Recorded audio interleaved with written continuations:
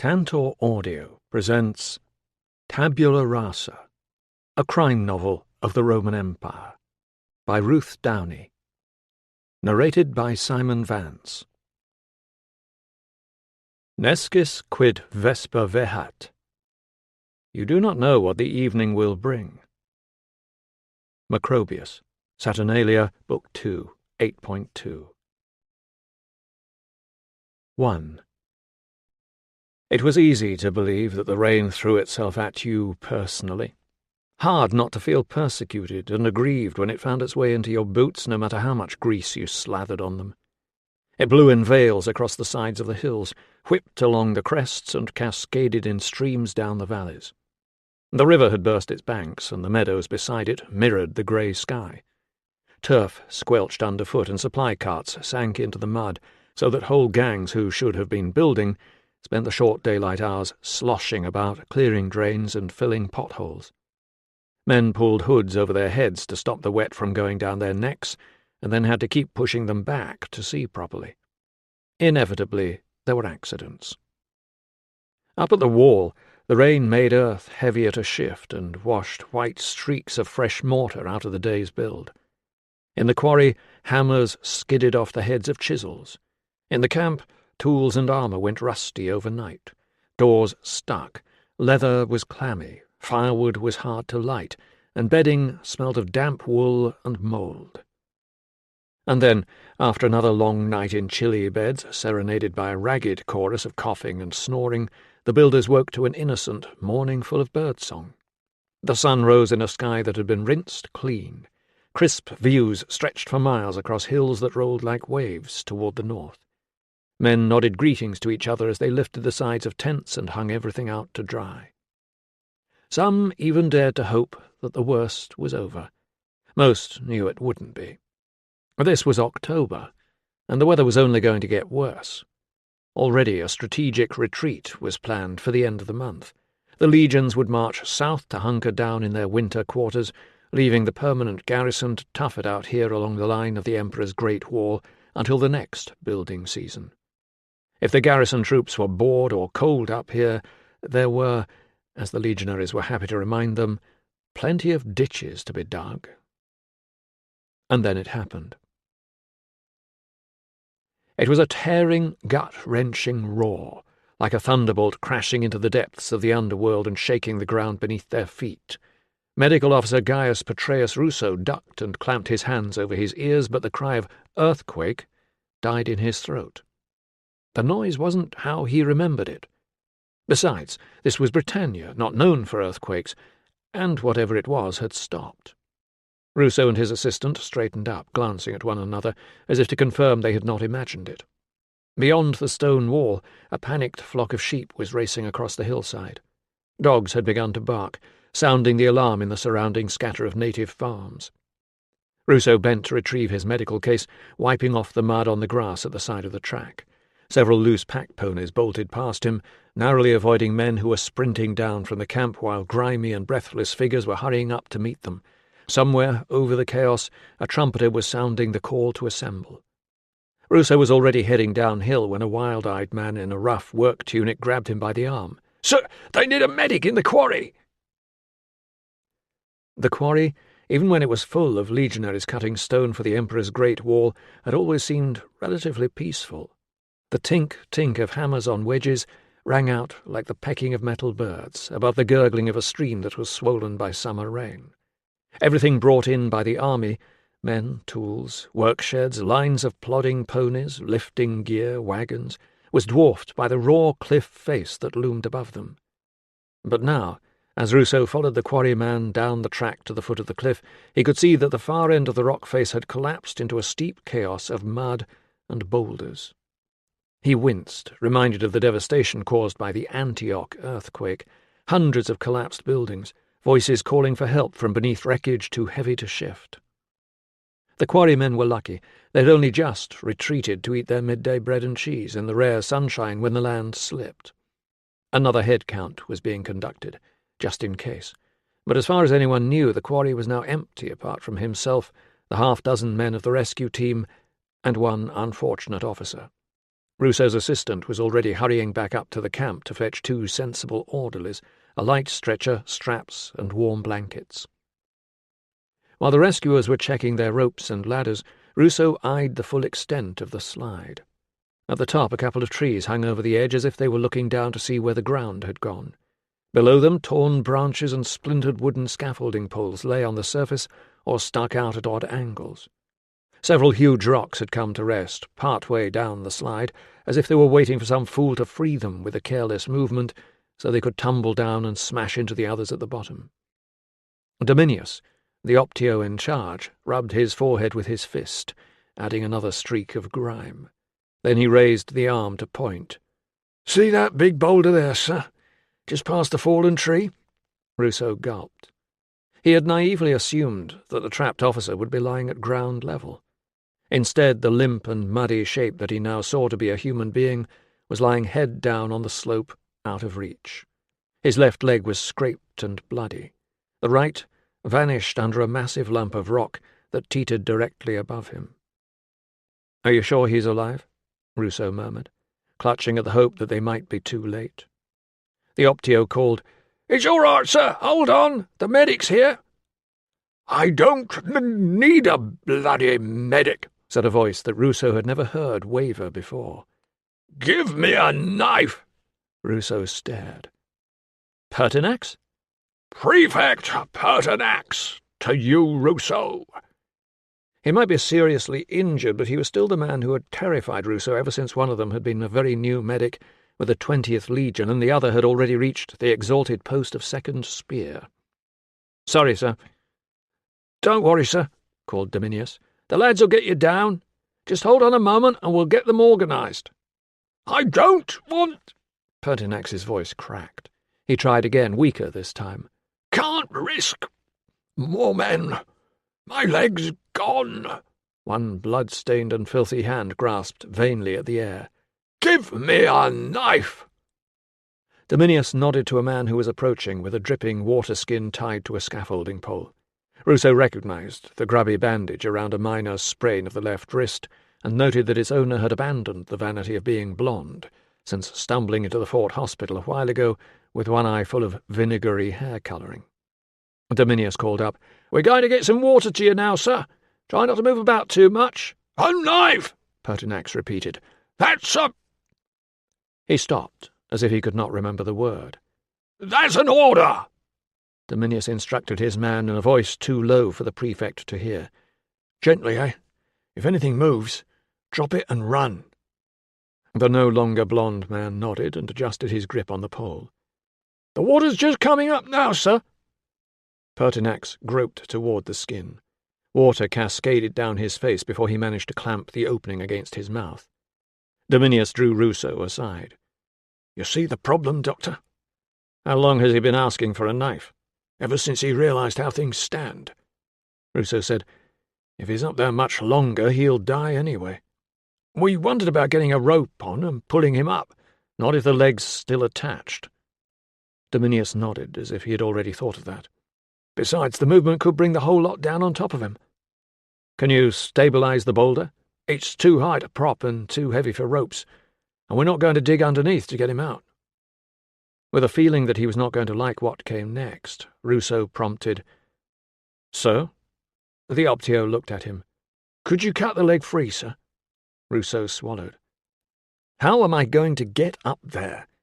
Let alone, how am I going to perform surgery at that angle and in all that filth? And what about that huge boulder teetering over my head?" Surprisingly, white teeth showed as Dominius's filthy face spread into a grin. "That's the spirit, sir. We reckoned if we put you on a rope, you could work your way down and across. Then, once you've got him freed, my lads will come up and get him." Despite the absence of his centurion, or more likely because of it, Dominius was managing the situation with impressive calm. No wonder they said he would not be hacking rocks out of the ground for long. Just as this thought crossed Ruso's mind, an imperious voice called, "It's all right, I'm here," and the rescue party had to stop to salute Centurion Fabius's approach along the track beside the stream. Fabius's horse was being led by his personal slave. His carefully curled hair was in disarray, and he was swaying in the saddle. Ruso could smell the drink on his breath as he proceeded to apologize for being delayed, demanded a full update on the situation, and then expressed his shock and dismay. Pertinax, meanwhile, remained trapped. "We need to make a decision," put in Ruso, who thanked the gods every morning that he had been excused from sharing quarters with Fabius, and wished he had not yielded to this morning's request for medicinal wine. "We need to make a decision," agreed Fabius, lurching to the left and grabbing at the saddle for balance. He frowned at Ruso. "I don't know what's in your medicine, Doctor, but it's making me feel very odd." "It's up to you, sirs," said Dominius, looking from one officer to the other. "We could do as he asks and give the poor sod a knife." The waterskin fell from Pertinax's hand, bounced down the rubble and came to rest just out of reach. The no longer blond man poked at it with the pole, and the movement set a couple of stones tumbling down the slope. A loose trickle of earth and more stones slithered to fill the gap. Then something shifted above them, and a miniature landslide skittered downward. Everyone except Fabius stepped hastily back. It was a moment before anybody spoke again. "Try not to move, sir," the foreman called, stepping forward to retrieve the empty skin. There was no reply. "Sir?" tried Ruso. Then, "Pertinax?" A vague movement of the hand that might have been a wave. "Oh dear," observed Fabius. "He's not looking very good, is he?" "Prefect Pertinax," called Ruso, "are you sleeping on duty?" "Cold up here," came the mumbled reply. "A brave man," said Fabius. "Remarkable. Do you think cutting his wrists will work if he's upside down? Or would he have to stab himself in the heart?" "Won't be long now, sir," called Ruso, kneeling to check the contents of his medical case and trying not to think about the loose debris above him. "Keep him talking, Dominius." "If anybody goes up there," observed Fabius, gazing up at the loose slope of debris, "it should be me." But the only action following this noble thought was a hiccup. Ruso turned to Dominius. "Have someone send an urgent message to the hospital at Magnus for Dr. Valens. He needs to know his father-in-law's been seriously injured." Ruso felt a hand on his shoulder. Fabius's watery blue eyes looked deep into his own. "Good luck, Doctor. You're the only one who understands." "Go back to the fort and lie down," Ruso told him, "and no more reading. It's bad for you." Fabius nodded gravely, and with "Carry on, Optio," he allowed his slave to lead him back toward the very small fort of which he was, to the misfortune of its garrison, commanding officer. Above them, Pertinax seemed to be groping in vain for a dagger that was not there.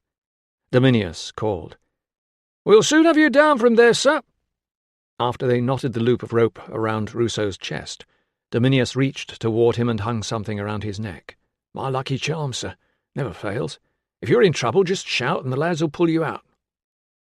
It was kindly meant, although Ruso could not see how he would escape a further landslip unless he suddenly discovered how to fly.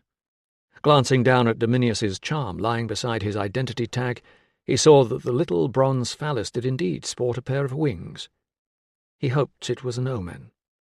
As he tied a borrowed helmet under his chin, he said, "My wife's lodging over Ria's snack bar. If I make a hash of this, you'll have to send somebody up there to tell her." 2. Ruso had picked his way crab-like across several feet of debris when he put his weight on a stone that slid away under his foot. For a heart-stopping moment there was nothing beneath him. Then the rope jerked taut around his chest. Now he was suspended, helpless, one side of his face pressed against cold rock.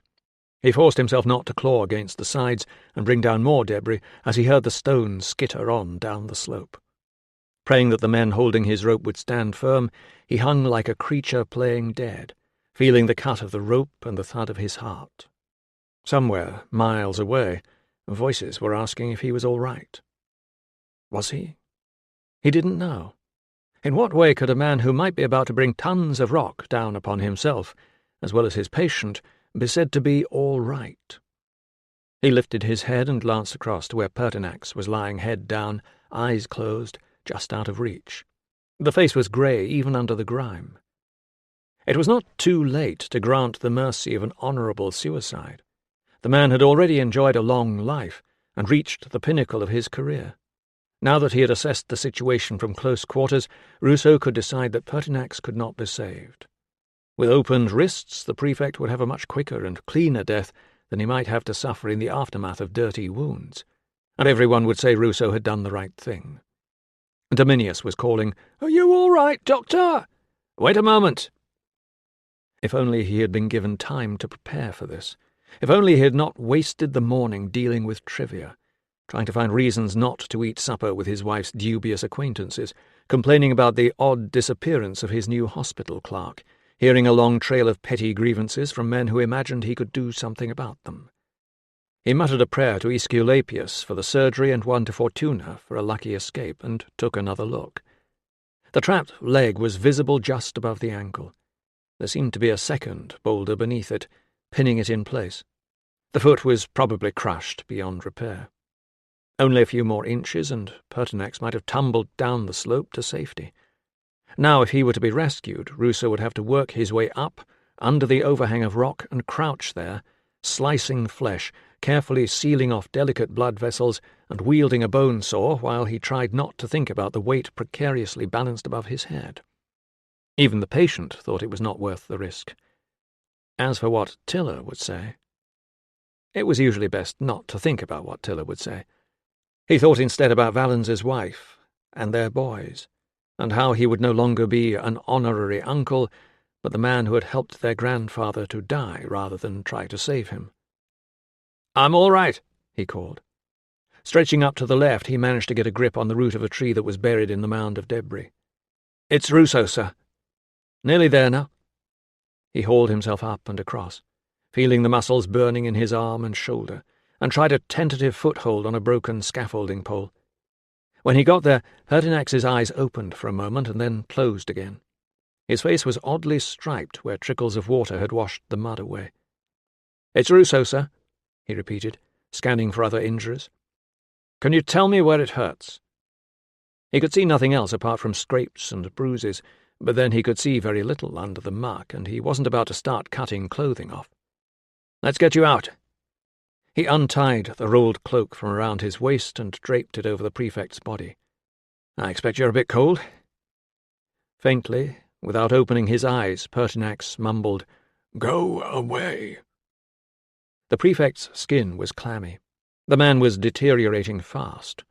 Ruso looped the spare end of rope around the handle of his case before balancing it on the slope. He felt as clumsy as a child's dancing doll suspended on the end of a wire. "Sir," he said, opening the case and grabbing the probe that always slipped out of its clip. "Your foot's trapped between two rocks. I'm going to get you free now, and then we can go back to the fort." "Oh, too late." "No, sir. If we do this, there's a very good chance—" "Kill me." It was possible Ruso was about to do exactly that, but not in the way his patient wanted. "I can't do that, sir." "Bloody useless. All of you." "Yes, sir." Ruso blew away some loose grit from the skin of the unfashionably hairy leg. Searching for a topic to distract the patient, he discarded the weather as too trivial, the landslide as too frightening, and any mention of supervising the hospital as more likely to depress than inspire him. What Pertinax thrived on was challenge. "Sir, if you die, your daughter and your grandsons will be left in the care of your son-in-law." "What?" "Valens will be looking after the family, sir." "Man's an idiot." Ruso grinned. "You're absolutely right, sir." He glanced up, inadvertently clunking the borrowed helmet against the rock above them. He held his breath. Nothing happened. He let the breath out again. As if the gods were being deliberately perverse, the light changed. The sun went behind a cloud, making it even harder to see what he was doing down here, under the gloom of the overhang. The foot would be safely clamped in one place while he worked, even though it was at a difficult angle and he couldn't get underneath it properly. But if Pertinax thrashed about, he could set the whole slide in motion again. Ruso scooped away some of the muck from beneath the man's calf, then swabbed the skin with diluted vinegar. He needed an assistant up here, to hold the patient. He didn't have one. He set the dirty cloth aside, wiped his hands on a clean one, and reached for the scalpel. "Keep absolutely still for me now, sir. And this might sting a bit." It was even more of a lie than usual. But what else could he say? Pertinax gasped and cried out. "Sorry, sir. Well done." He must keep him talking. "You can't go killing yourself, sir. You can't leave Valens in charge." Unreliable. "Exactly, sir. Here we go. Keep still now. Because if you don't, I can't tie this off and you'll bleed to death as soon as you're the right way up. Nearly done." Dunno what she... Ah! "Well done, sir. Not long now. Have you seen your grandsons lately?" He wiped the blood again, trying not to get mud in the wound, trying to see exactly what he was doing. A voice called, "Shall we come up, sir?" The stretcher had arrived. "No, keep clear." He took out the bone saw, swore under his breath and wrenched off the helmet that had tipped forward over his eyes. He flung it as far behind him as he could manage, safely away from the slide. "Nearly done now, sir. You'll be free in a moment." Pertinax was rigid. His body was shaking with the effort of keeping unnaturally still when his every instinct must be to struggle and scream. Ruso felt the saw bite against the bone, and prayed. 3. It was lucky the leaves were still on the trees, or the soldiers would have seen him by now.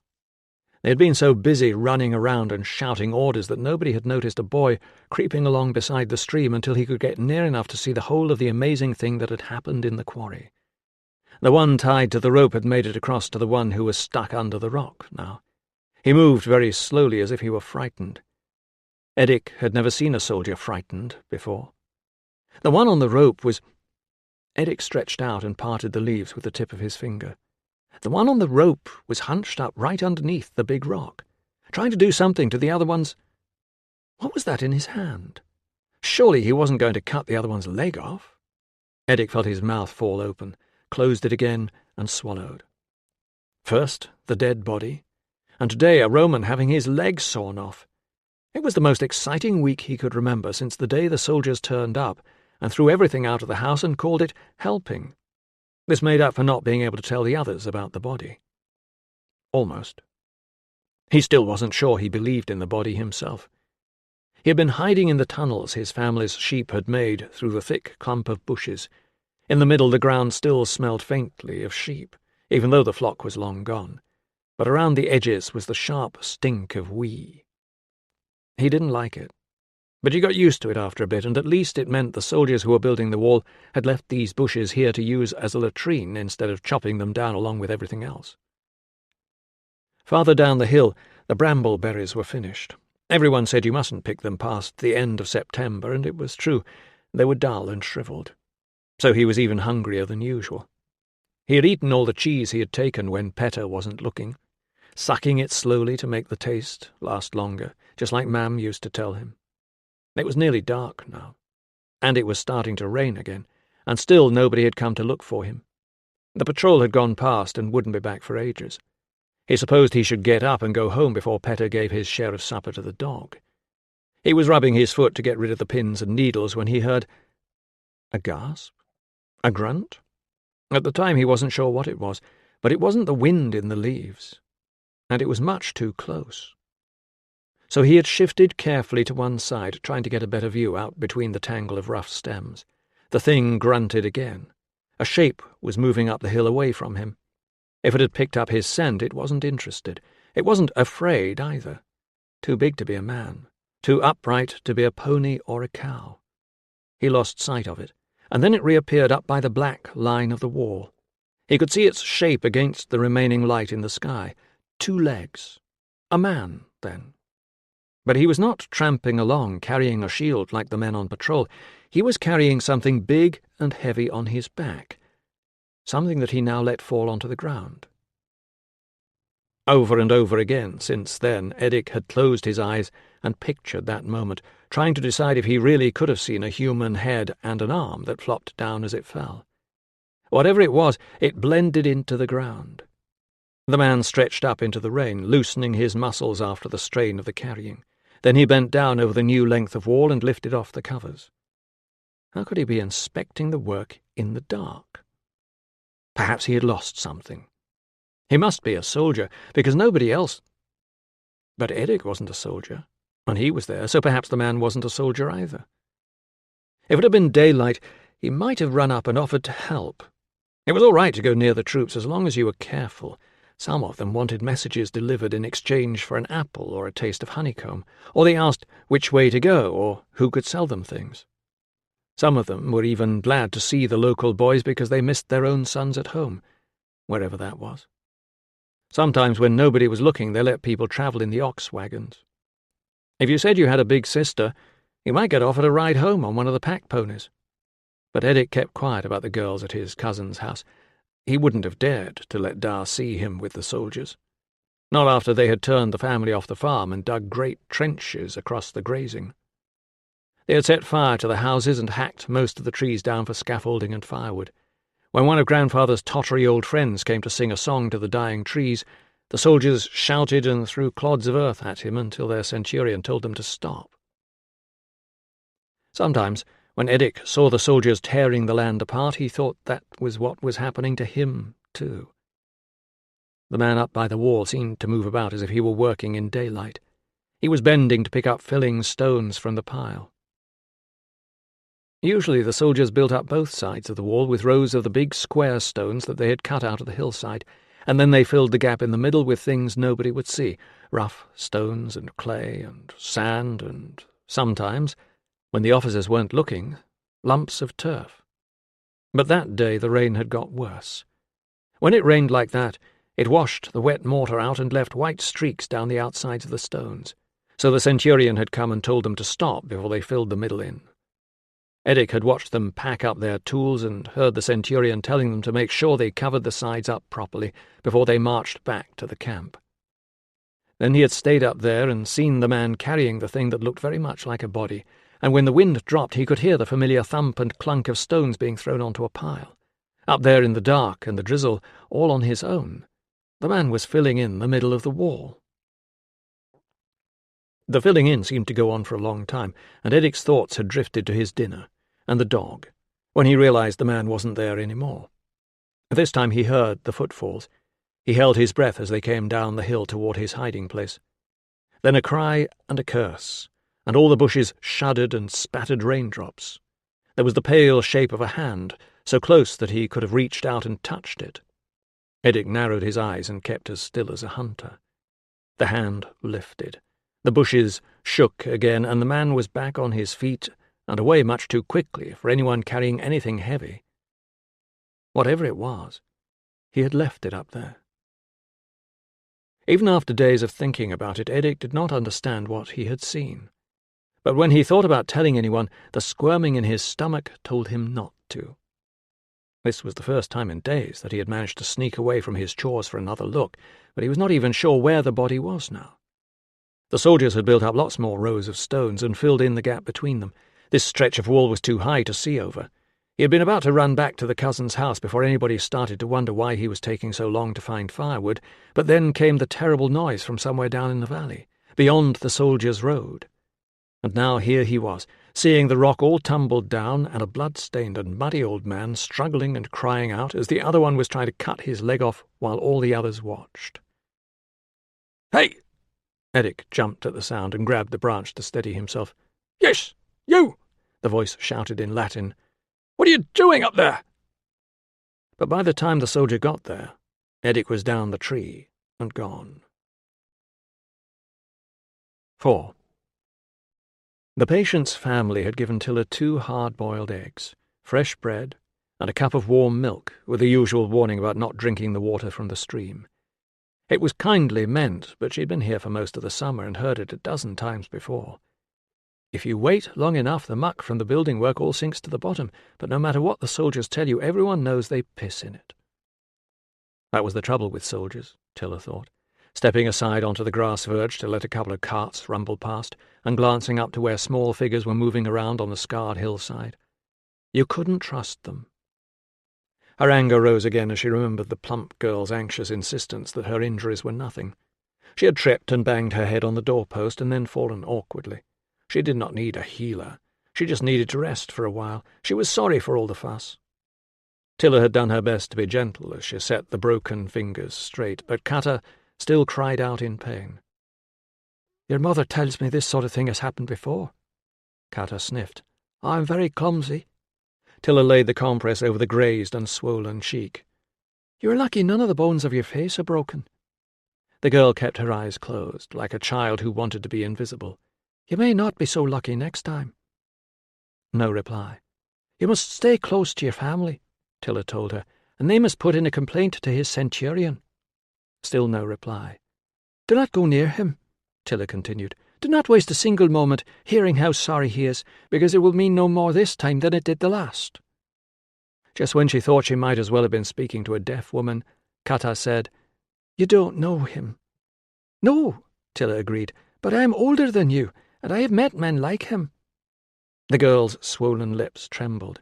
I thought you would understand. My husband does not beat me. Did she imagine this was what all soldiers' women had to put up with? If he did, I would leave him. Sometimes he is very kind. I'm sure he is. Drink this. Tilla handed her the cup. I'm sure he is fond of you, in his own way, and after he has killed you, he will be sorry he did it, and he will miss you very much. But the girl showed no sign of having heard. Tilla did her best to be patient with these girls. It was not so easy to leave when your man knew where your family lived, and he had friends who could have people arrested and searched. Only last week a soldier had come to her, demanding to know where his woman was and blaming Tilla for encouraging her to run off. Tilla, who had seen how cowed the girl had become, was secretly delighted. Her family did not know where she was either, but a small boy had arrived with a message to say that she was safe. Tilla had to go back and tell the soldier that it was no good pestering the family for information. They knew no more about where the girl was hiding than he did. So much of being a trainee medicus, she now saw, was not about medicine at all, but about the complications of people's lives. She passed the south wall of the little fort and turned the corner into the huddle of civilian buildings. For once there were no off-duty soldiers lounging about and ogling girls, or carrying their children on their shoulders down the street, or haggling with the shopkeepers. They must have been kept in. It happened sometimes, usually for reasons that were not interesting enough to be worth the bother of finding them out. The change in the weather had lifted everyone's spirits. The cobbler was whistling a tune, hammering nails into a sole in time to the rhythm. The baker called to her across the counter as she passed. He grinned and held up a raisin pastry. It was a way of saying he hadn't forgotten. She thanked him, slipping the pastry into her bag.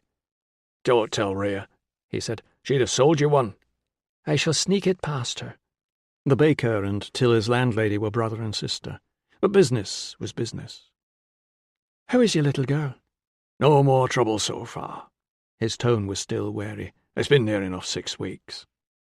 "I am sure it was just the fever," she assured him, wondering if he and his wife ever used the word fit in private, or whether they were afraid that speaking the name would somehow bring one on. A family who had lost 2 babies at birth had no illusions about how easily a surviving child could be snatched away into the next world. He began to pile the loaves from one half-full basket into another. "I hear your man's busy, eh?" "He's always busy," she agreed. His hands stilled. "Did you not hear? Where have you been?" She hurried back to the lodgings, feeling faintly ashamed. A woman who had just been told that her husband was taking part in a tricky rescue should be fearful for him, or proud of him, or probably both. Instead, she was cross with him for taking such a risk. On any other day she might have been proud and worried, but today was different. He had promised. One night was not much to ask. She had put up with his relatives for a whole summer. Apart from meeting her cousin and her uncle a few years ago, she had asked nothing of him, except for tonight.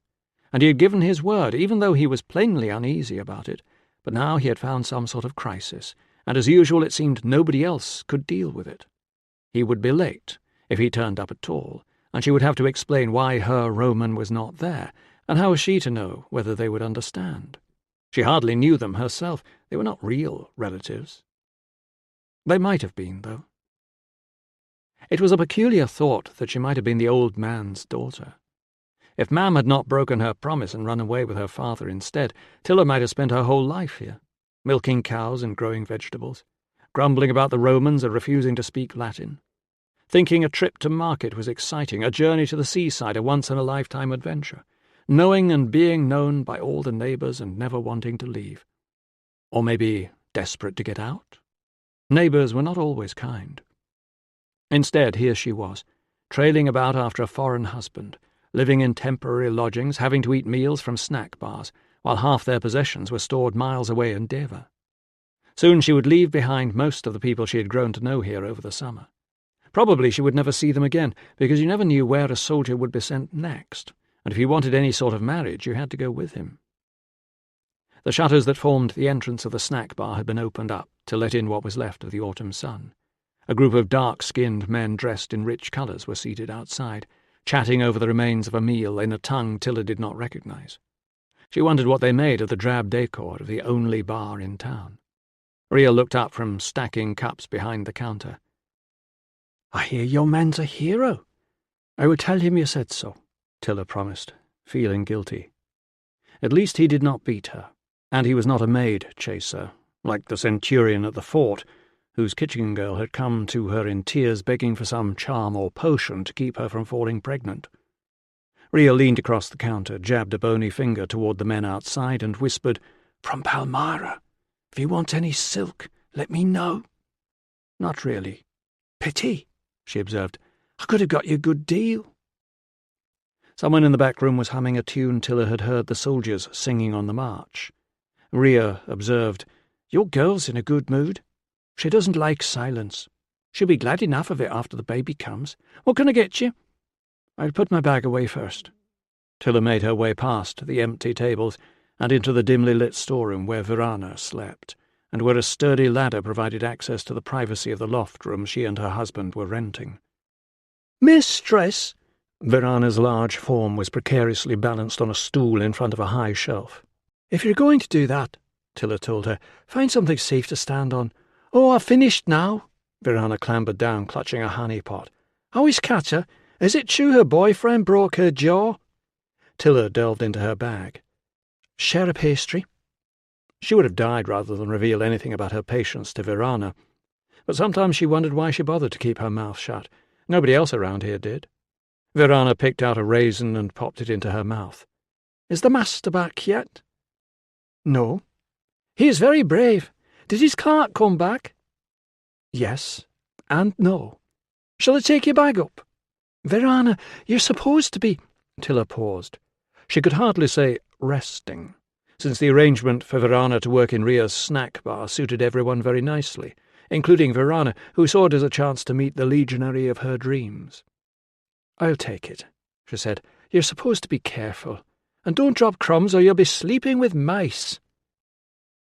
By the time she came back down, Rhea had left the bar and was clattering about in the kitchen.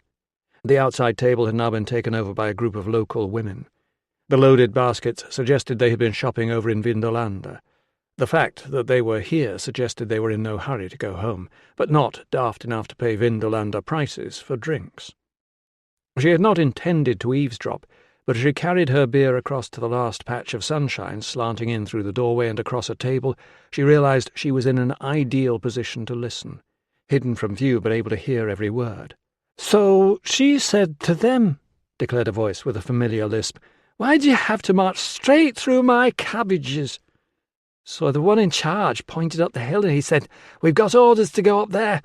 So she said, "Well, you should go around. Can't you see I've got things growing here?" And he said, this is what he said, without a word of a lie, "The 20th Legion do not go around." "The 20th Legion do not go around," repeated the others, rolling this new outrage about on their tongues as if they were enjoying the flavour. "So I said to her," continued the woman with a lisp, "you want to do what my cousin did when they kept letting his sheep out." Tilla took a sip of beer and waited, an invisible member of the audience.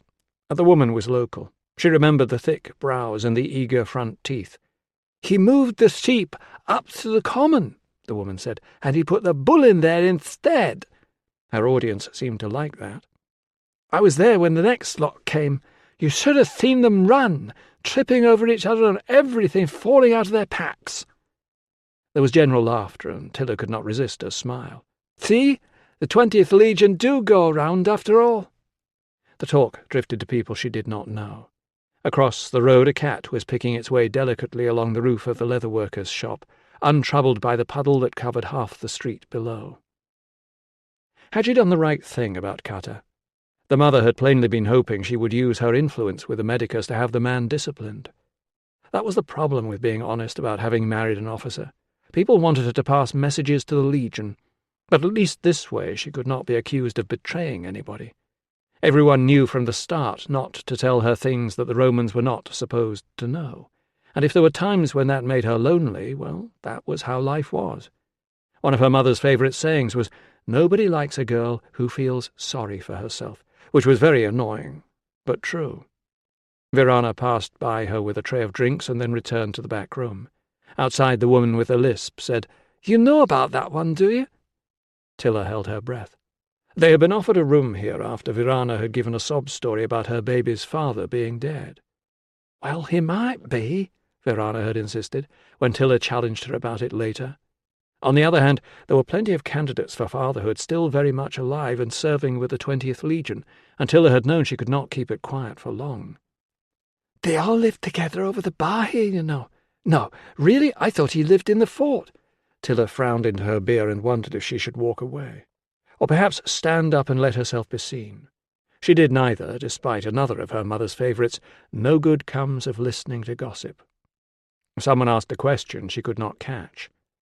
"Eniga says the wife is barren," said the woman with the lisp, "but she says he's had more luck with the slave, as you see." Tilla struggled to stifle her spluttering as the beer went the wrong way. Eniga was a member of the family she would be introducing to her husband tonight, if he managed to turn up.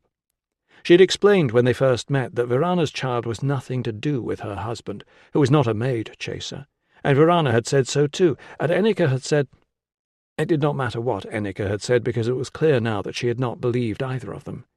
Somebody said, "I heard they picked that one up in Iberacum, and she isn't really a slave at all." "Humph, I'm surprised the wife puts up with it."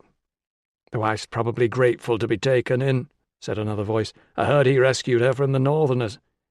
"That is just what she says," said someone else. "Did you not know? He bought her. She was in a brothel down in Deva." "That can't be right. Isn't she a Roman citizen?" Tilla wanted to shout, "I was only lodging in the brothel. Why didn't you just ask me?" Instead, she took a large gulp of beer. Somebody said, "And the old boys really invited them?" "That's what Eniga said, because she looks like her mother. You can imagine what Eniga thinks about that. Con, too." "Ah, but Con is a miserable offering these days, don't you think? Not a bit like his father. Or his brother, may he walk in peace. They all end up that way, girl. Look at mine." "What, dead?" "No, he just looks it, bad-tempered." "Mine, too," chimed in another voice. "Never happy unless he's complaining." "Still, it's a bad sign if he's like that already at his age. You want something better at the start, no?" And they were off into discussing the reasons why the son of the man whose hearth she should be sharing tonight had slumped from being a fine young man to a miserable offering. She could not argue. The one time she had seen him, Con had certainly worn the face of a man who had found a dead rat in his dinner. Perhaps it really was because his once-betrothed had been raped by a soldier during the Troubles and refused to get rid of the soldier's baby, and perhaps it wasn't, because these women would believe any scandalous nonsense they were told. They deserved to be shamed, to be set straight, to be made to say they were sorry for being so spiteful, to be made to feel sorry. The trouble was, anything she said now would leave them with even more to gossip about than before, and nothing would make this evening any easier. She drained her beer, clapped the cup down on the table, and strode across the bar toward the back door. It would have been better if she had not knocked over a bench on the way, but she was not going to turn around and pick it up. Nobody was going to see how pink her face was. 5. "Not bad, considering." Medical Officer Valens finished his examination of Ruso's handiwork, moved the lamp away, and let the damp cloth fall back into place over the wound. He surveyed his sleeping father-in-law for a moment, then turned to the orderly. "I'll be here all night. Call me if there's any change or if he wakes up." Standing in the gloom of the hospital corridor, he murmured, "What do you think?" He was already weak when I got to him. Valens said, "Anyone else will be dead by now." "Has Serena been sent for?" "Of course." For a moment Ruso felt bad for doubting it. But the way Valens added, "He is her father," suggested he too had considered leaving his wife in ignorance back in Deva. "It's strange. I always imagined the old boy was indestructible." Ruso said, "You don't have to cover for me tonight if you don't want to." "I don't mind," Valens assured him. "This way I can tell the wife I did something useful." The room by the hospital entrance was just the right size to be an office, a pharmacy, or an overflow storage space. But not, unfortunately, all three at once. It was certainly not big enough to store anything that was not supposed to be there, and Ruso felt firmly that a dead hen fell into the latter category. It lay in the deflated way that dead hens did, with its head flopped over the side of the desk that should have been occupied by Ruso's clerk. Valens said, "Has somebody brought you a present?" "Not that I know of." Grateful patients sometimes offered gifts, but he had no idea where this had come from. He hoped it did not have lice. Valens pulled a thin wooden writing tablet out of his belt. "One of the centurions asked me to give you this." Ruso took it across to the lamp and flipped the leaves apart. A centurion Silvanus from Magnus, the next fort along the line, wished him to know that Legionary Candidus was no longer stationed there. He had left there a week ago and was now working as a clerk in the hospital at Parva. The fact that it was Ruso, now standing in that very hospital at Parva, who had raised the query in the first place, did not seem to spark any curiosity. The whereabouts of a man who was no longer his responsibility was clearly not at the top of Centurion Silvanus's worry list. Ruso noted bitterly that the message was written in one hand and hastily signed in another. It seemed Silvanus had a clerk of his own, one who had turned up and done his job as expected. Valens had seated himself on the pharmacist's table. Fortunately, the pharmacist was on leave and so unable to object. Valens extended one leg, hooked a stool, and pulled it over for a footrest. "Bad news?" "My clerk hasn't reported for duty for 3 days. Nobody seems to know where he is." "Ask for another one." "It took me 2 months to get this one. Now he's vanished." Valens surveyed the teetering piles of writing tablets stacked on every available surface. "He seems to have been very productive while he was here." "He was supposed to be sorting all this mess out, but he didn't seem to know where to start." The table swayed as Valens leaned sideways to peer over the top of splayed wooden doors that were held together by only a taut length of twine around the handles. "There's more in here." "Don't touch that. The staff have taken to calling it Pandora's cupboard. Open it and we'll all be sorry." Valens said, "Perhaps he's fallen on his sword." "I hope not. He's Albinus's nephew. I promised I'd keep an eye on him." "Not the one with the pungent bath oil?" "That's the one. Candidus." They had both been introduced to Candidus some years ago, but the youth had, understandably, been more interested in watching passing girls than in meeting old army friends of his uncle. "Albinus wrote and said the boy was having trouble settling in at Magnus," he explained. "I asked for him here, hoping he might have taken after his uncle." "And had he?" "Well, he looks very much like him, but he's not what you'd call a natural administrator." Candidus had followed Ruso on his ward rounds, dutifully scrawling on a wax tablet, never once asking him to repeat or spell anything, and replying cheerfully, "Yes, sir," every time he was asked, "Did you get that?" It was an insouciance that Ruso had only briefly mistaken for competence. "There's only one Albinus," Valens told him. "You were spoiled. Neither of my clerks is a patch on him." Ruso looked up. "You've got 2 clerks?" "I know. It's hopeless, really. For the number of beds, it should be at least 3, if not 4. Ruso said nothing. Several months ago, when Valens was short of work and out of favour, Ruso had petitioned the Legion to take him back. Now Valens, who was no more skilled or experienced than he was himself, was in charge of a hospital with deputies and departments and flunkies and rows of porters who lined the corridors and saluted as he passed. Or perhaps that only happened in Ruso's imagination. But there was no escaping the fact that Valens had a comfortable post in a base at a major road junction, while he himself was stationed at a makeshift unit in the toy-sized fort of Parva, with the added joy of a clinic in a tented camp that was slowly sinking into the mud. Another man might have demanded of the gods what he had done to deserve this state of affairs, but Ruso already knew. This was what happened to upstarts who were known to be acquainted with the Emperor. Now that Hadrian had gone back across the sea to Gaul, Ruso was suffering the fate of Teacher's pet when Teacher had left the room. He supposed he was lucky his fellow officers hadn't stripped his clothes off, tied him to a tree, and made him eat his homework. Valens said, "I'll ask around at Magnus, see if somebody knows where he's gone. From the sound of it, I can't imagine anyone will have poached him." Ruso glanced past Valens at Pandora's cupboard, and pictured again the words, "He is rather a sensitive boy," in Albanus's neat handwriting. It was hard to imagine how a sensitive boy could have lasted beyond the first week of basic training. Indeed, unless the bitten fingernails betrayed a nervous disposition, Candidus had shown no sign of sensitivity to anything except the dangers of hard work. At every opportunity he had abandoned his duties and wandered around the hospital, chatting to people. Several of them seemed to have been given the impression that he was in charge.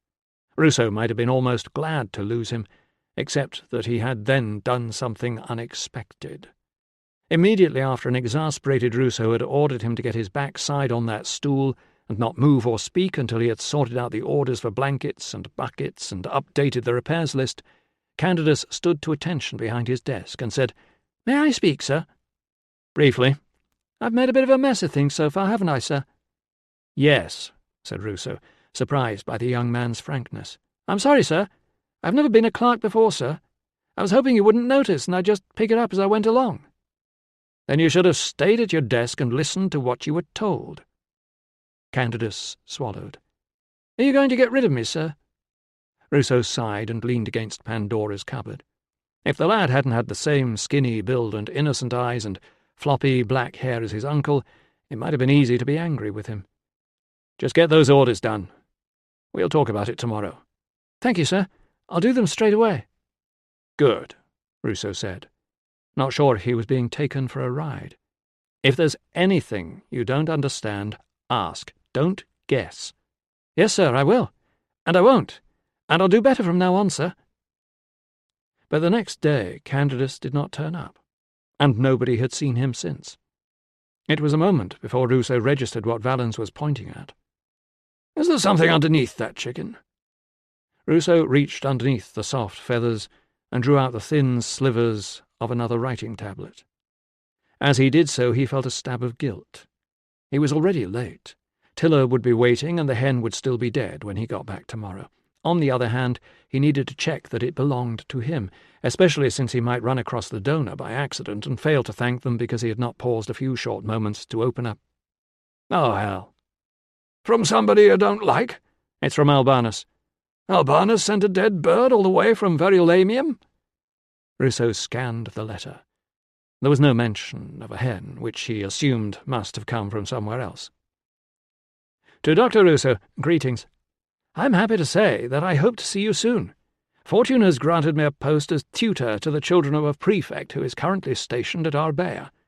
I shall try to call upon both yourself and Candidus, who I hope is settling in well. I cannot repeat too often how grateful I am to you for taking him in. Thank you for your good wishes to Grata, which I regret I have been unable to convey to her. Believe me, sir, if you knew her as well as I now do, you would not have sent them. I hope you are enjoying the best of fortune, along with your wife and Officer Valens and his family. Farewell." Valens said, "What do you think he's found out about Grata?" But Ruso was not interested in why Albanus had fallen out with his woman. What he wanted to know was where Candidus was, and he wanted to know it before the lad's uncle arrived and asked the same question. The letter was dated 2 weeks ago. Albanus could be here at any moment. "He'll turn up," said Valens. "If it doesn't, Albanus can look for him, and I'll see to Pertinax. You're having a night out tonight." "I know." "You don't seem very keen." "I'm not." "Stay here, then. We'll get the food brought in. Invite the lovely Tilla and your, Valens paused. "I've never quite known what to call her." "Virana," Ruso reminded him, although as to what she was, was probably as good a word as any. Virana was neither a slave nor a freed woman. She was most definitely not a concubine, nor at this rate was she ever going to persuade some hapless legionary to call her his spouse. There was no word for a pregnant stray whom my wife took in without consulting me, and if there was a word for "and she is worryingly attractive," which is why I try to avoid being alone with her, he was certainly not going to speak it out loud. "Well, we can invite her if you like." "We can't," said Ruso, well able to imagine Virana's excitement at an invitation to dine inside the fort. "I have to go and meet some of Tilla's people, and I'm late," he added, knowing he could not put it off any longer. Valens shook his head. "No good comes of mixing with the wife's friends and relations." "I know. If you're eating somewhere decent, can you have some sent in for me? I can't leave the father-in-law." Ruso cleared his throat. "Actually, I'm going to the house." Valens's eyes widened. "A native house? The Tsar?" "I'll have Tilla as protection," Ruso assured him. "We're staying overnight." Having demonstrated his nonchalance, he paused with one hand on the door latch. A man on a dangerous mission should leave details of his plan with someone back at base, just in case. "It's only about half a mile. West on the main road, over the stream, up the hill, and turn left before you get to the camp." Valens looked even more surprised. "I thought the lovely Tilla had barely a soul in this world. And one of them lives just down the road?" "I know," Ruso confessed. "It struck me as a remarkable coincidence, too. The old man's a friend of the family. He saw her at market and mistook her for her mother." "Ah." He had begun, now. He might as well edge toward the part that was really worrying him. "Have you heard about the old man who sings to trees?" The moment he had said it, he wished he had not.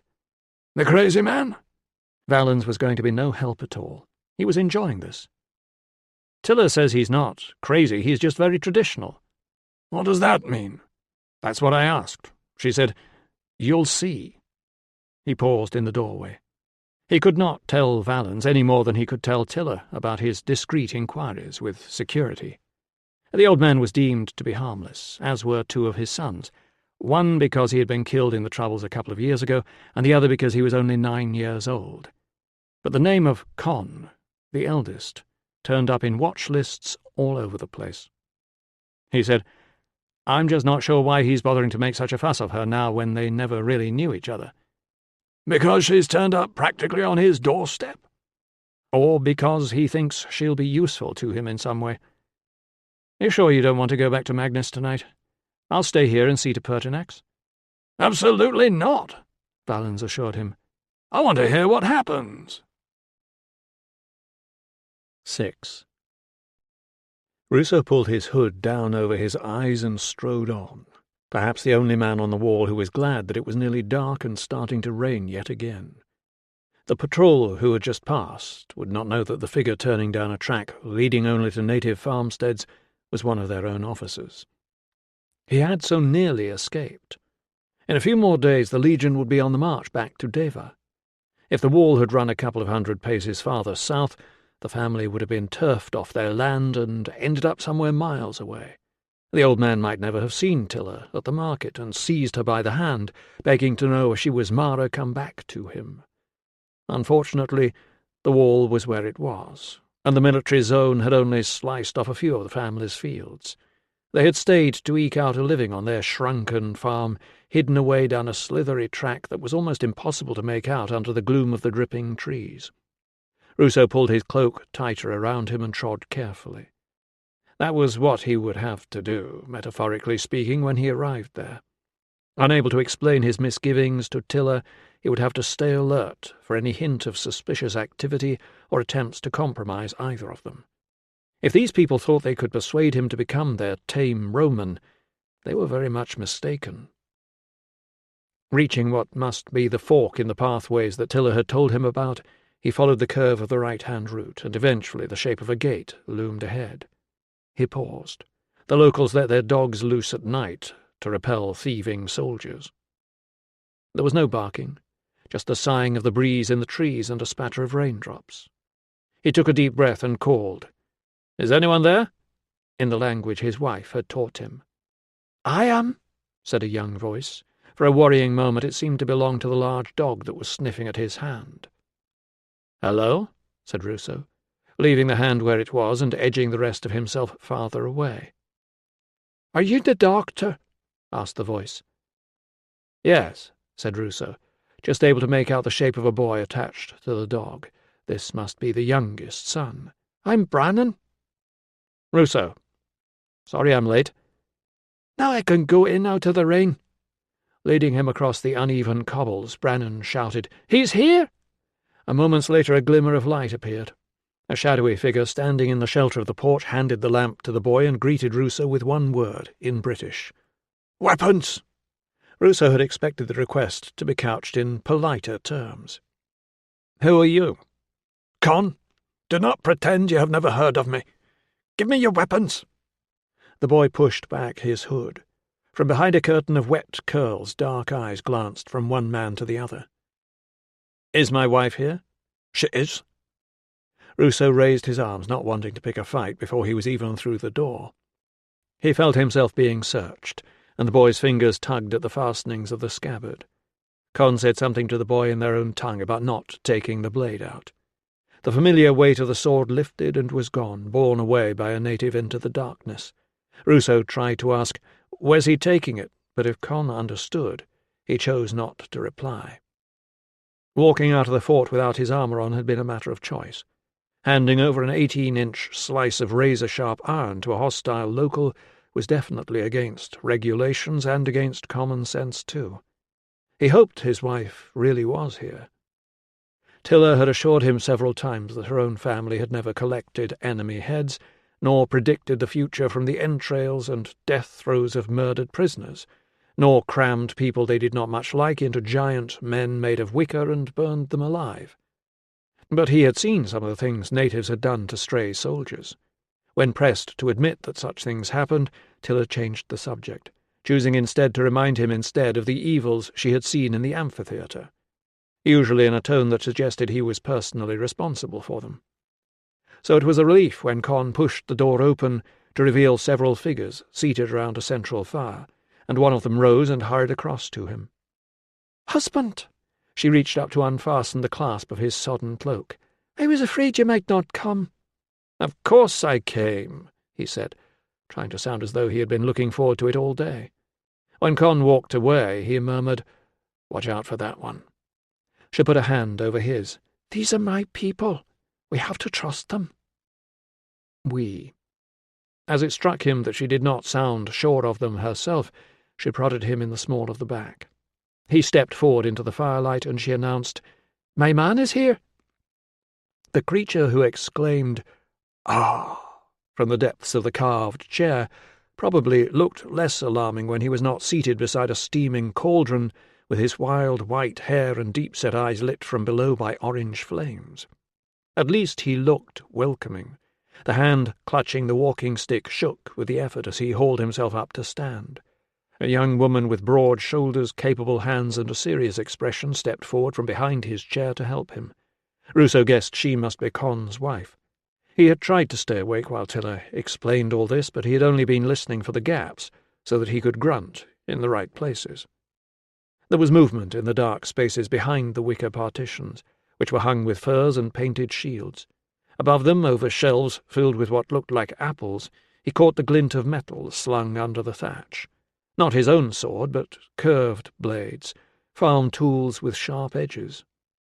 Figures emerged from the hidden parts of the house and padded across the bracken-strewn floor to gather around the fire. Ruso blinked, feeling his eyes beginning to smart. The smoke from the hearth was making a poor job of finding its way out through the thatch. He counted 4 more adults and several children, all staring directly at him. Finally, another figure emerged.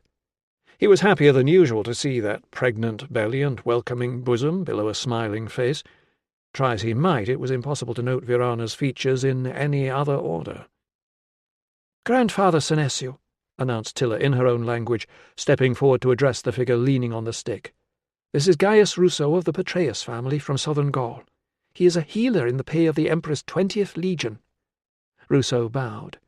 "He is a man of honour, and I have chosen him to be mine," added Tilla, as if she were challenging anyone to argue. The strength of the voice that replied, "Good evening, Roman," took him by surprise. Perhaps the man was not as ancient as he looked. "I am Senesio of the Corionotate." The instructions that followed seemed oddly formal in the murk of a round house smelling of smoke and sheep and whatever was in the pot, but the man betrayed no obvious sign of craziness. Con was now standing by his father's chair. He had the same strong features and curly hair as his father, but although he was not grey, the sour downturn of his mouth made him look almost as old. His young wife, still unsmiling, was called Enica.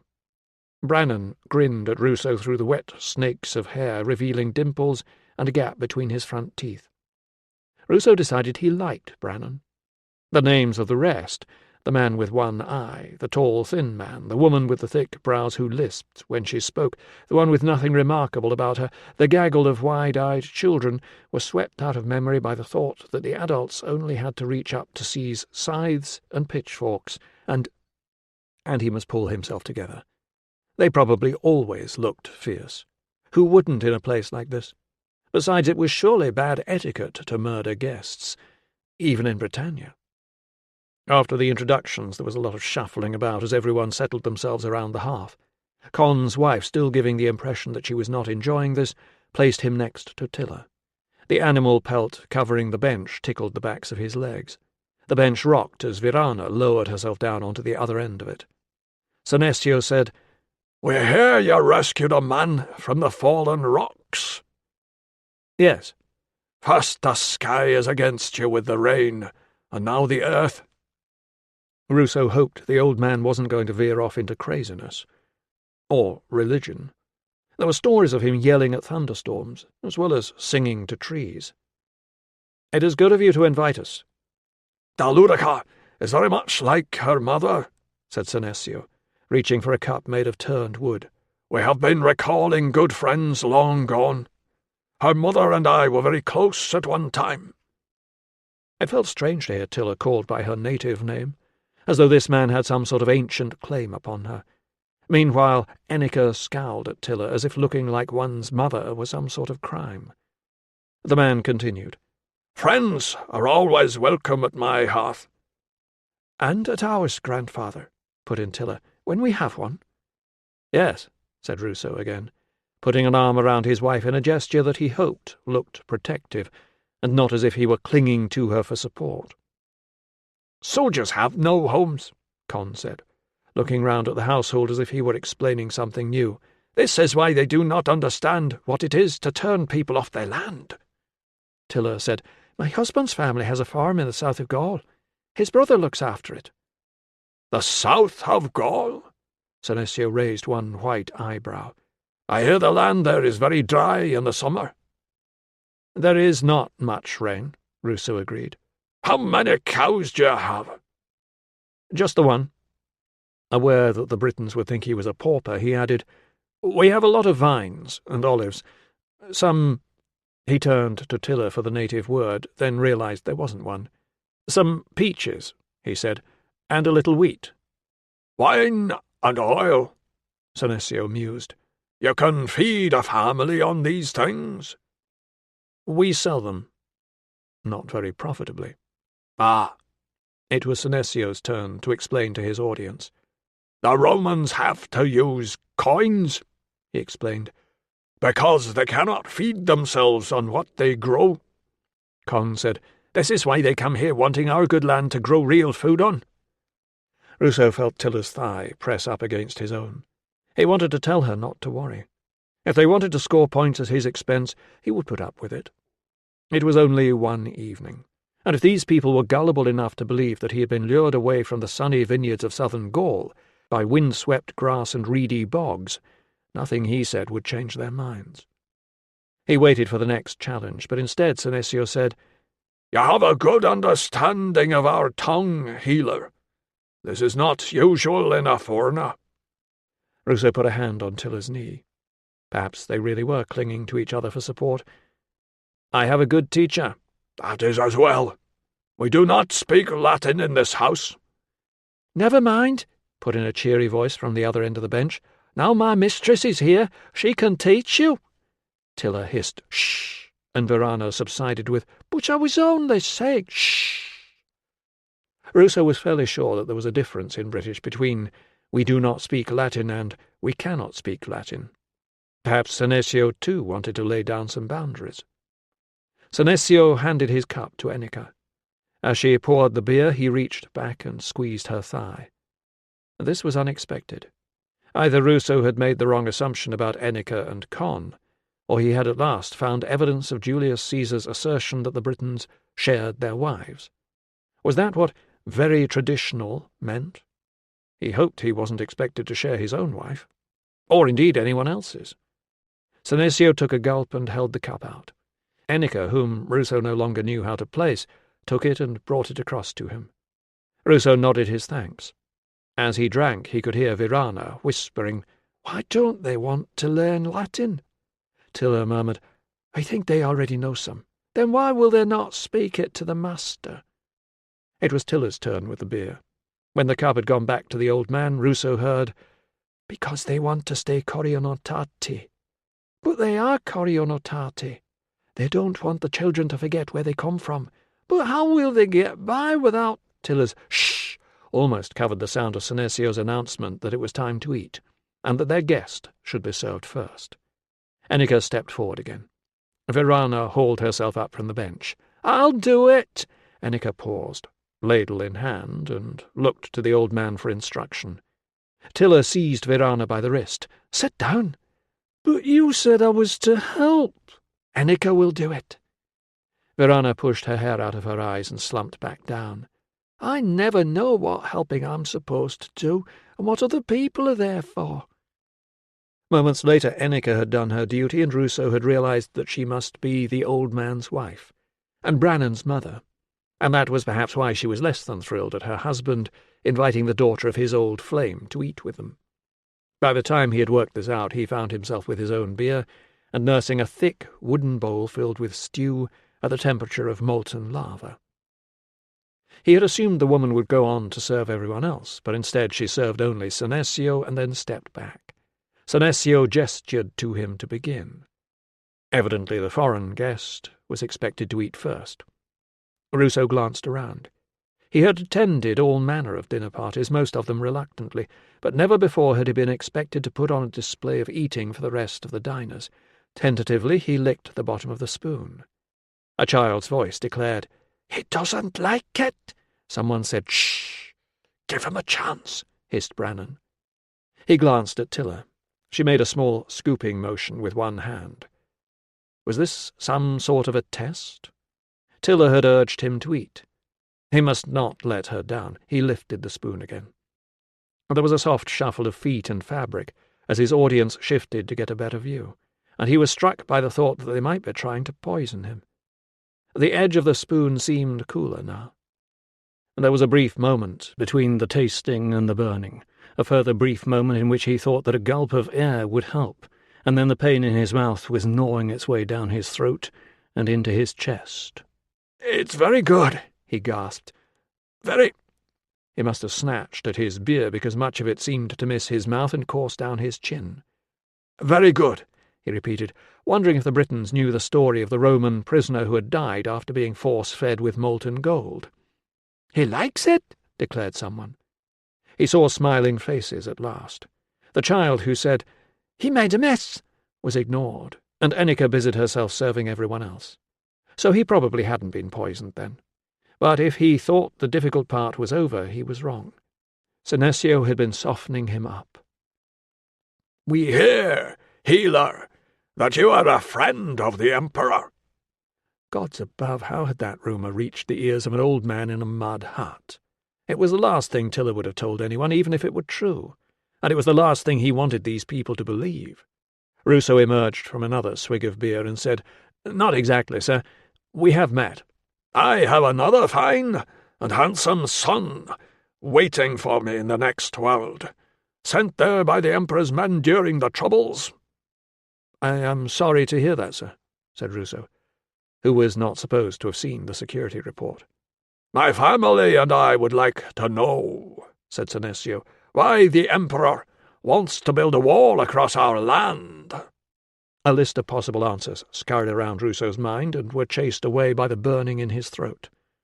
The official reason, to separate the Romans from the barbarians, made no sense.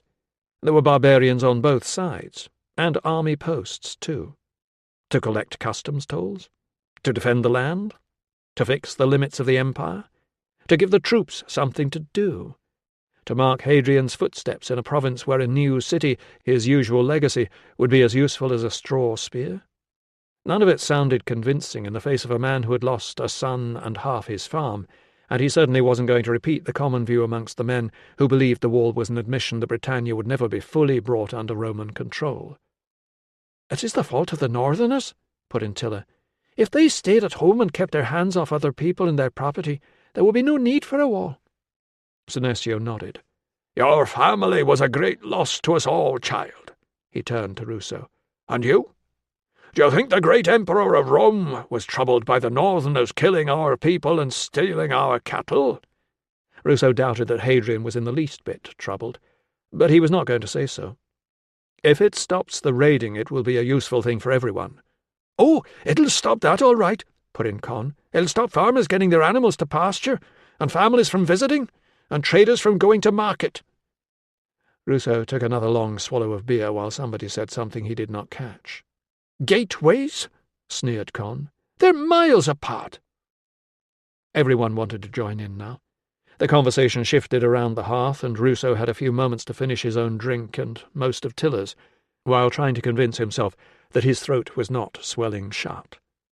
Around him there were complaints about the stream, which, as far as he could make out, had turned undrinkable lower down since the landslide, and something about the soldiers buying up all the food and damaging field walls and leaving gates open. Tilla was looking uncomfortable, and he wondered if they grumbled like this every evening, or whether it was for his benefit. If it was, they needed to enunciate more clearly. The one-eyed man was complaining about a cart that the soldiers had borrowed and damaged. "You told us they paid for that," put in someone else. The one-eyed man said that was not the point.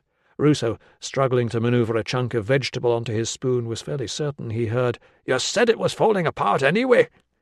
Senecio stepped in. "As you see, my people are not slow to join an argument," Ruso said. "I didn't mean to start one." The old man gave a dramatic sigh. "It is the tragedy of these islands. Our tribes saw Rome coming, and instead of uniting, the leaders fell to quarrelling amongst themselves." Ruso tried to form a facial expression that showed he was paying attention. He felt slightly detached from what was going on, but he was not drunk enough to offer opinions on the Britons. "So now," Senecio said, "your people and ours must live side by side until Rome decides to go away again." "Yes." The old man must have been disappointed when the building started. It was clearer than ever now that his people were in for a long wait. Senecio agreed. "There should be no more killing."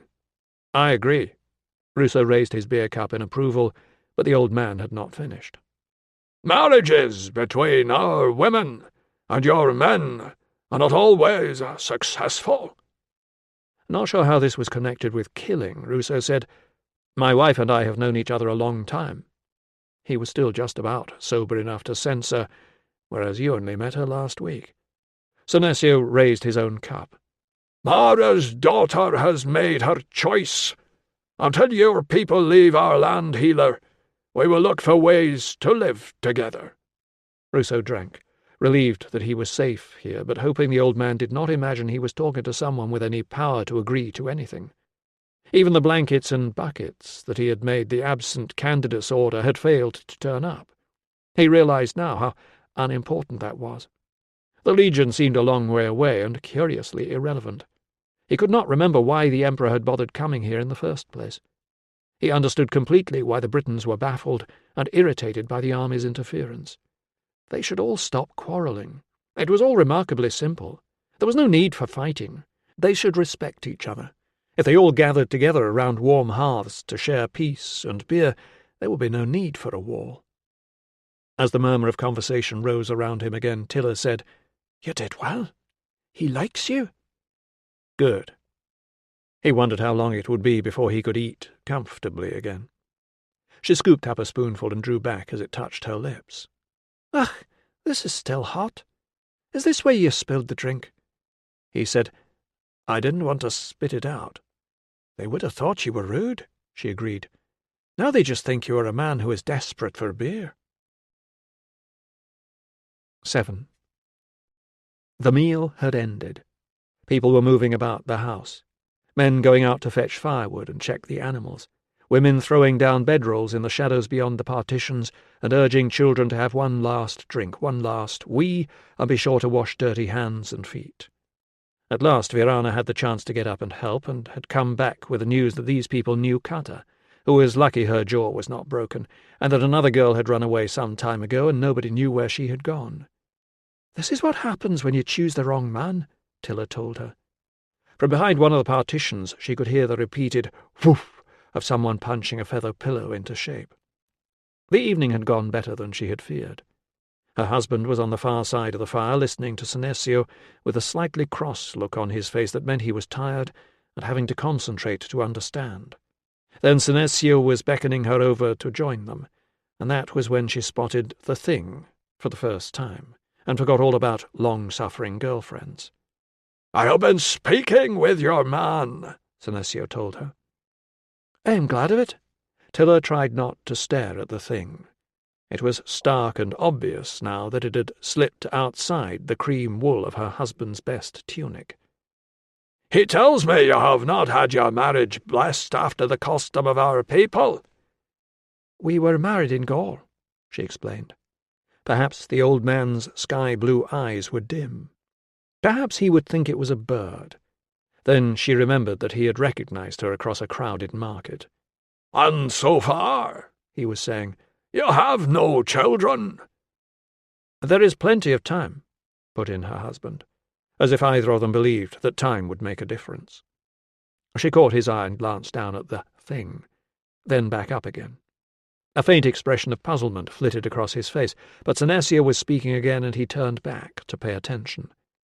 "I have been thinking," Senecio continued, "that as an old friend of your mother, and one who can remember your family, it would be a duty and an honour to offer that blessing." Her husband took her hand and bowed. The wretched thing dangled forward, as if it were in flight, then landed back against his chest. "We are the ones who are honoured, sir. Thank you." If her hand had not been trapped in his, she might have reached up and dropped the thing back inside his tunic. He could have worn something like that around the army base, but what sort of man arrived to meet his wife's family friends for the first time with a model of a flying penis strung around his neck? She could imagine what fun Enneka and the one with the lisp would have passing that on. She tried squeezing his hand, but he merely squeezed it back, his warm grip showing how pleased he was with the way he thought things were going. Senecio was speaking again, something about the Samhain festival and how many guests would be there to share the feast and the bonfires. "And there will be a full moon which will bring you good fortune." Her husband seemed confused. She explained again in slower British, hoping she had got it right. "He is offering to give us the blessing at the Samhain feast on the 4th night after this one." Only afterward, when Senecio had limped off to his bed, did she find out why her husband had said, "Ah," as if this were a surprise and not an entirely pleasant one. "I thought that was it," he said. "I thought that was the blessing. I didn't realize he meant a whole ceremony." How could he have imagined that was it? His understanding must be worse than she thought. "There will be singing and dancing and lots of food, and if we are lucky, Senecio will make us a special poem, and there will be big bonfires, because it is Samhain." "I'm not sure I want our marriage blessed on the night when the dead walk." "When the walls between the living and the dead melt away," she corrected him, "and you will enjoy it when you get there. Now tell me, where did you get that?" She glanced down in the direction of her accusing stare. "Oh, that. Somebody lent it to me." He was wearing it specially. A winged penis. To meet his wife's people. She would never understand Romans. "It's supposed to bring good luck," he said, as if that excused it. "That reminds me, there's bad news about Valence's father-in-law." 8. Ruso survived a night in a native bed, although without his native wife. It was something Tilla might have warned him about, but didn't. She seemed to be annoyed about something. Instead, he had been offered a bracken-stuffed mattress and some blankets behind the wicker partition that denoted the men's area. Senecio did not join them. He had lain awake for what seemed like hours listening to sounds that might be rodents, or might be Con creeping across from one of the other beds to knife him where he lay. Where was his sword? What would he do if they didn't give it back? He finally dropped off to sleep, only to be woken by whispering from behind some other partition. This was followed by giggling and the unmistakable sounds of sex. In a house with no proper rooms, everybody could hear everything that went on. And on. He hoped the sounds were nothing to do with Virana. The sooner that wretched girl was handed back to her family, the happier he would be. Meanwhile, he would be obliged to put up with the embarrassment of some enthusiastic native ceremony with the old man making up poems about them, and everyone singing those interminable ancestor songs that Tilla used to sing in the kitchen at Deva to frighten the mice away. He rolled over on the lumpy bed and tried to go back to sleep, but the gasping and grunting was annoyingly out of time with the rhythm of Con's snoring, and then almost as soon as it was over a child started to cough. He considered getting up to find Tilla, but it was dark. He had no idea where she was, and besides, he suspected he was not entirely sober. He could hardly stumble around the house, waking up sleeping bodies to find out which one he was married to, and it seemed Tilla had no plans to come and fetch him. Valens was right. No good came of mixing with the wife's friends and relations. He woke feeling bleary and foolish. Nobody had attacked him in the night. Con returned his sword as he left. Ruso dismissed the murmur of, "I am no happier with this friendship than you are, Roman," as an attempt to salvage some British pride. Whatever the son thought, he had the old man's approval. Had he been feeling brighter on his walk back to the fort, he would have enjoyed the sound of the birds, celebrating another sunny morning. He would have savoured the smell of fresh bread from the ovens over in the ramparts. Unfortunately, he felt more like the dead hen that was still lying on the desk. Pertinax was still alive. "No hemorrhage, no excessive swelling, no unexpected pain," reported Valens. He was annoyingly cheerful, having persuaded the deputy to stay awake at the bedside while he himself just dropped in a couple of times to check that nothing more needed to be done. "He's taken some poppy, but he's lucid enough to insult me." "That's good news." Valens settled himself on the pharmacist's table. "You look done in. Good night, then?" "Absolutely," Ruso lied, hoping he did not smell of stale beer and farmyard. He pointed at the hen. "Why is this thing still here?" "Ah!" Valens looked pleased with himself. "I found out about that. I think your clerk shall be returning very soon. He's on cook duty tonight, so he arranged to buy a decent dinner from some chap with local contacts. A man called Malleus turned up half an hour ago wanting to be paid." "When did Candidus arrange this?" "Some time ago, I think," said Valens, unhelpfully vague. "So tell me, exactly how mad and manipulative are these people of Tilla's?" "I'm not sure," said Ruso, who was not going to breathe a word to Valens about the wedding blessing. "The eldest son's a nasty piece of work, but the old man means well enough. I think he's genuinely concerned about Tilla. Do you mind?" He pointed at his friend's footwear, restraining the urge to cry, "Boots!" in the outraged tone adopted by Serena on the rare occasions when she and Valens were in the same room and speaking to each other. "Sorry." Valens swung his feet down from the stool and made a half-hearted attempt to brush off the clumps of dried mud. "Apart from Pertinax, it's been pretty quiet. Your centurion dropped in to ask what I thought of an invisible rash on his neck, and there was one admission in first watch with chest pains, probably indigestion. He's in room 5. Valens glanced at Pandora's cupboard. "I wasn't sure what to do about notes." Ruso sighed. "Nobody is." "Perhaps Albanus will give you a hand when he turns up." "If he's not too busy trying to find his nephew." Ruso's brief nostalgia for the days when he had enjoyed Albanus's willing and intelligent assistance was interrupted by the sound of approaching voices. Rising above them, the scurrying of feet culminated in a thump on the door before it burst open to reveal the rumpled fair hair and pink cheeks of his deputy, Gallus, who declared, "Sirs, it's the legate!" Valens leapt up. "I'll be off then." "If you run into my clerk—" "I'll slap his wrists and send him over." With that, Valens slipped out of the room, and moments later the outside door slammed. Ruso thrust a myrrh pastille under his tongue in an attempt to sweeten his breath, and pulled his tunic straight. Then he shut the door to hide the chicken and went to head off the new arrivals before they all decided to visit Pertinax at once. To his relief, the legate decided to go in with only Ruso for company, leaving his trail of followers to wait outside. Pertinax made an effort for his senior officer, but Ruso could see he was struggling. The great man had the sense to leave after wishing the patient well, telling him he would send his personal physician and assuring him that everything was under control. When he was gone, Pertinax sank back on his pillow and closed his eyes with obvious relief. Ruso watched the legate stride off down the street to rejoin his entourage, and decided to view the offer of the personal physician as a compliment to Pertinax, rather than an insult to himself. If the next few days did not bring fever, or hemorrhage, or gangrene, or any of the other horrors that could undermine a surgeon's best efforts, the prefect would be fit to be sent across to Magnus. Valens could deal with him and with the legate's physician too. He was about to start his delayed ward round when a figure detached itself from the group. For a brief and unrealistic moment he thought it might be a sobered-up Fabius come to thank him for his efforts yesterday. But instead it was Fabius's deputy, looking very different without the coating of mud. Ruso unslung the lucky charm and handed it back. "Thank you." Dominius grinned. "I knew you'd be all right, sir. He's never let me down yet." "Perhaps you should lend it to Pertinax. Is the quarry still closed?" The grin faded. "The chief engineer's inspecting it this morning, sir.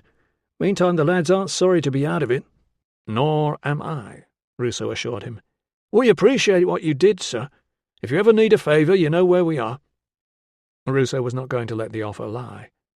"If you happen to hear of the whereabouts of a clerk called Candidus, just transferred over here from Magnus—" "I met him when he arrived, sir. I'll get the lads to keep an eye out. They'll be spread around till we get back to work, so somebody might know something." Dominius glanced at the legate's party retreating down the street. "Mind you, there's talk of shoring up and getting going again at the other end." It was clear from his tone what he thought of that. Ruso had already heard the suggestion that the accident had been caused by working saturated ground with haste rather than care, perhaps spurred on by the rumours that the 6th were ahead of their building schedule and the 2nd Augusta were already finished and packing to march south to Isca for the winter.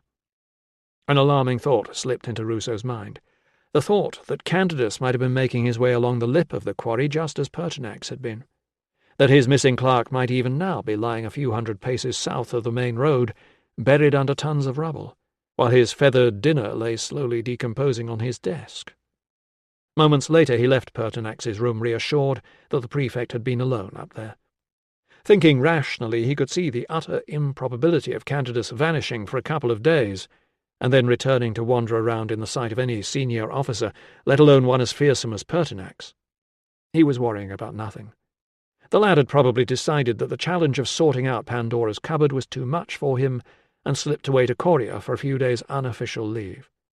He would stroll in one morning full of innocence and excuses, trusting that Ruso would pretend to believe him because his uncle was a friend. With luck, he would turn up before Albanus did. Meanwhile, Ruso needed to get the kitchen to do something with that hen. Then there was a ward round to be done, and over at the camp a queue would already be forming outside the medical tent. 9. Market days in the autumn meant a chilly start in the dark, but by the time they got there the sun had chased away the nip of frost and everyone had cheered up. His dar went off with the other men, which meant he would stumble back in a good mood, or a very bad one. His stepmother went to catch the early bargains. Edic was left in charge of Petta's son, who was not yet old enough to notice that Edic called him the unbrother when Petta wasn't listening. He took the unbrother down to the river, and made him take his clothes off because Petta said if he came back with his clean tunic messed up again, there would be trouble. Everyone who wasn't being made to help his parents was down there, and as Edic had hoped, everyone wanted to hear the story of the soldier having his leg sawn off. Everyone except Matto, who pointed out that he hadn't actually seen the sawing happen. "Anyway," Matto said, "am I showing you how to catch trout or not?" The one-legged soldier was forgotten. Instead there was a lot of peering into the water and stumbling about on feet numb with cold. Nobody managed to find a trout, let alone tickle one. Matto said it was Edic's fault for bringing the unbrother. The unbrother couldn't stay still or keep quiet. He had frightened the fish away. "There weren't any fish anyway," Edic told him, not seeing why he should get the blame just because Matto had bragged about something and then couldn't do it. "I never saw one." "You don't see them under there," said Matto. "You feel them. You have to see the tail." Matto said, "Don't." "Yes, you do. My da says." "What does your da know?" said Matto. "He's a drunk." He was not going to get dragged into that. "My da's caught hundreds of trout," he said. "How many have you caught?" "Liar," said Matto, so quickly that Edic knew he didn't want to answer. "Go on, how many?" "Loads," said Matto. "Anyway, You're lucky we let you join in, after what everybody says about you. You're the liar, was not much of an answer, but he didn't know what Matto was talking about. What did they say about him? Ha, said Matto, making sure everyone was listening. Everybody knows you're a soldier's bum boy. There were shouts of laughter as Edic yelled, I am not! The unbrother, excited by the argument, waved his arms about. Bam, boy! Bam, bam, bam! Shut up! He shouted. It was all the unbrother's fault for squealing and splashing in the first place. I am not! He was facing Matto now, each standing on a rock with the water gurgling in between. Matto was at least a hand-span taller and heavier, and his rock was higher. Everyone else had gathered round to watch the fight. I am not! Not what? Not what you said. You take that back. Everybody's seen you, hanging around, trying to talk to them. You just do jobs for them. Edic wished he hadn't stayed to try and catch the stupid trout. Matto's family had been turned off their land too. The army had given them a farm miles away that the soldiers had stolen from its owners, but it was mostly rock and bog, and the family had nothing good to say about people who dealt with Romans. Lots of people do jobs for them. Ha! I bet you love the soldiers. I bet when nobody's looking you kiss them.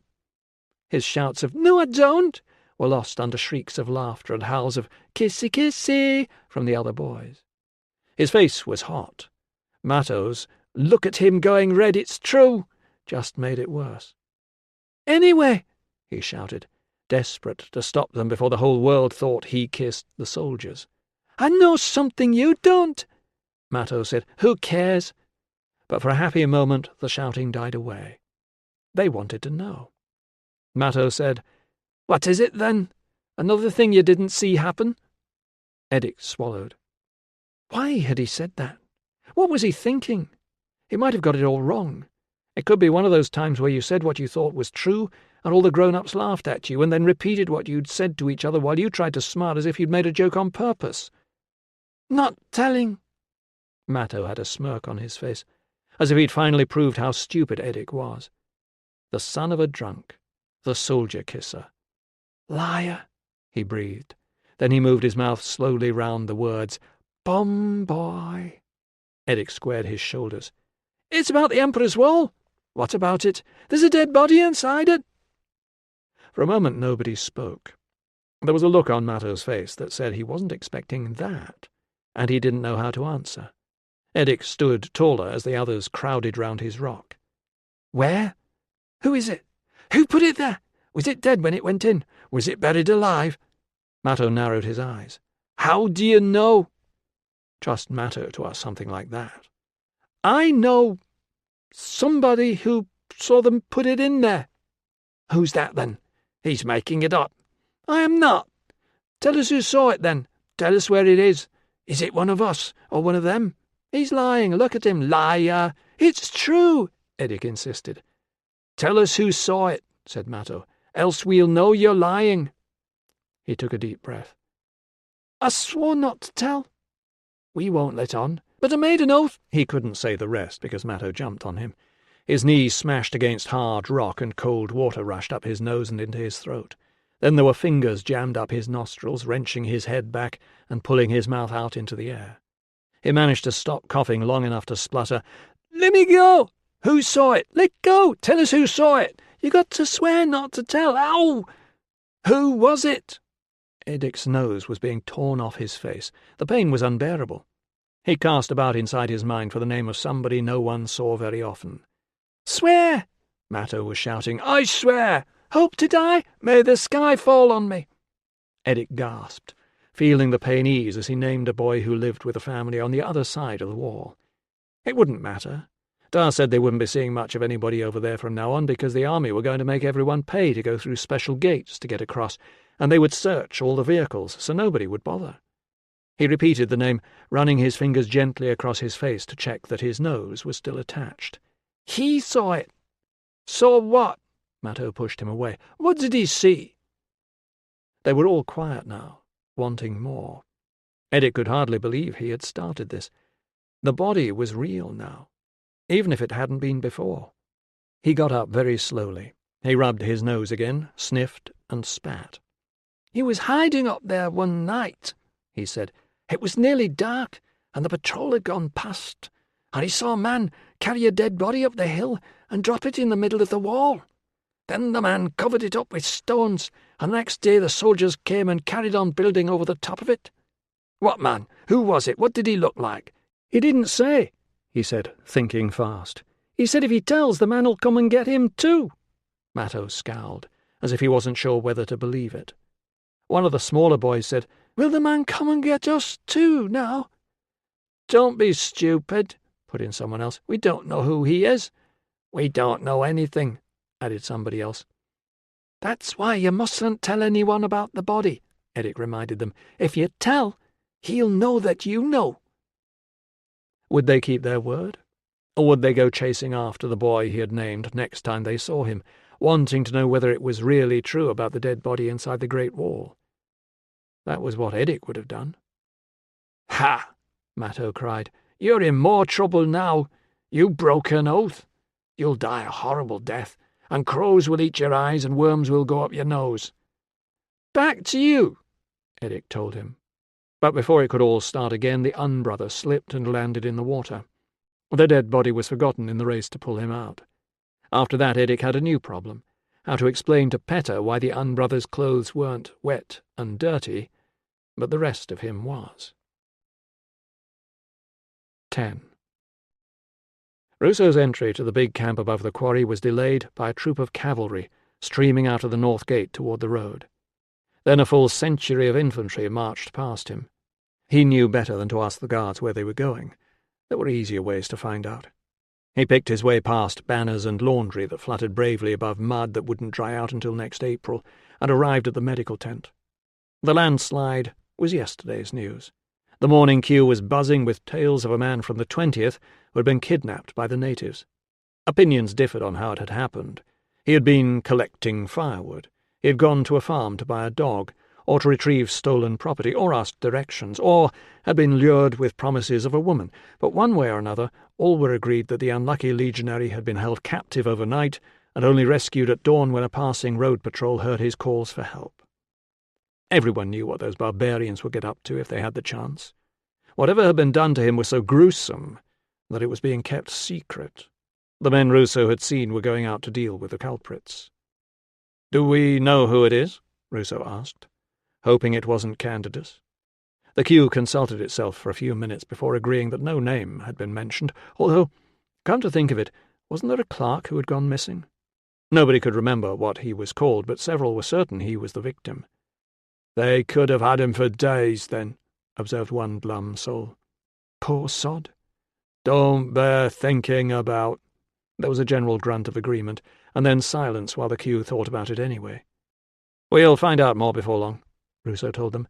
"Until then, forget it. This sort of attack is designed to rattle us. Don't give them the satisfaction." There was a dutiful chorus of "Yes, sir." For the next hour, Ruso forced himself to follow his own advice and concentrate on minor injuries and ailments. The victim had been rescued. The hospital staff would send word from the fort if he was needed. As soon as he had prescribed the last stomach pill and lanced an abscess for an ungrateful carpenter, he hurried across to the gates in search of the watch captain. "It's not your missing clerk, sir. I have it from a reliable source that he's a plumber." Perhaps sensing his anxiety, the man added, "I can show you where your man's supposed to be, if you like." Together they picked their way down between the rows, past a sign that read, "No fires in tents," because apparently a man intelligent enough to read might still be cold enough to suffocate himself or burn his tent down. In places the duckboards were only marginally less slippery than the mud beneath them. Someone unacquainted with the British climate had thought it would be a good idea to site a camp across the line of a stream, and despite Pertinax's past efforts to see that the trackways were kept clear and the latrines under control, large areas that had started out as a gently sloping field in the spring had been reduced to stinking quagmire. In other circumstances, Ruso would have complained about the effect of the conditions on the men's health, but there was no point. Any other rain-sodden field would be almost as bad in a few days, and they were going home soon.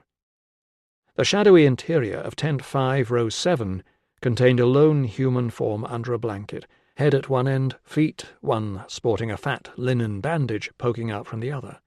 Beside him, bedding was stacked on top of a large wooden box that was in turn resting on 2 logs above the damp. A couple of shields in leather cases were propped against the upright at the far end. A limp and mildewed straw sun hat dangled from the ridgepole. "Shift yourself, sunshine," said the watch captain, applying a boot to the sleeper. "Got an officer here looking for a man called Candidus." The sleeper blinked, then scrambled hastily out of bed and attempted a salute. "I'm recuperating, sir," he explained. "Doctor's orders. Burned foot." There was a moment of mutual recognition. "You remember me, sir? I'd shot in a bucket of lime." "I do," agreed Ruso, remembering the sufferer's foot better than his face. "How is it?" "Not too bad, sir, thanks. I can manage on crutches. Or I could, if it wasn't for—" He gestured toward the treacherous pathway outside the tent. "Candidus," the watch captain repeated. "Where is he?" "Haven't seen him, sir." "Not ever," suggested the watch captain. "Or just not lately." The man scratched his head as if this were too subtle a question for one who had only just woken up. "He arrived several days ago," Ruso prompted. "He was assigned to this tent." "Ah," said the man, apparently enlightened. "Him!" He pointed toward a leather bag resting on a shield by the goatskin wall that separated indoors from outdoors. On top of the bag sat a helmet speckled with rust. Next to it, shoved halfway out under the flap and onto the grass, lay an untidy roll of bedding. "That's his kit, sir." Ruso leaned across and lifted the equipment out to where he could examine it. "Did you see him arrive?" The man was looking apprehensive. "I've never seen him, sir. He turned up while I was in the sick bay." Ruso understood the soldier's nervousness when he examined the contents of the bag. Some musty undergarments, a crumpled tunic, 3 odd socks with holes in them, and a pen with a broken nib. He turned it upside down over the empty bed and shook it. 2 dice tumbled out. He rolled them around on his palm for a moment, then threw everything back in. An empty water skin was tied to the strap on the shield cover. The shield itself turned out to have CANDCSILXXVV painted in uneven white letters at the base, covering the name of a previous owner. Candidus in the century of Silvanus, 20th Legion Valeria Victrix. He definitely had the right man. Or rather, he didn't have him, and he had no idea who did. Eyeing the meagre collection of possessions, he said, "Where's the rest?" The man opened his mouth, but nothing came out. "Food pan, cup, spoon?" Ruso prompted. "Weapons, armour?" Without the owner, he had no way of knowing what else was missing. The man swallowed. Petty theft caused such disruption amongst men who had to live closely together that punishments ranged from flogging to dismissal.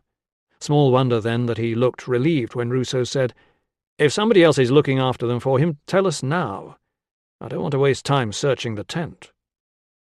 A scrabble in the box and the unravelling of bedrolls produced a bronze cooking pan with a folding handle, another pen in better condition, and a pottery inkwell.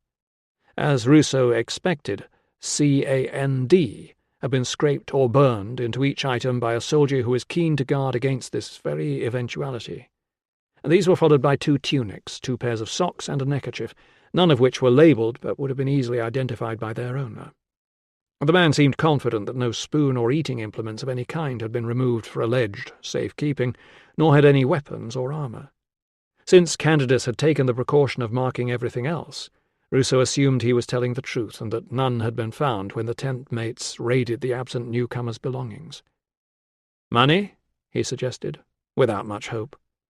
"No, sir," said the man, knowing as well as he did that any coins that had vanished into someone else's purse would be safely anonymous. Ruso gathered up what he had managed to salvage of Candidus's possessions. "If he turns up, tell him his kit is up at the Fort Hospital. Meanwhile, I need to talk to anyone who might have seen him." When Ruso confirmed that he had no more questions, the watch captain eyed the invalid. "Aren't you on cooking duty?" "I was about to start, sir." Outside, the watch captain shook his head. "Looks like your man's deserted, sir." "In his armour?" "You'll be surprised, sir. He'd look less suspicious that way. And he could always sell it later." Ruso sighed. "I promised his uncle I'd keep an eye on him." "I wouldn't worry, sir," the watch captain assured him cheerily. "A lot of the lone wanderers come back. It's no fun out there on your own with the natives. as our plumbers just found out." "What happens to the ones who don't come back?" The watch captain had no more idea than anyone else. "I'll let you know straight away when he turns up, sir." "In the meantime, if you can find anyone who's seen him, anyone at all, I want to talk to them." Ruso lashed Candace's possessions together, slung them over his shoulder, and squelched his way back toward the gates.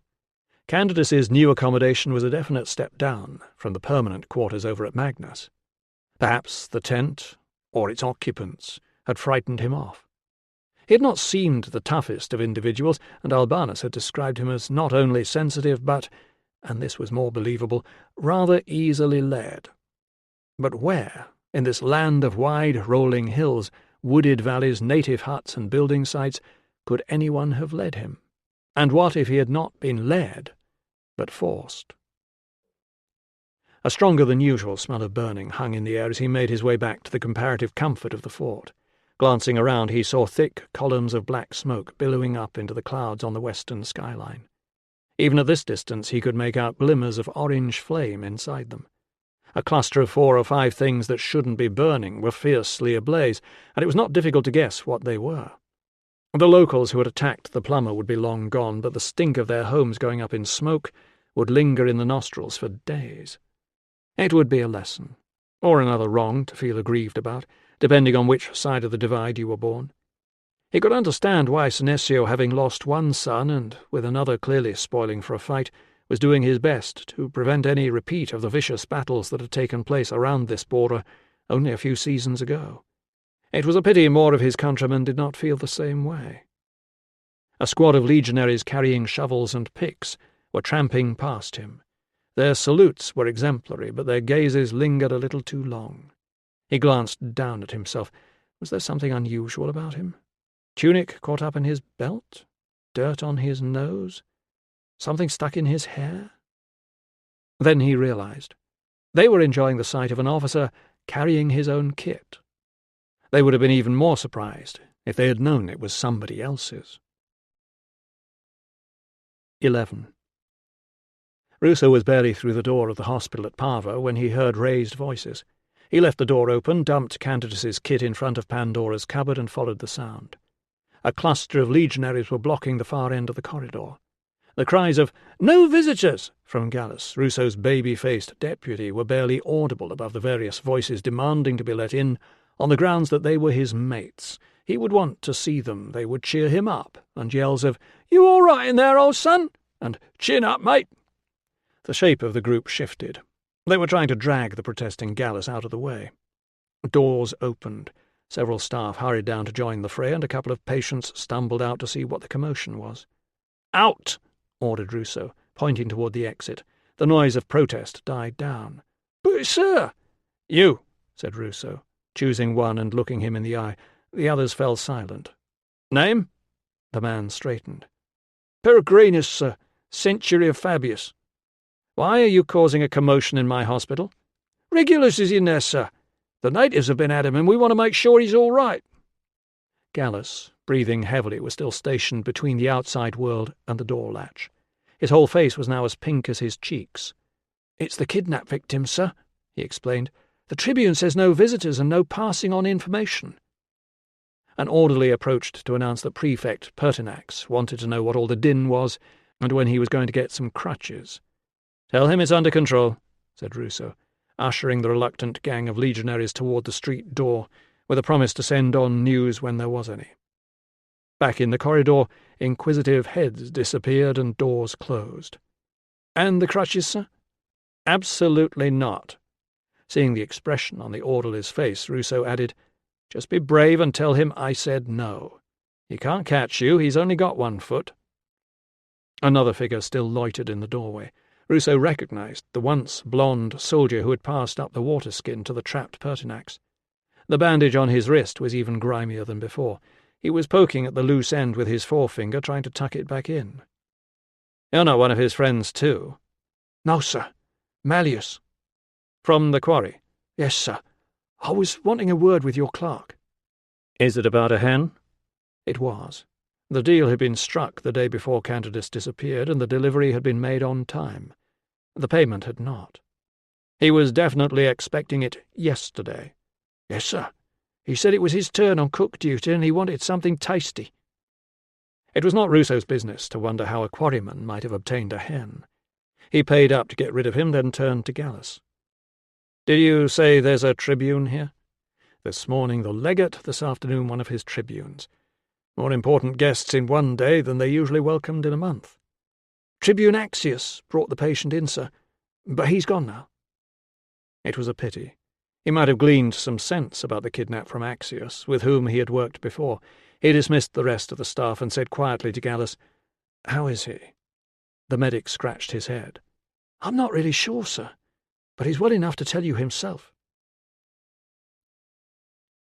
Regulus the plumber, alone in room 9, was a sorry sight. This was hardly surprising, since he had, by his own account, been jumped by a gang of natives the night before, stripped naked, bound, and then strung up on a branch by his feet, and dangled head first over a woodland stream. If the road patrol had not heard his faint cries for help this morning, he would be hanging there still. "Starving and freezing, sir," he added, scratching his ribs with one blotchy hand and reaching with the other for the cup on the table beside his bed. "And being eaten alive.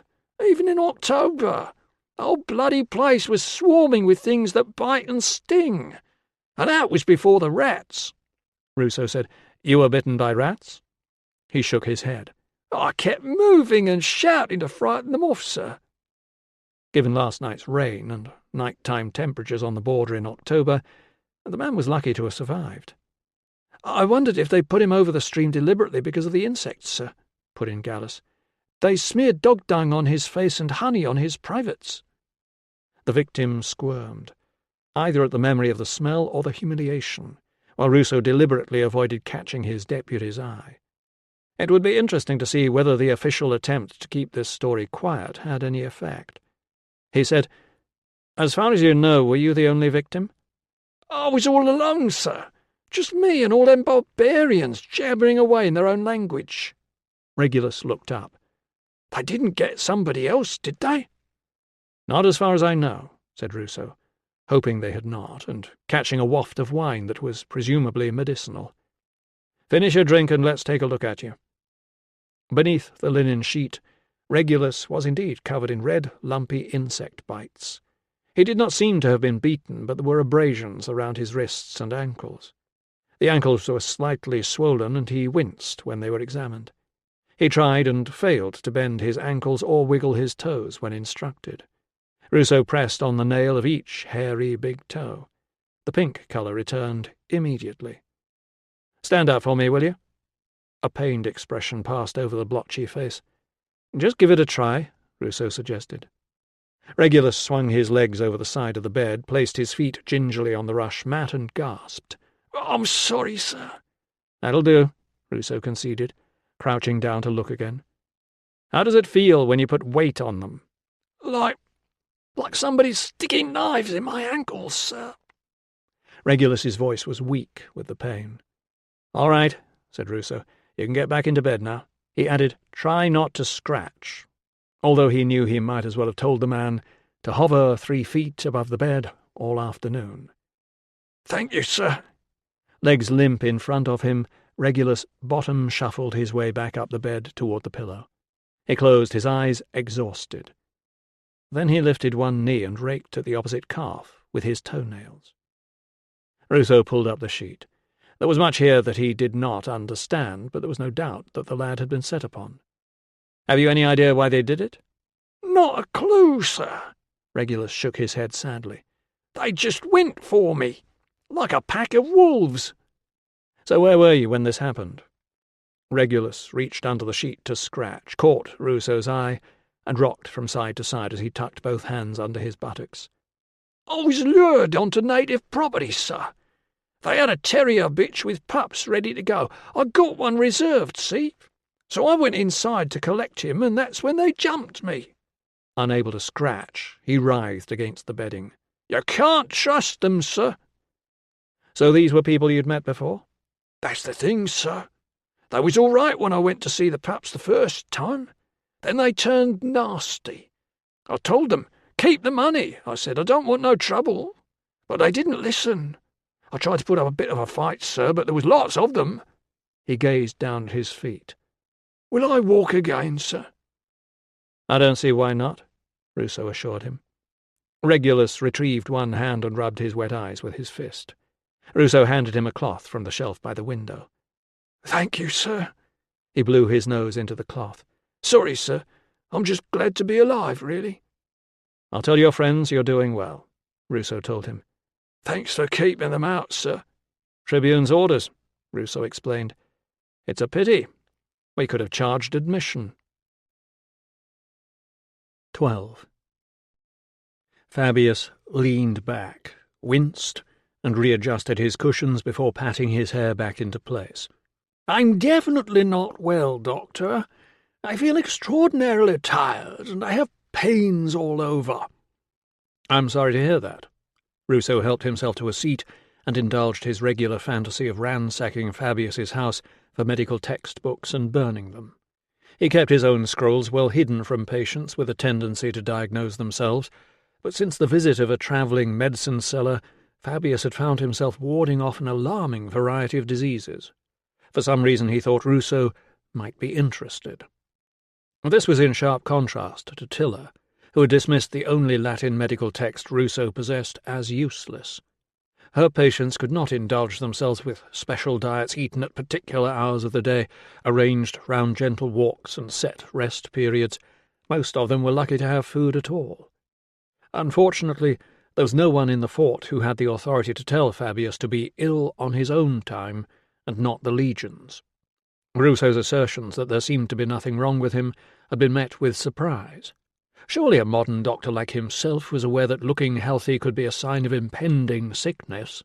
Did he not realize that Fabius had already cheated death several times by taking to his bed and giving up work, food, and sex at the first sign of symptoms? Faced with this unassailable evidence, and suspecting the kitchen maid would be glad of the rest, Ruso had given up arguing and done his best to avoid him. But today there was no choice. While Fabius settled on his day couch, Ruso gave him the news that Regulus was as comfortable as could be expected. "I would have gone to visit him," said Fabius, looking almost genuinely sorry, "but the Tribune doesn't want him disturbed." "I don't think he meant you," Ruso said, but Fabius was too busy thinking up a better excuse to notice the tone. Not optimistic, Ruso explained about Candidus. "I thought he must have just gone absent without leave, but I've been through his kit, and he hasn't taken the things you'd expect. Plus, he'd made commitments, in the shape of a chicken." "Perhaps he left on impulse." "Your man was kidnapped. It's possible mine is also being held somewhere against his will." Fabius leaned sideways and straightened the fringe on his rug. "Surely the quarry camp should be looking for him." "They can't find him, and he's supposed to be working for me, here."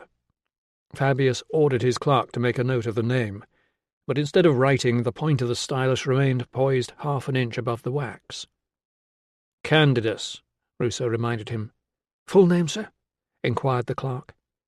"No idea." Fabius frowned. "We do want to be looking for the right man, Doctor." It was commonly assumed that the 6th had offered Fabius's service to the undermanned 20th in order to get rid of him. Possibly his family had felt the same way, since he seemed to have been lowered into the centurionate from a great social height, rather than battling his way up to it through the ranks. With luck he would soon be given a medical discharge from the Legion. Unfortunately, soon did not mean this morning. "Since he's my man," Ruso pointed out, "he's technically under the command of Prefect Pertinax, so I'll be keeping the prefect informed about the injury while he's in the hospital." Even lying gravely injured in a hospital bed, Pertinax had the power to impress. Fabius said, "Ah," as if he were seeing the situation in a new light. He examined his interlaced fingers for a moment, then looked up. "What do you think we should do?" "Make urgent inquiries of our local informers," Ruso told him, wondering why Fabius's fellow centurions had not arranged for him to be transferred to the lead mines. "And have the kidnappers questioned, assuming we've got them. If you send a request to HQ, they can start this afternoon." Yes, I suppose they could." Ruso had intended to ask only for official notices to be sent to the other forts, but Fabius's attitude so annoyed him that he added, "And if the quarry work is on hold until the landslide's sorted out, there must be spare men who could go out to search." "Ah!" Fabius turned to his clerk again. "I should think you could draft a suitable sort of letter to HQ, couldn't you? Tell them we've lost somebody."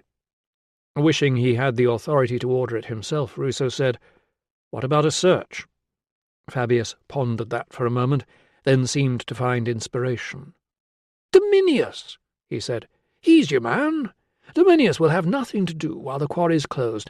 Why don't I ask him to see to it?" "Yes," agreed Ruso, finding himself mimicking the tone. "Why don't you?"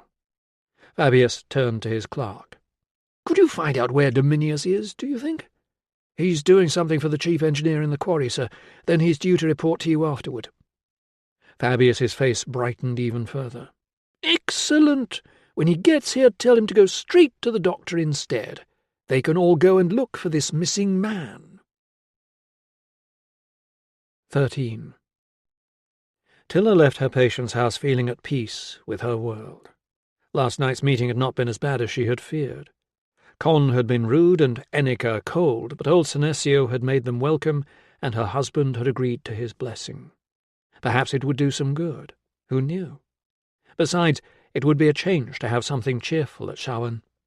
It was a time when she missed her family. Every year she slipped away to gaze out into the night in the hope of seeing her own dead walking toward her, but they never came. Meanwhile, the sun was shining, the trees were turning golden, the hedge was dotted with red rose-hips and pale green globes of ivy blossom, and the mother and week-old baby she had just visited were doing well. When she got back to Ria's, she would have some privacy to practice her reading. Virana would be busy serving downstairs, continuing her last-ditch attempt to snare the man of her dreams before she had to carry a fatherless baby home to face the disapproval of her family. Tilla pursed her lips. She was not going to feel guilty about saying goodbye to Virana. That had always been the arrangement. You can stay until you have the baby, then you must go home. Her husband would have sent the girl back straight away, but Tilla had won him over, as she knew she would. So he confined his complaining to insisting that this must not happen again. "We are not taking in any others. After this we'll buy a slave and live like a normal family." She had been tempted to say, "A normal family plants in spring and is still there to harvest in summer. A normal family has children." But she had chosen a soldier, and neither of them had chosen the emptiness where children should have been, so there was nothing to gain by pouring vinegar into the wound. A robin flew up from the side of the track as she approached, and sat, watching her from the safety of a hawthorn. She stopped, then moved slowly forward, obliged to skirt round a puddle to keep her distance. It crossed her mind that a Roman would probably try to throw a net over it and roast it for supper. She was almost level with it now. Perhaps she could pass without frightening it. Too late. It fluttered up over the hedge and... Tilla stopped again and felt her heart quicken, felt the dread tightening her stomach. How long had that been there? How could she have failed to notice it? Over toward the fort, the perfect sky was marred by soaring billows of thick, black smoke. She ran down to the road, her skirts gathered up in her fists and her bag clamped under one elbow to stop it swinging about. By the time she was halfway back, she could see it was not the fort, nor the camp. It was too far away to be Senecio's house, but it was definitely someone's farm, dying below the writhing smoke, and the separate columns said it must be deliberate. She barely heard the mule cart over the rasp of her own breath, but the local voice shouting, "Want a lift, missus?" caught her attention. Soon she was seated behind a weaver and his wife, listening to them arguing about which of their neighbours' houses was on fire. They did nothing to calm her rising fear that it was the home of one of her patients. She jumped down from the cart at the turn to Senecio's house and started running again. She was almost at the gate when she saw the soldier standing guard. For a moment they stared at each other in surprise. Then he lifted the loop of rope and held the gate open for her, stretching out his other arm to guide her as if she were a sheep being ushered into a pen. She said in Latin, "What is happening?" "Go on in, miss. Just routine. Nothing to worry about." "Why are you here? Where's the family?" "Just go in, miss." She heard voices. Stepping forward, she could see past the oak tree to where some of the family seemed to be lined up in the yard, facing a couple more soldiers. Behind her, the guard shouted, "Adult female coming in!" Senesio's chair had been brought out, but he was standing, supported on one side by Enneka and on the other by the small form of Brannan. Con was nowhere to be seen, nor was the one-eyed man or the tall, skinny one. A couple of the children were crying.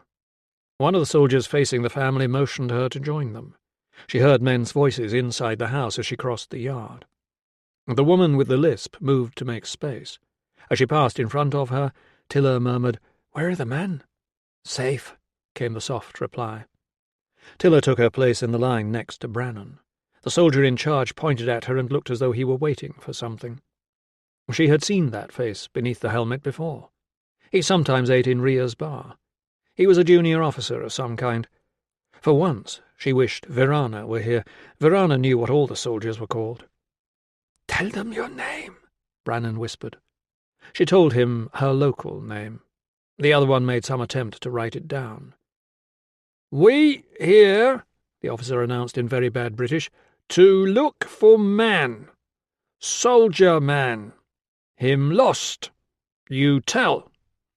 The family showed not a trace of understanding or amusement. She knew most of them would have understood him if he had spoken his own tongue, but it was a small form of revenge to make him struggle like that, perhaps the only one they could exact without getting themselves into trouble. "We do not speak Latin in this house." Perhaps they would share the joke later. "Him one ugly man. Him think we as stupid as he is." Meanwhile she spoke up in the forbidden but very useful language of Rome. "If you describe him, sir, perhaps we can help." His relief showed on his face. "We don't want trouble," he told her. "We want a missing soldier. Name of Candidus. 5 feet 3 inches tall. Thin, dark hair. Been gone 3 days. You tell me if you've seen him or know anything about him." He jerked his thumb toward the smoke. "That's what happens if I think you're lying." Tilla had begun to translate when there was a metallic crash inside the house and someone swore. It sounded as if the fire irons had been tipped over. "Careful, mate," called a voice. "Yeah," put in someone else. "That could have landed on your toe." She said, "If there is damage, I will speak to my husband and we will make a complaint." The soldier squinted at her. "Don't I know you?" "I am the wife of Medical Officer Ruso of your own legion." The face brightened for a moment. "Oh, I thought so." He broke off to yell, "Steady on, lads! Officer's wife present!" Then returned his attention to Tilla. "You can tell your husband all about it when you get home, miss. He's the one who ordered the search." 14. Somebody needed to grease those hinges. They sounded like 2 flocks of seagulls having a fight, or like a set of hefty gates in the charge of some very sloppy soldiers. They shouldn't be closed before curfew, either. Ruso, returning from afternoon rounds at the camp, was about to shout, when 2 shawled figures seemed to detach themselves from the fort wall and hurried toward him. Behind them, the screech of iron on stone died away. "There you are!" cried the slimmer of the 2 women in a cloud of frosted breath. Ruso stared at them. "What are you 2 doing here?" His wife stabbed a finger toward the gates. "I am here because those men will not let me in, and I am here because the mistress is very upset," said Verana, taking Tilla's arm as if she needed physical as well as moral support. "The people at the farm were very nasty to her." The guards saluted from beneath the archway, but they were taking no chances. "Password, sir?" Stepping forward, he murmured, "Morning Star," to the guards and then returned to his wife. "There's a security alert," he explained, secretly relieved that Tilla's short friendship with the local family seemed to be over. "They won't let anyone in. You should have left a message." "This is too important for writing down," Tilla insisted. "I am shamed. Why are you sending soldiers to Senesio's house?" "I haven't," even as he denied it. Light dawned. Tilla said, "They are looking for your clerk and taking names and burning people's farms down." "They're what?" "They are burning houses," insisted Verana. "Did you not see the smoke in the sky?" "They searched the houses and the cow barn," said Tilla. "They knocked over the loom and the fire irons, and licked the honey spoon and drank the beer and broke some eggs. They said they might set fire to everything. If I had not told them I was your wife, who knows what they would have done? And then they told everybody that you had ordered them to do it. Are you sure it wasn't Dominius and the boys from the quarry? There, you see, you do know about it. What were you thinking? You eat at their hearth. The old man offers the honour of a blessing, and now you send soldiers to insult him? The mistress is very upset. Verona seemed to have run out of new things to say. The trumpet finally wailed the curfew from beyond the ramparts. The guards, too far away to hear the conversation, were enjoying the sight of their medical officer being harangued by two outraged women. "There's been some trouble," he explained. "One of our plumbers has been kidnapped and knocked about by the locals. Albanus's nephew is still missing, and I'm worried the same thing's happened to him. I need to be sure he isn't—" "Albanus's nephew is not in Senesio's house?" "No," he agreed, scratching one ear and wondering whether he ought to go over there and apologize. "But the burning was nothing to do with me. That was punishment for the kidnappers." "But it is to do with you, husband. It was the house of Senesio's sister, and they were invited to our wedding blessing, and the daughter is one of my patients." "Oh, gods above!"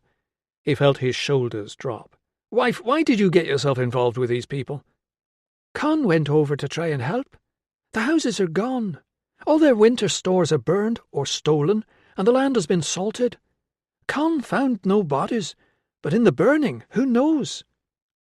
Recalling the size of the force leaving the camp this morning, he said, "They probably saw our men coming and ran away." "And if they are not dead, how will they live through the winter with no stores?" He was not going to attempt to answer that one. "And then Senesio's house is full of soldiers, and when I asked them to stop making a mess, they say you sent them." "I came with the mistress to find you," put in Verona. "We came, but you were not here." Evidently she felt this compounded his guilt.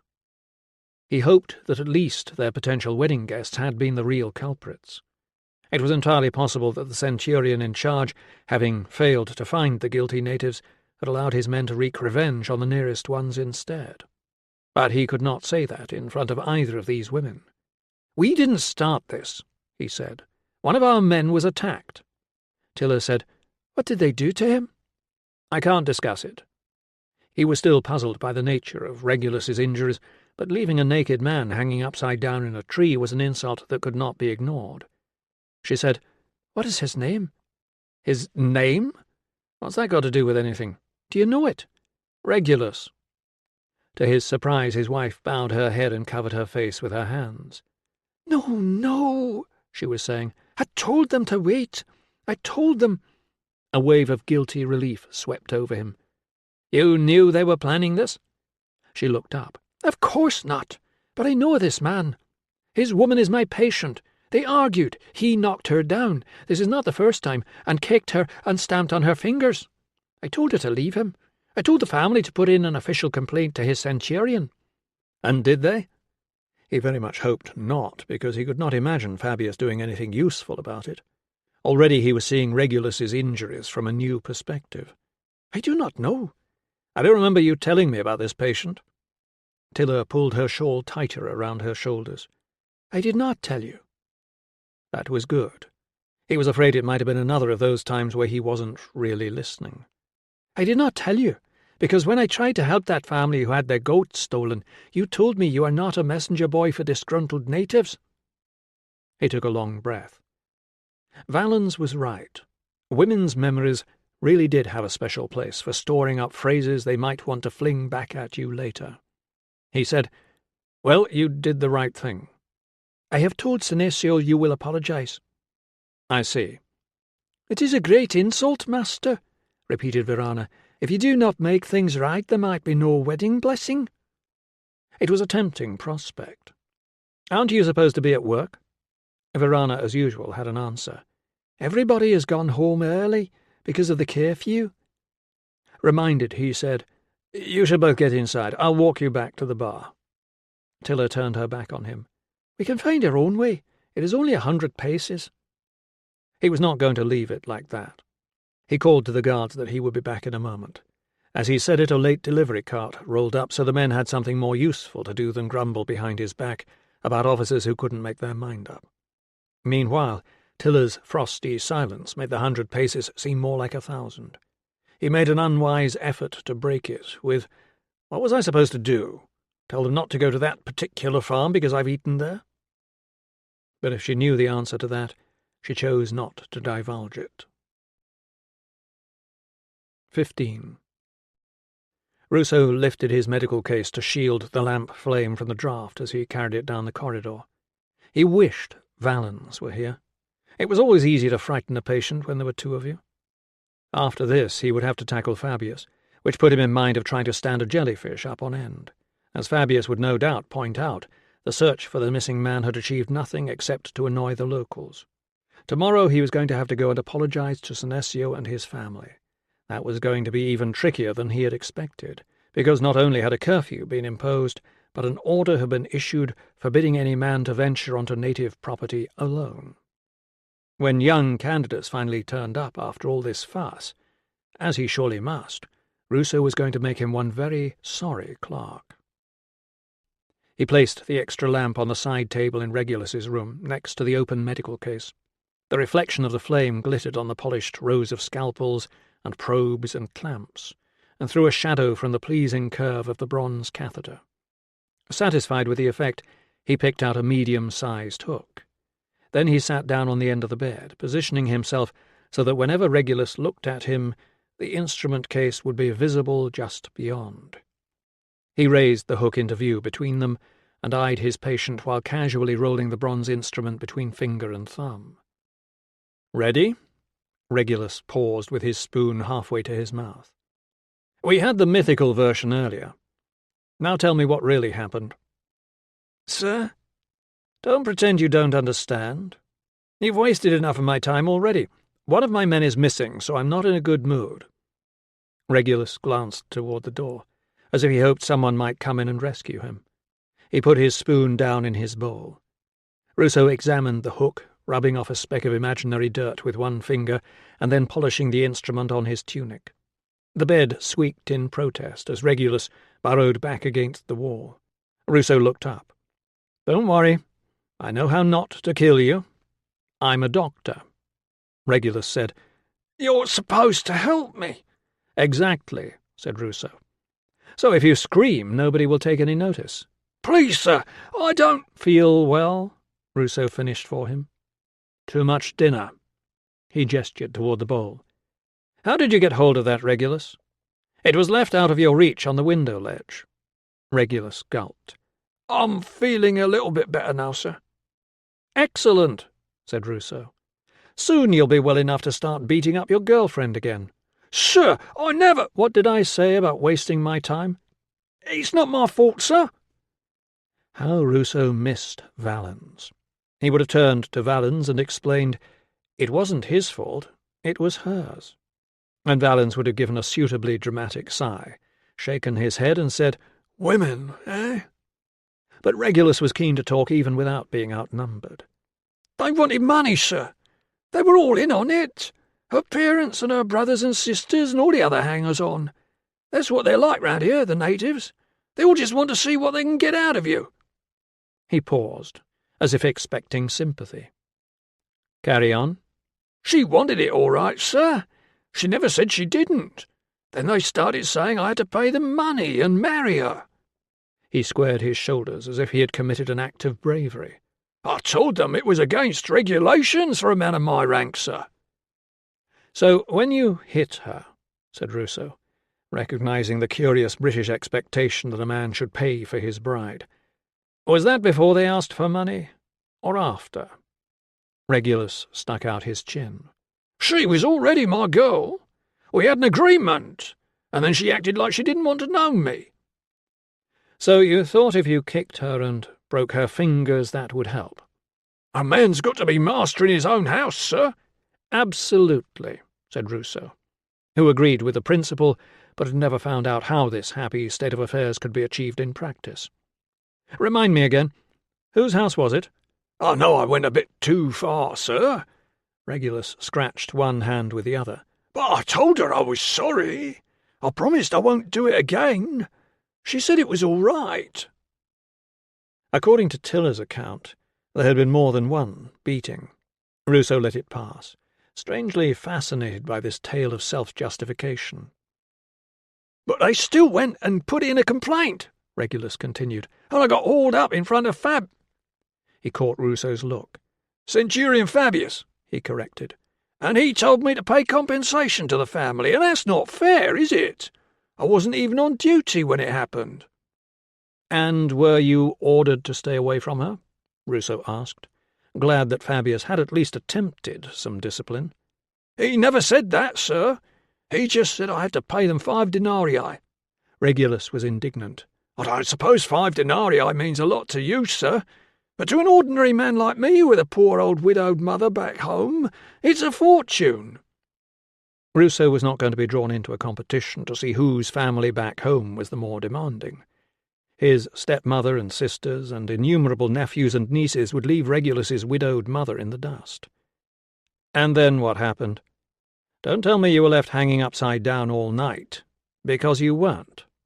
That was what had struck Ruso as odd earlier. Hanging from his feet all night might well have done enough damage to prevent Regulus walking, but the foot had moved perfectly when he had used it to scratch his opposite leg. Regulus was busy scraping at a red lump on his neck. Perhaps not all night exactly, sir.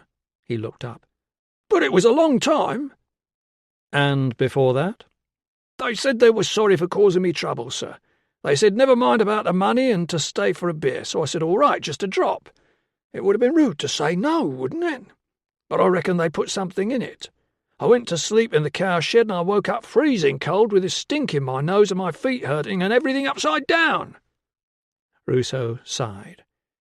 The alleged kidnap was more of a drunken prank than a serious attempt to do damage, but the situation was beyond salvaging now. Even though Fabius had been too slow-witted to ban Regulus from visiting the girl, and must have known that he had provoked the assault, it had not tempered the reprisals. Doubtless, an example had to be made. No Briton could be allowed to think that he could humiliate the military and escape unpunished. So you see, sir, Regulus continued, scratching furiously at his groin, it wasn't my fault. You can't trust the Brits. Stay away from their women, then, said Ruso. Regulus looked aggrieved. There aren't any other women round here, sir. Only raddled old tarts.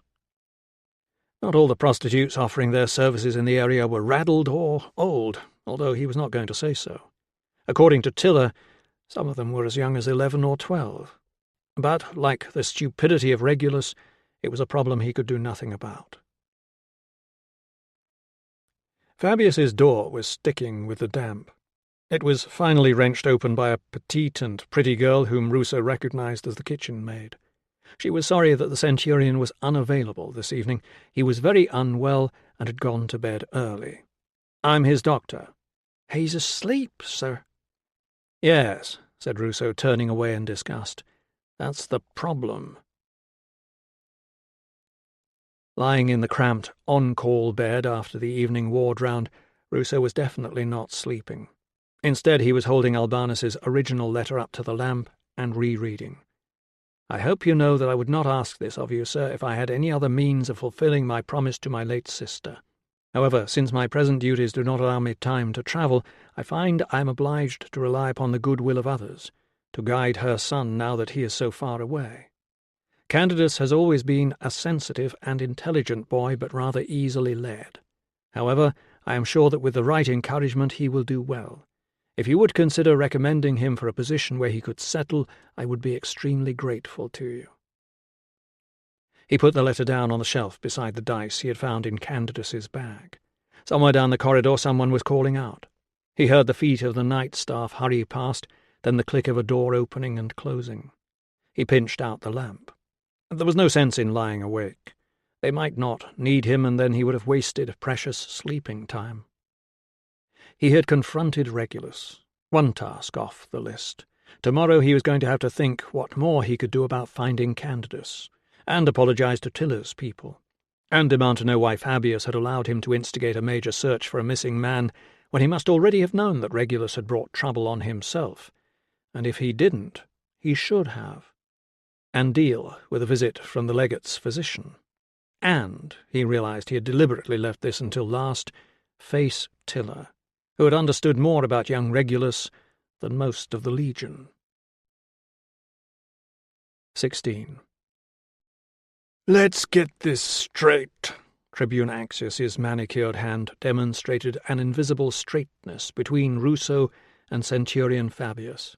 As his weight shifted against Pandora's cupboard, the stacks of writing tablets piled on top swayed sideways. "Yesterday you wanted a search for this clerk. This morning you don't." "I'm still looking for him, sir," Ruso explained, wishing more than ever that he had not pushed Fabius into authorizing that search. One of them was going to be in trouble here. Possibly both. But I don't think his disappearance had anything to do with the kidnapping, because it turns out the victim of the kidnapping wasn't just a random soldier. So there's no reason to suppose my man is being held by the natives. "Indeed," said Axius dryly, "as several of those natives have pointed out in their complaints this morning." The silence that followed was not a cue to speak. It was simply Axius leaving a space for him to consider the error of his ways.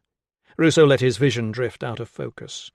It was the adult equivalent of the child closing his eyes to make himself invisible. Axius said, "I'm told the kidnap victim was already in dispute with the family." No doubt the outraged natives had pointed that out too. "Did anyone know this before we burned their houses down?" Fabius swallowed noisily. "There was a complaint, sir. The man was disciplined." If he thought that was going to excuse him, he was wrong. "Why wasn't the legate made aware of this when he was asked to authorize reprisals?" Fabius made a sound as though he had something stuck in his throat. Ruso, even more glad than before that he had not been involved in the reprisals, was relieved to be out of the line of fire. The silence went on until Fabius ventured, "I wasn't aware of the request, sir." Axius moved again, and the stacks swayed in the opposite direction. "Who received the original complaint?" "I did, sir," Fabius answered. "Who disciplined the man?" "I did, sir." "Who requested the authorization for reprisals?" "Optio Dominius, sir." "He's your Optio man. What sort of an outfit are you running here?" "I wasn't aware—" "Well, you should have been. As if that weren't bad enough, the doctor here had the bright idea of annoying the natives even further by sending men out to shake them down for someone who wasn't there." Axius left another pause for remorse before continuing. "Obviously, the legates ordered us to stand by the actions that were taken. No apologies. An assault on one of our men can't be allowed to pass, no matter how justified the natives thought it might be. How badly hurt is he?" "He's more humiliated than hurt, sir," put in Ruso. "This all started because he mistreated a girl. I think the family just intended it as a message." "Well, now they've had their reply," said Axius. "Centurion, you will discipline the man involved and do it more successfully than last time. Then have him transferred somewhere out of reach. Thanks to him, and you too, we've successfully managed to enrage every local within a 5-mile radius. As a result, we have movement restrictions and a curfew we didn't want to have to police. Any man out there on his own will be in trouble now if he wasn't before." Ruso said, "I'm sorry, sir, but I'm still concerned about my clerk, and with Prefect Pertinax out of action—" "If he weren't, he'd have told you to stop interfering and leave the deserter to his own devices." "Yes, sir." It was true. Ruso could see now how badly skewed his judgment had been. If Candidus had been a stranger instead of a young man commended into his care by an old friend, he would have behaved very differently.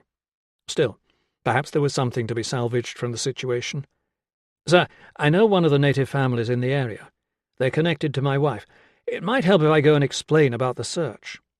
"Don't say anything that could be construed as an apology." "It'll be difficult to pacify them if I don't, sir. And even harder to pacify Tilla." "Then get your wife to explain if you can't, man, and tell her we'd like to know where the kidnappers are. By the time we got there, they'd cleared out." Fortunately, there was no reason for Axius ever to know that the kidnappers had been potential guests at his marriage blessing. He said, "The locals don't trust my wife either, sir. They think she's one of us now." "I'm not surprised if you sent men to raid her people's farm." "I didn't think, sir." "I hope you wouldn't have treated them any differently if you had thought." Ruso looked him in the eye. "Absolutely not, sir." For a moment, the stare was like a challenge. Axius was no fool, and he had had dealings with Tilla before. Ruso had an uncomfortable feeling that the tribune thought he was lying. He was not too sure himself. "You got yourself into this, Ruso. This is precisely why senior officers aren't allowed to marry while abroad on duty." Axius did not want to be reminded that Ruso was not a senior officer, nor that he had married in Gaul when he was in between medical contracts with the Legion. He wanted to hear what Ruso now said, which was a meek, "Yes, sir." This was met with an exasperated, "Ah!" Evidently the stupidity that the tribune was forced to deal with this morning was beyond words. Fabius cleared his throat. "Perhaps we could invite some of the local leaders to dinner, sir." The words, "to dinner," were repeated with such contempt that Fabius lapsed back into silence. "And now it seems we have another problem," Axius continued. "Have either of you heard this ridiculous tale about a body?" Suddenly Ruso stopped, longing for the conversation to be over. "A body, sir?" "The gods alone know who it's supposed to be," said Axius, "or where. The point is, it's slowing us down." "Sir?" Ruso was now completely lost. Fabius looked equally blank. "You don't know anything about a body buried inside the wall?" "Inside the wall, sir?" Ruso asked. "Don't repeat the question, do you or don't you?" "No, sir. Is there any chance it's my clerk?" "Of course not," said Axius. "The body doesn't exist. The patrols would have noticed. It's just a malicious rumour. We've denied it, of course, but the chief engineer's had 2 native transport contractors fail to turn up this morning, and he thinks that's why. We had patrols not wanting to go up there last night for fear of ghosts, and if it spreads further, I expect we'll have men trying to get themselves off the building crews." "I'll tell my staff to look out for malingerers, sir." Fabius chipped in with an enthusiastic, "Any man not reporting promptly for work will be flogged, sir." Ruso reflected on the irony of soldiers who were frightened of their own defences. "Do we know where all this started, sir?" Axius shrugged. The stacks of documents shifted a little more.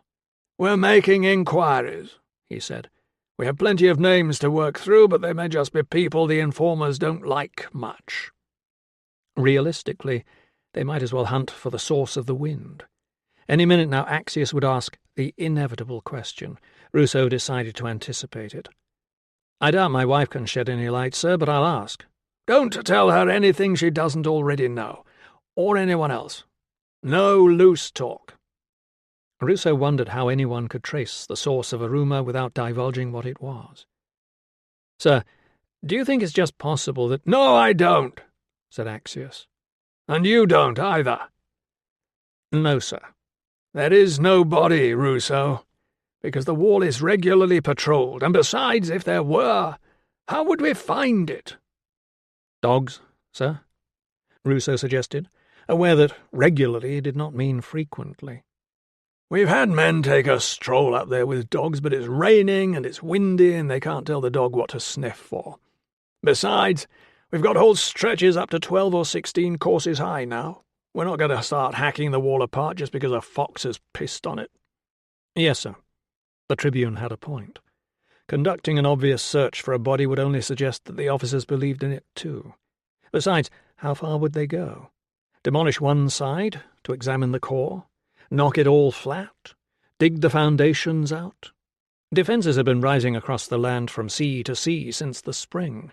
Vast barriers of turf and stone in which, when you thought about it, dozens of bodies could be concealed, and now, of course, Ruso was thinking about it. This was not the place to say so, but the rumour was a masterly piece of sabotage. It was already slowing down progress, and there would be people who wanted to believe it. There was never any shortage of missing persons. Apart from the regular flow of deserters, there were ordinary civilians who simply went out one day and never came back. Some of them wouldn't want to be found. Others must have been expecting to return home but never made it. Most, like the girl who had run away from her violent boyfriend, would leave families behind who were desperate for any scrap of news.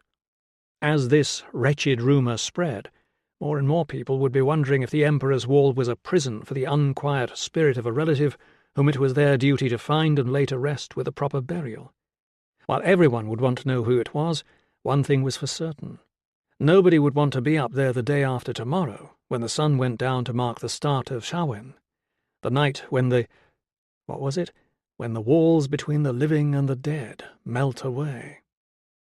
Axius reached for his cloak, which he had hung to drip on the back of the door.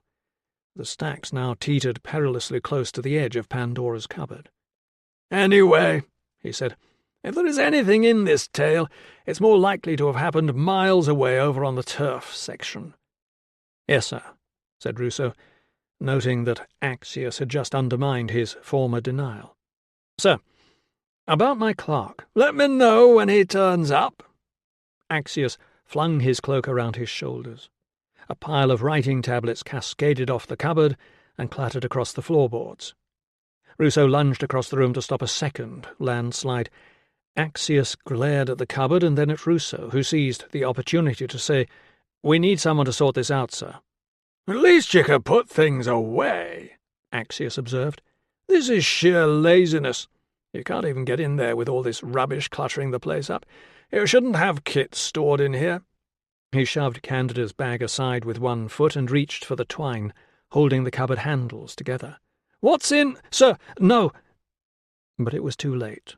The doors swung wide and the tribune's feet were buried in an avalanche of wooden writing tablets, crushed scrolls, old ink pots, and tangles of twine. 17.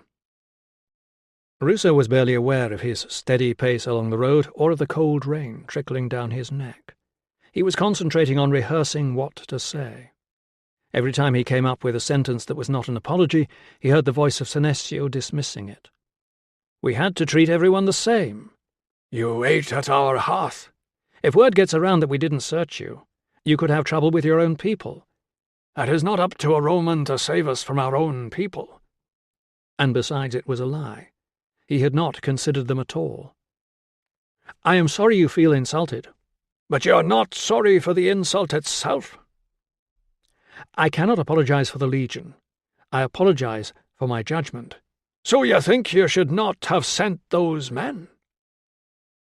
"I should have come with them. I should have explained. But I was on duty at the hospital." The reply to that came in his own voice. "You were only discharging regulars for transfer and talking to Pertinax. Things that could have waited. You should have thought to go with them." And then there was, "You have come wearing armour and a helmet this time," to which he would reply, "We've been ordered to wear it when not on army property." But of course Senecio would not comment. He would merely observe this further insult, and Ruso would have no chance to explain.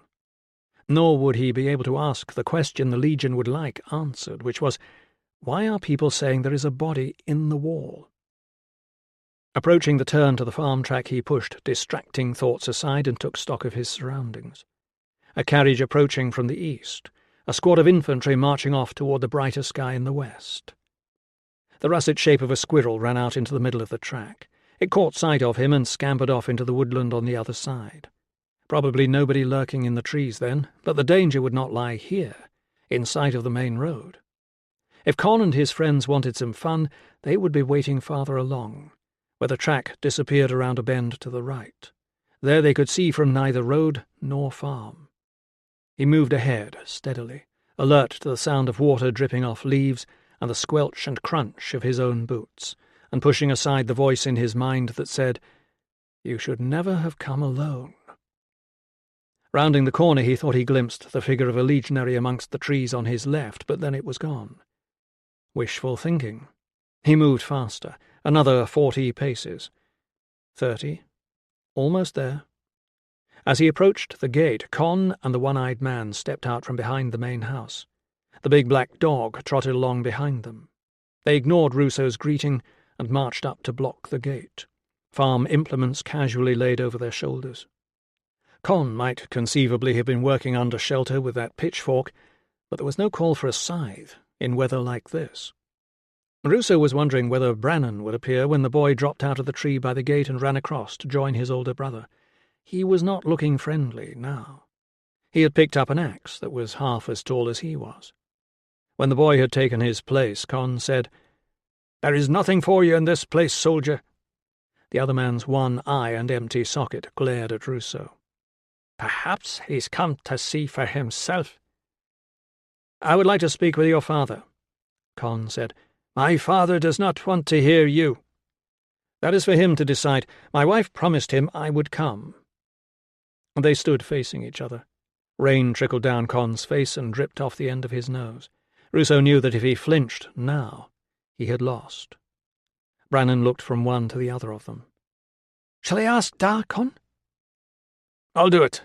You watch him." Con strode away into the house. Brannan shifted his grip on the axe handle and lifted his chin, then spoiled the effect by taking one hand off the axe to wipe the rain off his nose and shove his wet curls out of his eyes. Ruso, still behind the flimsy protection of the gate, glanced around the yard. He had barely noticed when he was here before, but he saw now that the main house, the biggest of the buildings, had so many logs stacked under the broad eaves that the walls were almost hidden. A fat hayrick sat on a raised platform under its own thatched roof. He remembered the apples on the shelf indoors. This was what the family had worked through the summer and autumn to build up. The supplies that would, if their gods were kind, keep them and their animals from freezing and starving through the long barren months of winter. This would be what the army had destroyed over at the house of Senesio's sister. A few hens and a cockerel with a shimmering blue-green tail were pecking amongst the cobbles. Ruso guessed that the sister's livestock had made some very tasty suppers in military quarters last night. Con reappeared. "Let him in." The one-eyed man gestured toward Ruso's sword and held out a hand to receive it across the top of the gate. His other hand retained its grasp on the scythe. Ruso would have felt more at ease if he had been allowed to keep the sword and walk in naked. After the daylight, the house seemed even gloomier than it had at night. Senesio was seated in his carved chair again. As far as Ruso could make out, there was nobody else there.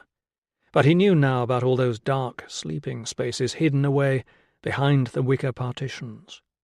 He bowed his head. Senesio made no attempt to rise or to acknowledge him. Ruso thought he heard movement somewhere behind one of the screens. Finally he heard, "Are you aware of what has happened here? At the house of my sister?" "I am, sir." "I am told that this began when one of your men mistreated my niece."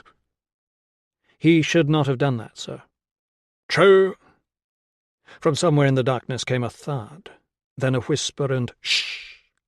If he heard, Senesio ignored it. "Your people need to learn a little respect." "Yes, sir." They needed to learn a great deal of respect, but since they were usually the ones with the swords, it wasn't likely. "It seems you learned nothing from the falling of the rocks." Ruso did not reply. He was not going to get into a debate about whose gods were the more powerful. "The man you have lost is not here, and we know nothing about him." "Yes, sir." "If you had asked, we would have told you. We would also have asked our neighbours." "Yes, sir." "I had hoped," the old man continued, "that we could work together." "I would have liked that," said Ruso truthfully. "It is a pity you did not trust us."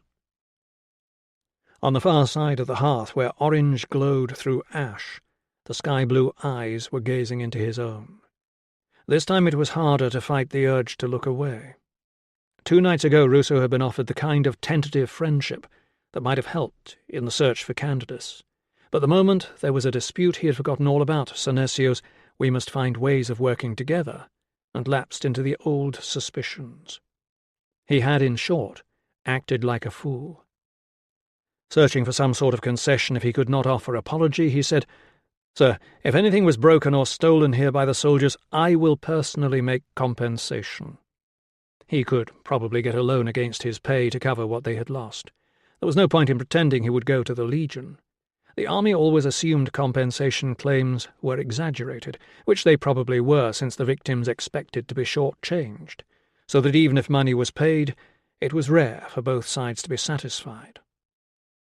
"Will you be compensating my neighbours?" "I can't do it for everyone." "Then you will do it for no one." He was not going to insult the man by trying to change his mind. "I respect your decision, sir." Senecio inclined his head. Ruso bowed. "Sir, my wife is very embarrassed. She had nothing to do with what happened." "She is your wife. She has made her choice.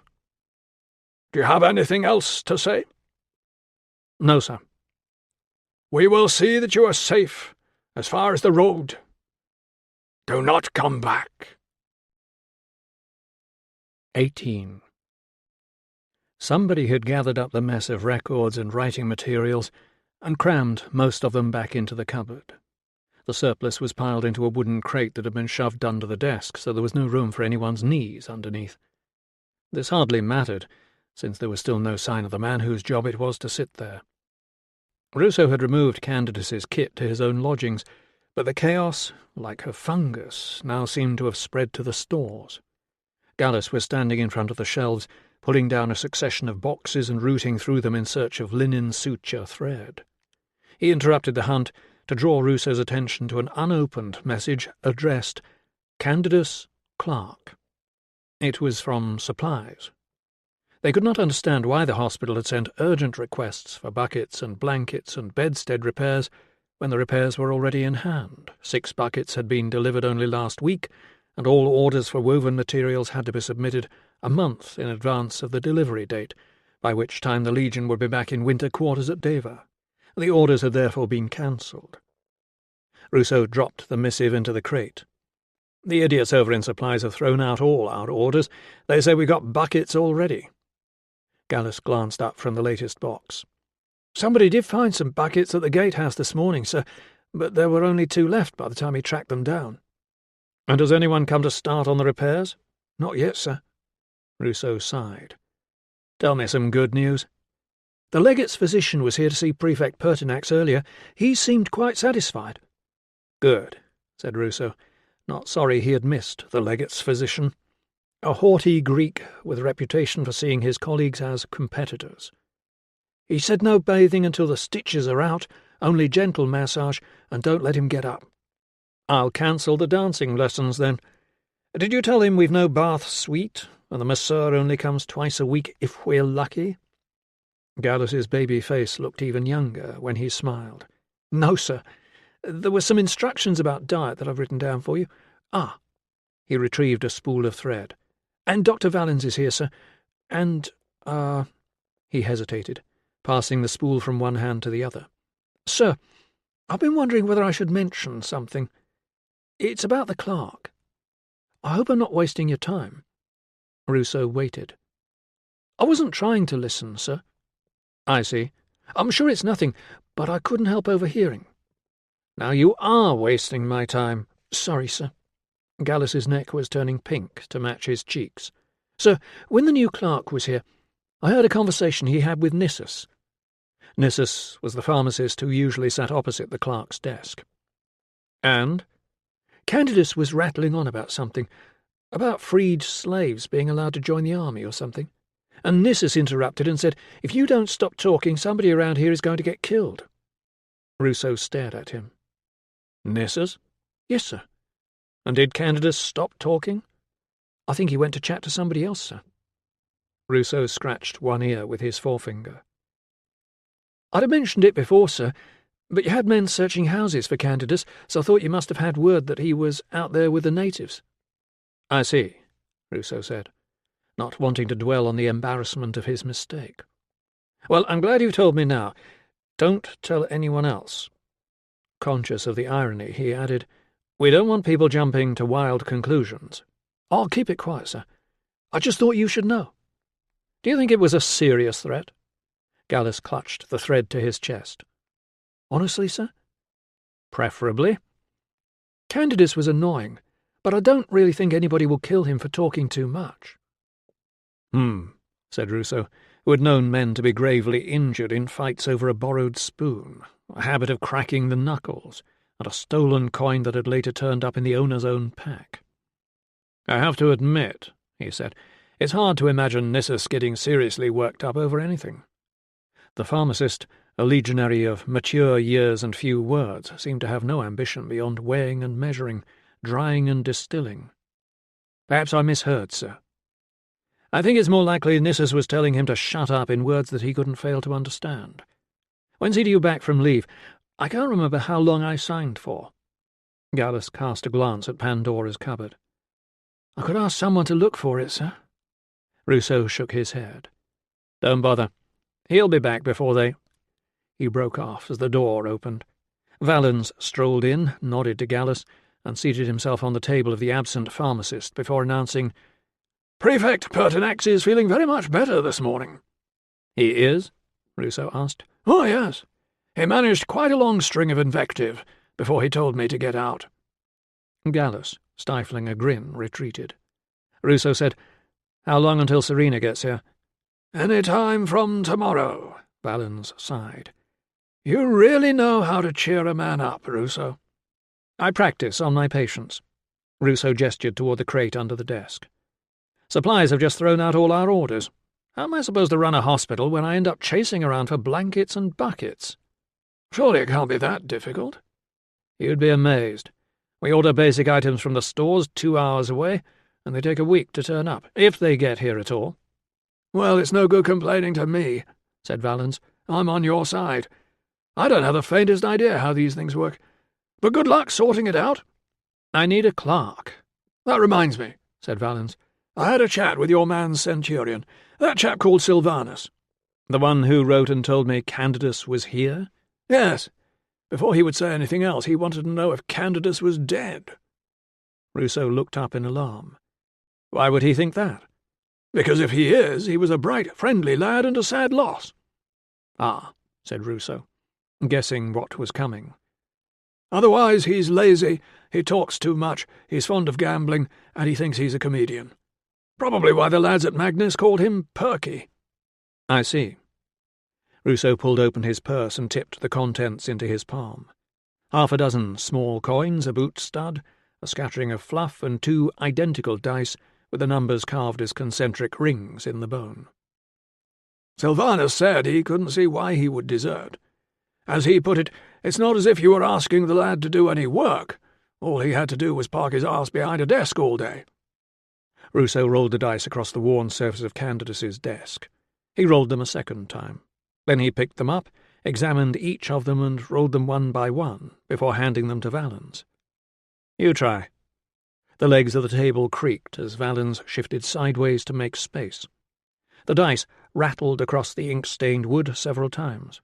Finally he selected one and tipped it back and forth in his palm. This one's weighted, he said. 6 nearly every time. Ruso said, He could have made enemies. Silvanus says he was in debt to a couple of people. Nothing major, but they didn't expect to see their money back. Anyone who owed money to him? Nobody who would admit to it.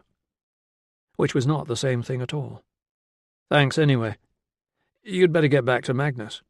I'll keep my ears open. Oh, and I'd steer clear of Pertinax for a while. He's not impressed with having visits from 3 doctors in one morning, especially when none of them will give him any crutches. And now somebody's told him there's a dead body in the Emperor's wall. Oh, gods above, who told him that? I've no idea. You've heard it too? Ruso shook his head. Unbelievable, he said. The tale had reached a patient who had not left his bed for days. If this was sabotage, it was even more effective than its perpetrator could have hoped. You don't think it might belong to your clerk? I don't think it exists, said Ruso. He had once been in trouble for failing to obey Axius's orders back in Iberacum, and he was not going to make the same mistake again, especially after the fiasco of the search. I'm going to write to Albanus today and tell him his nephew's deserted. I thought you decided his disappearance was highly suspicious and he ought to be here collecting hens. He probably acted on impulse, said Ruso. He'd already managed to seriously annoy people here, including me. Valens looked disappointed. I was hoping this might turn into one of your escapades. Finding a body and going around accusing people of murdering it. I haven't found a body. Nobody has.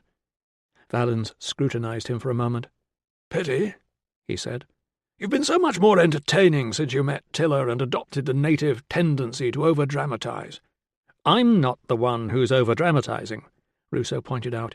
You are. Candidus is absent without leave.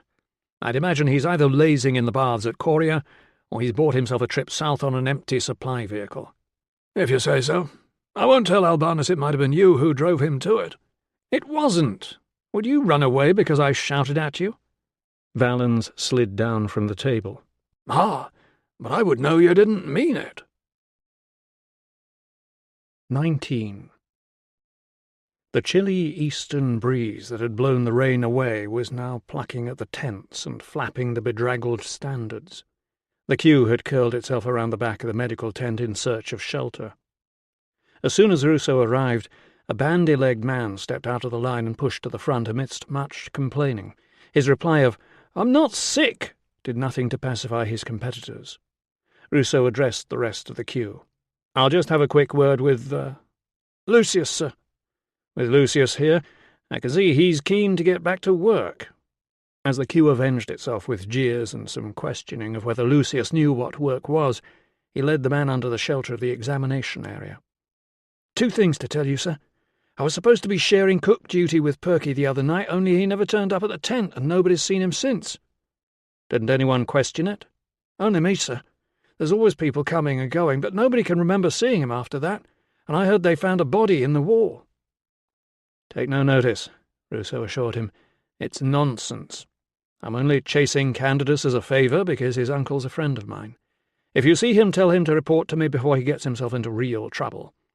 What was the other thing?" "A mate of mine called Olennius wants to hand something in to you, sir. He's on stone-laying duties up at the wall. Shall I tell him to come and find you tonight?" "No," said Ruso. "I'll go and see him when I've finished here." What had been a chilly breeze down in the camp was an icy blast on the crest of the hill. The Legion would not be able to work up here for much longer, not because of the discomfort to the men, which was irrelevant, but because if the wet mortar was not washed out of the joints by the winter rains, then the frost would creep into it and destroy it. Damp, freshly quarried stone would flake, standing water would freeze, and they would have to find extra wood for fires to melt it before the lime could be mixed. And then there would be the snow. Mud made the transport of materials difficult. Snow would make it impossible. Already vanity had been sacrificed to comfort. Woolen caps were pulled down over ears. Layered tunics and leggings of all colours had taken on matching hues of earth and pale lime. The centurion, who was currently shouting at someone to get a move on, looked as though he had just waded through a bog. "That's him there," the man said, when Ruso asked for Olennius.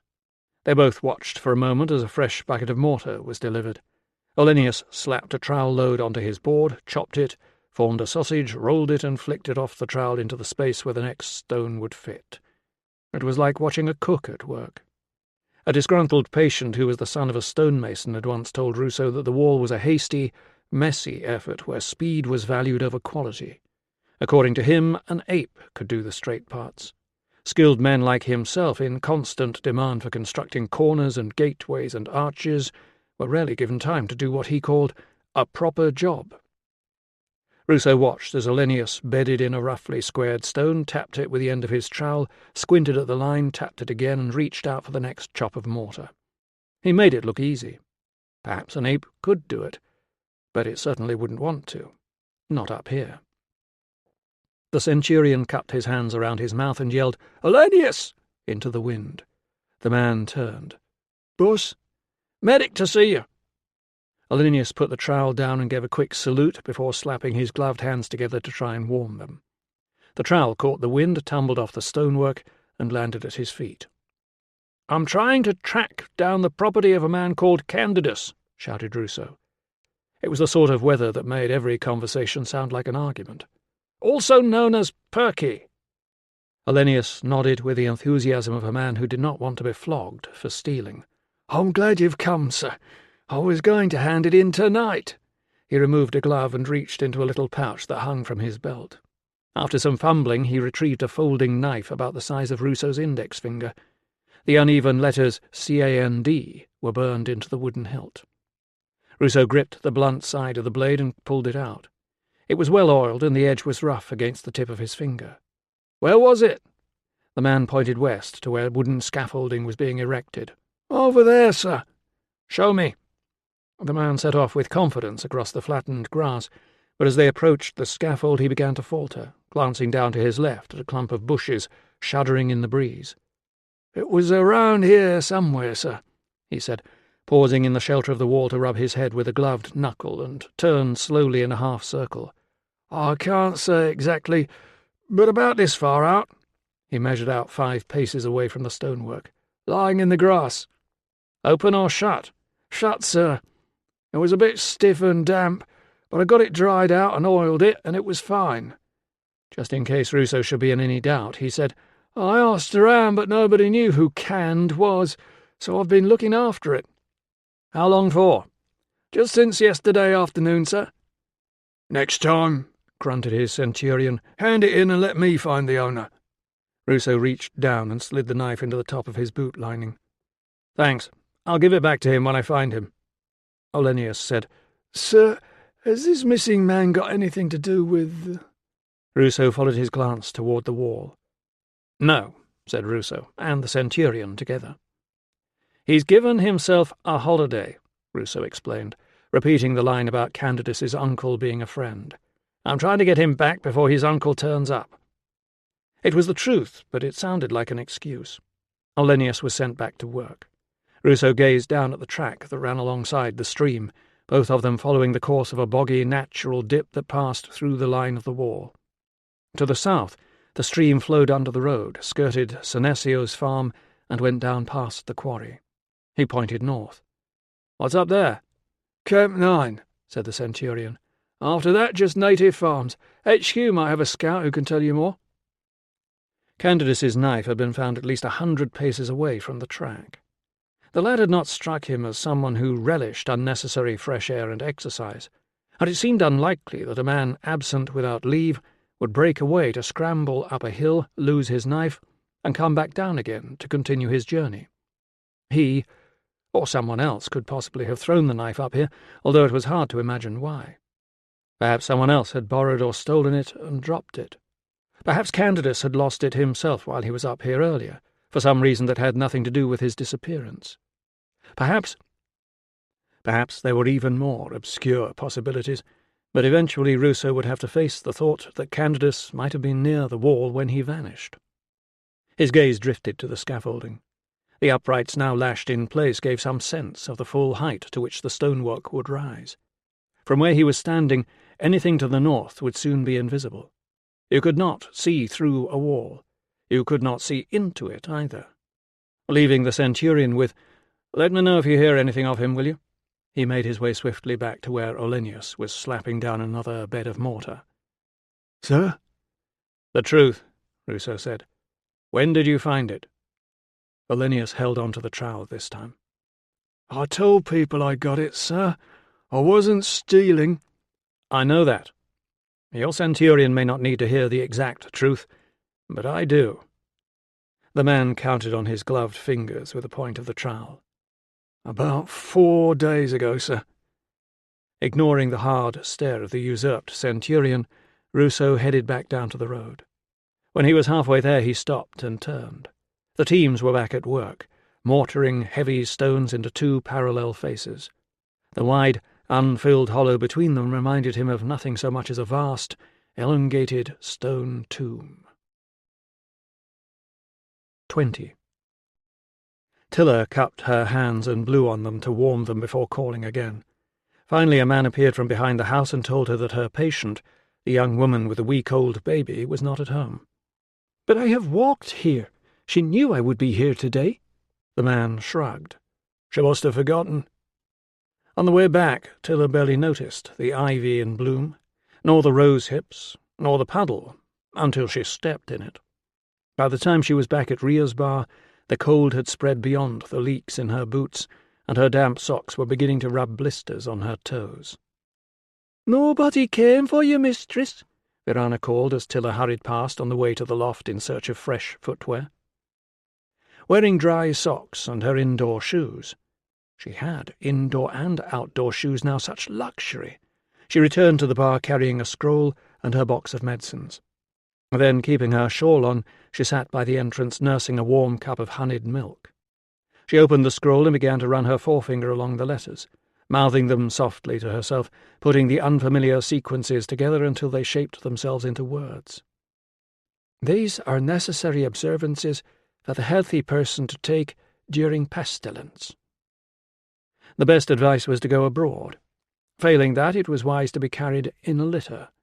After that, there was a long list of instructions that included avoiding fatigue and not getting up early in the morning. It was ridiculous. What normal person could do more than dream of any of those things? It was very difficult to learn anything from a book when she was constantly wanting to argue with its author. She looked up hopefully as each customer came into the bar, but only 2 patients wanted to share her table for a quiet chat. One was a soldier's girl worried about her baby's cough, and the other a slave of a passing jeweller whose injured hand needed a fresh dressing. Neither was really a job for a medicus. Anyone with any common sense could have dealt with them. She told herself it had been a quiet morning everywhere. Nobody wanted to go out in the cold. The fact that she had seen no local patients might have nothing to do with yesterday afternoon. Surely word could not have got around so quickly.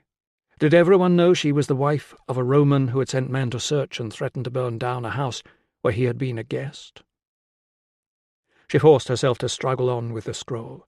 So far it had been useless, but it seemed to impress the patients, and besides, it was the only medical book her husband owned that was not in Greek. But even on a good day, she would have had trouble keeping her mind on this nonsense. Today it was hopeless. The letters kept sliding about in front of her eyes. Her finger lost its place, and her careful mouthing of the words died away. The first thing Enneke and Con and the others would do, she was sure, was to rush and tell all their friends about the outrages the army had caused, the burning of Cutter's family farm, which everyone would know about, and then the insult to their own home and family that had followed. She released the edge of the scroll and let it roll back on itself. Then she tightened the roll, tied it, and slid it back into its case. She was not a Roman. Why try to look like one? She was not a local any more either. That had been made clear yesterday. At first she had thought there must be some terrible mistake, but the soldier had insisted that he really had been sent out to search by her husband. There was no point in trying to lie. The family understood enough Latin to know what he had said. She could do nothing but apologize and leave as fast as possible, and she knew they were glad she was gone. There was a chilly draught here. No longer needing the light to read, she pulled her shawl tighter around her shoulders and carried her milk across to a table by the fire that had just been abandoned by a couple of men who looked like messengers of some sort. Then she sat there, wondering what she would do all day now if none of her local patients trusted her any more. She would be glad to get back to Deva, where almost everyone was a foreigner, and most people were either in the army or there because of it. Living in a place like this was much harder if you did not know exactly who you were any longer. The farmers could blame the army for everything that went wrong. The army could blame the farmers. She was caught in the middle, trying to make her husband understand what a terrible insult it was to mistrust people who had welcomed you to their hearth, and to explain to Senecio. Senecio had not wanted to listen to her. "You have made your choice, child," he said. That was what had upset her the most. The old man and his family wanted nothing to do with her now. One of the last links with her parents was gone. "You look sad, mistress. Shall I bring you some more milk?" Tilla shook her head. "I don't suppose there will be a wedding blessing now, will there, mistress? Have you no work to do, Virana? Everybody's saved, mistress, and there's nothing to wash yet. Is that why you're sad? Because that old man won't give you a wedding blessing? Or is it because nobody wants to see you?" Tilla put her head into her hands. "Virana, ask Rhea to find you something to do. If she can't, go and put your feet up. I have a headache." "I'm sorry, mistress. Can I help?" "No, thank you. I'm going upstairs to have a sleep." Upstairs, Tilla pulled the cover over herself to keep warm in the chilly air of the loft. She lay back and listened to the timbers creaking in the wind. Virana was right, of course. It was only 2 nights to Shawan, and she had to face the fact that there would be no wedding blessing. She needed to send a message to her cousin at Coria, withdrawing the invitation. Perhaps she should take the news herself. It would be good to get out of here. It would mean 2 whole days away, though, unless she could get a fast horse, and there were still a few local patients she had promised to see. She would stay. It was up to the patients whether they decided to come or not. In a couple of weeks she would be back in Deva. In the meantime, she would not have anyone say that she had run away out of shame. She arched her back and wriggled around a lump in the mattress. She would send the message to Amelia tomorrow. Meanwhile, she would lie here with her pretended headache, trying to stifle the memory of her mother's voice. Nobody likes a girl who feels sorry for herself, daughter of Lu. I am not daughter of Lu any more, she whispered into the empty room. I am Tilla, Roman citizen, wife of Gaius Petreius Ruso, a man from overseas, who is very annoying. And do not tell me what you think of that, ma'am, because I can guess. 21. It had not been a good day. The Tribune thought he was an idiot, and if the natives were to hold a least popular Roman competition, he had no doubt he would win it. Even worse, no matter how much Ruso reassured everyone else, he was convinced that something bad had happened to Candidus. He had to wait for his eyes to adjust before he could see his way across the gloom of the loft. Downstairs, the clatter from the kitchen died away as somebody closed the door. He pulled off his boots, lowered himself down next to the figure on the bed, and closed his eyes. Then he opened them in alarm as something cold flopped onto his head. He retrieved what seemed to be a wet sock and let it fall to the floor, suddenly reminded of the medic from the second who used to take hot stones from beside the hearth and wrap his dirty socks around them to steam them dry overnight. The man had been dead for a couple of years now, not suffocated by the smell, but speared through the throat when he had ridden out with a rescue party to help the victims of a native ambush. There was a lot of sense to building a wall. A voice beside him said, I am not asleep. He rolled over and kissed her gently on the tip of the nose. Hello. Why are you not under the covers? You will get cold out there. He removed the other wet sock from the pillow. I didn't want to disturb you. But I am not sleeping. He unbuckled his belt and joined her. Verana said you had a headache. I said that to stop her talking. She can talk as much as she likes. Her thigh was warm and smooth under his hand. As long as she stays out of here for a while. She drew away. Huh? Not now. Surely it's not time for... I don't want to. Oh. He withdrew the hand. It was going to be one of those you ought to know what I'm thinking moments. There was a time when he had unjustly assumed these moments were peculiar to his first wife, or even that it was his own fault, that he had missed a crucial link in the chain of reasoning that would explain how a perfectly normal conversation had suddenly arrived at a place where he knew only two things. Firstly, that he had no idea why Claudia had taken offence, and secondly, that whatever it was, she was not going to tell him. I've been to see Senecio, he said, guessing. I do not suppose either of you spoke of the wedding blessing. No. She sighed. Ah, the wedding blessing. It would be a while before he was forgiven for that one. If only she had never gotten involved with those people. Her hair was tickling his nose. He pulled away and lay facing the faint lattice of the rafters and the dark bulge where he had hung Candidus's kit bag, and thought of the time when those blonde curls had been grey with grime, and so hopelessly matted that he had threatened to cut them off. Then, months later, when she had become much more than an unwanted slave, there had been that peculiar conversation in the middle of the night. She had wriggled about for the umpteenth time and muttered something, and he had tried to hide his irritation with, "Can't you sleep?" Afterward he had lain pondering her reply, wondering what British concept she had intended the Latin words to convey. In the end he had said, "You just told me your hair wakes you up." "Yes." "Your hair?" "I forget to tie it back. When I turn over, the hair is caught under my shoulder. Or yours. I must wake up to move the hair so I can move my head." "I knew you should have let me cut it off." He was glad she hadn't. It was raining again. He could hear it dripping off the thatch. "I'm sorry about the wedding blessing." "I do not think so." "Well, I'm sorry for you." No reply. He wondered whether it was worth trying again, or whether that would just make things worse.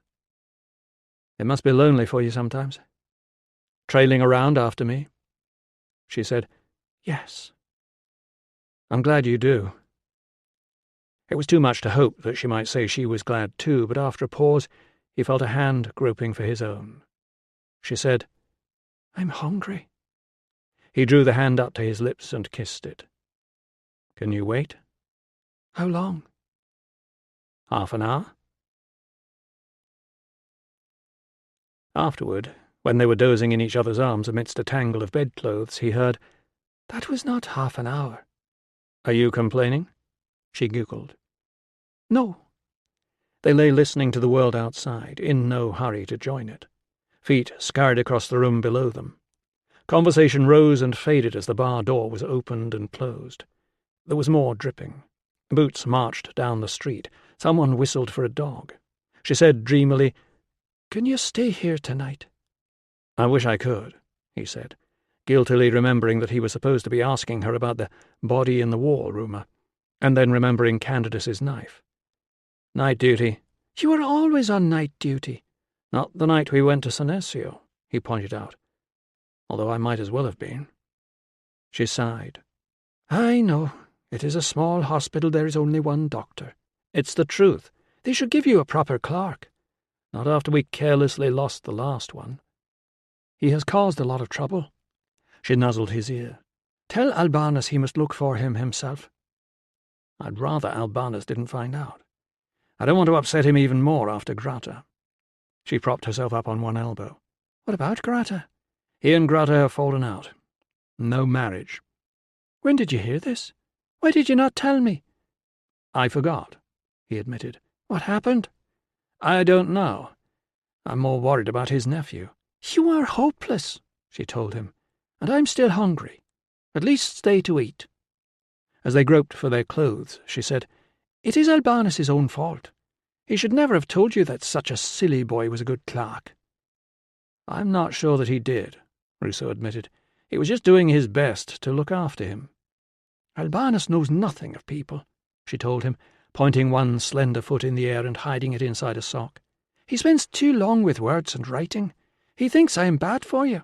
"I'm sure he's never said that." "He thinks I lead you into trouble." "You do."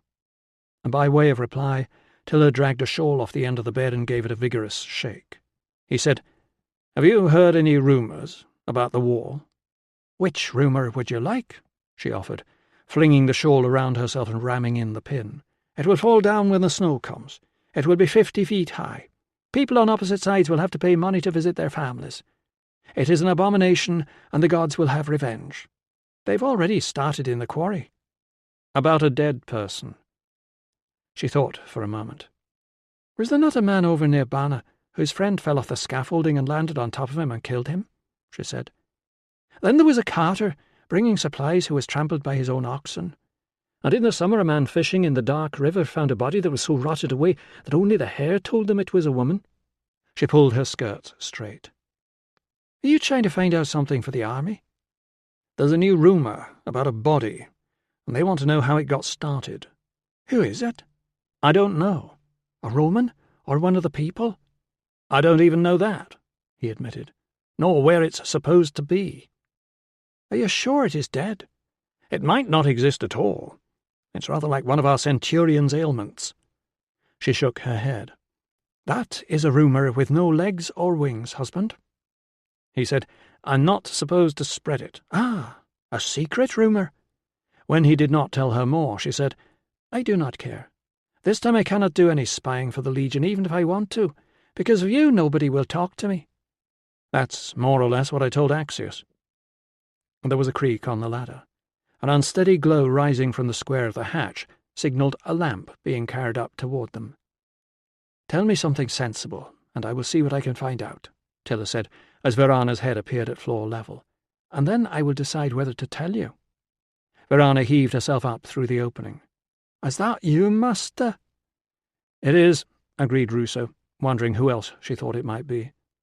"There are still 17 sausages and 8 tarts left because of the bad weather and the curfew. Ria has gone to visit her brother, so her husband says you can have some half price as long as nobody tells her. What will you find out, mistress? Can I help?" "You already help us by working," Ruso assured her. "I like working," Verana grinned.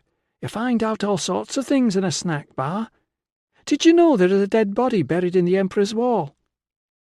Husband and wife exchanged a glance. He said, "It's just a wild rumour, Verana. It isn't true." "But it must be," she exclaimed. "If Brandon over at the farm will still talk to you, you can ask him yourself. He saw a man put it there." 22. Ruso shed his cloak and shook off the worst of the water outside the hospital entrance. He hung it on a nail and went to find Gallus just as the curfew sounded. The evening ward round was quiet, and he had more time than he wanted to think.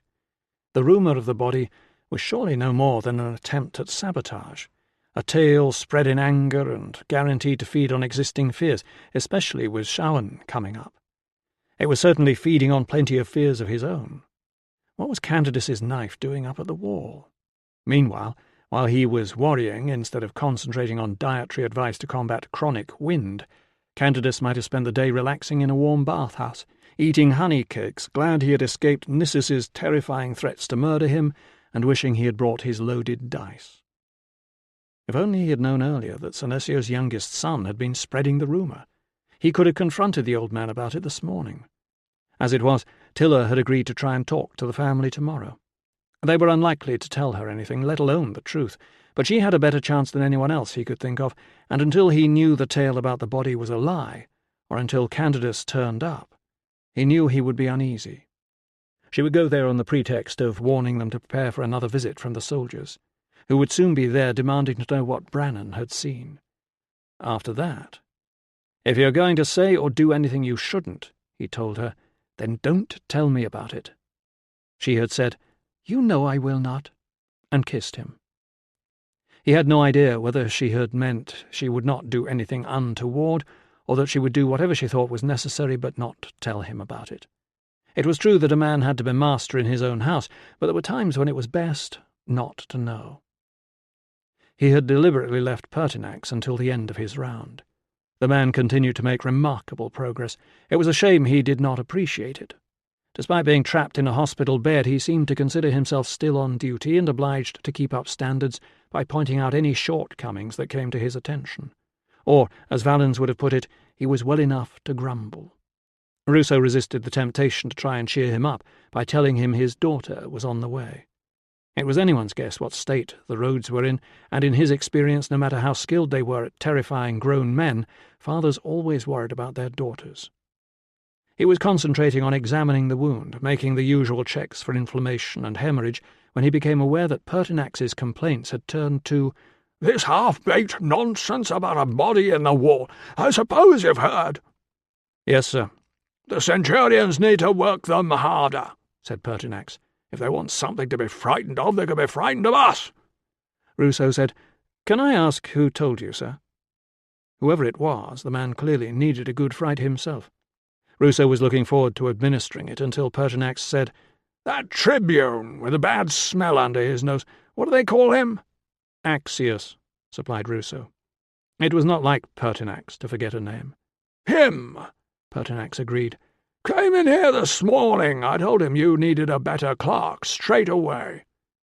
Ruso felt his mouth fall open and closed it again. After repeating the words to himself to check that he had understood correctly, he said, "Thank you, sir." "Don't thank me," growled Pertinax, swiftly closing the chink of generosity as if he were embarrassed by it. "The place is a shambles. I can tell that even from here. How many times have I got to ask before I get a pair of crutches?" 23. Ruso placed the lamp on the table in the doctor-on-duty room and flipped open the writing tablet he had chosen from the vast selection of used items in the office. Someone had already tried to obliterate what appeared to be a shopping list from the surface of the wax, so he had decided to wipe it clean and put it to better use. If Albanus did not manage to call in here on the way over to Arbea, he would arrive at his new job completely unaware that the nephew was missing. To Albanus, tutor at the house of the prefect Arbea. In the absence of the prefect's name or unit, he would have to entrust this to somebody with some common sense and hope for the best. From G. Petreius Ruso, Medical Officer, 20th VV, Parva. Ruso to Albanus. I hope you have arrived safely in Arbea. He tapped the stylus on the casing of the tablet for a moment, then began. I am writing to you about your nephew Candidus. He worked here at the hospital for 3 days, but I am sorry to say that we have not seen him since the 9th day before the calends of November. He left no message, and we have been unable to trace him. I am hoping you may have heard from him. As soon as he turns up, I will write again. Meanwhile, if you have any idea where he might be, please put my mind at rest. Tilla and I are well, and she sends her good wishes. She didn't, but it would do no harm to pretend. Not knowing what to say about Grata, he ended with, Go well, old friend. Then he slapped the tablet shut, put the stylus down, and pinched out the lamp. His eyes felt gritty even when he closed them. He felt better for having written the letter, even though he was not going to send it yet. There was always the chance that when the pharmacist returned from leave, which must be soon, he would know exactly where Candidus was, and they could all stop worrying. If he didn't, the letter would be sent, and the worrying would carry on. 24. Where is Brannan? This seemed an odd thing for Ennica to be asking her. Tilla waited outside the gate, still unsure of her welcome, and said, I have come to speak with him. Did you leave him with Con? Tilla was even more puzzled. I have not seen either of them. The colour drained from the woman's face. Then she ran back toward the house, shouting, Husband, he is not with her. She is here and the boy is not with her. Tilla let herself in and dropped the frayed rope back over the gate-post. When she turned, Senecio was limping toward her. Despite the early morning frost on the ground, he had not bothered with a cloak. His first words were, Did you not send for my boy yesterday? Tilla felt her stomach tighten. I did not. I have not seen Brannan since I was here when the soldiers came. Ennica grabbed her by the shoulders. Do not lie to me! Where is my son? What have you done with him? I have done nothing, Tilla cried, trying to raise her hands to defend her face. Ennica was powerfully built, and Tilla did not want to fight. The old man was shouting, Stop! Stop, wife! Where is my son? I do not know. Stop, wife! Ennica loosened her grip as she was dragged away by her husband. Wife, leave her! She may be speaking the truth. Safely out of reach, Tilla massaged her shoulders. Ennica was breathing heavily, rubbing her own arm and glaring at her husband. I have not seen Brannan, Tilla repeated. People are saying he spread a bad story. I came to warn you that there may be trouble. Senecio frowned. What story? She told them. Ennica said, We know nothing of this. Where is my son? I don't know. The army are blaming him for something so they can take him. Tilla said, Someone told Virana it was him spreading the story. I do not know who. It is a lie. Senecio rested both hands on his stick and bowed his head. Tilla said, When did you last see him? Slowly, as if the words did not want to be spoken, the man said, He was out with a neighbour's boy yesterday, in He did not come back. We thought he must be with the neighbours. When the light was dying, his mother went to fetch him, but Inam had gone home alone. He told her. His voice cracked. He tried again. He told her you had sent a soldier to fetch Brannan. But he would have come to the house. We thought, perhaps. He paused. We thought you were too embarrassed, said Ennica, clutching at a fistful of her shawl. I knew we should have gone straight to the fort. The other adults were beginning to gather around them now. The skinny man, the man with one eye, and his wife. Cata and her mother and sister were there too. As each one arrived, the bad news was passed on. He is not with her. She has not seen him. She says she did not send for him. Con went out last night to fetch him back, Senecio continued. The patrol would not let him pass on the road because of the curfew. He should have gone by the field paths, Ennica said. I told him. Then he would have been arrested when he got there. Senecio looked at Tilla as if hoping for reassurance. The patrol said they would look out for a lost boy. That was a lie too, put in Ennica. I asked the patrol this morning and they have been told nothing of him. Senecio was looking frail. Con has gone to find you. We thought perhaps Brannan had stayed with you because of the curfew. Ennica said, I have been awake all night worrying." "We must talk to the neighbour's boy again," said Tilla. Enneka glanced at her husband. "How do we know she is speaking the truth? Her man is the cause of all this, ever since they came here." "She would not lie to us," he said. "She is Mara's child." "Ha! And was not Mara the best liar of them all?" He raised his stick. "You never met her." Enneka stepped back. "I am just saying." "Daughter of Lu knows the soldiers," he said. "She can help us." Enneka gave Tilla a look that said she had better not take advantage of the old man's desperation. When they found Inam, it was obvious he could not describe the soldier who had taken Brannan. Between his father urging him to make more of an effort and his mother begging the father not to shout, he began to tremble, and then burst into tears in the middle of the yard. "I don't know," he sniffed. I thought he must be your medicus." "No, the medicus was with me." "They do all look alike under those helmets," said his mother. Inam's round eyes and stuck-out ears reminded Tilla of a weasel. His bare feet reminded her that not everyone could afford boots. She said, "Did Brannan know the soldier?" Inam shook his head. I don't know anything." "Of course you know something," thundered his father, smacking one of the weasel ears as if that would shake a memory loose. As he shouted, "Stop snivelling and think!" Inam's mother stepped in between them. "Frightening him will not help." Tilla reached for the boy's grimy hand. "Why don't we go for a walk?" she suggested. "Just you and me." Dumb, Inam nodded and followed her without resistance. As she pushed open the gate, she heard Enneka say, "Will you let her steal your son too?" Senesio's reply was short and impossible to make out. When she turned, the men were in earnest conversation. Both mothers were watching her departure, and she had a feeling that wherever she took the boy, they would not be far behind. Inam shambled along beside her, rubbing his reddened ear. Tilla said, "Can you show me the place where you met the soldier?" To her surprise, he shook his head. "Why not?" He said nothing. "Were you somewhere you were not supposed to be?" she guessed. He shrugged and carried on gazing at his feet in the mud, which was still crisp with frost. "I won't tell them," she said, "but we need to find Brannan, and you are the only one who can help."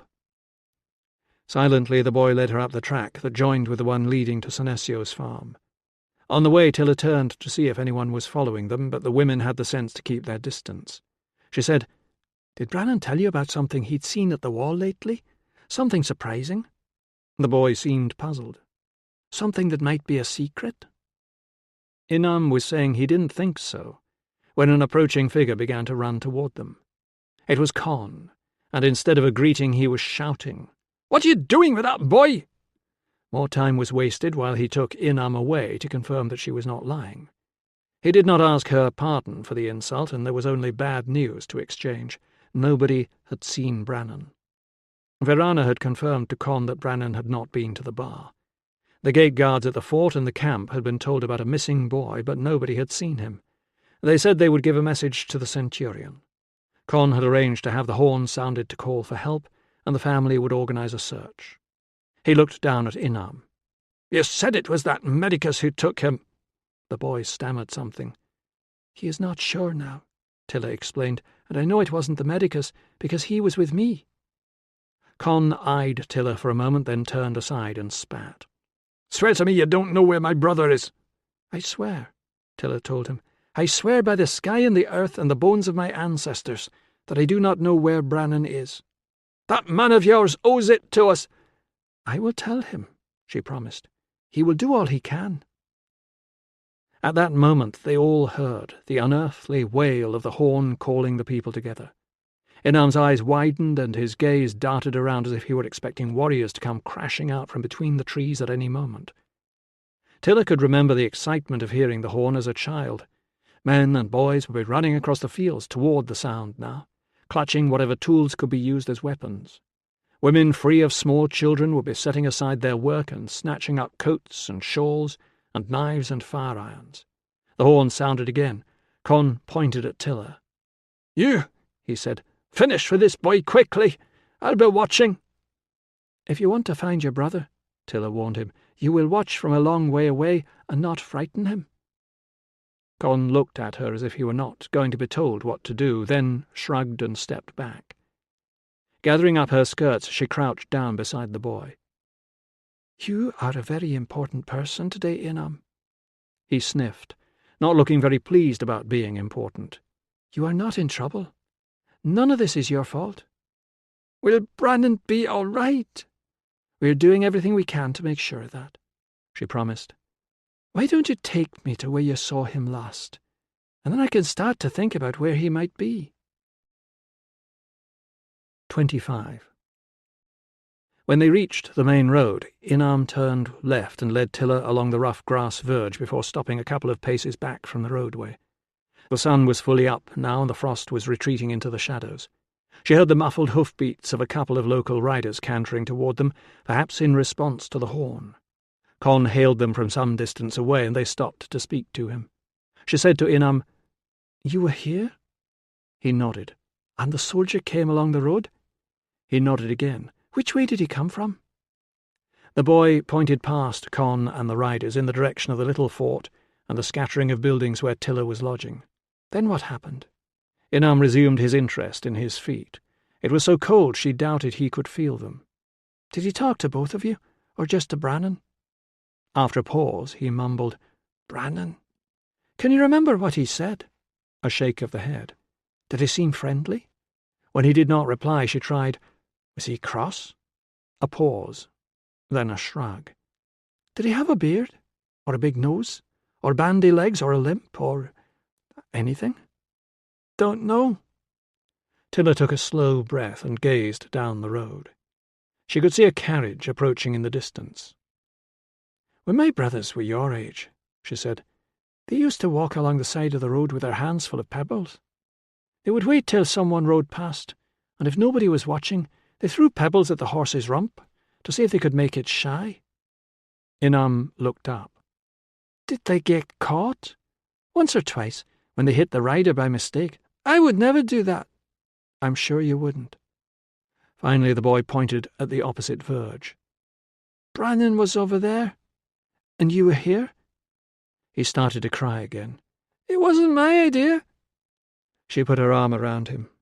Everything about this child looked and felt as though it might snap at any moment. "Nobody is blaming you. Your father only got angry because everyone is worried about Brannon." Finally Inam confessed. It had been a simple prank. The boys would crouch in the grass on either side of the road and wait until a rider or vehicle was approaching at speed. At the last minute they would rise up together, reaching out as if each was holding one end of an invisible rope, blocking the carriageway. She could imagine the effect it would have on anyone about to rush past them. They were lucky no nervous guard had loosed a javelin at them. "Brannon was over there, because he can run faster than me." If a victim was not amused, the prankster on the farm side would be able to flee into the shelter of the woods. Whoever was on army land would have to dodge his angry pursuers and get back across the road to safety. "So you couldn't hear what they were saying over there?" The nod was more enthusiastic this time. "But somebody told you Brannon was going to see me?" "He said, 'I've got to go. Our Roman lady is looking for me.' And I waited till it was getting dark. And he didn't come back, and it was cold, so I went home." "Did he say he would come back?" The boy thought about it for a moment. "He said, 'See you later.'" "Can you remember which way they went?" Again the small hand rose and pointed. Tilla squinted into the low sun. The soldier had gone east in the direction of the little fort. "Did they run or walk?" "Walk." "Do you think they were talking to each other?" Another shrug. "When they walked away," she said, indicating a vertical space of about a foot with her hands, "was the soldier this much bigger than Brannon?" She trebled the gap. "Or more like this?" Inam picked a height in between the two. The soldier was from the 20th. He was sure of that, and she did not doubt him. It was the sort of thing local boys knew. They were seduced by the glamour of banners and weapons and shiny armour, no matter what their families said about the men who bore them. The soldier had worn armour over a red tunic, and he had a helmet on. Yes, the lorica, the jointed plates of armour, not chainmail. No, he could remember no crests or decorations. No, the man's legs were not especially fat or thin. He might have had a beard, or he might not. Probably not. But he might. Inam began to chew his lower lip. I couldn't see. Tilla waited while the carriage rumbled past them. The driver looked down at her and winked. She pretended not to notice, just as she had pretended not to see the flash of blue in the woods that was exactly the shade Inam's mother was wearing. It seemed the women did not trust Con as a protector. We'll go back to your house. Your mum will be waiting. The boy began to sniffle again. Will you tell my da? I shall tell him, Tilla promised, that you are a sensible boy and you have been very helpful. Will you find Brannan now? I will do my best. Once Inam was safely home, she would go straight to the fort. It was possible that Con had been fobbed off at the gates and that Brannan had indeed been seized for spreading malicious rumours. Yet why send only one man? And why trick the boys into thinking it was not an arrest? It was not the Legion's way of doing things. Something about it was very, very wrong. 26. "Ah!" exclaimed Ruso, pleased to see the familiar figure getting up from the stool by the pharmacist's table.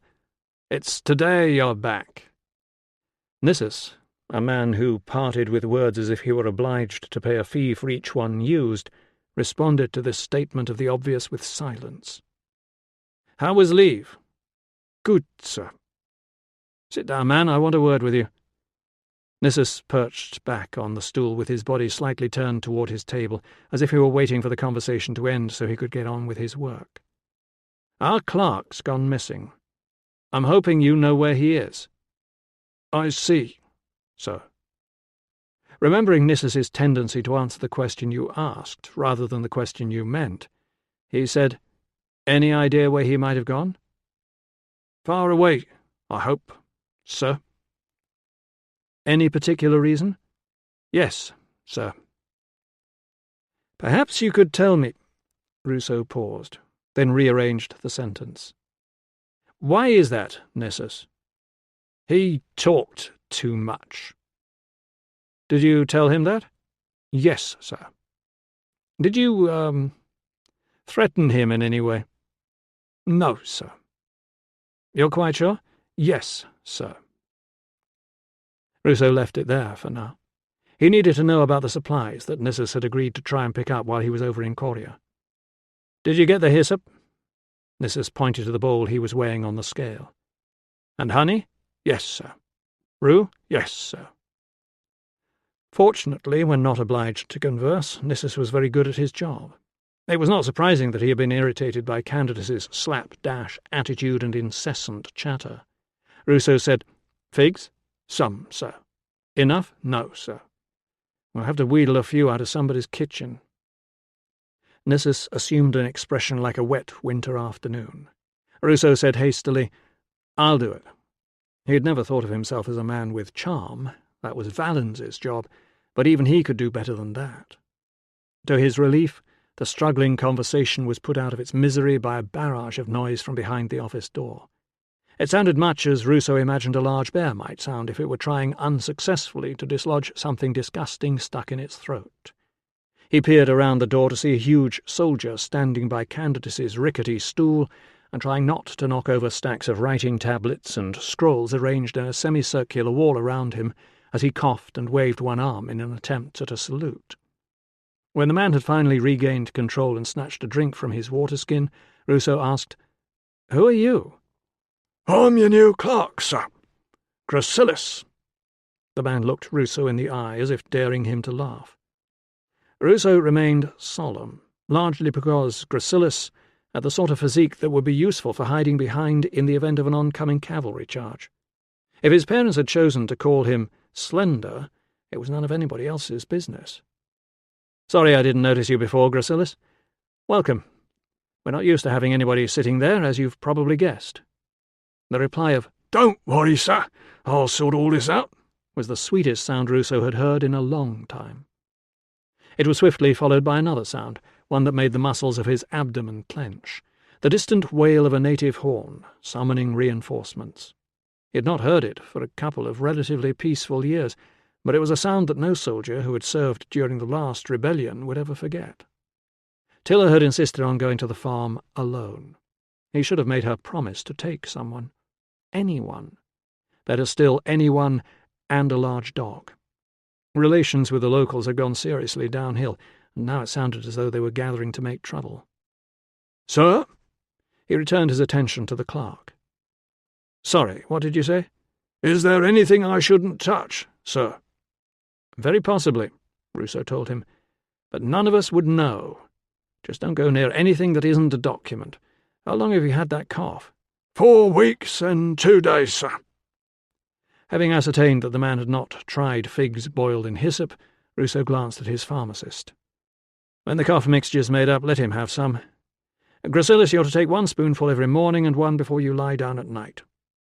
He had expected Nissus to get straight back to his table, but instead of returning his attention to the pale green and mauve of the dried hyssop under the scale, the pharmacist was watching as the new clerk glanced over each document before adding it to the correct pile on the barricades around him. Finally, Nissus said, "Better than the last one, sir." Ruso, taken aback by this unsolicited opinion, ventured, "Can you remember any conversation you had with the last one?" "I told him to stop talking, or I would kill somebody." Behind the flimsy rampart of administration, Gracilis's eyes widened. "I thought you didn't threaten him." "I was measuring out mandrake, sir." "Ah," said Ruso, explaining for the benefit of the alarmed clerk. "Medicinal in small quantities, dangerous in large ones.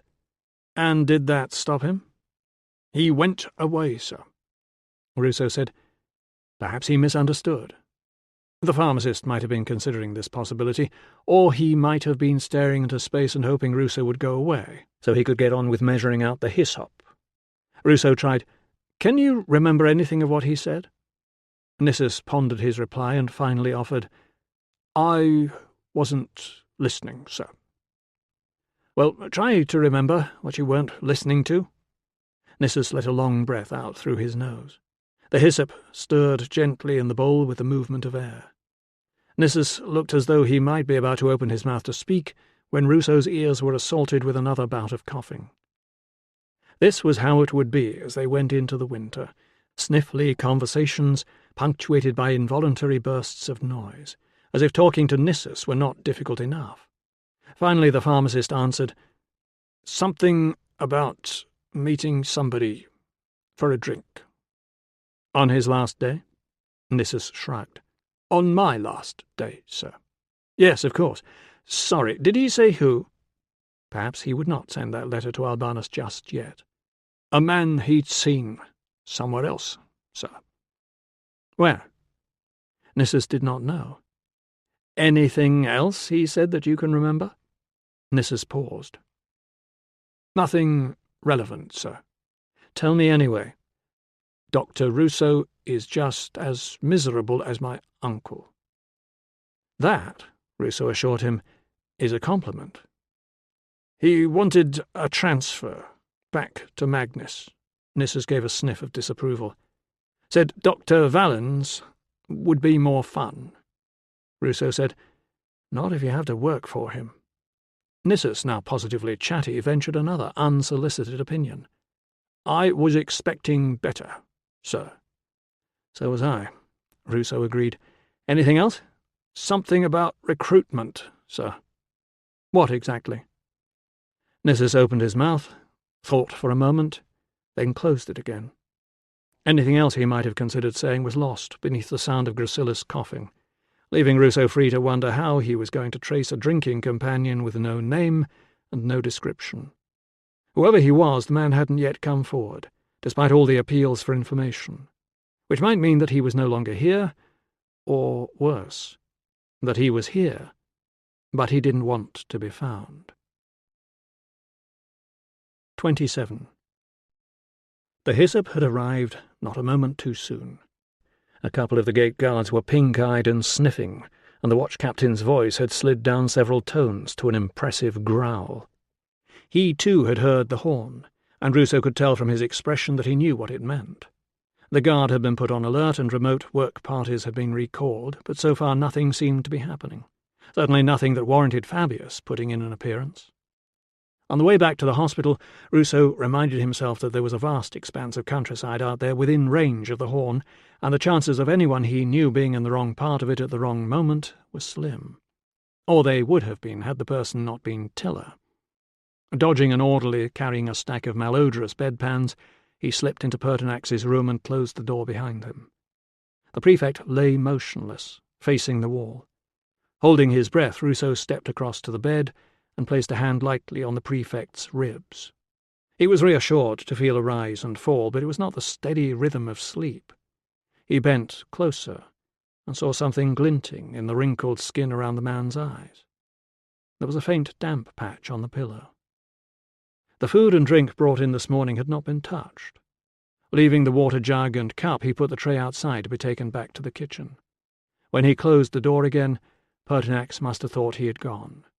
Otherwise there would never have been that low moan from the bed. Ruso said, "Sorry if I woke you, sir." "I heard the horn." "There's nothing much happening out there, sir."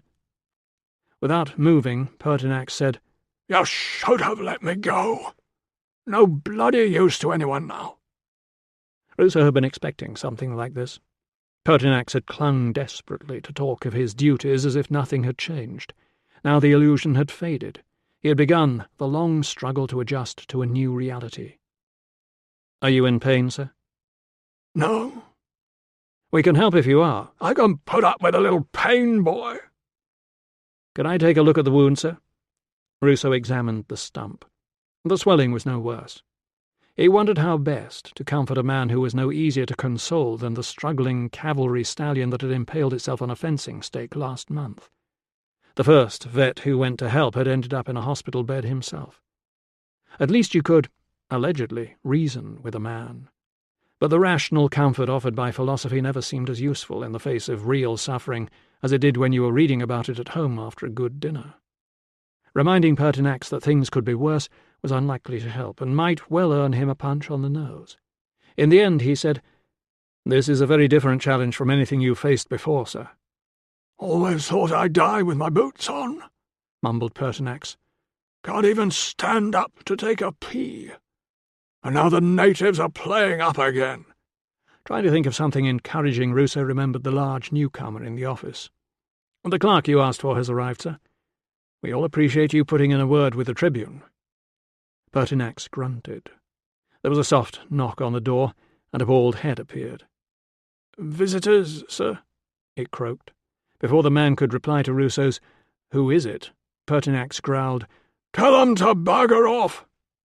The whisper of, "The legate's physician, sir," was not soft enough. "I'm not bloody deaf," Pertinax told him. "Even if you are. I said tell them to bugger off, all of them, especially that one." The orderly shrank behind Ruso and croaked, "And your wife is waiting in the treatment room to speak to you, sir." "I'll come and talk to them both," Ruso promised, glad to hear that Tilla was safe from whatever was brewing outside and wondering how she had managed to get past the gates. No doubt she believed that her reason for coming here was urgent enough to justify whatever disturbance she had caused, but he could not deal with civilian matters until he had finished work. He turned to the figure on the bed. "Sir, if you want anything, just ring the bell." Pertinax stretched out an arm. The bell tinkled. "I want my foot back," he said. The legate's physician did not look pleased to be refused entry. Ruso considered offering a tactful excuse and then decided he was not going to take the blame for Pertinax's decision, so he told the truth and was accused of being territorial. "I wasn't," Ruso told him, "but I am now. I'm sorry you've had a wasted trip, but he's my patient and my superior, and I promised him his wishes would be respected." Something about the physician's nostrils seemed to tighten. "I shall have to report this to the legate." "Good idea," said Ruso. "He and the prefect can fight it out between them." He passed several members of staff as he strode down the corridor to the treatment room. There was something unusually respectful in the way they acknowledged him. He squared his shoulders and lifted his head. It was, he decided, good for morale to be heard standing up for one's patients. Tilla's news was indeed urgent. and deeply worrying. He understood now why the horn had been sounded, and his plans to ignore whatever she said until later had to be set aside. Putting his head round the office door, he asked, "Has anyone heard anything about a native boy being brought in?" Gracilis's eyes appeared above the wall of writing tablets. Nissus twisted round on his stool. Neither had heard anything. "I want to know straight away if you do," Ruso told them, aware that he had been asking the same sort of question about Candidus just now. Gracilis must be wondering what sort of outfit he had joined. "If anybody wants me, I'm going to see Fabius." As he was about to leave, Gracilis said, "We were sorry to hear the news from your wife, sir." "Yes," said Ruso, surprised that Tilla had told these two strangers about Brannon before she spoke to him. It showed just how desperate she was. "It's very worrying." 28. "You can be the one to tell him," Ruso told his wife as they approached the little building that served as the fort HQ. "Me?" "You're a native. He'll be frightened of you." Passing the guard, Ruso was surprised to hear, "Sorry about your father, sir." He stopped. "My father?" "It is a great shock," said Tilla, seizing him by the arm and moving him on. When they were in the cramped entrance hall waiting for Fabius, he hissed, "What about my father? I had to get in here to tell you about Brannon. His family are desperate. Imagine if it is our son." It was bad enough to have no son, impossible to make the next leap and to imagine the pain of losing one. Instead he said, "What's this got to do with my father?" "I said to the guards, I have to see the medicus, I have bad news. His father is dead." He slumped back against the wall as understanding dawned. Mercifully, no one here was likely to know that his father had died before he and Tilla had even met. "I did not lie to them," she insisted. "Oh, well, that makes everything fine, then." "Yes," she said. "That is what I think, too." Fabius looked alarmed when he was told that there was another missing person and that a soldier was to blame. But Tilla gave him no time to feel sorry for himself. "I am thinking, sir, that this is a good chance for you to be a friend to the local people." "A friend?" He looked incredulous. "They are accusing one of our men." "That is why they will thank you for making a search," she said, interrupting, "just as you did for your own man who is missing." Fabius glanced at Ruso as if hoping he would get his wife under control. Ruso remained impassive. Fabius said, "We get malicious rumours all the time. How do we know this isn't another one?" "I know the family, sir," Tilla assured him, "and I have spoken to the boy who saw it happen." Again Fabius looked to his fellow officer. "If your wife has been implicated in this alleged kidnapping, Ruso, she has a good reason to shift the blame onto my men. My wife doesn't lie." Too late, he remembered how she had got past the guards. Tilla straightened her shoulders. "I am here to find the missing boy, sir." Fabius rubbed at the side of his nose. "This so-called soldier was probably some native dressed up, wanting to cause trouble." "The witness saw a man from this legion, sir," she insisted. "Not a centurion, just an ordinary soldier. If he was a local man, the boys would know him and know it was some sort of trick." Fabius sighed and muttered, "Why me?" as if he were the one in trouble. From somewhere outside, Ruso thought he could hear shouting. "If you send messages to the other forts, sir," said Tilla, "and ask them to question their men, and make a search of their buildings and land, and stop all vehicles on the road and look inside, the local people will think you are on their side. Why would I want to? Otherwise they will be wanting to come in and search themselves. I'm thinking you will say no, which is your right, and then there will be complaints to the tribune and the legate, and I know what will happen." Fabius groaned. "One thing the natives are very good at is complaining." Someone was knocking on the door. "We do not want another Regulus," put in Tilla, who had no way of knowing that she had already frightened him with the threat of a fresh reprimand from the tribune. The new arrival brought a message to say there were angry natives gathering outside the south gate, and all the gates had now been barred. 2 natives were demanding to speak to the commanding officer. "They say they're the boy's family, sir." "They'll find a more senior officer over at camp." Apparently the watch captain had already growled that at them. "They don't want to go to the camp, sir. They want to come in here." Fabius's head slumped into his hands. "Let them in. Just the 2 of them. Make sure you search them properly, and fetch Dominius. All this is giving me a headache." "It is giving everyone a headache, sir," Tilla told him. "The only cure is to find the boy safe and well. Until then my people cannot trust yours. Any man in the Legion could be the kidnapper." To Ruso's relief, she decided to stop there and let Fabius mull over her demands. Outside, the shouting resolved itself into a chant. Fabius's irritable "What's keeping them?" was answered when Senecio and Con entered very slowly, the older man walking with a stick and leaning on his son's arm. Afterward, Ruso always remembered the start of that meeting with shame. It was not the way father and son looked like cornered animals, caught between defiance and desperation. It was not the way Fabius turned to Tilla and demanded, "What is he saying?" after Senecio had abandoned his principles and asked in thickly accented but clear Latin, "Where is my son?" It was not Fabius's insistence on pointing out that he personally had no idea where Senecio's son was, something that left Con observing aloud in British, "We are wasting our time with this one."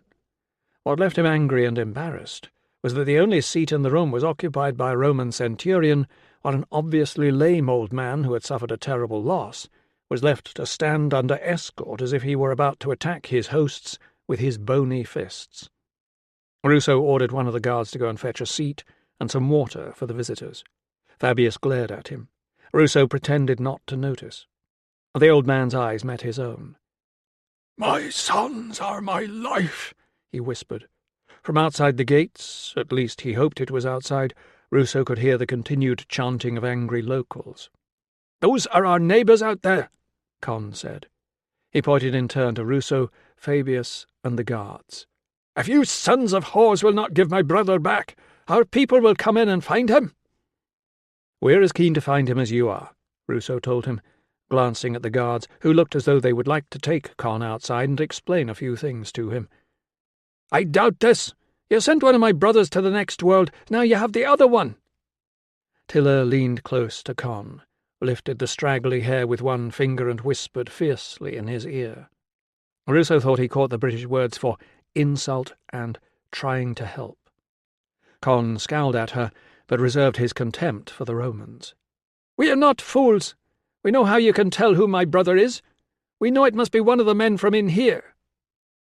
Fabius was still determined to argue. "Your brother's name has been associated with a malicious rumour. Yes, you spread a lie about him, then you take him away. Where is he?" "Are you denying that he claimed to witness an illegal burial?" Con hesitated, perhaps making sure he had unravelled the Latin correctly before deciding how to answer. He said, "My father's people know nothing of this. We do not speak of a burial to anyone." Fabius sat forward. "Then who did?" Someone knocked on the door as Con demanded, "Why do you ask me? Look to your own man. Give us Brannon back." The chair and Dominius had arrived at the same time. Instead of sitting, Senecio clung on to Con's arm and hissed in British, "That is one of them." "Are you sure? I know it."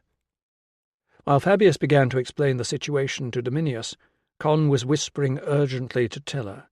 Nobody was bothering with the old man. Ruso stepped forward and urged him into the chair before he fell. Senecio clutched his arm, still very agitated, and insisted in British, "He is one of them. He came to the farm." "Silence!" ordered Fabius.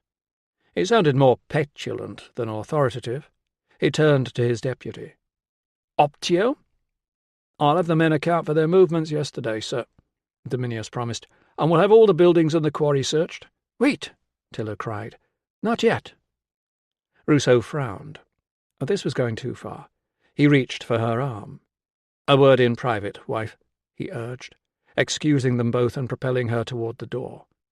Out in the entrance hall he whispered, "You can try telling Fabius what to do when nobody else is listening, but you can't order his optio about in front of everyone. Dominius is a sensible man and he's trying to help. What's all the fuss about? Dominius is the man who searched the farm.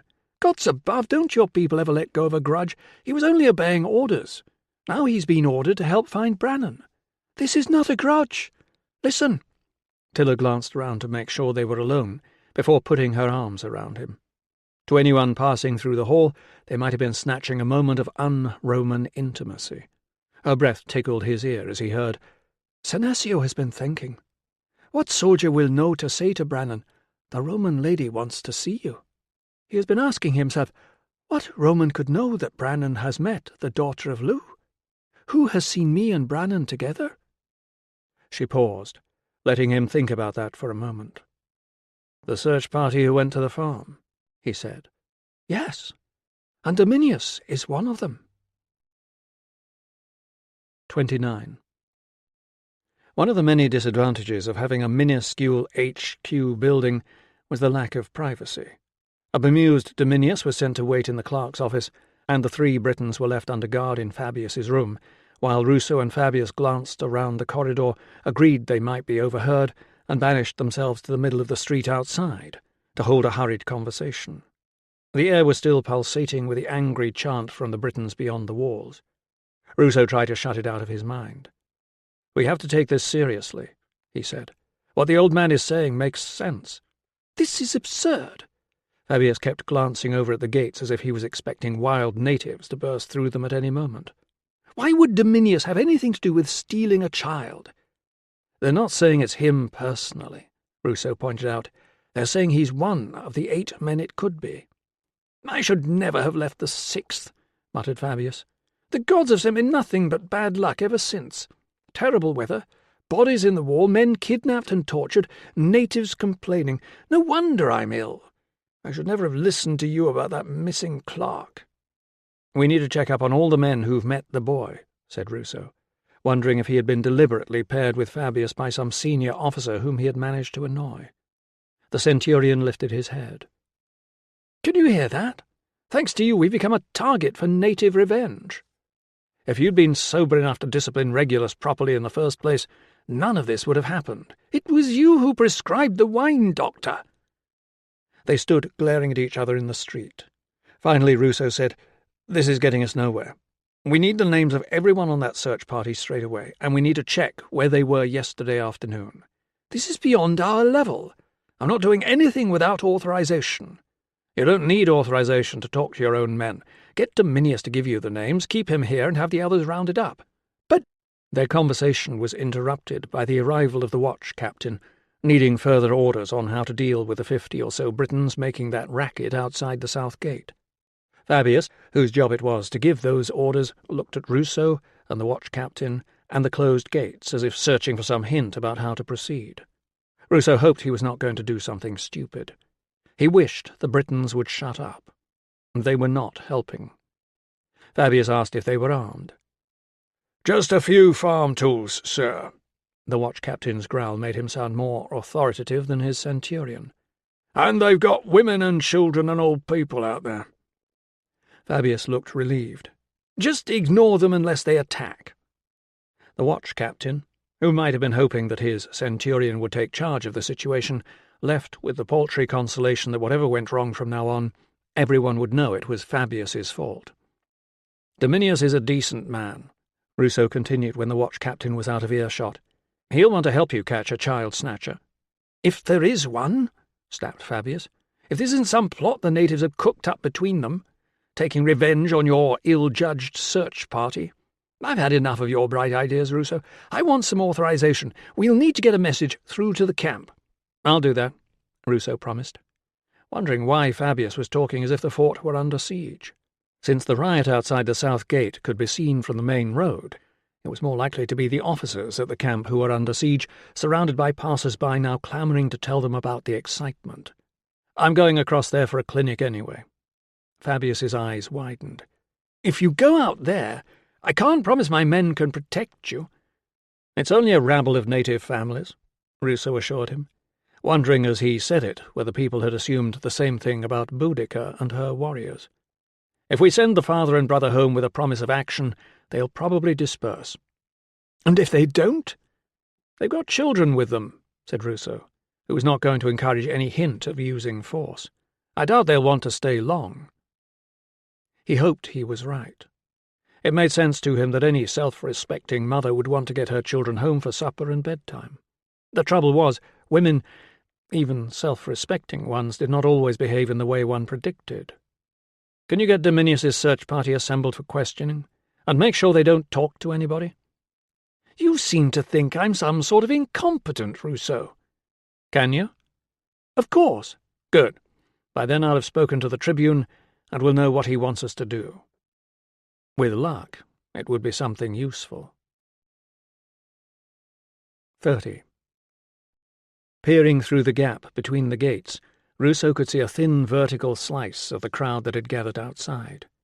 He caught a glimpse of a brightly dressed woman with a toddler and a baby in her arms, and a young man in a muddy farm worker's tunic. The Britons had sat down on the stone surface of the causeway that carried the road across the ditch, perhaps more to keep their backsides dry than to block the access, since they must know they were obstructing only one of the routes into the fort. Shifting sideways to change his angle of vision, which was annoyingly narrow, he saw a small girl sitting cross-legged in front of a toothless creature with straggly white hair. He had to admit that Fabius had been right to ignore them. He nodded to the guard to lift the bar. The chant disintegrated into yelling as one of the heavy gates swung partly open. A barrage of missiles splattered against it, rotten apples, cabbage stalks, clods of earth. Senecio limped forward. As he stepped outside, something flew past his ear. Behind him, one of the guards swore. Ruso turned to see the remains of an egg sliding down the shoulder plates of the man's armour. The stench made him gasp. Tilla stepped away, holding her nose. The barrage stopped. Senecio was leaning on his stick and holding up one hand for silence. Then he thanked them for coming. "It is a comfort to have good neighbours at a time like this." Someone shouted, "Where's Brannon?" Senecio shook his head. "We do not know. The soldiers say they did not." His words were lost beneath the protest. He held up his hand again until the outcry of accusation and disbelief died down. "The soldiers will search their forts and land, and will ask questions of the—" Ruso's concentration stumbled over the unknown word that must mean suspects or culprits, and he lost the thread of what was being said. When he picked it up again, Senecio was, as agreed, asking them to go to their homes. "I beg you to think," he said. "Think where a thief might have hidden my son. Ask your neighbours if anyone has seen him. And search. Search your buildings, your fields, the woods and commons." His voice faltered.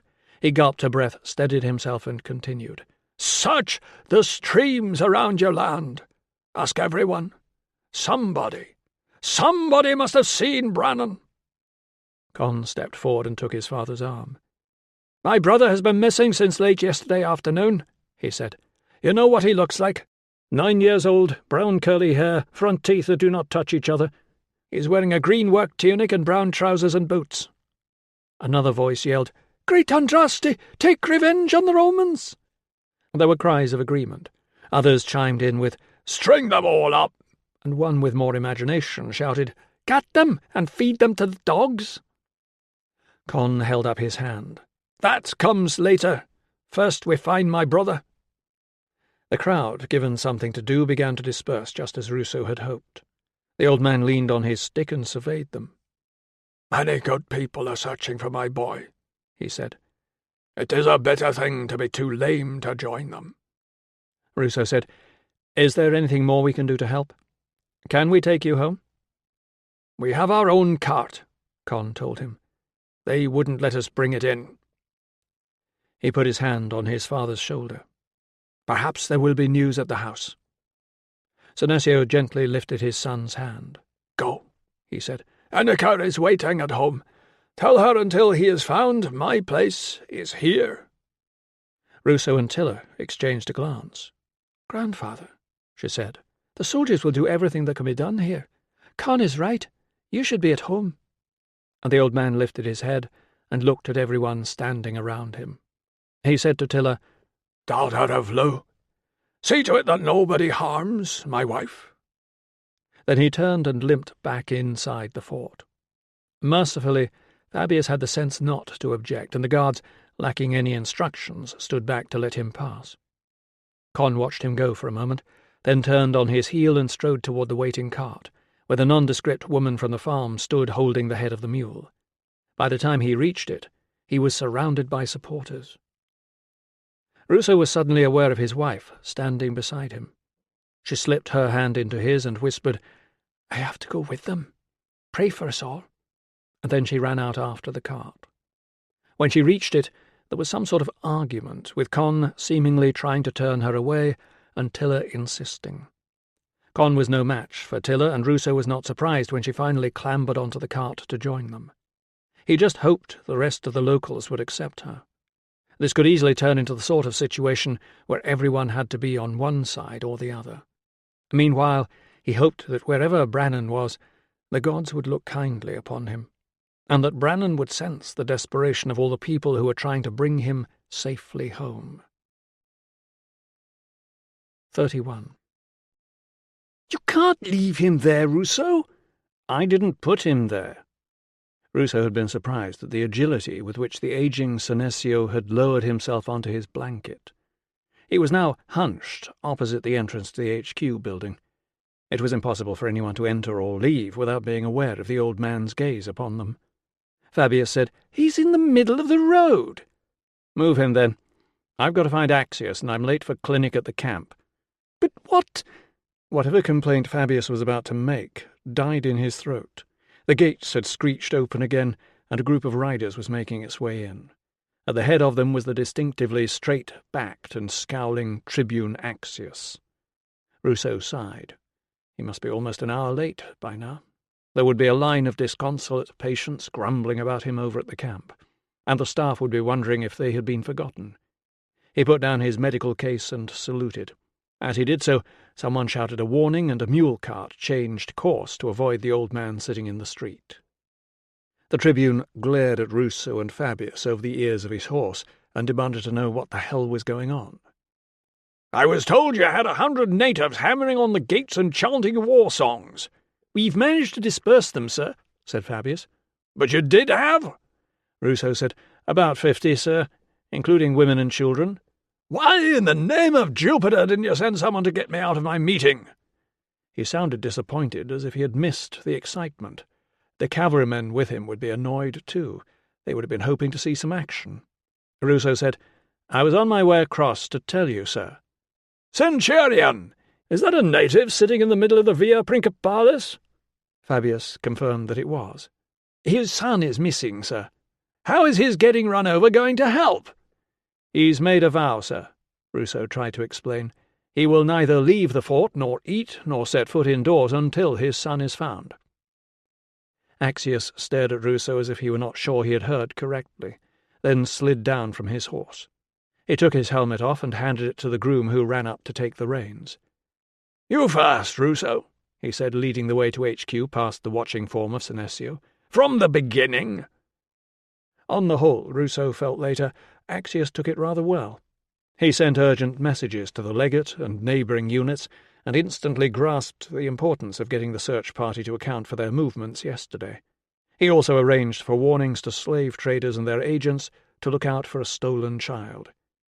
Fabius, get those men rounded up. They're not to speak to each other or anyone else until I join you to question them. Fabius did not look sorry to be sent away. Ruso, I want you here for a moment, then go and see to your patients and come straight back. Remind me what the name is again? Brannan, sir. Not the boy, the father. Why haven't I met him? I thought we knew everyone with influence around here. Senecio, sir. He's a farmer and a poet. My wife knows him. You may have heard about him singing to the trees. Ah, the crazy one. Not crazy, sir. At least not before one of his 3 sons was killed and another stolen. Now, who knew? He's just very traditional. Ruso was acutely aware of the average officer's failure to grasp how the locals saw things, which meant they often ended up negotiating with the wrong people. They would not bother with poets. If Rome were under threat, a general might quote a few lines of Virgil to rally the troops, but he was unlikely to rush to the forum to enlist the help of some modern scribbler reciting his latest composition. They hold a knowledge of their tribe in their memories, he explained, and they put together the latest events in verse. They're like sort of announcers and libraries rolled into one. They believe spoken words have great power. This is why I want you along, Ruso. Local knowledge, mixing with the natives. Sir, I don't... You wanted to search for somebody. You can search for this one. Get someone to cover your medical duties, and I'll ask Pertinax to lend you to me. Ruso took a deep breath. Despite trying to learn his wife's language, his energies had been concentrated not on understanding British habits, but on weaning her away from them. Recent attempts to mix with the natives had been like leaping into a vast pit of ignorance and finding it filled with many more ways of getting things wrong than most of his comrades could possibly imagine. "I don't know a lot, sir, and I'm not popular with them." "Never mind. You're the only officer we've got with British connections. You speak the language. You'll know what they're really saying. If they want to find the child, they'll deal with you, like you or not." "There are Britons in the ranks, sir." "I don't want a Briton, I want one of us. Cheer up. This isn't as bad as Iberacum." Privately, Ruso thought it could turn out to be a lot worse than Iberacum. "You never did tell me exactly what went on there."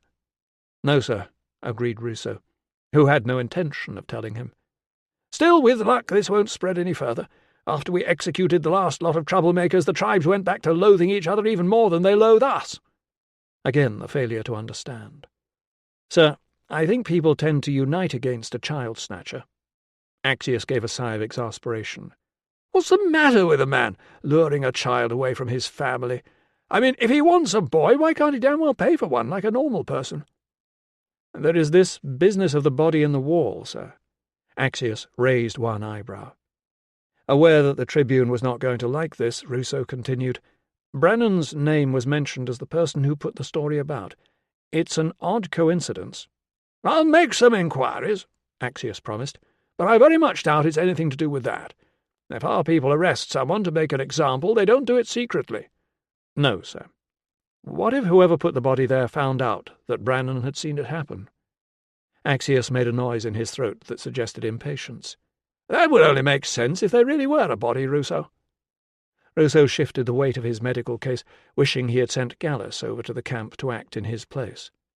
"So your theory," continued Axius, "is that one of our men snatched a child because the child had seen him putting a dead body inside the Emperor's latest building project?"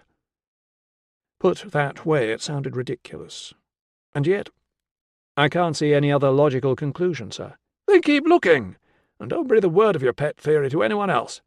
"Sir, the natives are bound to work it out for themselves." "Well, don't help them. We have enough troubles with the wall as it is. Now let's see if I can pacify the mad poet."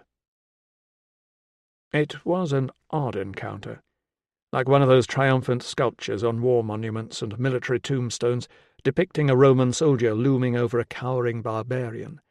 Ruso watched it from the corner by the granary, expecting to be called at any moment to translate.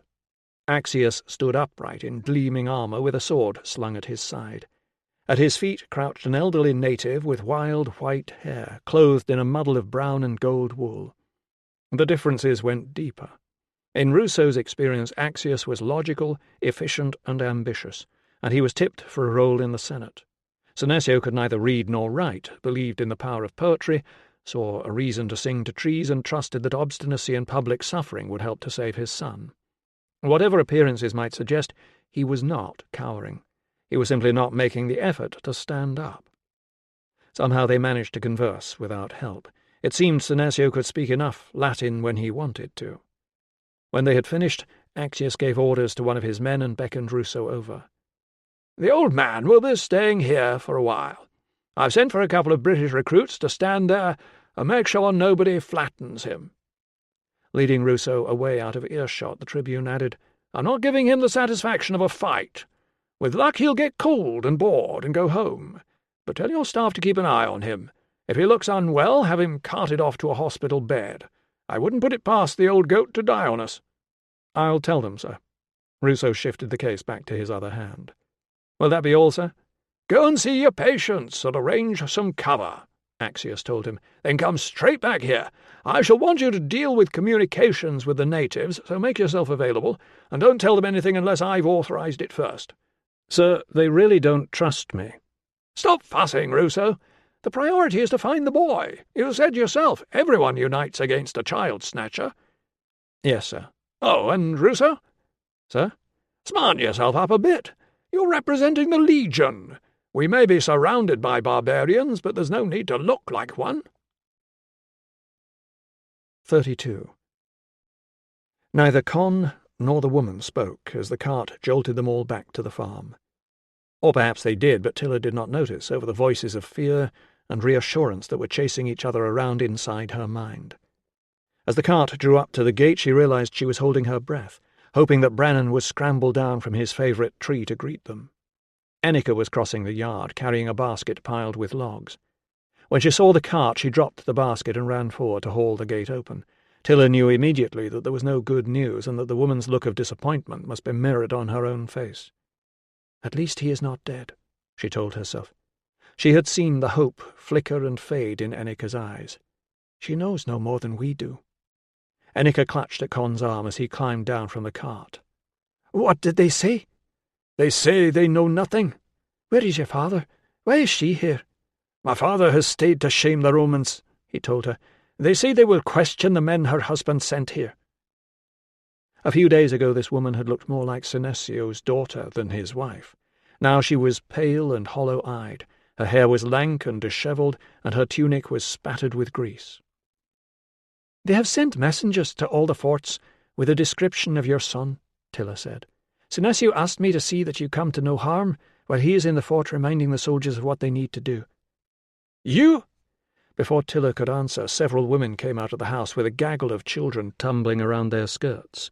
She recognized a couple of the gossips from Ria's bar, along with Kata, whose bruised cheek had turned from blue to purple, and her mother and sister. Con called, "No news!" and their faces fell just as Annika's had. They ushered him and the other woman inside, urging them to come and eat and tell everyone what they had heard and seen, even though he had told them the important part already. Kata's mother called to Annika to come and join them, but Annika replied that she wanted to build the fire. If they wanted to help, could they please look after Con? She would talk with the doctor's wife. Tilla bent to help collect the scattered firewood. Annika flung a log into the basket. It landed with a thump. "They must know where he is," she exclaimed. "They are always spying on people, asking questions. We see the way they look at Con at market. How can they not know?" It was a question Tilla could not answer. She tossed another log in on top of the others. "Why did my husband send you?" "Perhaps because I was all there was." "I warned him to stay away from you," Annika burst out. "Right at the beginning, I knew you would be trouble. The army never bothered us before you and that medicus came here." "The army took half your farm before we came here," Tilla objected, "and I never meant to be trouble." Annika snatched up the basket. "He had this foolish idea about making things better between our people and yours." Tilla followed her across the rough grass at the back of the houses to a blackened bonfire patch, where she supposed the family had planned to celebrate Shawan tomorrow. She wanted to say, "Those foreigners are not my people." But then, who were? Annika crouched beside a small pile of kindling that had already been arranged in the middle of the patch. Her skirts trailed in the old soot. "Things had just settled down again after the troubles," she said. "Then he saw you, and he had to bring you and the Roman here. All that talk of weddings." She placed a couple of logs on the pile. "No more killing," he said, as if it would bring his dead son back. Of course nobody listened to him except you." Tilla swallowed. "My husband, him! I saw the look on his face when the wedding idea came up. I wasn't a bit surprised when he sent men to raid us. That was a mistake. And now his people have taken my son, and all because of you and my old fool of a husband and his stupid— Oh!" Annika raised the last log in the air and sent it crashing down onto the pile. The others tumbled and scattered, one or two rolling several feet away. She sat back in the ash and buried her face in her hands and wept. "How can I help him?" she wailed. "If I search in one place, what if he is in another and I am not there? I know. You know nothing. You have no child. Leave me alone." Tilla recoiled, telling herself that Annika had only lashed out because she was in pain herself. She had not meant to hurt. "I am sorry." "It is as though I have a limb torn off," Annika muttered, almost as if she was talking to herself. "No, it is beyond words. And you know what is the worst thing? It may never stop. What if we do not find him?" Watching her, it struck Tilla for the first time that at least the ache of being barren meant that she was spared a horror like this. You brought a child into the world and you gave a hostage to the gods.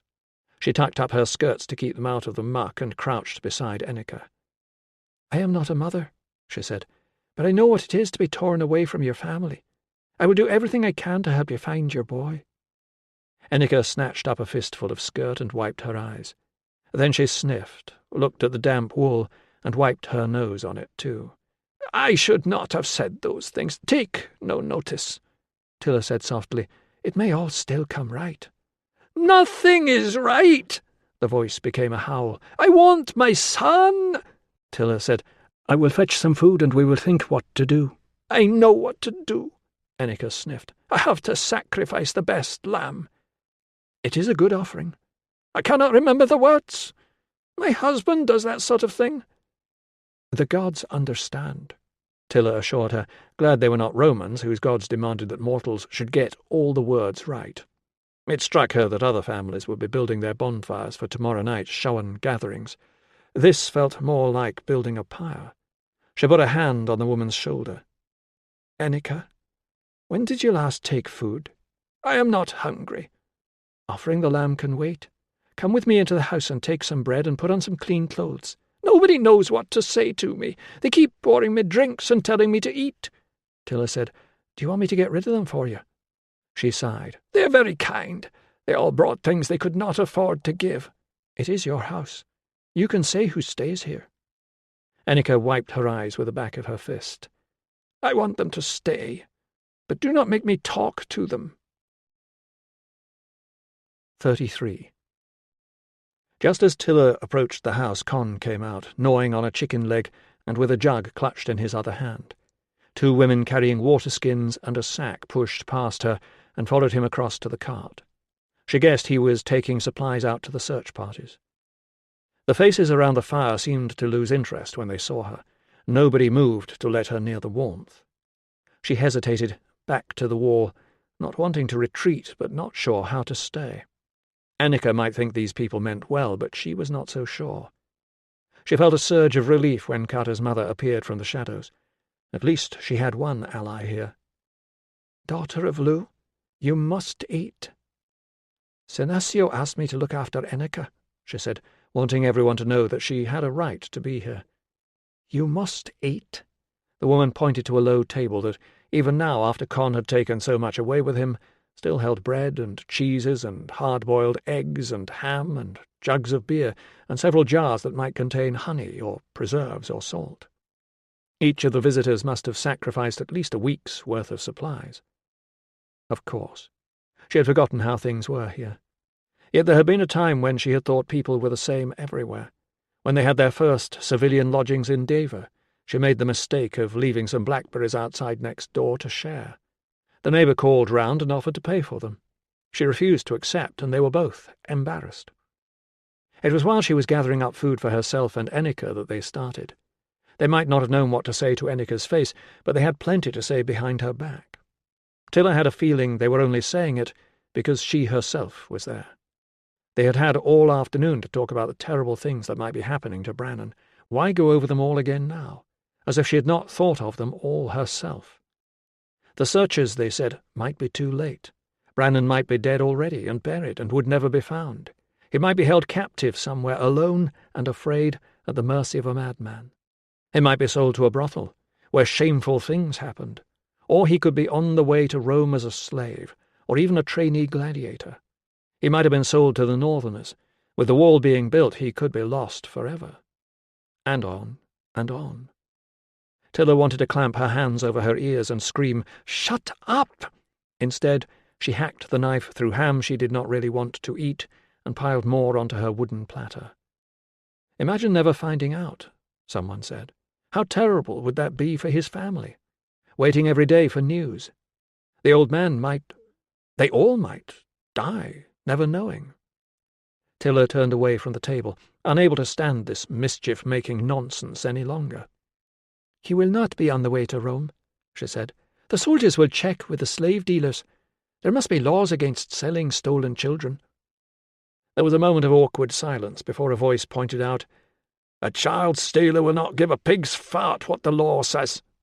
Someone else said, "Nor will those sort of buyers if they smell a bargain." Tilla bowed her head, feeling her face begin to redden. She had meant that it might be harder than they thought for the kidnapper to sell the boy, but now that she thought about it, what comfort would that be? If he could not be sold, it was more likely that he would be disposed of. It had been just as foolish as when she told Cata's family to put in a complaint to Regulus's centurion. How Roman she must seem to these people. She wanted to say, "The world is different out there. In other places you would be the ones who did not fit in." But they would never understand, and with all her travelling and her Latin and her fancy reading and writing, she knew no more about how to find Brannan than they did. "That is not how things are here, daughter of Lugh," put in a kinder voice. She looked up to see Cata's mother. "Perhaps they keep all the laws down in Deva, or even across in Coria, where you come from, but it is different here." "We trusted the Romans to deal with that scum who hit our Cata," put in a voice, gesturing toward Cata's injured face and bandaged hand, ignoring her protest of "he is not scum," to add, "Instead of helping, they came and burned our house down." To Tilla's relief, Cata's mother took up the fight. "You are leaving out part of the story, girl. You and your brothers were told to leave him alone, and you did not." "I told you to," put in Cata. "I begged you all to let him go." "He wasn't hurt," retorted her sister, "and it was the army's fault for doing nothing about him.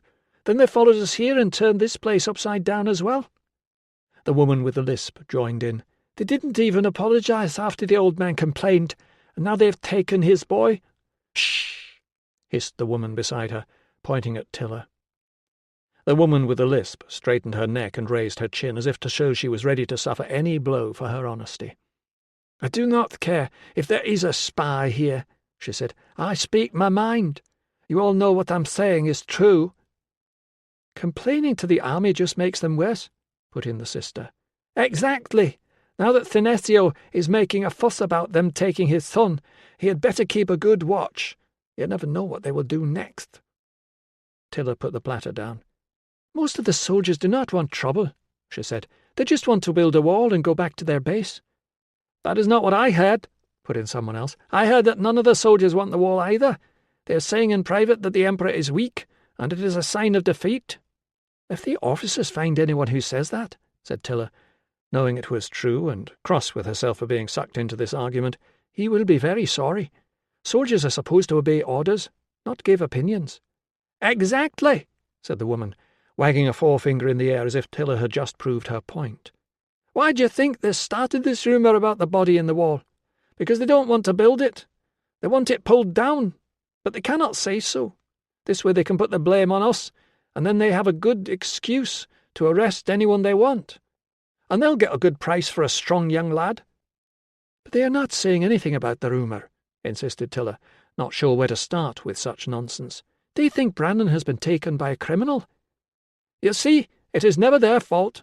"I did not say that." You wait and see what they do to their own men when they question them," said someone. "Wait and see if they flog them or use the hot irons on them like they do with us." "Of course they won't," said Cata's sister. "Look what they did to that Regulus. A nice warm bed and a transfer to another unit." Somebody said, "If I got my hands on them, they'd be singing like skylarks by now." "Somebody else should have gone," said the woman with the lisp. "The old man, bless him. He's too trusting. We can't waste time asking nicely. What good will he do sitting there and starving? Every moment counts." Tilla was tempted to demand, "What good will you do sitting around and complaining?" But Enneke was right. They meant well toward Brannan and his family. So instead of arguing, she filled a cup with beer, picked up the platter, and levered the door open with her foot. 34. Enneke had abandoned the bonfire and was gazing out over the gate. "I thought I heard horses," she said, "and then I thought, I'll ask Brannan to climb the tree and look." Tilla rested the cup and platter on the gatepost. They watched in silence as a blackbird flew down onto the track and glanced round before stabbing at something in the mud. It flew up again at the sound of Enneke saying, "That is a great deal of food." For the first time Tilla looked at what she had piled onto the platter. Bread and cheese and ham and bean pottage and 2 chicken wings, enough for 4 people. "I wasn't thinking." Back in the house they would be saying she was greedy. She offered the platter to Enneke. The hands that tore at the bread were rough and ingrained with dirt. Senecio was no fool for all his singing to trees. He had married a hard worker, and perhaps he knew those other women well enough to know that Enneke would need Tilla for support. It was good to think that someone at least had faith in her. Annika led her toward the old bench outside the house, the place where, in better weather, women might sit chatting in the sunshine, spinning fleece or preparing supper while they kept an eye on their children playing in the yard. The hens began to strut around them, stabbing at invisible food between the cobbles and watching for tidbits. Tilla balanced the cup on the bench and placed the food between them to share. "I have been thinking," she said. "I do not know what the soldiers are doing beyond searching the forts and questioning their own men, but I am wondering if there is another way to search that nobody has tried." Annika put down the slice of ham she was about to place in her mouth. Tilla hoped she was not about to give her a new threat to worry about. "If the story about the body in the wall is true," she said, wondering how much of this Annika had worked out for herself, then your husband should look there for his missing soldier." It was a good point, but not one Tilla wanted to discuss. "If it is true," she continued, "then there is somebody who did it, and that person wants his name kept secret. If he heard that Brannan had seen him, perhaps he took Brannan to make sure he was not betrayed." She moved swiftly on to the next part, not dwelling on the thought of Brannan in the hands of someone who disposed of bodies in secret places.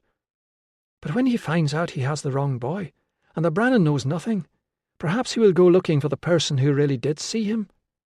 "What will he do to Brannan?" "If we can find the witness who really did see what happened at the wall," said Tilla, not answering the question, "then perhaps that person will lead us to the man we should look for." Annika looked up. "Or woman." "It could be," Tilla agreed. "But there is a man involved somewhere. Your neighbour's boy saw him take Brannan." "How can we find this person? You may as well dig for the roots of a mountain as try to find the source of a rumour. Everyone will say it is the friend of a friend, or a travelling tinker, or a stranger in an inn whose name they never knew." "But whoever it is knows the name of your son," put in Tilla, hoping that Brannan's name was not a piece of decoration that some gossip had added further down the chain. "We must think about who might want to place him in such a rumour." Annika picked up the ham again. "Somebody who saw a body being laid where it could not rest." Tilla said, "Somebody who wanted to tell, but did not want to be punished for the telling." "Somebody who can watch the wall when most of the soldiers are not around." "Yes," Tilla agreed. "Nobody could bury a body while the soldiers are working up there." "Somebody who does not think kindly of my family." "Or was just choosing a person to blame," said Tilla. "How many people know your son?" Annika looked at her as if the question did not make sense. "Everyone," she said. "All the neighbours, people at market, the shopkeepers outside the fort where he makes deliveries." "The soldiers?" She nodded. "They come here to buy cheese and milk and sheepskins. Then they come here as guards with the tax collectors. Then your husband's men searching for the missing soldier." Before Tilla could answer, Annika continued, "Khan thinks the soldiers made up the story and lied about Brannan starting it to cause trouble for us. But I have been thinking, why do that?" "It does not seem likely," Tilla agreed, glad the women from the house were not here. No doubt they would say that if something bad could be done, the soldiers would do it. "So it is most likely one of our own people who started the rumour. We have a place to start." "Maybe 100 places," said Annika, ripping the ham into shreds. "Maybe 500. Put that way, it did not sound so good. Annika flung the scraps of meat out into the yard, and there was a flurry of eager wings and beaks. "I cannot understand why someone would want to blame a child." "Perhaps they thought a child would come to no harm," Tilla suggested, "or would never find out." "Perhaps they chose a name and it happened to be my son's." Tilla looked up. "Or perhaps because this rumour-maker is a child too." "A child? Another child is behind all this?" Annika sounded horrified. "A child we know?" "It is just an idea." "We must get there first," Annika said, getting to her feet, "before whoever made the burial finds this child for himself.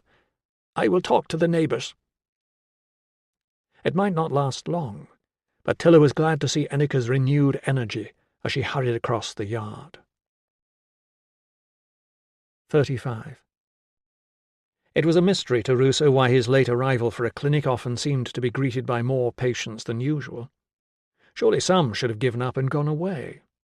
Lately he had come to the conclusion that for every man who decided, or was told by his centurion that he was not ill after all, there were another 2 who simply saw a queue and joined it, The longer the queue stood in place, the greater the effect.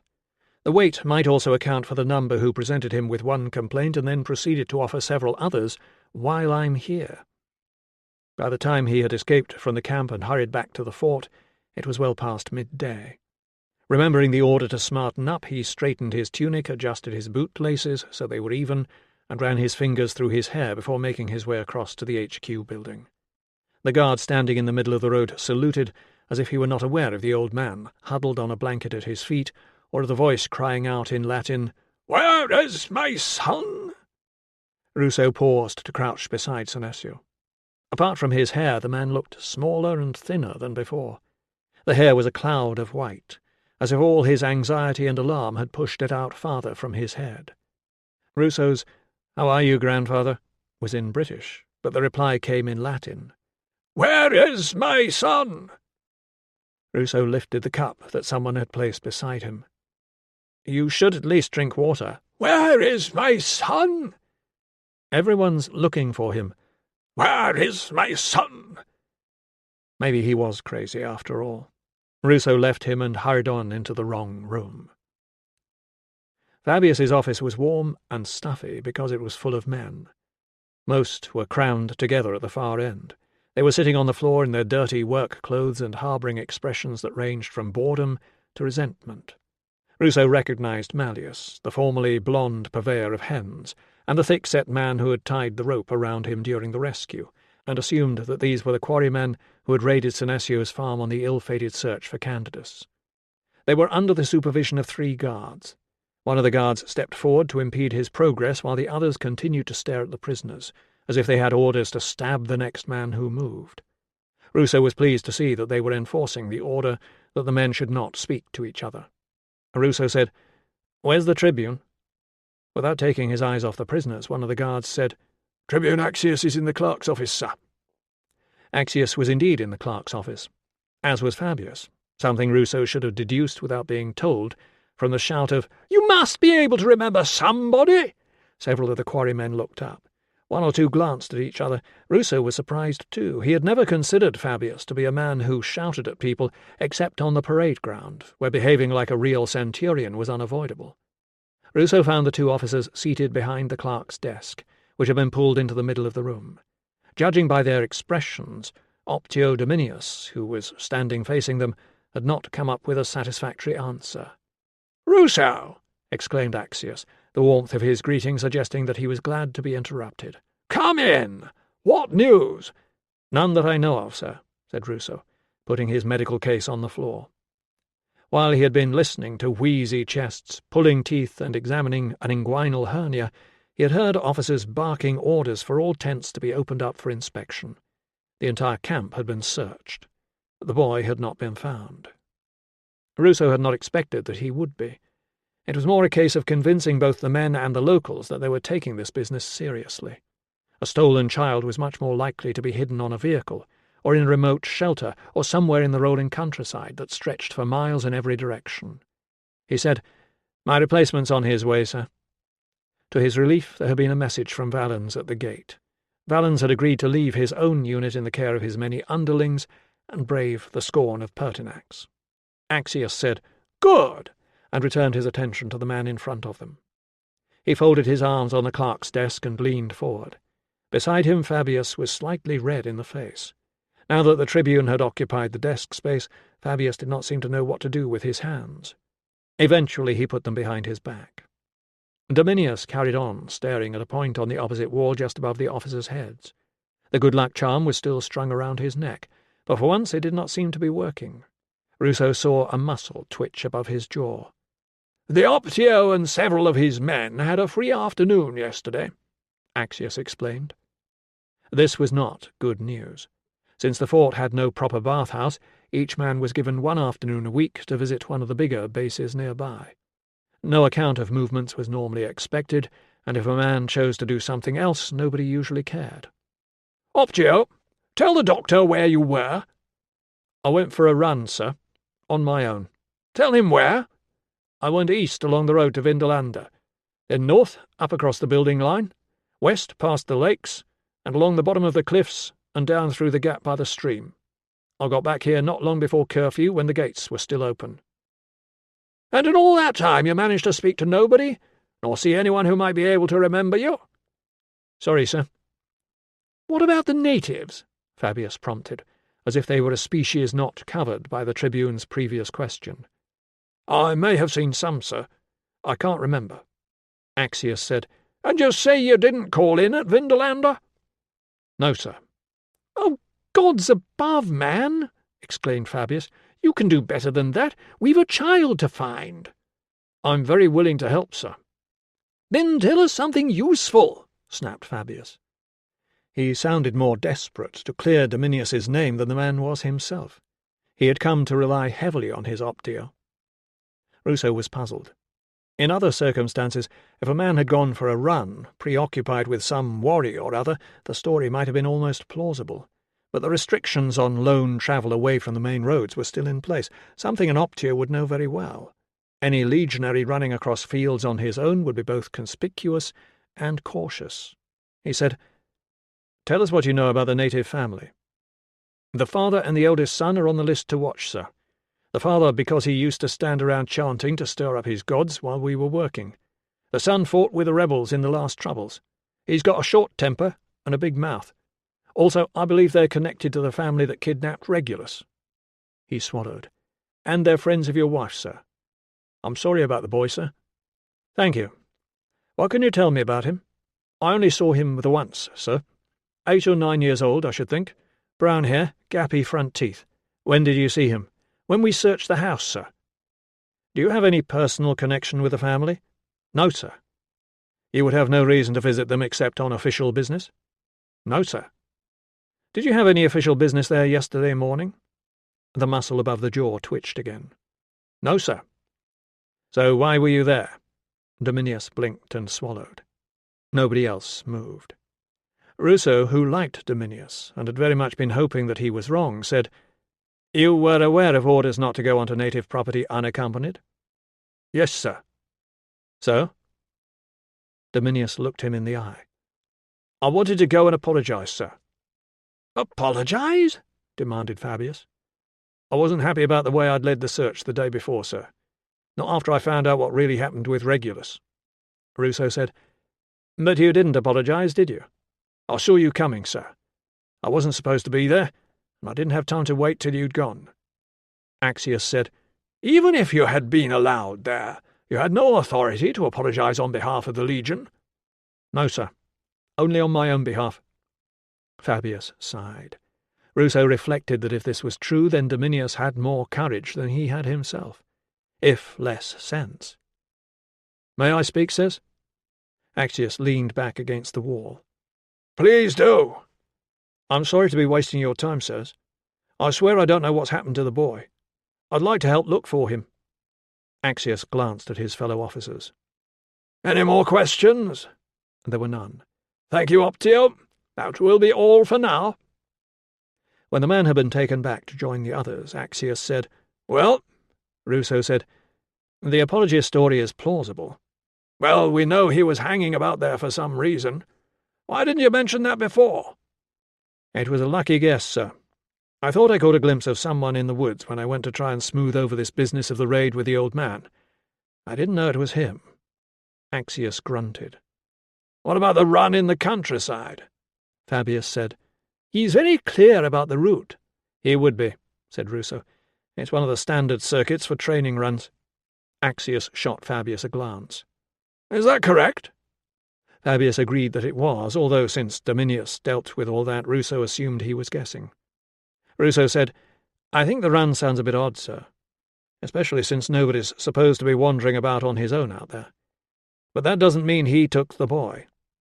Axius nodded. "I'll see if I can find his old centurion. See what he thinks. Let's look at the others for a moment. Fabius, show him the list. Ruso, I'll need you to help with checking their stories." "Yes, sir."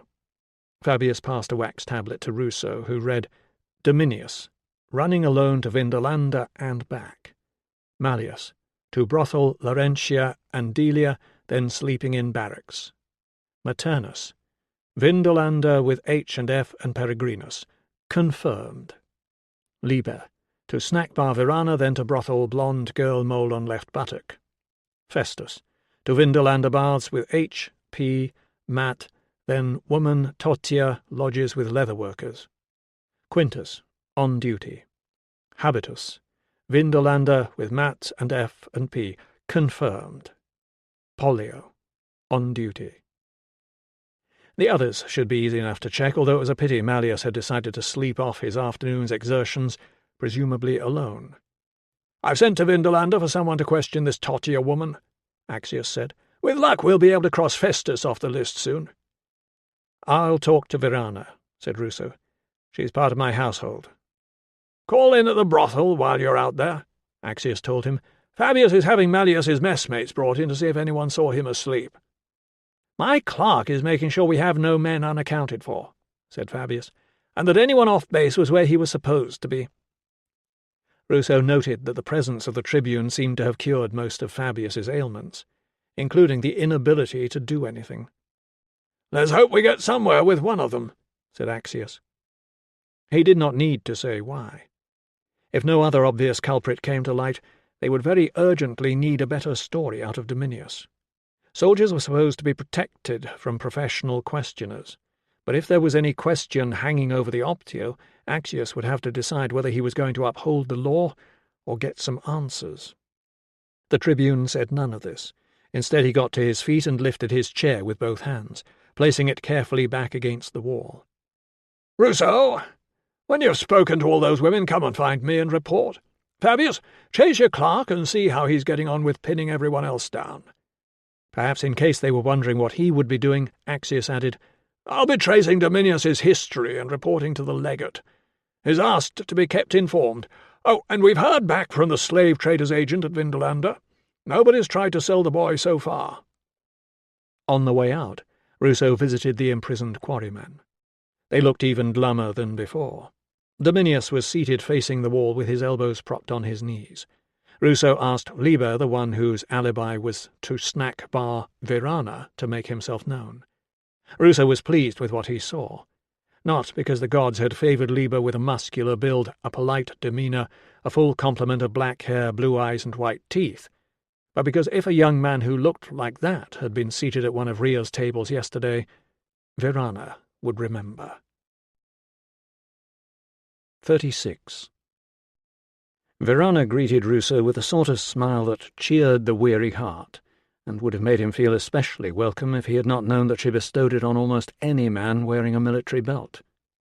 "I need to tell you something, master," she cried, breaking off from wiping a table not 10 feet away, and waving the cloth at him in case he had trouble locating her.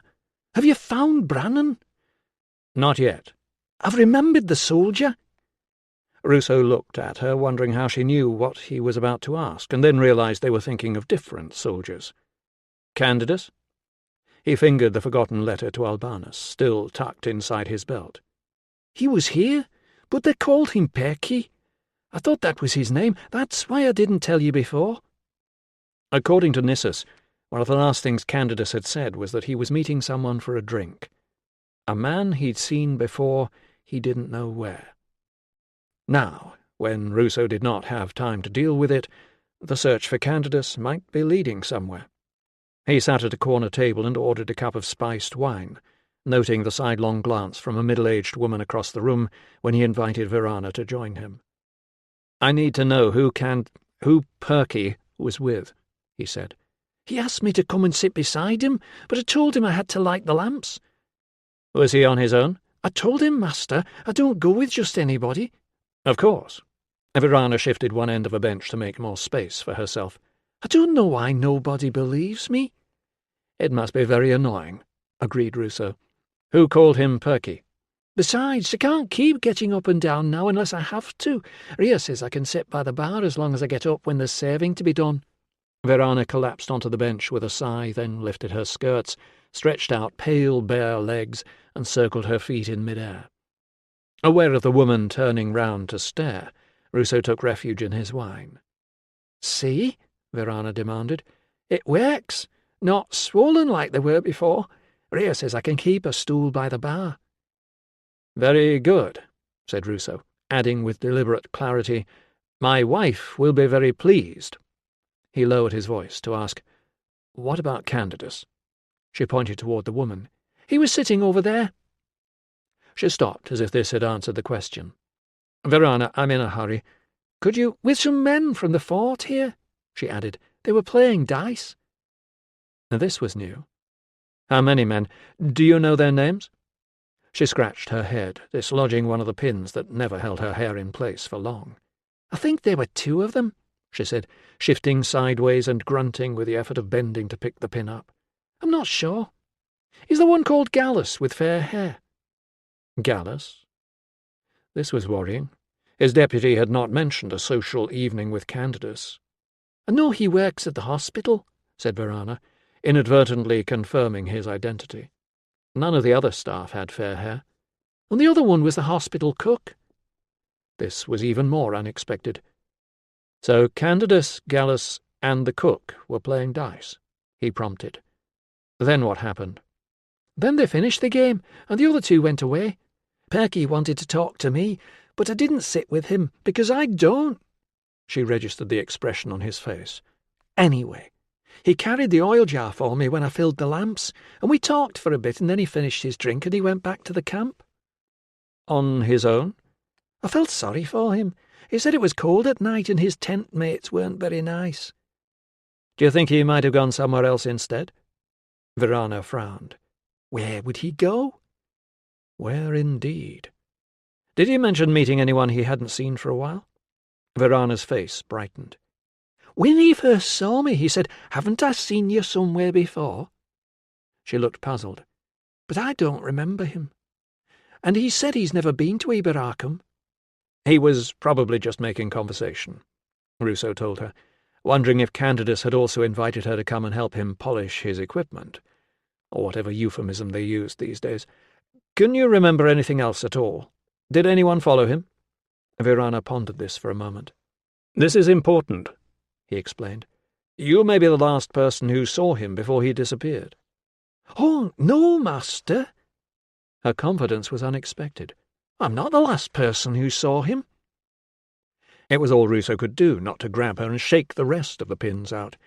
"Then who is?" Verana frowned. "I don't know, master. Surely you saw him the next morning when he was working at the hospital." "You're talking about—" He paused to think. "The day after market day? Not the day he disappeared?" Verana said. "He didn't say when. You asked if I saw him." Ruso let out a long breath and managed, "Yes, that's true. Let's see if you can remember somebody else." "Another soldier." "A man called Liber." Her face lit up. "He was in here yesterday. Did he say something about me?" "No," said Ruso. "I'm just trying to sort out who was where when Brannan went missing. Can you remember when he arrived and when he left?" "It was after the mistress had the headache," said Verana. "She went upstairs and then—" She thought for a moment. "You must have seen him yourself, master. He was sitting at table 3 when you came in." "I didn't notice," Ruso confessed. "Then he had to go because he was on duty."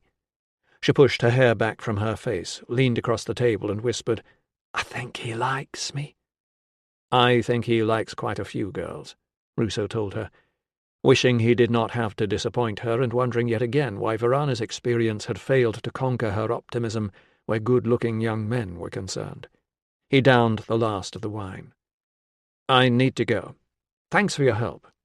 "I hope you find Brannan soon. He's a nice boy. I like him." He said, "We're getting nearer," because he had to say something, and because it might be true. For all he knew, the lad had turned up by now. In case he hadn't, Ruso was about to visit the local brothel, in the hope of meeting Laurentia, Delia, and a blonde girl with a mole on her left buttock. 37. The woman's hair was dyed a harsh, unnatural fox-pelt red. Heavy makeup had collected in her wrinkles, so the painted eyes in the artificially whitened face made him think of black beetles in a snowdrift. But she still had most of her own teeth, or someone else's skillfully attached, and the smile that revealed them was professional. So was the disappointment when she realized Ruso had only come for information, and was not intending to pay for it. Yes, she had heard about the boy. It was a terrible thing. "Do you have many customers who ask for boys?" "Not often enough to warrant buying one," she said, as if it were a matter of regret. "I send them to Vindolanda." "Do you know who those customers are?" "I know who all my customers are." Ruso waited. "Discretion, Doctor," she explained. "I'm sure you understand." "And I'm sure you understand how urgently we need to know." The muscles holding the cheeks into a half-smile relaxed, and the skin around her mouth fell to a slackness that betrayed her age. Ruso looked her in the eye until she pulled the smile back into place. She remembered a tall gentleman with only one leg, and one who was short and stout and wheezy. She could hardly have invented anyone less like the man who had taken Brannan. "If you see either of them," he said, "ask them to look out for him on their travels." "I'm sure they will," she said, not in a way he liked. "Now, who else can we offer you, Doctor?" 38. Pertinax opened his eyes. "You!" Still clutching the medical case, which was unlikely to have shielded his reputation when he was seen entering the brothel, Ruso said, "Good afternoon, sir." "I don't know what's bloody good about it. When am I going to get my crutches?" Ruso restrained a smile of relief. He pulled up the stool and sat beside the bed. The room smelled normal, and Pertinax's grumbling was lucid, all of which was good news. He explained again about the dangers of post-operative bleeding as everything inside the wound grew back together, and the stitches no longer held things shut. "So far it's all healing up very nicely," he said, having learned long ago not to say "better than I'd expected," because the patient then concluded that his earlier words of encouragement had been a lie. "If you move about too much now, you'll delay the recovery and you may end up a lot worse, especially if you fall, which you will until you get used to a new way of walking." Pertinax closed his eyes and said, "Humph." But Ruso was not fooled. The man's brow had smoothed, as if he were secretly glad to have the challenge taken away from him. Then Pertinax sniffed and his brow creased again. "Are there women around here somewhere?" "Not that I know of, sir." "Then what's that smell?" The eyes opened. "Not you, is it?" Ruso plucked the shoulder of his tunic and sniffed. There was a faint whiff of Laurentia, who had conveniently turned out to be a blonde girl with a mole in the right place.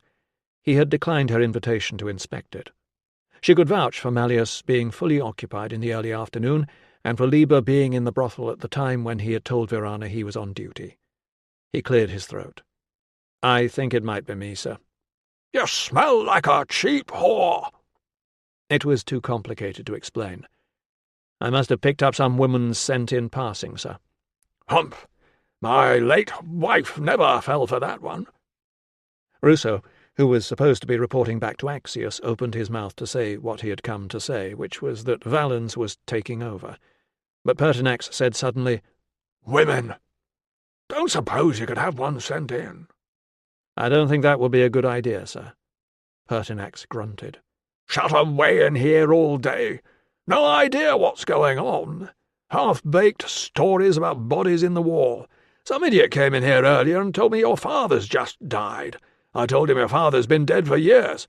Left you with a lot of debts, didn't he?" "There's been a misunderstanding, sir." "What was all that shouting after the horn? Sounded like natives." "Nothing to worry about, sir." Pertinax's eyes snapped open and glared at Ruso as if he had been watching him through his eyelids. "I'll decide what I want to worry about." "Yes, sir." "You're just like the rest of them, looking at me lying here and thinking, 'Poor old boy, he's finished. No foot, no sense.' Is that what you think?" "No, sir," Ruso assured him. "Axius wants to take you away for special duties. What for?" "That's what I came to tell you, sir. I won't be around for a while, but—" "I know that. I'm asking what for." It was some measure of Pertinax's current ambiguous status that the Tribune had paid him the courtesy of asking before taking one of his men, but had not thought it necessary to tell him why. It was a sign of how ill Pertinax was that he had not insisted on knowing at the time. "The locals have lost a child, sir. It looks as if one of our men's taken him. They're demanding him back. I'm needed to help with the search because I have native contacts." The lines on the prefect's forehead deepened. "One of our men?" "We're questioning some suspects now, sir." "Good. Don't pussyfoot about." "No, sir," said Ruso. "Dr. Valens has offered to come and take over here." "Offered?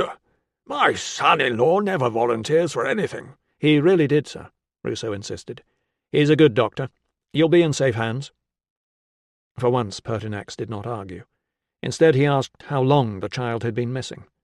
When he was told, he shook his head. "All that work we did, getting the Brits settled down," he said. "Good men were lost. When I think of some of those lads, I can still see their faces." "Yes, sir," said Ruso, who for months afterward had suffered bad dreams about the men he had failed to save. The natives had raised a much more spirited rebellion than anyone could have expected, and the casualty list had been horrendous. "And now some twisted fool's gone and stirred them up again," said Pertinax. He lay back on his pillows and gave a graphic description of what he would do to the twisted fool when he was caught. "Very slowly," he added, "in front of the natives." "I think that would be a popular move, sir," said Ruso, wondering how many of the audience would faint. "Humph! But they're not going to ask me what I think, are they?" He gestured toward the end of the bed. "No foot, no sense. Why haven't we caught him yet?" "We're looking at several men, sir." "Who?" At the sound of the first name, Pertinax gestured toward his missing foot. "Anybody tell you why I was over at the quarry?" "No, sir." Ruso suspected he was not the only person who had wondered. "Good. You're not supposed to know." There seemed to be no answer to that. "Don't pass it on. I wanted to watch Dominius at work without that idiot Fabius getting in the way.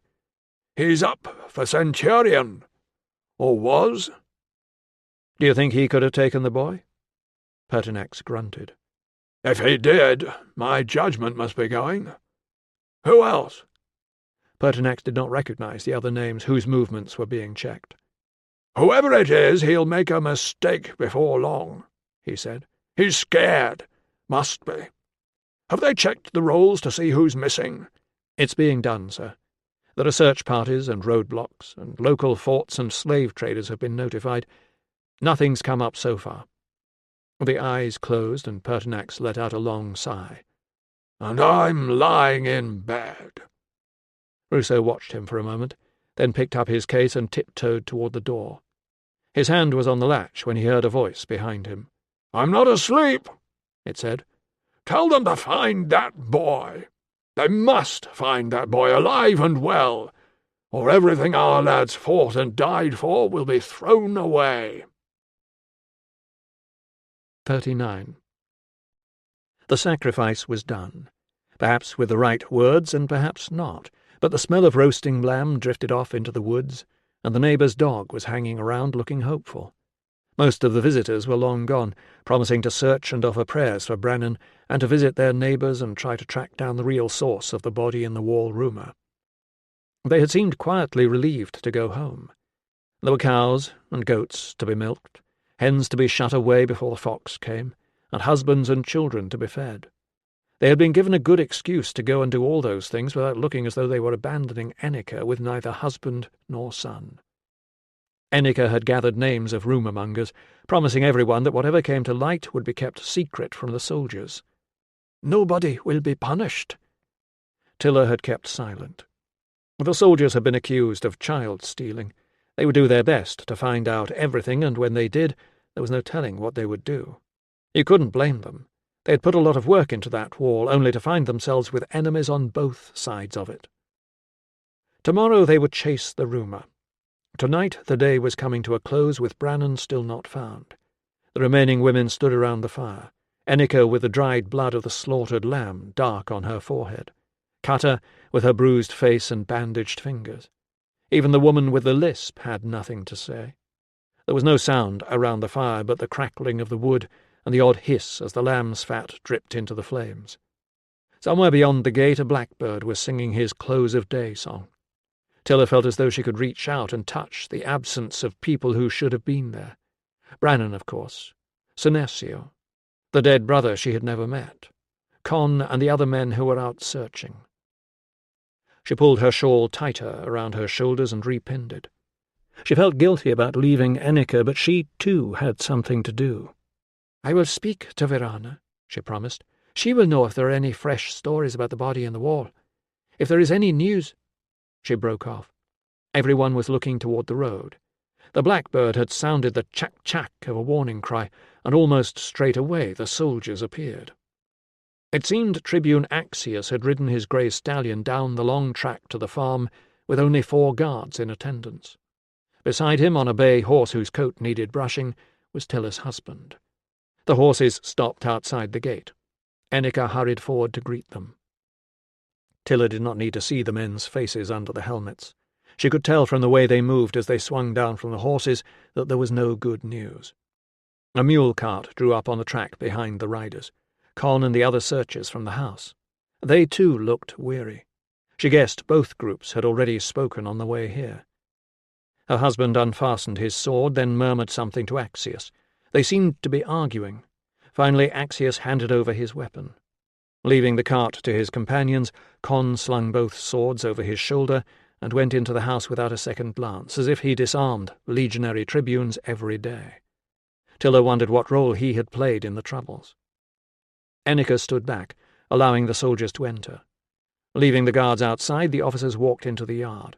The tribune's gaze darted about as if he were assessing the location and looking out for threats and escape routes. Tilla wondered if he had ever been to a native farm before. She stood back as her husband introduced the tribune and Enneke to each other.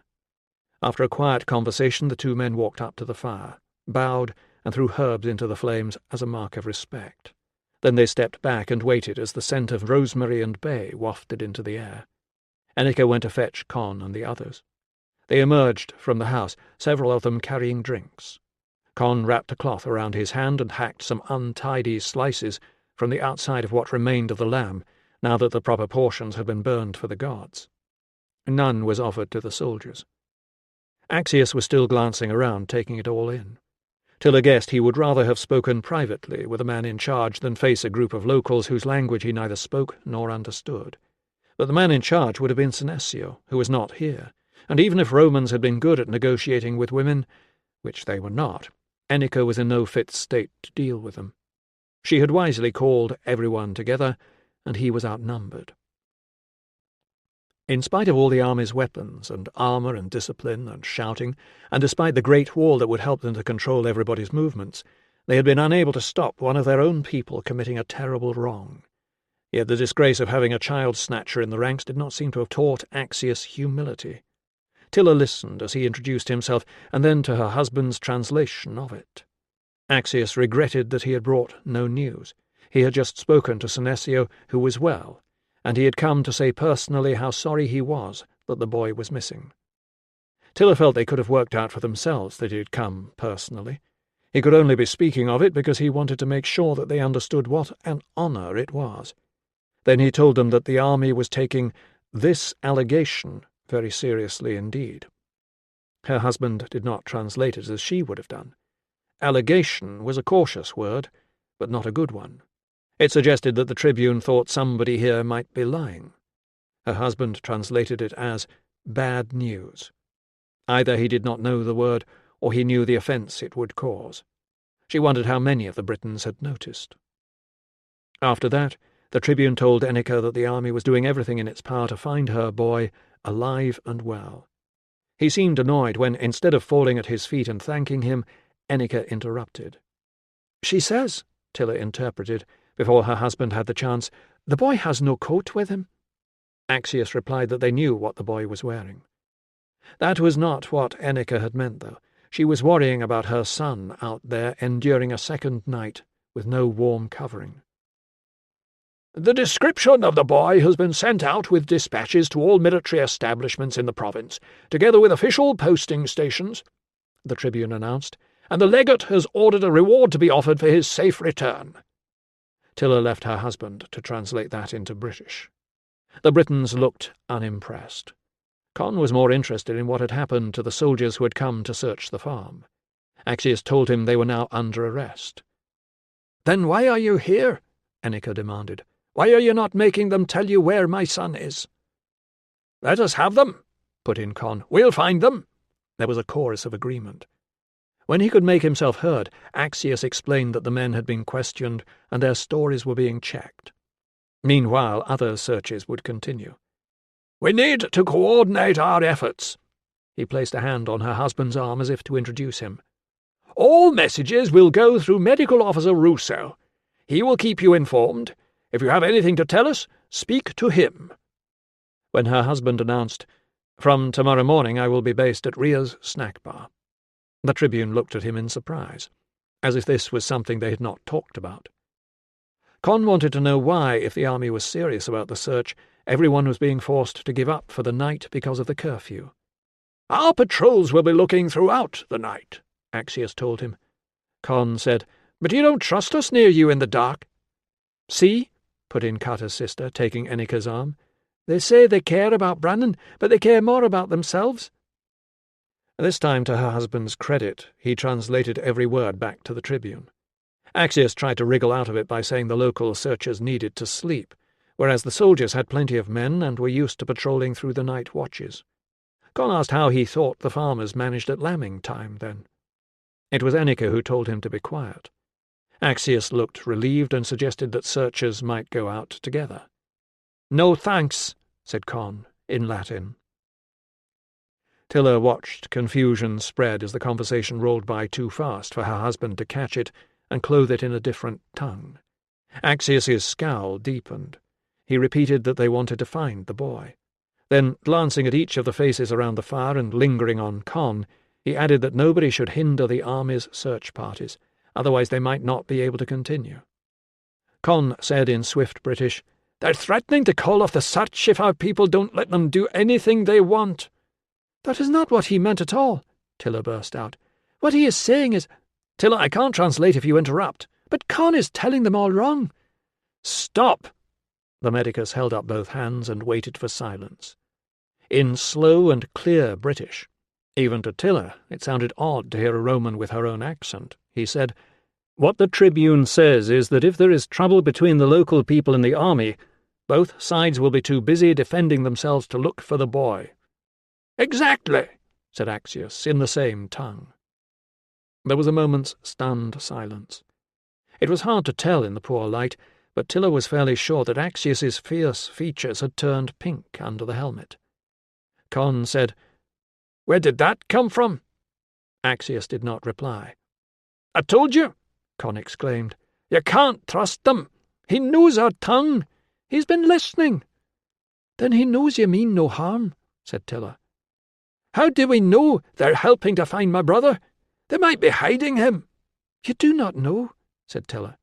She looked at the 2 Roman officers standing unarmed in Senesio's yard, at the old man's one remaining son, at his pale wife, at the women who had been burned out of their home.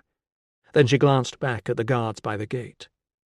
"You do not know whether they can be trusted," she said, "and nothing good that I can tell you about my husband will change what he did. But Enneka's son is missing, and Senesio has vowed not to touch food until he is returned. I have said this before. Only a fool will waste time fighting with men who have offered to help. I know you are bitter and ill-mannered, Con, but I did not take you for a fool." Afterward, when the Romans had gone to mount the horses and a thunder-faced Con was fetching their swords, Tilla turned to Enneka. "You must try to sleep tonight. Leave someone else to tend the fire and turn the lamp. Tomorrow will be a busy day." "I pray he will be found before then." "I will be here in the morning, and together we will find the person who started that story." "What if the man who hid the body gets there first?" There was no need to explain. Tilla had offered a possible story, and Enneka had believed it. There was a body in the wall, and whoever had buried it had stolen her son. "How can he get there first?" she asked. "He does not have all of us women on his side." The smile was weak, but it was there. Tilla clasped the rough hand in her own. Enneka said, "I said harsh things to you before." "They are forgotten," Tilla told her. "Tomorrow we will find the person who told that lie about your son, and if the gods are willing, we will bring Brannon home." 40. Ruso would have offered to escort Tilla back from the farm to her lodgings, but his duty lay with the tribune. He was not worried. Most of the trip was on the main road, and his wife was used to fending for herself. So both he and she were surprised when Axius announced that she should walk back with them. Moments later, Axius was calling out, "Not in between the guards! Walk on one side! You're being escorted, not arrested!" Ruso stifled a smile. As he suspected, the offer was less for his wife's protection than for the goodwill Axius might accrue by being seen to protect a native in public. Axius was no fool. He had not served in Britannia during the rebellion, but he must know, as well as Pertinax, that this business of the kidnapped boy could very easily slip out of control, especially since their inquiries into yesterday's whereabouts of each member of the search team had gotten them nowhere. Everyone except the supposedly trustworthy Optio had a firm alibi. He must also be aware that when news of any trouble was reported back in Rome, the unlucky name that would be associated with it was not that of the legate, but of the man whom the legate had assigned to deal with it, Publius Valerius Axius. No wonder he had called Ruso in to help. Axius could do little about what they would say in Rome, but at least he could try to ensure that the name everyone in the legion here would associate with failure would be somebody else's. When they turned onto the main road, the stone walls of the fort and the thatched jumble of civilian buildings they could see beyond it were vanishing into the gloom of an early autumn evening. A few lamps began to glimmer behind the translucent luxury of windows. A native cantered past on a shaggy pony, yelled, "Where's the boy, you thieving bastards?" and did not wait for an answer. They were overtaken by a couple of mule carts, whose drivers were hurrying to get in before the gates closed. Just a few moments away from the home of a family, paralyzed with fear, others were coming to the end of an ordinary day and looking forward to supper. Axius insisted on escorting Tilla to the entrance of the snack bar. As she stumbled through the gap left by the one shutter that remained open, Ruso promised to join her later. The men turned and made their way back toward the fort. Now that Tilla was gone, Ruso could ask the question that had been troubling him for a while. "Sir, is there still any chance it might be an official arrest? Some undercover security unit that nobody knows about?" He hoped that "nobody knows" sounded better than "you aren't important enough to be told about." "The legate's looking into that," Axius confirmed, implying that there might be units of which even the legate knew nothing, although Ruso found it hard to imagine why they would arrest a 9-year-old. "What I'm still wondering is whether the Britons have done it themselves." This was even more provocative from a senior officer than it had been from Fabius. "Sir, the family are genuinely—" "I didn't say the family are in on it. It would only take 2 or 3 mischief-makers to set it up, and then sit back and watch the fun." "But why—" "They don't like the wall," Axius suggested. "They don't like the old man. They like causing trouble. I don't know. We don't need to know why, we just need to put a stop to it." It was becoming apparent to Ruso that if they could not put a stop to it, and Brannan was not rescued, then whatever the truth, the story would be put out that he had been kidnapped by his own people, and the army were the innocent victims of slander. He could imagine only too well the outrage that would cause among the locals. "Sir?" It was one of the guards. "Sir, I think I hear something." Axius raised a hand, and the group drew the horses to a halt. There was indeed some sort of disturbance going on. Abandoning the gate in front of them, they turned left, then right, skirting around the corner of the fort between the outer ditch and the wall. There was a confusion of people and vehicles gathered around the south gate. Axius said, "Your Britons are back." "Not as many this time," said Ruso.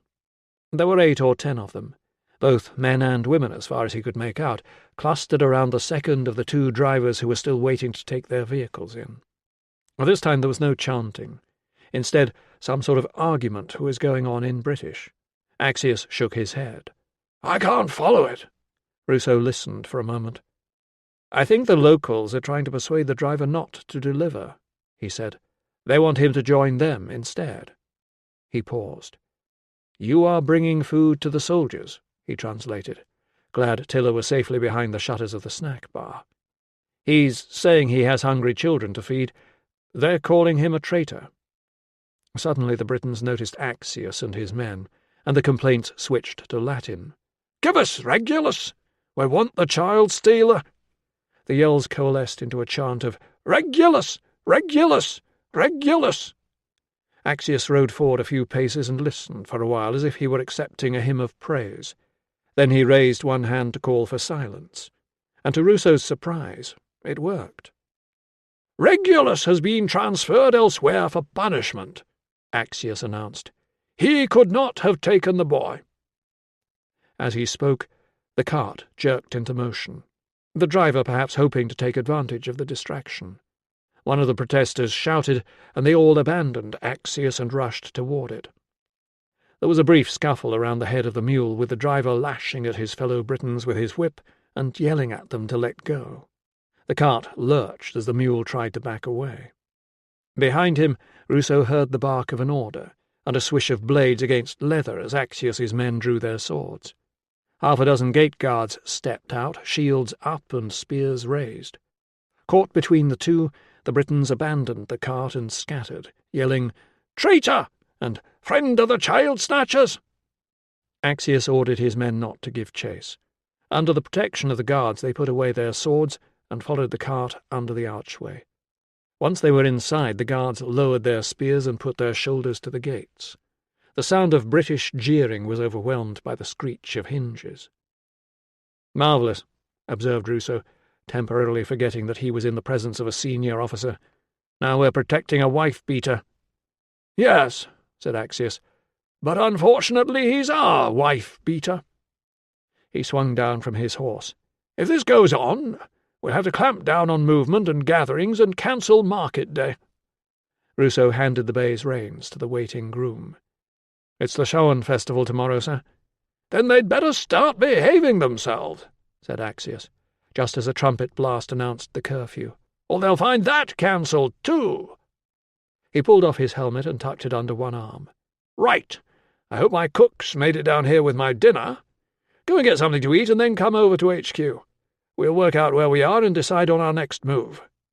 He peered ahead to where a lone legionary stood in the street over what looked like a pile of rags. "What's that noise?" They stopped to listen.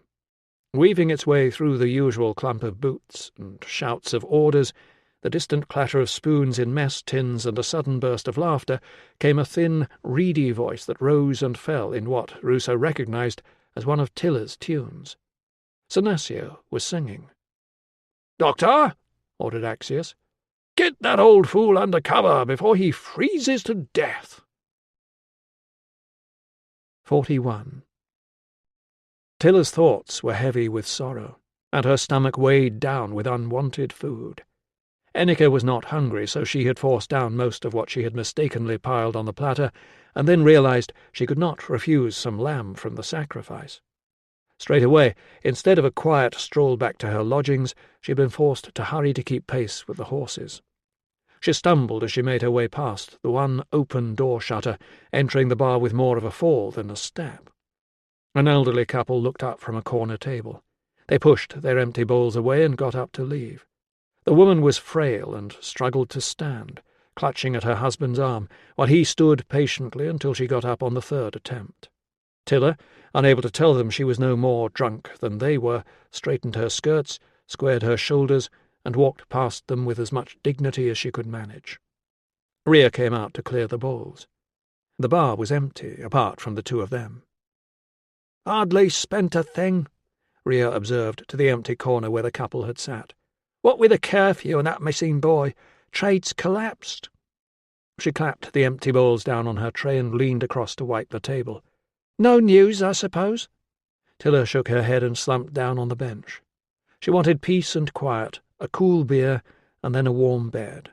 But first she needed to talk to Rhea and to Virana. "At this rate we might as well not have had the new tables made. And if anybody asks me again if I've seen that boy—" Rhea paused. "Well, they might have the decency to buy something while they're in here." Tilla cleared her throat and said, "You may have a lot more people coming in about the boy." Rhea took the news surprisingly well, which was explained when she continued, "Tell him I'll want the cash up front. I've had promises from the army before." "Cash? Well, there's got to be a fee for him using the premises, girl. I'm running a business here, not a message service. It was bad enough before with all your patients coming in here wanting to tell me about their aches and pains. Have there been any patients? Tilla realised with a jolt that she had forgotten to check. She was torn between relief and disappointment when Ria said, "Not one. Oh, and your girl's gone off in a huff. I told her, girl, this is a bar. You get called all sorts. Take no notice. But in her condition it doesn't take much. I need to talk to her. I have to say I had my doubts about her from the start, but she's a hard worker and the customers like her, so I let it pass." "Is she here?" Tilla asked, hoping she did not have a missing girl to worry about now as well. "I can't give credit against the rent for a girl who doesn't work, you know, especially not now. I spent half the morning making a new savoury cheesecake, and I've still got most of it left over. I hope you're hungry." "No." Ria rolled her eyes. "Another one?" "Perhaps just a little," Tilla offered. "Where did Verana go?" The woman carried the tray of empty bowls to the back of the bar and swung one hip against the door to open it. "You can come out now," she announced into the gap. "They've all gone and your mistress wants her dinner." From somewhere behind it a voice called, "I am not coming out." Ria let the door swing shut again and joined Tilla on the bench. "I'll tell you what happened," she said. "I doubt Madam will." Tilla, too tired to argue, sat and waited. "Some locals came in and got mouthy with a few lads from the camp," Ria explained. "The soldiers had orders to walk away from bother, so they got up and left without buying a thing. I wasn't best pleased. Then the locals picked on your girl instead. Nasty bunch, most of them from somewhere across the wall. When I told them to clear off home, they said they were looking for the stolen boy. I said, 'You won't find him by sitting in a bar insulting people, will you?'" "Is she hurt?" "Only her pride." The woman lowered her voice further. "They were making donkey noises, saying every man in the legion's ridden her. There was talk of shaving her hair off, you know, the sort of thing. She ran into the back and she's been there ever since." Tilla pulled herself to her feet. She had tried many times to explain to Verana that there was a difference between how to get a baby and how to get a husband. Perhaps at last she understood. "I'll talk to her." The only light in the back room came from a small window paned with thick green glass that opened onto an alley between two buildings. Verana's bed was in the shadows beyond the ladder. Even so, Tilla could see the girl's swollen eyes and dishevelled hair. In a voice that was blurred by tears, Verana said, "I am not going out there again. You can't make me." "You do not have to," Tilla assured her, moving across to sit beside her. "I'm sorry the men were rude to you." "Not just men, girls too." Verana pulled a strand of hair forward, twisting it around her fingers. "They said horrible things." Tilla doubted anyone had called her any worse names than her own brothers had used back at her family's farm. But the insults of strangers would be far more painful. "They are angry with the army, and they think it is clever to hurt anyone who is friends with the soldiers." Verana sniffed and blew her nose on a cloth. "Con was there?" "Con was a part of this?" Tilla felt her blood rise. "He has no right to insult you. I will make sure he apologizes." She would work out how later. "It was not him who said those things.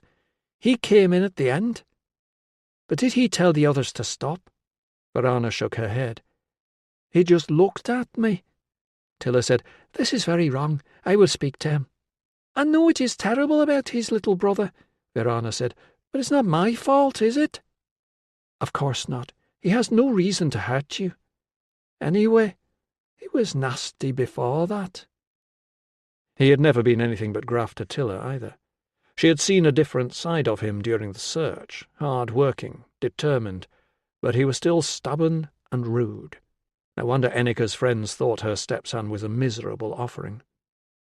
Verana gave another sniff and scrubbed the cloth across her mouth, as if she were trying to scrape away the humiliation. "I'm not surprised nobody will marry him. Brannon was much nicer. I liked Brannon. I used to look forward to seeing him." She looked up. "Is there any—" "No," said Tilla. "No news at all. But Ennika needs to know who started the story about the body in the wall. Can you remember who brought it to the bar?" 42. Getting the old man under cover was not easy, but Ruso finally managed to persuade Senecio that nobody would see his protest in the dark. The deep arch of the east gateway was not exactly indoors, so he could honourably shelter there from the rain and wind. This led in turn to an argument with the watch captain, who was afraid the old man might open the gates to hordes of murderous tribesmen under the cover of darkness. Ruso's "not unless your lads go to sleep" did not go down well. With Senecio installed under the glare of the torches and of the watch captain, Ruso went to raid the hospital's stores. It seemed Dr. Valens had arrived earlier, dealt with a couple of casualties, and headed over to the centurion's house to introduce himself. Ruso went down to the office to get the key to the bedding store and check for messages, took one look at Nissus still stoically pounding leaves into green pulp by lamplight, and remembered. "Figs!" "Figs, sir," agreed Nissus, in a tone that suggested he might as well have asked for the golden apples of the Hesperides, because he would have stood about as much chance of getting them. "I'll go for them in a minute," Ruso promised. He needed to try Fabius's kitchen anyway.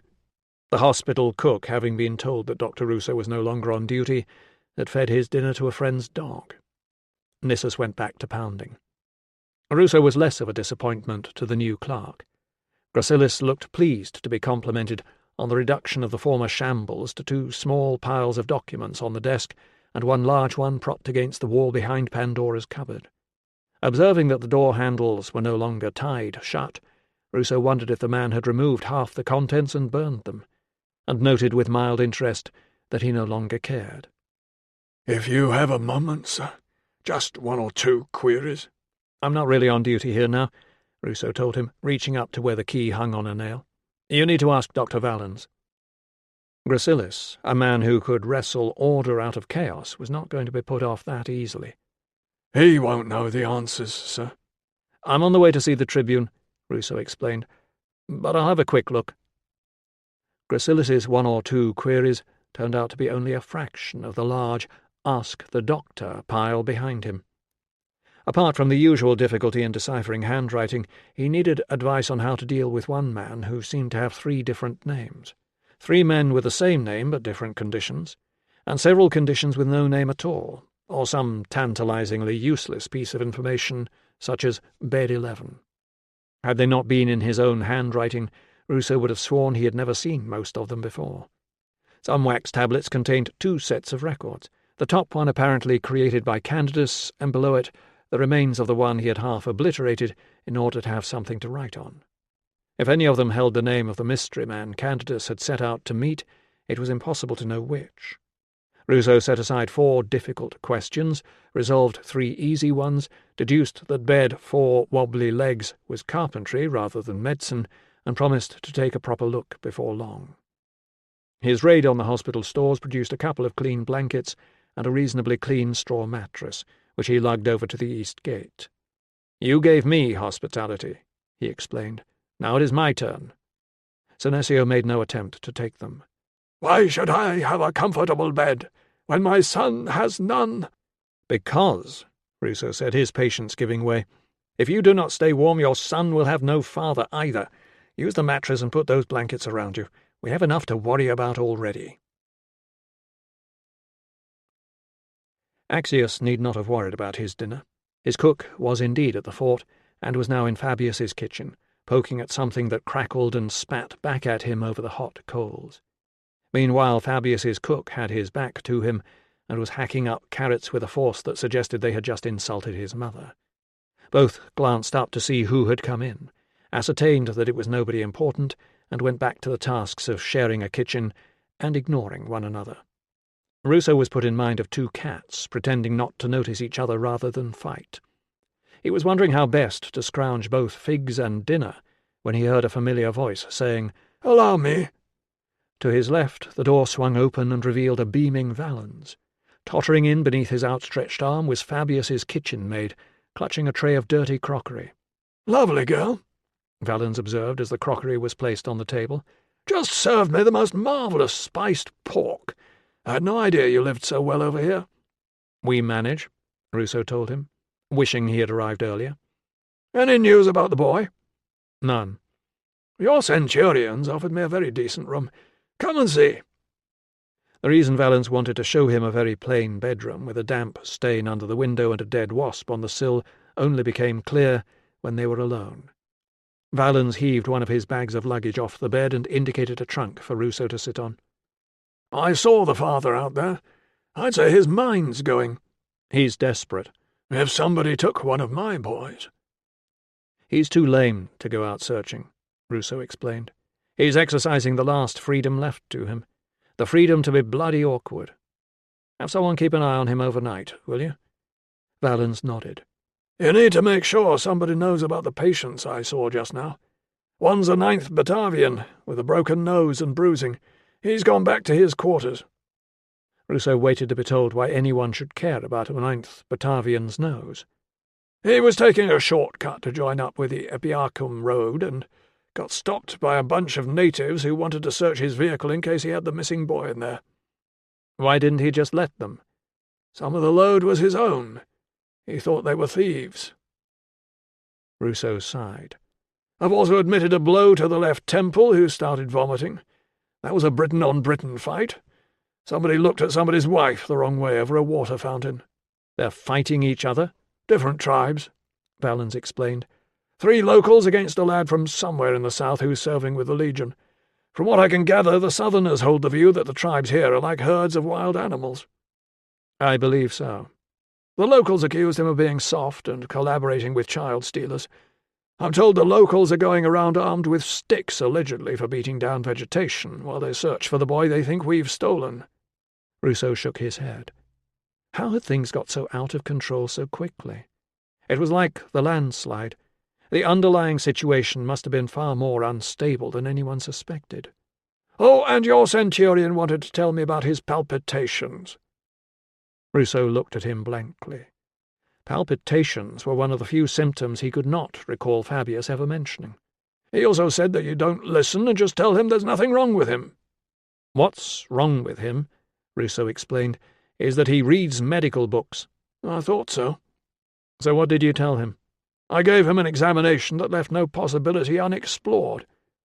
"I'm sure that pleased him." "Then I told him he was a fascinating case, and in the circumstances, he's lucky to be alive at all." Ruso said, "Considering the amount of medicinal wine he's drunk, that's true." "He thinks I'm marvellous." "You won't feel so marvellous when he drops in for a diagnosis in the middle of the night. Why do you think I refused to share this place with him?" "Ah, but he won't.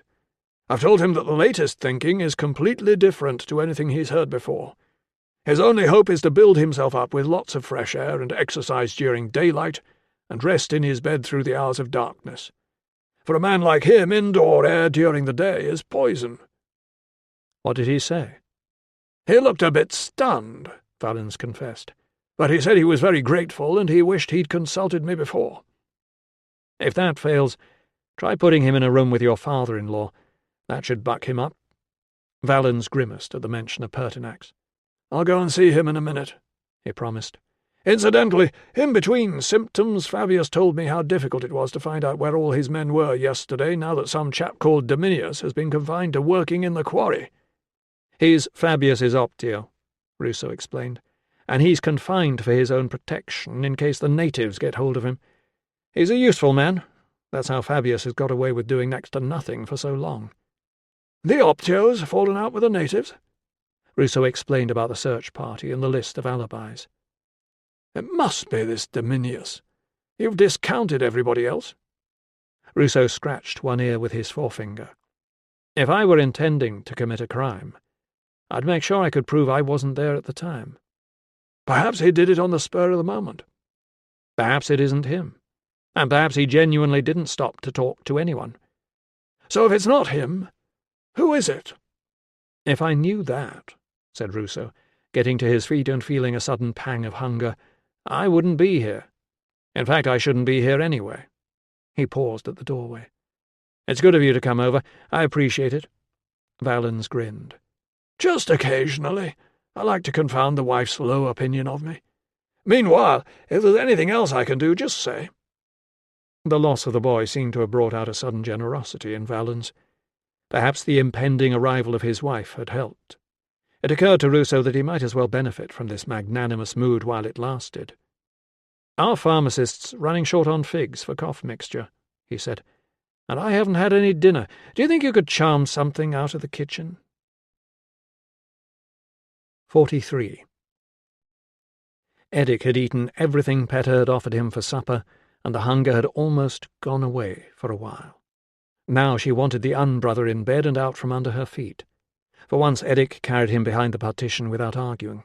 He took the unbrother's boots off and slid below the blankets with him.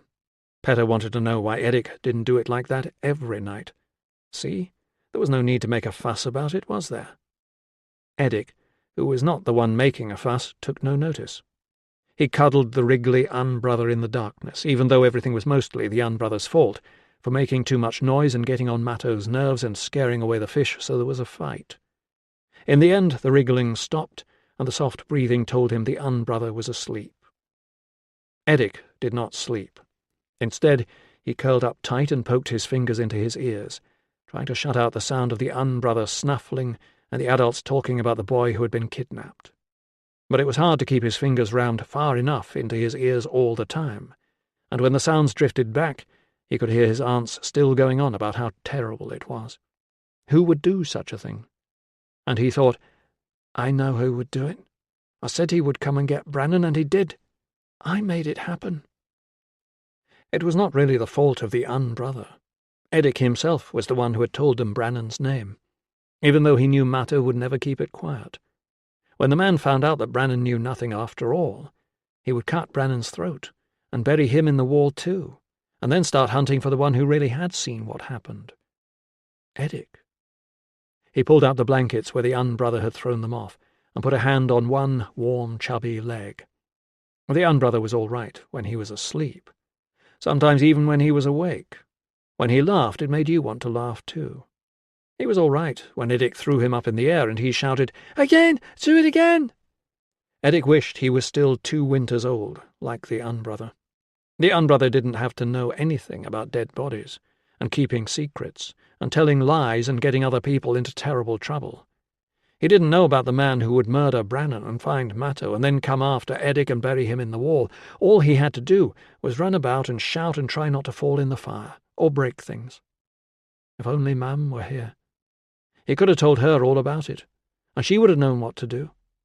He might as well tell the dog as tell Da.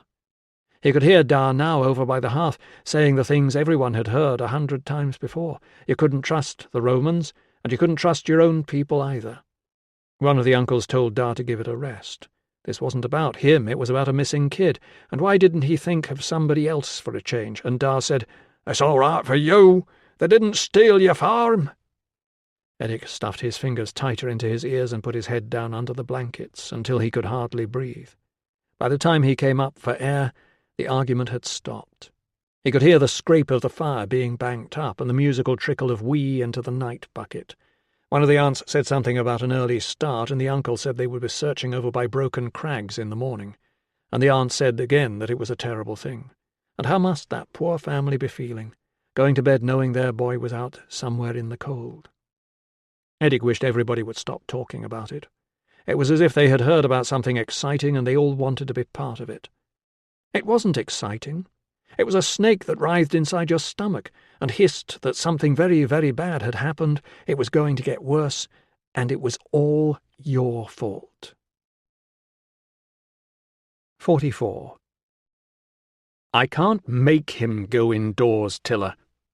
You are the army. She leaned forward in the bed and retrieved the pillow from behind her. It is your job to make people do things they do not want to do. As if to illustrate how this was done, she gave the pillow a couple of hefty punches. Why else are you here? Ruso's left boot landed with a clump on the floorboards. You complain when we don't respect local wishes. He tugged at the laces of the right boot and dropped it beside its partner. And then you don't like it when we do. He aimed his socks into the dark, beyond the lamp oblivion of the corner where he had stowed Candidace's shield. But he is an old man. She dropped the pillow back into place. It is cold even in here. He will be dead by morning. Perhaps. It was not his fault that Senecio was a stubborn old goat. Tilla looked as though she were about to raise another objection, so he said, The sky's clouded over now. It's not as cold as it could be. Valens will make sure the night staff keep an eye on him." Tilla gave the sort of exaggerated sigh that said this would never have been allowed if somebody sensible had been in charge, then asked, "Do you think the army would lend us horses tomorrow?" "Us?" "Me and Ennica. We need to talk to the man who told Virana about the body. We have other names to follow, too. We may have to go a long way to find these people." He pulled back the covers and slid in beside her. "I'll ask," he promised, doubting their efforts would lead to much, but having no better ideas to offer. "Light out?" Instead of answering the question, she said, "It has been a bad day. Did Virana tell you she was insulted?" "Ah, she was looking a bit weepy when she let me in. She said she was upset about Brannan." "That too. She said she used to look forward to seeing him." "Gods above! Brannan? Not like that, husband!" From somewhere downstairs came the sound of raised voices. Female first, then the rumbling of male resentment. Tilla said, "Rhea wants to pack up and move to Deva for the winter when the Legion goes. He wants to stay here where they have always lived." More arguments from downstairs, the tone clear but the words indistinct. Ruso, who had hurried past Rhea with a promise that he would talk about a fee for using the bar in the morning, was not sorry to know she was fully occupied. "A man and a woman," Tilla murmured. "It is not easy." He said. It seemed the safest thing. "Who insulted Virana?" "Some local people. That is nothing new. But Con let it happen." He said, "When this is over, we ought to make him apologize." In the silence that followed, perhaps she too was thinking that if Brannan was not found, there would never be a time when this was over.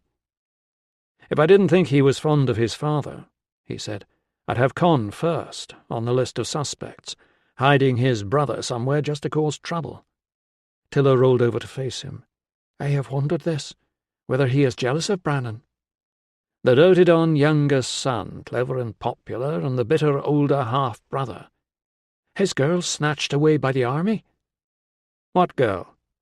She said, "Did you not know?" and proceeded to relay what she admitted was gossip about the girl's rape by a soldier during the Troubles, her refusal to have the baby taken away, and a broken betrothal. "They say that is why he is so angry." "Even so. Why would he do this to his father?" She said, "For liking Brannan better." The reasoning made sense. The practicalities did not. Brannan was taken by a soldier. "Soldiers can be bribed," she pointed out, "or imitated. Perhaps there may be some captured equipment still hidden in secret places after the Troubles." "Really?" She said lightly, "Who knows?" "Well, you do, clearly." "Not near here," she assured him. He let it pass. If the soldier wasn't really a soldier... "I'm just thinking aloud. We've got half the Legion chasing around searching, everybody suspecting everybody else, and the officers busy trying to work out where several thousand men were yesterday afternoon. I'd imagine if anything could make a man like Con happy, that would be it. I'll see what I can find out." "How will you do that?" He had never told her that Con was under surveillance, for the very good reason that she was not supposed to know. "Sorry. It's been a difficult day. I mean, we both need to be aware of it." He wondered who was paid to inform on Con, and whether the security people would be prepared to tell him. Suddenly Tilla said, "There is still no word of Candidus?" "There's some hint of him arranging to meet a man he'd seen before, but that could be anybody." "What if the same man stole both of them?" He frowned. "We've gone from Con being jealous to some villain who's going around abducting random people." She sighed. "Fear is a short rope. Every time I set off toward where Brannan might be, I am pulled back by the feeling that I might have just turned my back on him." He remembered something else. "We're checking everyone's movements, so I suppose I need to confirm that my pharmacist really did go away on leave." "Did he know Brannan?" "I don't think so." "Is he the one who said he would kill Candidus?" That was a misunderstanding. The argument downstairs seemed to have ended.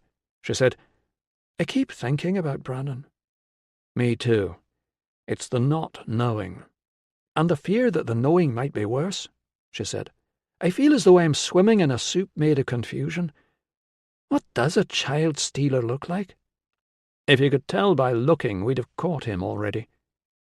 He pictured Senecio lying out in the cold, worrying about his son. He tried to picture Brannon, but could not. He saw only the dark shape of the farm dog on the night they had first met, and heard the voice that had greeted him with, "Are ye the doctor?" and then said with relief, "Now I can go in out of the rain." He rolled across to her, wrapping himself around the warmth of her body. "I am sorry things went so wrong with the old man's family." "So am I." He was drifting off to sleep when she wriggled. "The lamp," she explained, waving an arm across him and trying to reach it. "I'll do it." He was almost asleep when a thought drifted across the distant horizon of his mind. It vanished as he tried to focus on it, but to his annoyance he found himself awake and alert, convinced it was something important. If only— What had he been thinking about just a moment ago? He didn't know. Beside him his wife stirred and murmured something in her sleep. It was definitely important, something he should have queried earlier. If only he could get back to that state of half-awareness. By the time he woke, the grey morning light was filtering round the shutter that covered the excuse for a window. His wife was sitting up beside him. She crossed her arms and lifted off her night tunic, shuddering with the cold as she did so. He paused to enjoy the view. Then, when the most interesting parts had vanished under the wrapping of her breast binding, he said, "Tell me again what Verana said about Brannon." 45. The legate's attempts to reassure his centurions at the morning briefing were overridden by the alarming fact of his presence. Usually he was based elsewhere, and was only ever seen at the various camps under his command later in the day. He invited Axius to outline the plan for the day's search, then stepped up again and emphasized the importance of not being provoked by the locals. He had spoken with their leaders, who had agreed to ask the people to stay calm.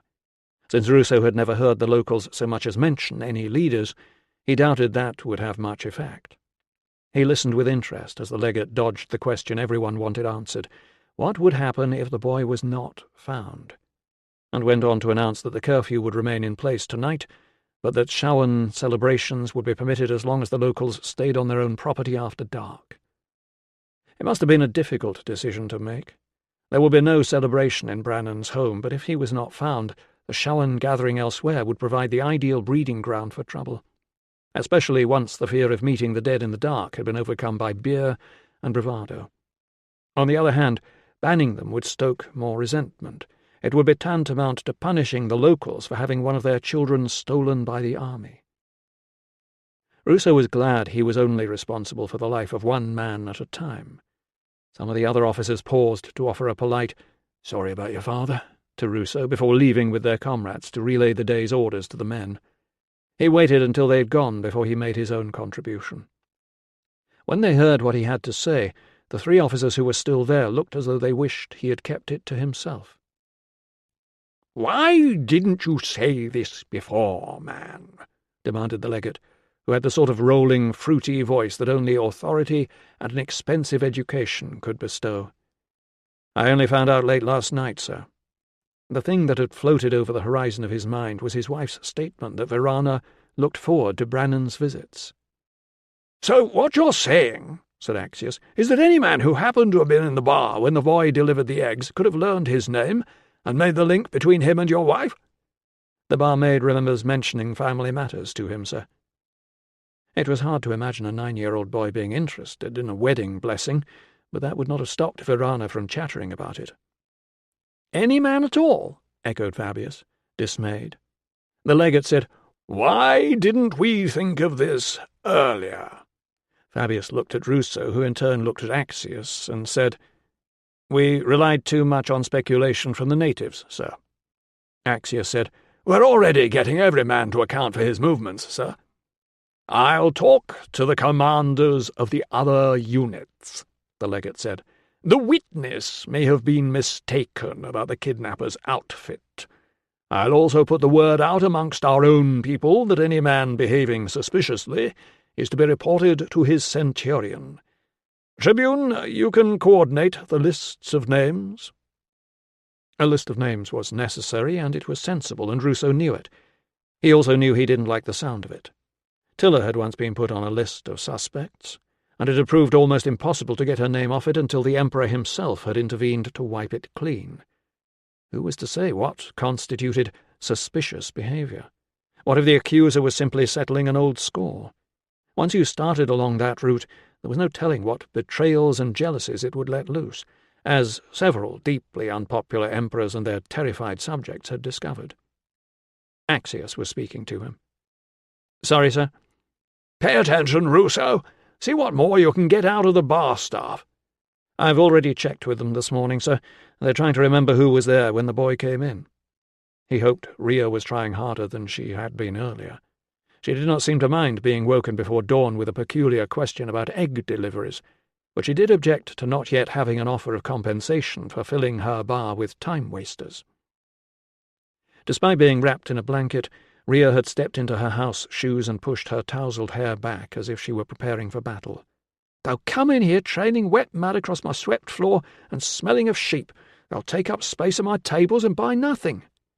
"I'll see what I can do," he had promised. Now he ventured, "Sirs, we need to pay a fee for the use of the bar." "Then find somewhere else," said Axius. "Who do these people think they are? You'd think they'd be glad to help." Ruso had more success with a request for permission to seek out the latest intelligence on Con, in case there was some native involvement. "Exactly as I suggested yesterday," put in Fabius. Axius had the grace not to point out that he had said so too. "They may know something of Indolanda." "So," the legate continued, "yesterday we had 8 suspects. Now we have several hundred. Is there any good news?" "The old man's still alive, sir," put in Fabius. "We allowed him to sleep under the gate arch and gave him bedding, and Dr. Valens persuaded him to take some water." "Well done, man," said the legate. "We don't want him to die on us." Ruso fought down a childish demand for a share of the credit. "Are we confident the boy's not in our custody, sir?" "Our people assure me they haven't got him," said the legate. "Security are chasing up their informers." Ruso was not optimistic. Informers were mostly recruited for their ability to inform on the natives, not on the military. Setting off across the duckboards to return to the fort, he found himself recalling the prospect of a native wedding, once so embarrassing, with a fond sense of innocence lost. His nostalgia was pushed aside by a scrape of boots heralding the company of Fabius. He had expected conversation, but it seemed all Fabius wanted was not to be outside a set of ramparts on his own. They marched together in silence toward another day of searching for a stolen boy. Already 40 or 50 natives had gathered to protest. This time they were outside the east gate, and they were trying different tactics. There was no more chanting. Instead of harassing drivers or sitting down to block the road, they had lined up on either side of it like a ragged parody of a guard of honour. Nearly all seemed to be elderly or lame. There were a couple of women with small babies. Several had even brought rough stools and boxes to sit on. As the 2 officers approached, one of the gates opened and a squad of men marched out. After yesterday's barrage of rotten missiles, someone had sensibly ordered them to wear helmets, but nothing was thrown. The natives yelled, "Where is Brannan?" and "Child stealers!" and "Give the boy back!" The legionaries strode on past them without a glance. Fortunately, none of the natives seemed to know that Dominius and his men were back at work in the quarry. "A bunch like that wouldn't frighten anybody," Fabius observed. Trying to decide from a distance whether one of the protesters had a goiter or just a double chin, Ruso said, "The others will be searching," and only as he said it did he realize what it meant. This was no spontaneous outburst of anger and concern. This was organized. The people who could do little but shout had been sent to protest. The fit and healthy would be working or searching. If the boy was not found, then whoever had arranged this would be considering the next move.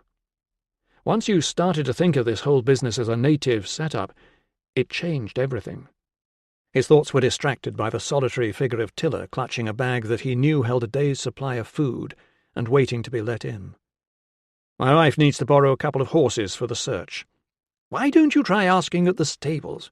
suggested Fabius, as if he were not in a position to give the order, or as if Ruso might not know where to look for a horse. "I expect they'll have something."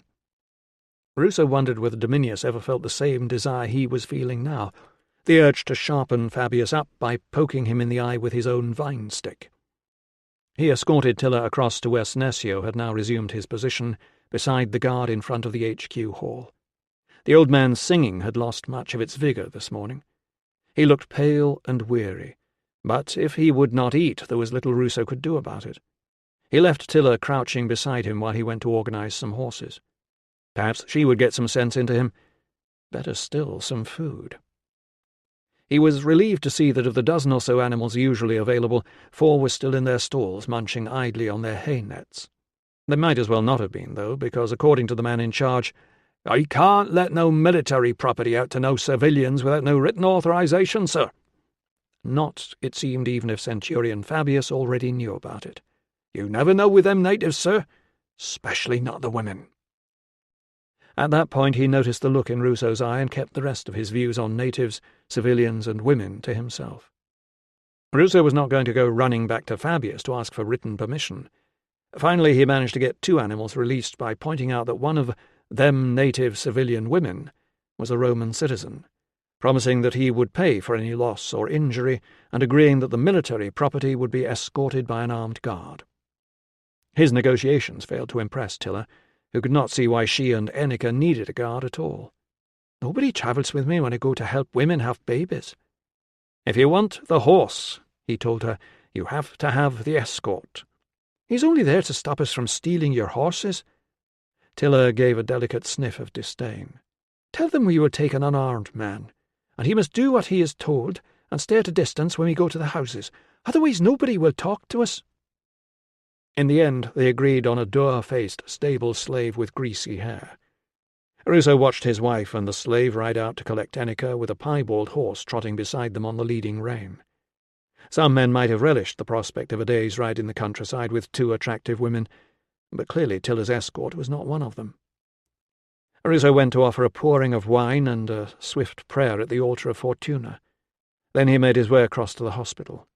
Before he returned to face Rhea and her escalating demands for compensation, he needed to make sure Gallus was checking on everyone's movements for the day before yesterday. After that, he needed to clear his mind. It seemed now that practically any man who could not account for his movements might be guilty. Just like his wife, Ruso was swimming in a soup made of confusion. 46. Ruso had not been greeted with such enthusiasm since the time he had performed a free clinic for any local who cared to drop in at the bathhouse over at Coria. 6 people who could not find space on or around the table outside Rhea's bar were clustered about the entrance in no discernible order. As he tried to get inside, hands snatched at his tunic. Voices in Latin cried out, "Doctor!" and "Sir!" and in British, "Out of the way! Other people were here before you!" Inside, all the seats were taken, and Rhea had been right. There was a distinct tang of sheep. There had to be at least 20 people in there. He was pleased to note that everyone seemed to have bought drinks. That should satisfy Rhea's demands for compensation. Verana, edging her way between 2 tables with a tray held above her head at a precarious angle, paused to beam at him. "We've never been so busy, master." "Any more thoughts about who was in the bar when Brannan came?" Her face fell. "I'm sorry, master. There was only me serving, and I know there were some customers, but I can't remember who." He told her not to worry. He was fresh from an awkward encounter with Nissus, who had no way of proving that he had been fishing in Coria for the whole of his leave, and plainly thought it was ridiculous to try. He had a point. People might have noticed a hunched figure staring at the water, but it was the nature of fishermen not to want to be disturbed, and Nissus would never have sought anyone out for conversation. He had correctly answered Ruso's trick question of, "Did you stay at Susanna's?" by pointing out that Susanna did not rent out rooms. He had stayed at the Phoenix. The name meant nothing to Ruso, who had not been to Coria for a while. New businesses had popped up like mushrooms all along the border. He made a mental note to think about contacting the owner and moved on. By contrast, everyone in Rhea's bar was eager to help. "One at a time," he called over the hubbub, placing himself in the only available space, which was behind the counter. Catching a glimpse of Rhea loading pastries onto a platter in the back room, he asked Verana to bring him a spiced wine. "Now, who was first?" It was exhausting and time-consuming, no matter how quickly he tried to process each statement, and he had to cram his notes into smaller and smaller handwriting to fit in the available space on the tablet. Several of the informers could not understand why he was making notes at all, since they expected him to immediately summon troops and rush off to investigate their sightings. Unfortunately, there were confident sightings of Brannan at roughly the same time in 5 or 6 different places. "You may be right," he explained to each one, "but I need to hear everyone." The description of the soldier varied from the hopelessly vague to the startlingly implausible, in which the kidnapper was hiding his features behind a full-face cavalry parade helmet. He tried to push aside the suspicion that this was all part of a native plot to hide the truth. One account of a boy walking east along the road at about the time Brannan vanished sounded promising, but the observer, a Thatcher, could not remember whether there was one soldier with him or 2. It was supported by a woman who had recognized Brannan hurrying along in the company of a single legionary. Since the boy seemed to be going quite willingly, she had assumed it was the medicus and that things had been patched up. Closing her eyes, she added, "He might have had—" Ruso did not understand the word, something to do with his legs. "Stocky," translated someone who was listening from the next table in these less-than-ideal conditions.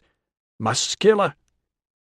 That might point to the thick-set quarryman, whose name was Festus, but they had confirmed his alibi, and besides, after all the training runs, there were very few men in the Legion who did not have noticeably muscular legs. Ruso wrote it down, took her details, and said someone might be in touch. "But I've told you everything I know. I don't want you people coming round pestering. I haven't got him, poor lad." "I know," said Ruso. "Neither have we." The next report came from north of the wall and might be something, or it might be a man quarrelling with his son. The boy had not been restrained in any way and had stayed to argue. To the woman who complained that this was a waste of time if he wasn't going to do anything about it, he explained again that search parties were already out there and every sighting would be followed up. Finally he confided that he was as frustrated as she was, and moments later heard her telling someone that the Roman was useless. He had no more idea of what to do than anybody else did.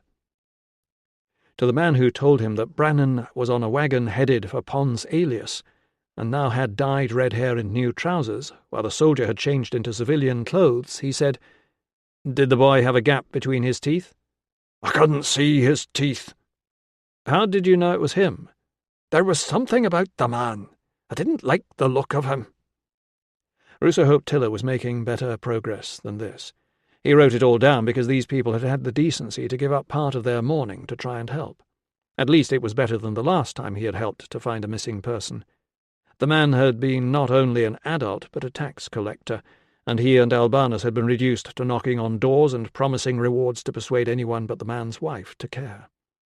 While Rhea served pastries that were still warm from the oven, the witness, who had seen someone he didn't like the look of, was followed by a woman with a sagging face and burrs stuck in her hair. These were presumably there by accident rather than design. A smell of stale sweat wafted across the counter as she whispered in Latin with the accent of somewhere warmer, "It is not me, doctor.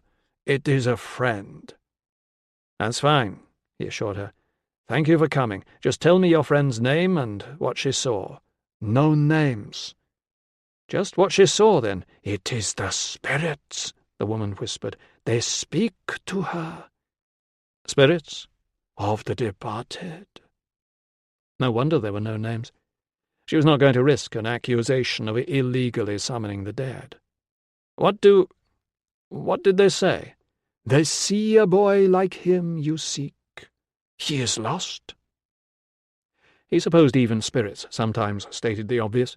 "Do they know where he is?" "Ah, not in this world." He made a shooing motion to Virana, who had edged toward him clutching a carrot she was supposed to be scraping and was pretending not to listen. When she was gone, he said softly, "The spirits think he is dead?" "He is all alone." The woman clutched at her chest and put her head on one side. "He cries out, 'Mother! Mother!'" Conversation around them had stilled. People were turning round to watch. It was hard to know what to say next, except to tell her to go away and stop wasting his time with frightening nonsense. "How did he get to the next world?" The woman placed her forefinger at an angle across her left eyebrow. "A terrible blow, doctor. Even you could not save him. He fell, crying out, 'Mother, mother!' And when you heard him cry out, 'My friend heard it,' she corrected him. 'A friend who does not want to call up spirits, but for the sake of this boy and to help the legion, she has bravely sacrificed a good black lamb and opened herself to their presence.' 'That's very decent of her,' said Ruso. 'Is there anything else she can tell you?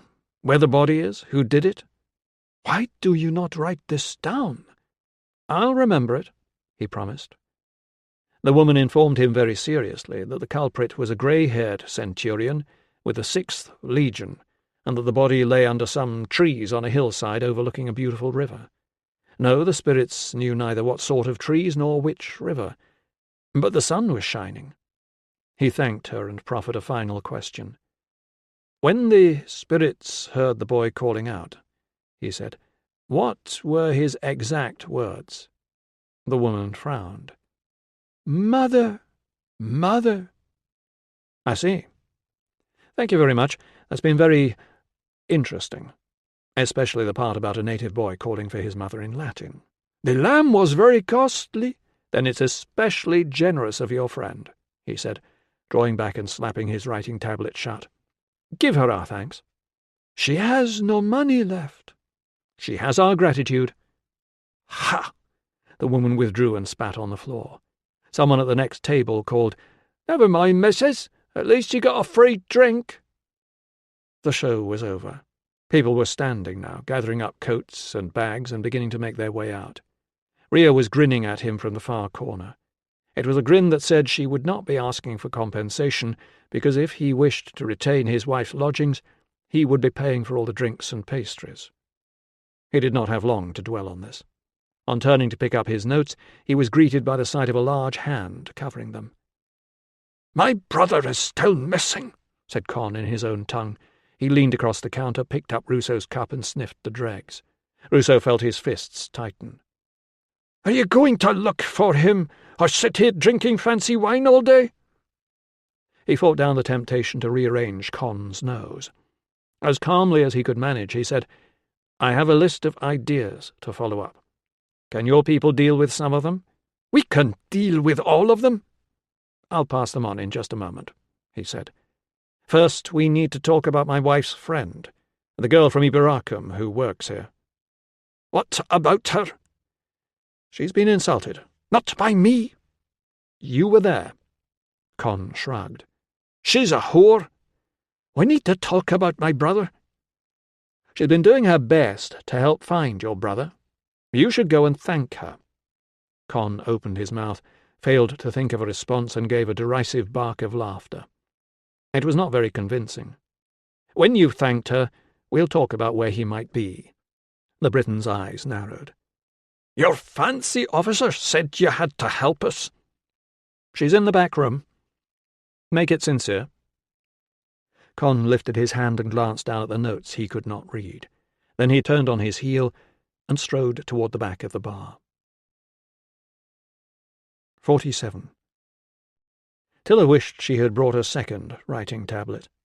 Her letters were always larger than she would like, and she struggled to keep them in line at the best of times. Now the wax of the tablet that had caused such amazement at the farm, a local-born woman who could write, was scarred with stabs at names that she would have trouble reading back later. There were large, smoothed patches, too.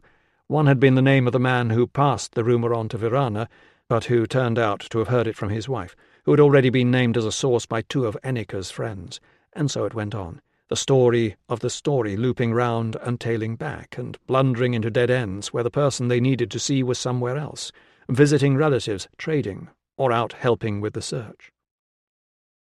It took several tries before they realized they must explain at the beginning that Enica was not there to blame or accuse. She was offering concerned neighbours a chance to help by tracing the real source of the rumour before the child-snatcher did. But the rumour had begun its journey several days ahead of them. It had already passed around hearths, and over bar tables and market stalls, and across boundary walls, and even, how things had changed since her parents' day, between locals lazing in the bathhouses at forts farther along the wall. The slave followed them around with no sign of cheering up or of understanding anything that was said in British, So they called him by his real name to his face and Dismal to each other. Tilla had tried explaining to him that if he heard a horn he was to say so, because it might be the signal that Brannan had come home. Or it might be a war horn, added Tilla, irritated by his glum face and sullen speech. The signal for our warriors to rise up and throw your masters back into the sea where they came from. Even then there was no reaction. Perhaps he believed her. Some of the people they met were suspicious of the military brands on the horses' shoulders. For the same reason they were twice stopped and questioned by army patrols and had to appeal to Dismal to confirm that the horses were not stolen. Annika said little as they rode along the lanes and down the narrow twisting tracks, except to call out for her son. Tilla doubted he was close enough to hear. While every stone wall, every wooded valley, every ditch or patch of reeds could be concealing him, any thief with any common sense would have got him well clear of here long ago, knowing people would be searching. Still, Annika looked more alive now that she had gained some sort of purpose. They left the shelter of the trees and turned left onto the main road, with Tilla urging her horse on in front and the slave bringing up the rear. The wind was gusting in from the west, cooling their faces with a light drizzle. They cantered as far as the short cut by the burned ash tree, where they had to slow again for the horses to pick their way along the stony ground.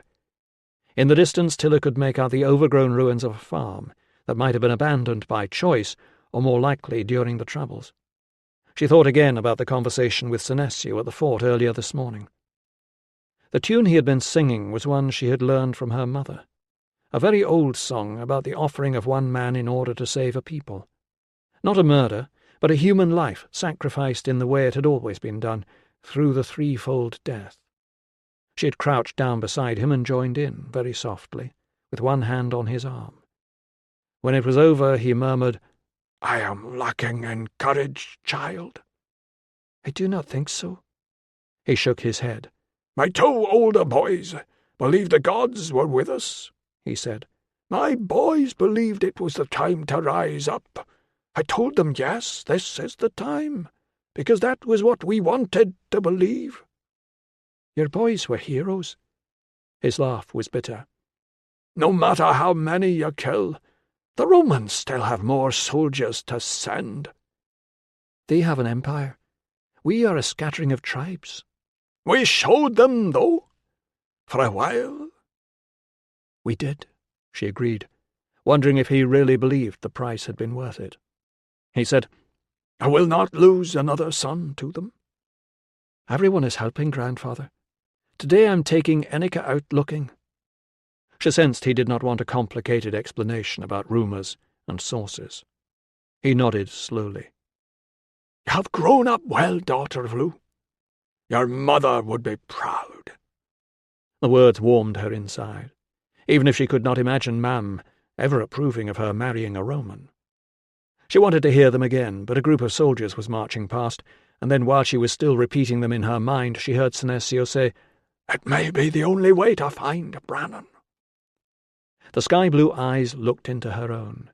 The warm feeling faded as quickly as it had come, replaced by a stillness, as if the gods had stopped their business to listen. Tilla said, "The threefold death?" "We must try everything else first," he said, "but I will not lose another son to them." Senecio, who had wanted no more killing.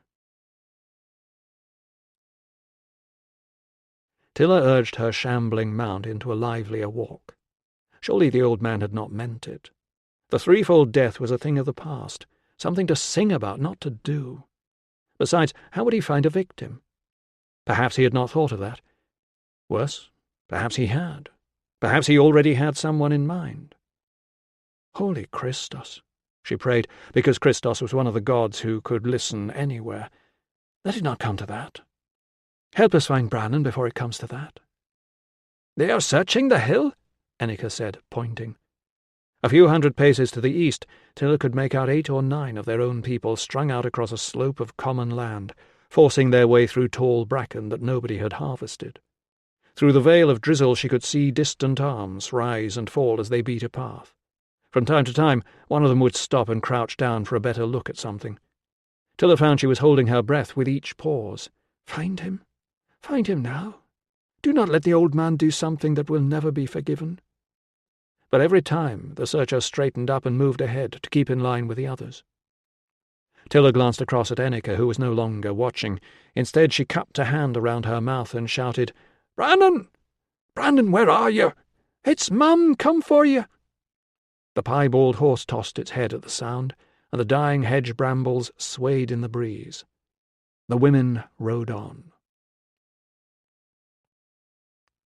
Of the few children they saw in the lanes and the fields, none were alone, and several were seized by their mothers at the approach of strangers, the women showing everyone how fiercely they would defend their young if anyone came too close. A couple of children were armed with sticks. Tilla had given up trying to argue with the people who told them the army had hidden Brannan themselves as revenge for that wife-beater being dangled upside down.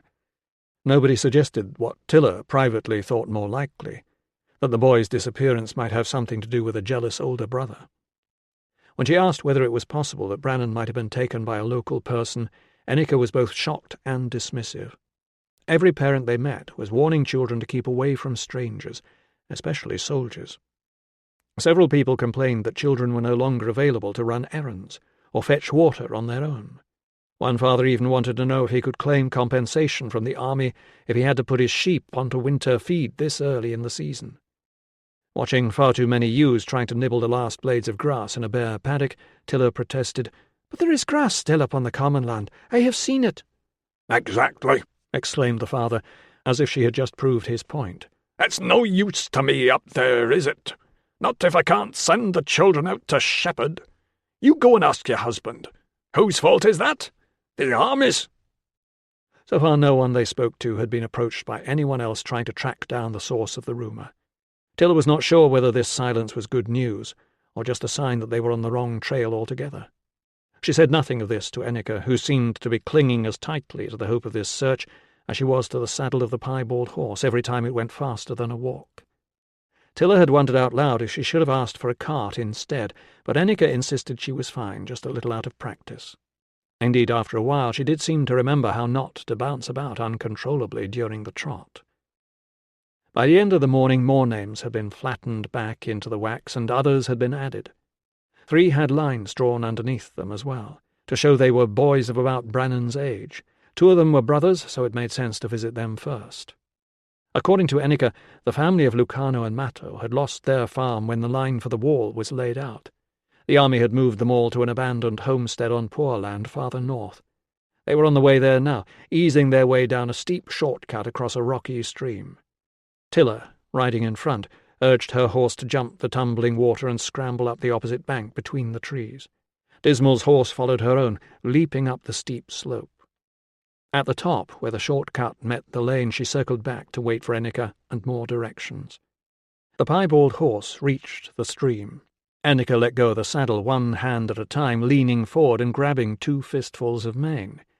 The horse's head jerked up as it leapt, narrowly missing her nose. It bounded up through the trees with Annika's head down alongside its neck.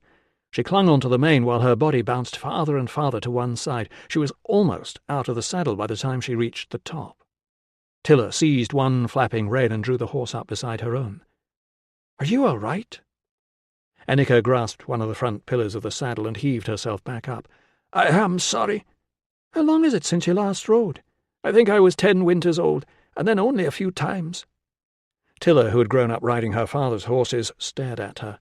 "Why did you not say this?" "You did not ask. Anyway, I thought, it is only sitting." She tried to shift positions and winced. "Just at this terrible angle, and being shaken about, and wearing my stepson's trousers." "We will stop and eat," Tilla declared. "You can rest." Annika shook her head. "If I get down now, I will never get back up. Turn left here. It is no more than a mile. I want to talk to those boys." 48. "Run all day, this one will, sir," said the man, whacking the nose of the only remaining animal in the stable as it attempted to bite him. "He's a good horse." Ruso watched as the leggy bay was led out into the yard. Its ears were flattened back against its head, and the whites of its eyes were showing. "I'll be honest, sir. I wouldn't have gave him to your wife, but you won't have no bother with him, not once you're up. You're further from his teeth back there." It was this horse, or no horse, and at least when he turned it east toward Vindolanda and urged it forward, it sprang into a willing canter. He wondered whether Tilla and Ennica had managed to track down the source of the rumours. He would never have spoken it out loud, but he hoped they were wasting their time. He didn't want there to be a body in the war. He didn't want to have to worry about whether it was Candidus. And besides, Brandon had been missing for 2 nights now. A boy who had been kidnapped in order to be silenced was not likely to be found alive after that long. And they very much needed to find Brannon alive, not only because he was innocent and friendly and 9 years old, and because his family, well, his father, had tried to make strangers welcome, but because Pertinax was right. If they didn't, the fragile peace with the locals would break down again. "Everything our lads fought for will be thrown away," and Senecio, who wanted no more killing, would see his people swept up into fury and bloodshed once more. He had done his best to keep the peace by sharing information with Con. The Britons were following up the sightings however they thought best, with the promise that if help was needed, they were to ask. The army was investigating the whereabouts of every single man on the afternoon that Brannon had disappeared. What he had not told Con was that he was going to Vindolanda to find out what information security had on Con himself. Ruso still had a nagging suspicion that the elder brother might have set this whole thing in motion. Clearly the irony of the army turning itself inside out on behalf of a native family was not lost on him. "We'll help you round up all your men and beat them," Con had suggested, with a bitterness that belied any suggestion of humour. "You always think it works on us." Vindolanda's well-worn main street was busy as usual, and Ruso had to steer the horse between groups of pedestrians who would have moved out of the way a lot faster if they had considered the size of its teeth. The wooden fort at the end of the street was currently housing 3 times the number of men it was built for, and the cavalrymen queuing outside the stables glared at him before parting to let this unknown officer forward to hand over his horse. When he was finally inside the inconspicuous corner of the HQ building occupied by security, Ruso showed the permit Axius had signed. The clerk squinted at it, turned it upside down, held it level to examine it for something or other, and finally agreed to let him pass. The security officer placed a stack of 5 or 6 writing tablets on the desk and kept hold of them. "Give me the name again." "Con," Ruso said, "son of Senecio." "Interesting. I think we had a question about Senecio the other day." Ruso, whose inquiries about Senecio had been strictly unofficial, said nothing. The tablets were parcelled up with twine. The officer pulled the strand to one side and bent his head to reveal thinning hair combed across a bald patch. "Con, son of Senecio, resident on a farm with 3 buildings, 750 paces southwest of the fort known as Parva." "That's him." The officer picked at the knot in the twine. Finally he opened the top document and read, giving the occasional as he reached an interesting point. Ruso said, "I don't want to waste your time. I can look for myself and let you know when I've finished." The man shook his head and said, "If only it were that easy." Ruso refrained from pointing out that it would be that easy if he handed them over. "Facts are not intelligence, Doctor. Intelligence is what we sift from the random facts that accumulate in our reports." Ruso waited. Finally he was rewarded with, "Con served as a leader in the Troubles. Younger brother Dubnus killed in a skirmish with a unit from the 20th. There was not time to dwell on the news that the men who had killed Senecio's second son were from his own legion. Father still alive, mother dead, father remarried. 1 half-brother Brannon." "Brannon is the one who's missing," said Ruso, hoping to speed things up. "No wife or children listed. Other occupants of the farm." He paused. "There are cross-references. Do you want me to look them up?" "Stay with Con for now." "Thought to retain contact with remaining rebels. Mostly social. Suspicious activities much curtailed since executions of ringleaders after the Troubles. No associates currently known in other tribes. Some trouble with one of our men over a woman now married to another cross-reference. Tendency to speak before he thinks." Ruso could vouch for that. "Ah, there's a new female associate called Holy gods, these people's names. Darludica? Could be. It means daughter of the god Lu, also known as Tilla. The man's eyes widened. Married to an officer of whom he doesn't approve. That's me. The security officer glanced at the permit again and looked up. Are you sure you're supposed to have access to this? Absolutely. I'm here because I'm the link. I need to know if he's got any other contacts within the army or if he knows anyone who can impersonate a legionary. The former, not that we know of. The latter, perhaps, if they got hold of the kit. Plus, I'd like to know where he was 2 days ago, between the 6th and 12th hours. The security officer sighed. We use local informers, Doctor. We don't send men to follow persons of interest about all day. Nobody's that interesting. Who's our informer? The man pursed his lips and indicated the permit. You'd need more than that, especially since you're personally involved. I need a clear picture of who knows what about the family. The man who took the child wasn't our informer, if that's what you're thinking. I can tell you that for certain. How do you know? The officer sighed. Listen to me, Doctor. The man who took the child wasn't our informer. Ruso said, Ah. I shouldn't even have said that much. That's not to say your informer didn't pass something on to him. Is this woman reliable? We deal in a world of shadows and tricks of the light, the officer said, but mostly hard cash. They get paid, or we have some way of pressuring them. And can Con exert counter-pressure on her to keep her mouth shut? He doesn't know it's open. It was about midday when Ruso rescued the Vindolanda stable lads from the horse, which the groom described as a vicious bugger. Feeling oddly protective toward it, Ruso observed that it was temperamentally unsuited to being with the Legion, and would probably be happier in a permanent home. "That's what I tell my centurion, sir," observed the groom, "but I get no sympathy." Away from the busy streets, Ruso turned the horse's head back toward the west. He felt no better informed now than he had been when he set out. It was still possible that Con was implicated in the disappearance of his brother, but the security report confirmed what, at heart, he had suspected, that Con was angry rather than vicious. It did not suggest a man who would mastermind a kidnap. And besides, what would he do with the boy afterward? What would anyone do with the boy? The horse tossed its head, and Ruso was brought back to the present. He wasn't going to answer that question no matter how long and hard he stared at it.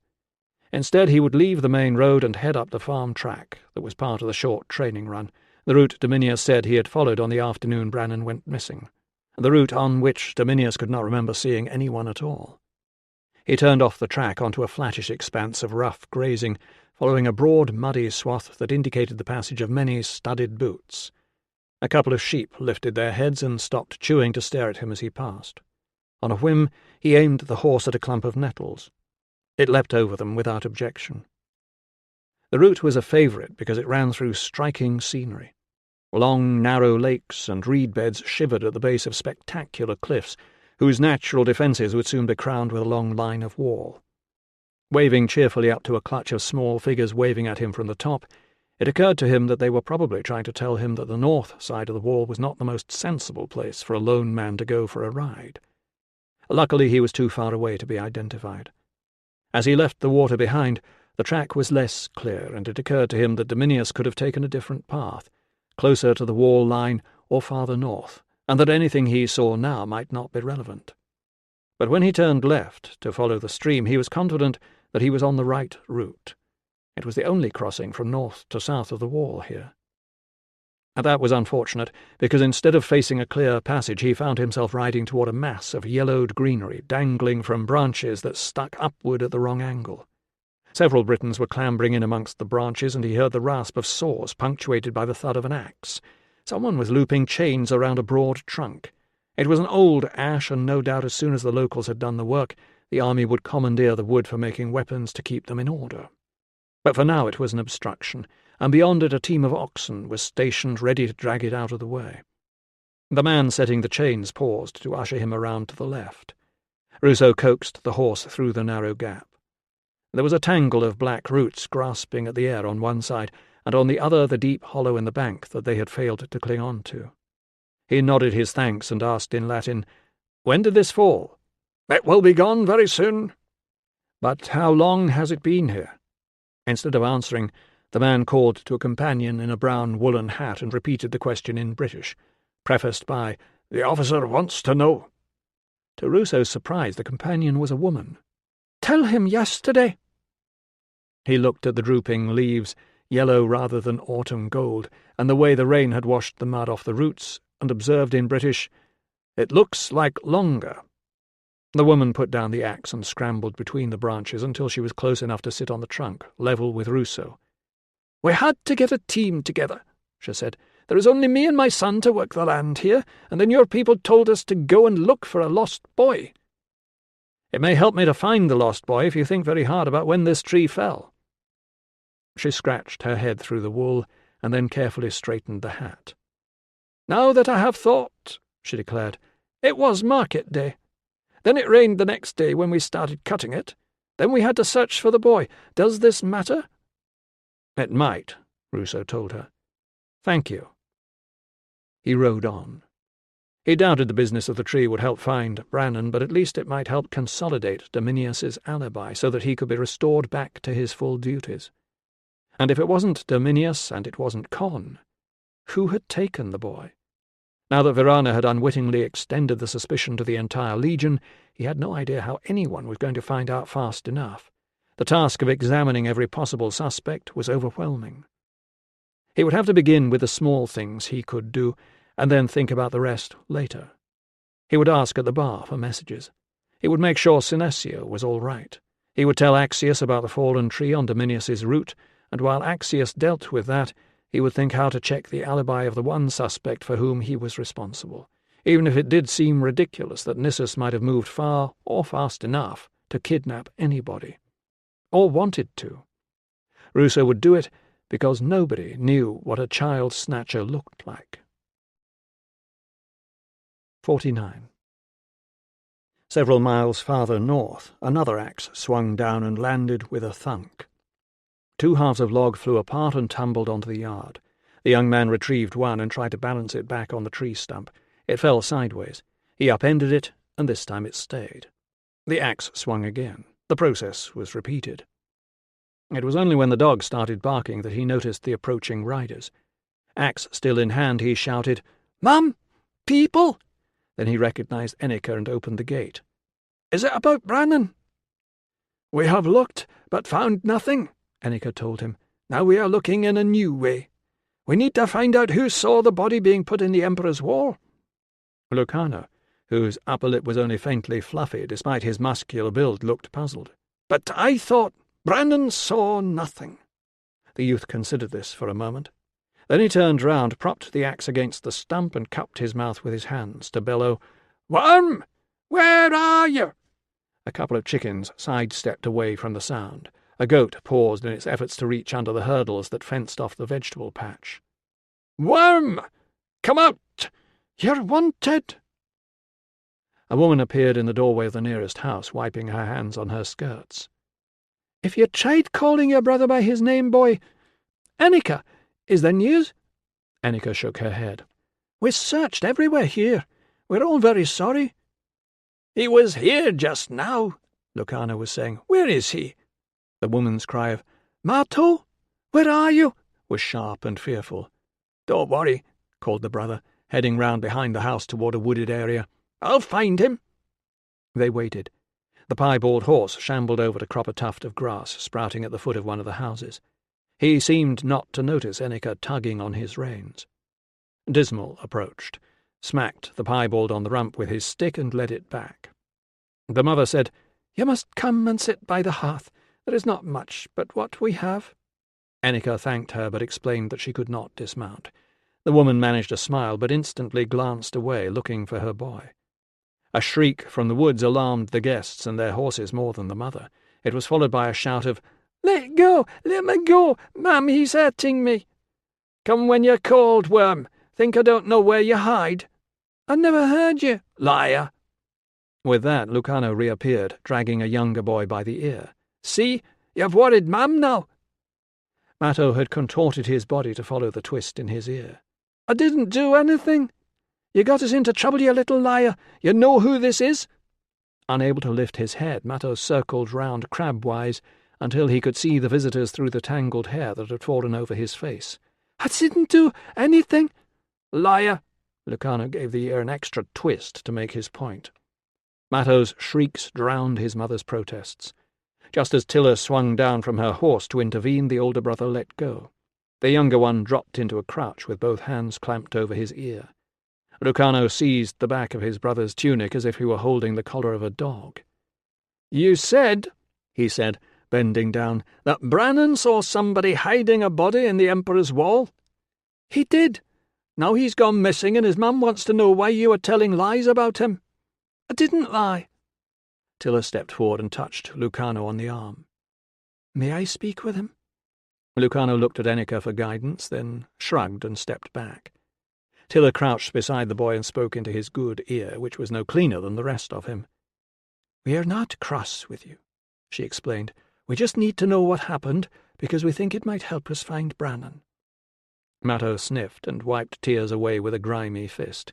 He said, "It's not my fault. I thought it was true." "Who told you?" "Eric started it. He was the one who told everybody." "Do you know who told Eric?" "He said it was Brannan. He said nobody was supposed to know." "Why was that?" Matto hesitated for a moment, then said, "Dunno." "Did anybody ask Brannan if it was true?" Matto paused to sniff again.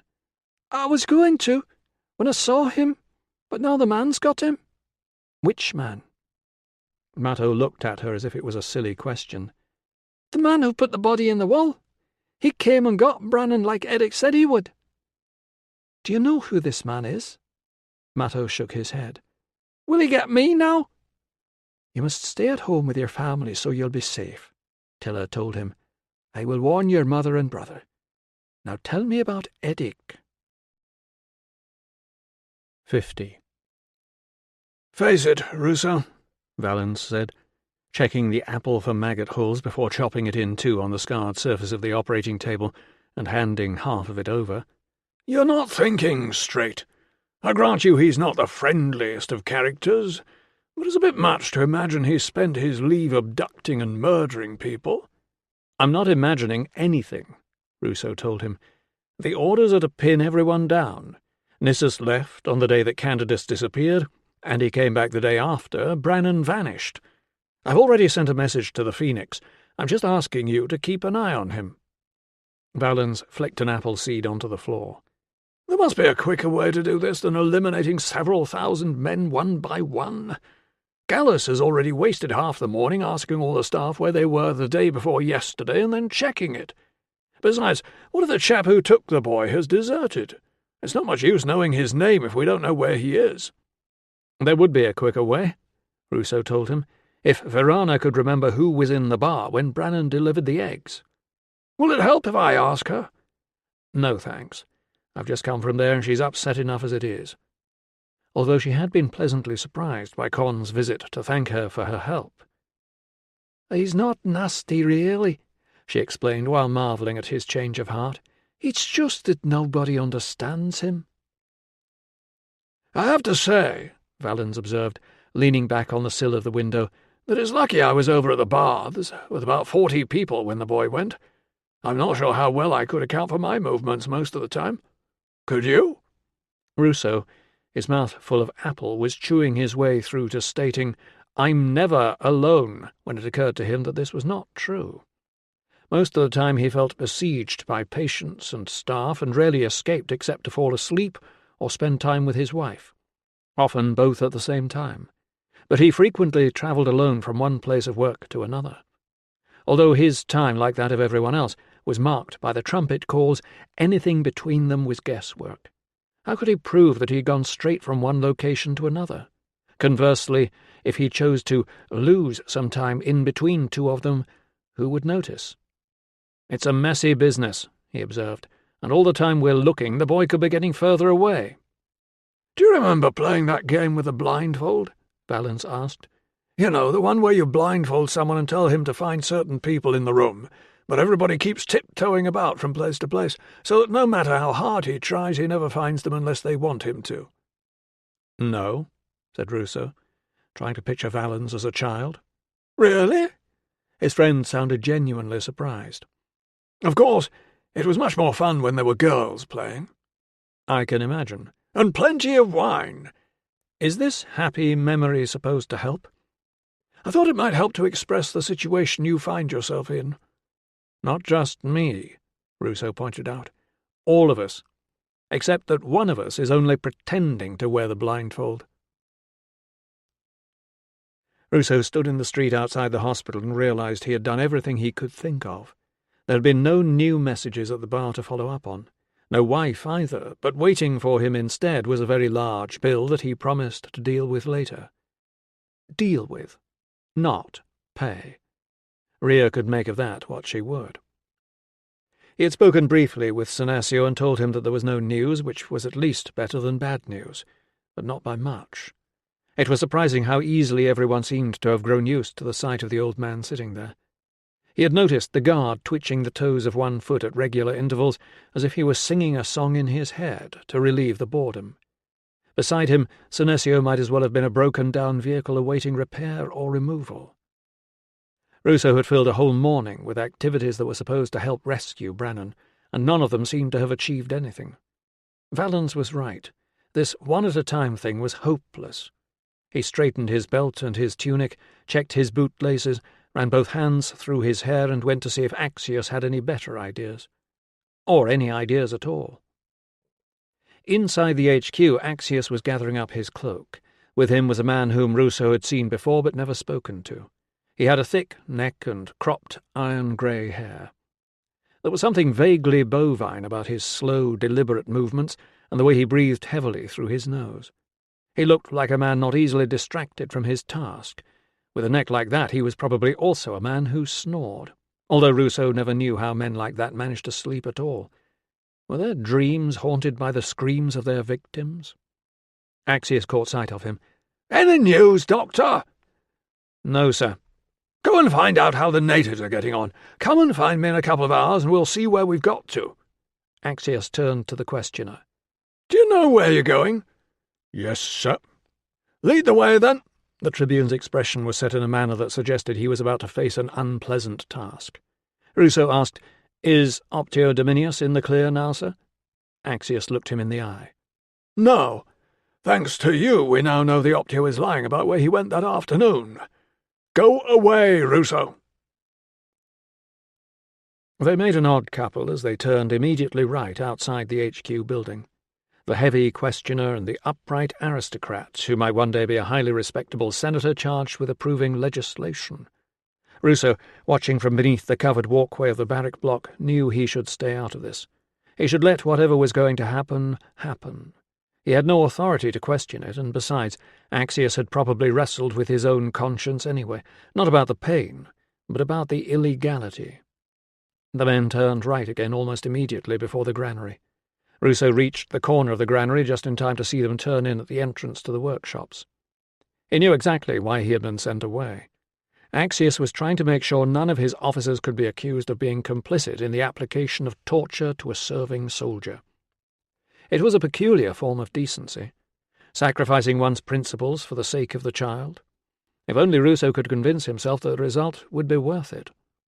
A voice in his head said, "So, can you think of anything else to try?" He couldn't. Damnius had lied. He was a responsible and ambitious young officer. He knew how important this was, and he had lied.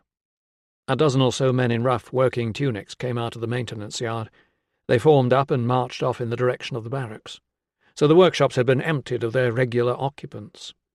Ruso could smell the furnace. Ruso flattened himself against the wall of the wheelwright's store, feeling the waft of warm air on his skin. In the gloom of the smithy, the glow of the burning charcoal picked out dark stripes and curves against the far wall.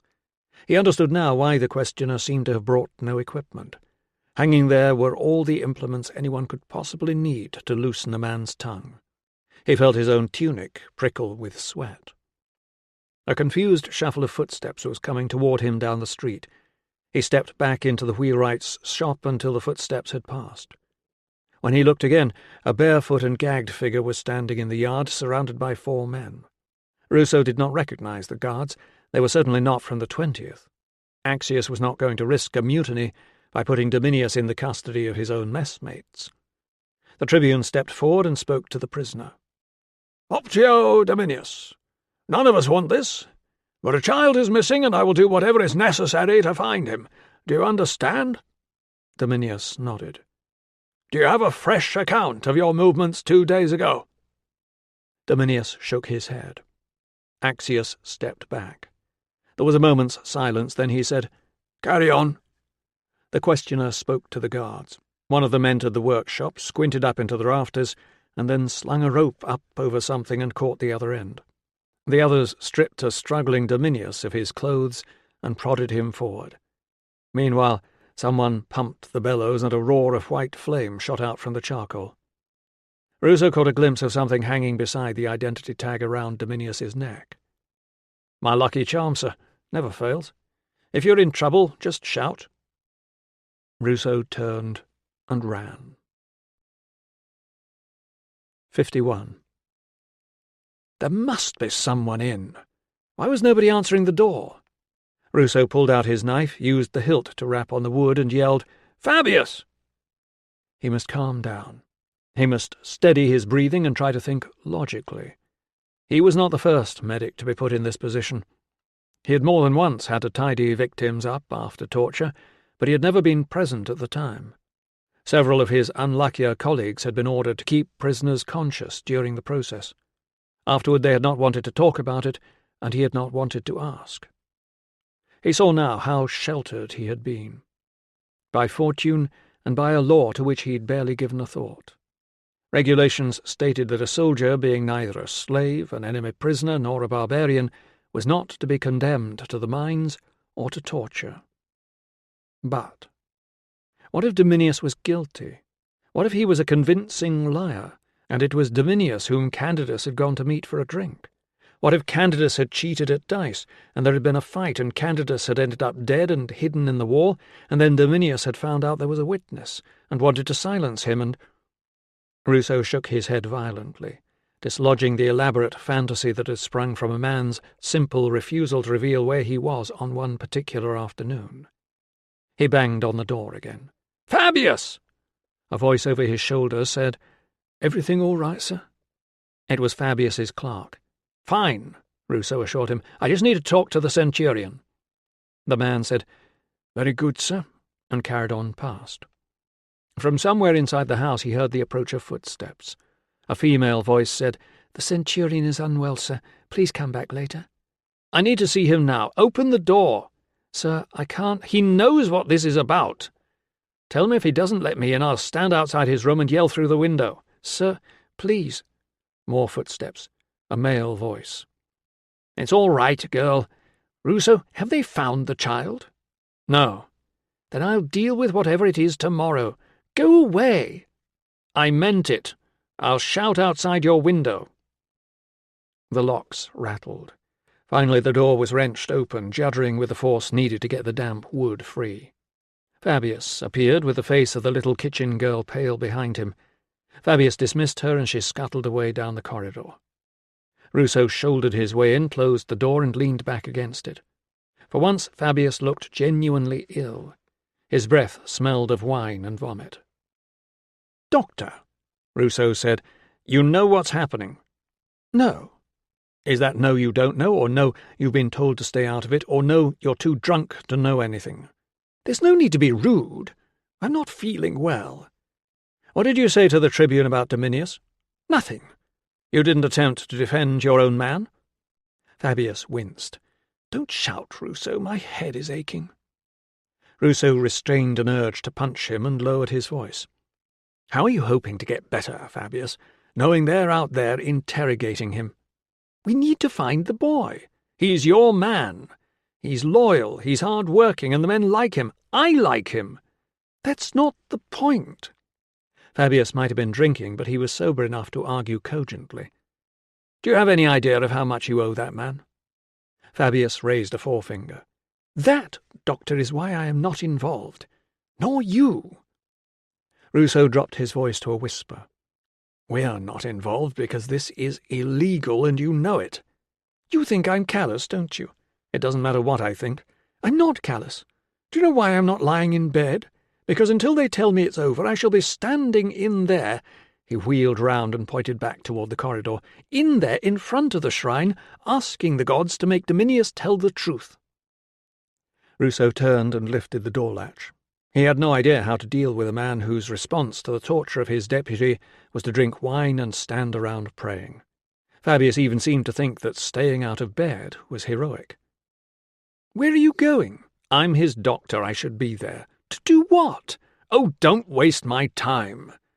Ruso strode away without looking back, but the question still echoed around his mind. To do what? "I don't bloody know," he muttered, not sure whether he was more angry with Fabius for being weak, or Axius for sanctioning torture, or Dominius for telling stupid lies, or Tilla for getting him involved in all this in the first place. As for that unspeakable brute who had lured the boy away, that was the problem. None of them knew who he was, so none of them knew where to place their anger. Instead, they were fighting with each other. Dominius had been strung up by his wrists, with his toes barely touching the ground. The glow of the fire in the gloomy workshop lit up his naked flesh and shaded his eyes into deep hollows. The gag had been taken off, and his lips were moving, but no sound came out. The little winged phallus hung uselessly around his neck. Perhaps he was reciting a prayer. Ruso remembered that face grinning at him through the muck of the quarry. "That's the spirit, sir?" Nobody seemed to notice Ruso. He moved closer and felt a waft of warmth from the furnace. So far Dominius appeared to be unhurt. The questioner was taking his time setting up, allowing his victim's fear to build. That was how they worked. Dominius tensed as the questioner approached. The man stood there for a while, looking him up and down, breathing steadily, like a purchaser assessing livestock. Finally he said, "Where is the boy?" Dominius looked him in the eye. "I don't know." He spoke louder, struggling to turn and face the onlookers. "I don't know. I'll swear on anything you want. You need to look for someone else. You're wasting time." The questioner moved around to pump the bellows. Dominius's eyes glittered in the flames. "Where were you on the afternoon before yesterday?" "Just say where you were," urged Ruso, not sure whether he wanted this to stop for the Optio's sake or for his own. Axius spun around. "What are you doing here?" Ruso, who did not know himself, said nothing. "This isn't some sort of party, Ruso." Ruso realized Fabius had thrown on a cloak and followed him. He was looking just past Dominius, using the old trick of concentrating his attention just beyond the thing he did not want to have to see. His face was haggard. Inside the workshop the questioner had paused, waiting to know whether to proceed in the presence of witnesses. When all was quiet and no order had come to stop, he repeated, "Where were you on the afternoon of the day before yesterday?" "I went for a run, sir." The questioner looked at Axius, who nodded. He reached for a pale rag and began to wrap it around his right hand. "Tell him," Ruso begged. "I'm surprised at you, Ruso," said Axius. "I wouldn't have thought a surgeon would be squeamish." He glanced at the guards.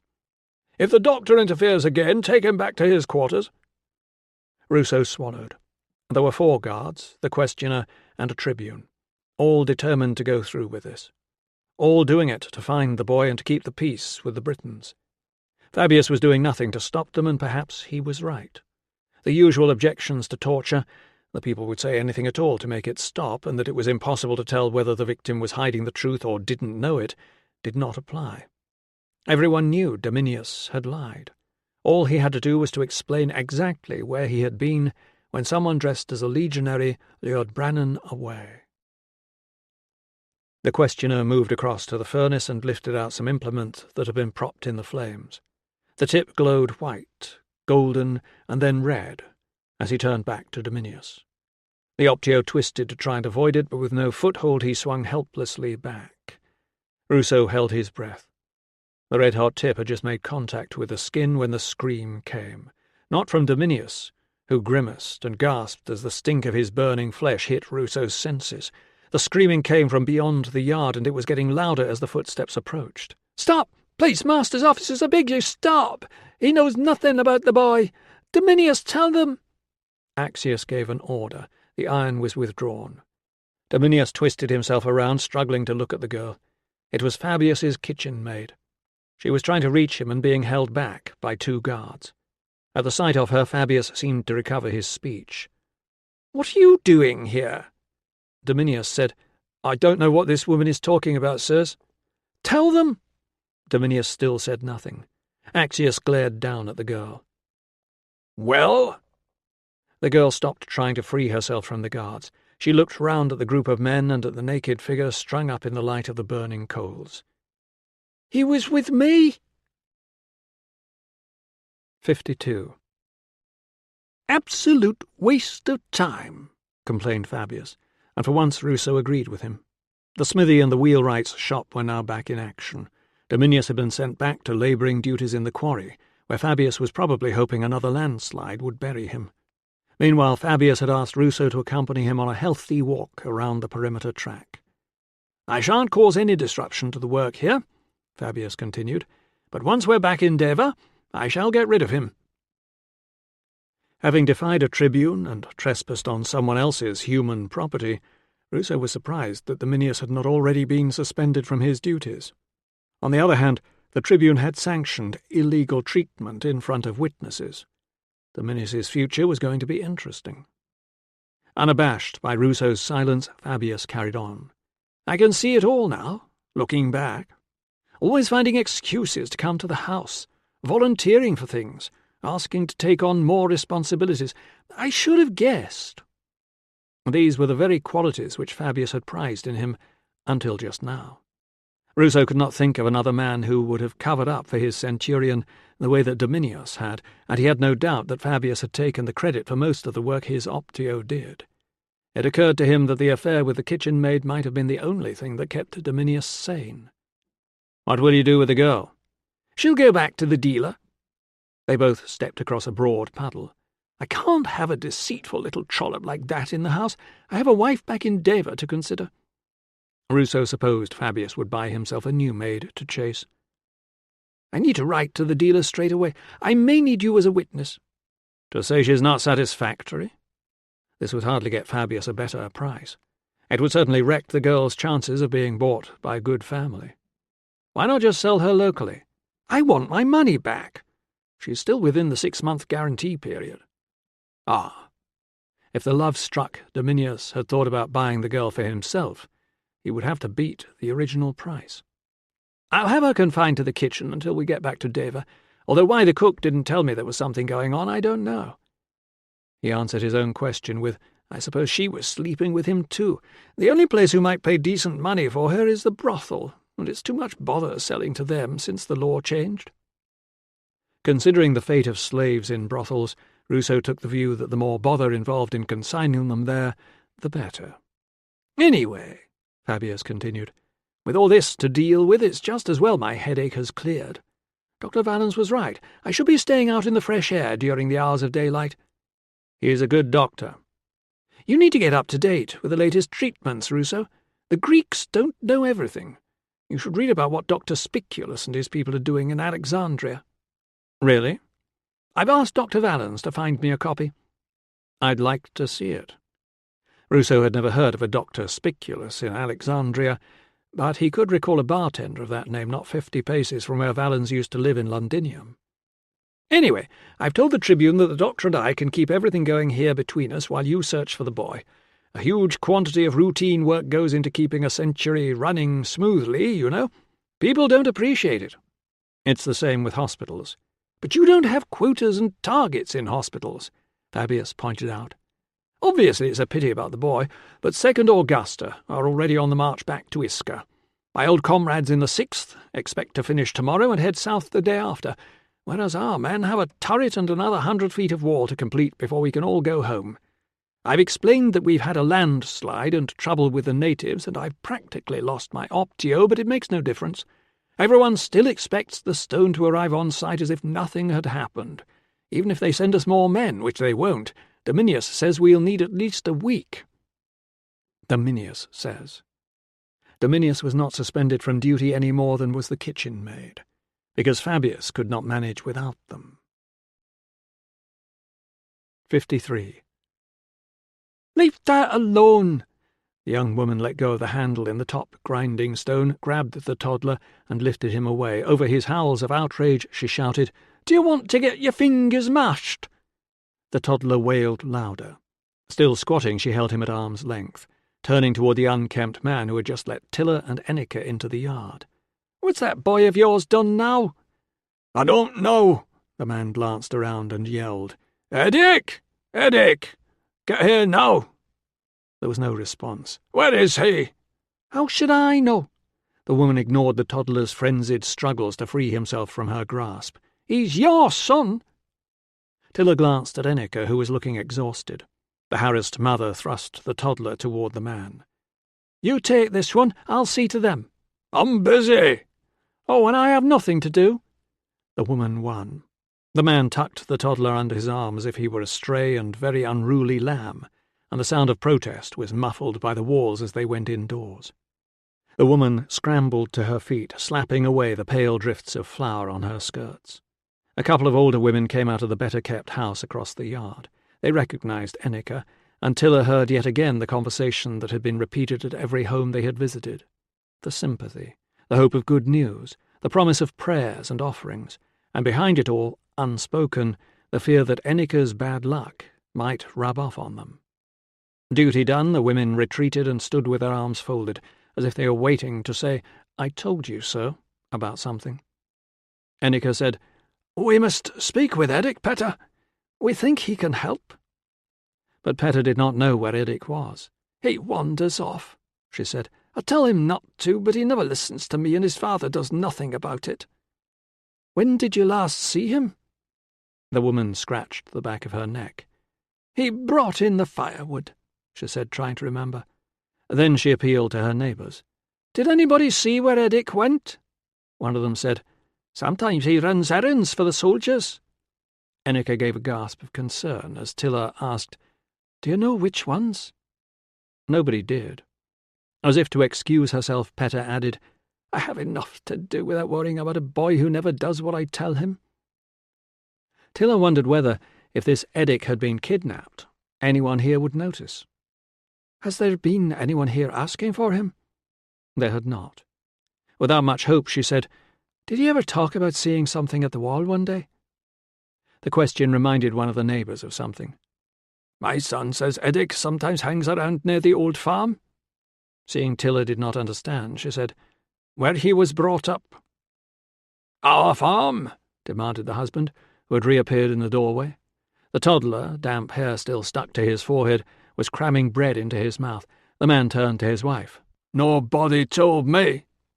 Peta said, "Did you ever ask?" "What does he go there for? There's nothing left." He turned to Tilla. "They took our land for building on," he said. "Turned us off good grazing, burned down the houses and—" "Oh, stop!" Peta cried. "Nobody cares about your land. A boy has been stolen and your son knows something about it." Tilla raised her voice to step in before the argument grew worse. "When you find Edic, Brandon's family need to talk to him straight away. We need to know what he saw at the wall." The father said, "I'll tell him." "It is not safe to send him on his own," Tilla told him, afraid he might be thinking of doing just that. "Do you know where to bring him?" "We know," growled the father, perhaps annoyed at being told what to do. They were on the way out when Tilla said, "Do you know where their old farm was?" Enneke, busy dragging her horse's head round so it would carry her back to the road, did not seem to hear. Tilla said, "You need to go home. I will take you back now and find some salve for your tired muscles. Then I will take Dismal and go and look for Edic." Enneke was too weary to argue. Tilla took hold of the piebald's reins and led it beside her own horse. Hoping the other searchers had been more successful, and feeling guilty for dragging this poor woman about on horseback for hours, finding nothing and making her suffering even worse than before. Now she was plagued with a new fear. What if Edic had disappeared too? Her thoughts were interrupted by That is the first time I've spoken with Peta since the business with Con." Tilla twisted round to face her companion. "The business with Con?" "Peta and Con were almost betrothed. Did you not know?" "I heard there was a girl," said Tilla, struggling to fit the woman she had just met with a picture of Con's lost love that she had formed after listening to the gossip at Ria's. "She left Con for a soldier. He got her pregnant and then he was posted somewhere else. Con refused to take her back if she kept the child. So Peta needed a father for the child. Eric's father was widowed and needed a wife, and you see how it has turned out." Tilla said, "I heard the soldier forced her. That is what she told Con to start with, but it was a lie." The story was more complicated than the gossips had thought. "Con should not be losing sleep over her." Enneka said, "That is what we all told him, but Con likes to be angry, so my husband still has no grandchildren." Tilla wondered why people who did not deserve children had no difficulty producing them, and then remembered to tell herself that, compared with many women, she had very little to complain about. 54. At first, Ruso did not recognize the brothel keeper. The fox pelt colour was gone. Today her hair was a startling jet black to match the makeup around her eyes, but the professional smile was the same. "What's your pleasure, Doctor?" "A word in private," he suggested. She led him into a little room that smelled as though the brightly coloured rugs and cushions were concealing a bad damp problem. "I'm told it's harder to buy staff these days," he said, lowering himself onto the little couch as instructed, "since the change in the law." "I hope you're not going to make me an offer, sir. We run a respectable house here." "I'm still looking for the boy. I need to know how your business works. You can't just buy from anybody. What's changed?" "It's the Emperor, sir. May the gods bless him. He's a great improver, isn't he?" "Undoubtedly," said Ruso, aware that not everyone wanted to be improved. "Says nobody can sell to us or the gladiator boys unless he can show a good cause in law." Ruso wondered what would constitute a good cause, and whether it would involve the bad behaviour of the slave or the financial desperation of the owner. "What do you think of that?" "Very commendable, sir." "And does everyone share that view?" She tilted her head to one side. "I have heard it suggested, sir, that a business with standards can't run on everybody else's cast-off staff. These days, a lot of the better houses have taken to breeding their own workers. If you want happy customers, you can't offer them riff-raff." Ruso nodded. "Are there other sources?" The lips pursed. "All my girls are legal, sir. You can check." "I'm not here to cause trouble," he reminded her. "If some other owner wanted to buy a stolen boy, where would he or she go?" She glanced at the door. "I have to do business with these people, sir. I can't afford to have it said. Brandon is 9 years old." She sighed. "I had a boy once. He died of a fever." "I'm sorry." "You won't say who told you?" "Not a word." She leaned closer. He had grown used to the damp, but now he was assailed by a sudden waft of garlic. "I hear things," she whispered, "about lupus over in Coria. Nothing definite, mind, just rumours, backdoor deals." "Is Lupus the dealer who has an agent in Vindolanda?" "That's the one. Down the main street in Vindolanda, turn left just past the butcher's shop, and it's the third door on the right. Ask for Piso." The stable hand had tied the bay up with a very short rope in order to brush him. "Vindolanda again already, sir?" "I forgot something." Ruso stepped back as the horse shifted sideways and nearly knocked the groom over. He had a feeling that he was going around in circles, but he didn't know what else to try, and nobody else seemed to know either. The horse was happy to canter much of the way to Vindolanda. Good, not only because Ruso was in a hurry, but also because he could speed past what was obviously turning into a major argument over a pile of broken red crockery at the side of the road. A driver was waving his arms about and shouting at a group of natives. Ruso overheard something about, "I've been bloody searched twice already." He urged the horse on before anyone might imagine he would like to get involved. Most of Vindelander's shoppers had gone home now. A few off-duty soldiers were lounging outside the bars. He went down to the fort gate and reported the roadside fracas before heading off in search of Piso. The dealer's agent was down a side street, exactly where he had been told.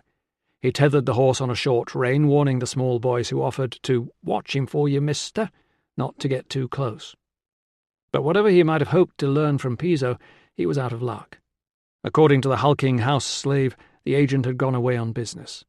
The slave either did not know where or had been instructed not to say. He was not allowed to let anyone in. There was no stock there. The master had taken all of them with him. "Never mind," Ruso assured him.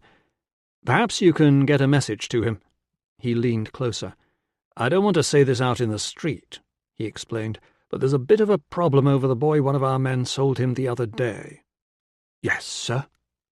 Ruso was aware of trying to steady his voice. "Yes, sir," could mean anything. "I wanted to make sure your master knew about it." The slave eyed him for a moment, then said, "I think everyone knows, sir." Now it was the tremble in his hands he needed to steady as well.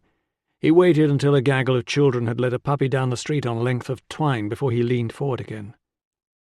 "Your master's problem isn't the boy so much as the seller. He's claiming your master arranged the deal in the first place, and all he did was deliver." "The seller's been caught, sir?"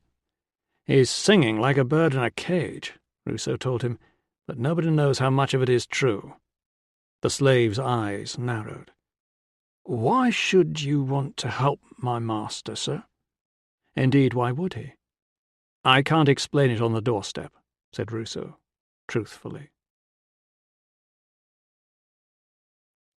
He dropped the latch as requested, aware that the slave was at least half a hand taller than he was, and wide enough to block the hallway. The exit was behind him, but he would have to lift the latch and pull the door inward. Before he reached the street, the slave would have plenty of time to haul him back. He swallowed. "The seller has been under suspicion for some time, but we have no proof." "We, sir?" "The Legion," Ruso explained, deciding to stick to the truth as far as possible. "I'm helping Tribune Axius sort this out." There was a sound behind the slave. Another figure was moving toward them. "Who's there?" demanded a woman who sounded as though she was not expecting to like the answer. At that point it seemed to dawn on the slave that he had not asked. "Medical Officer Ruso from Parva," Ruso explained, rescuing him.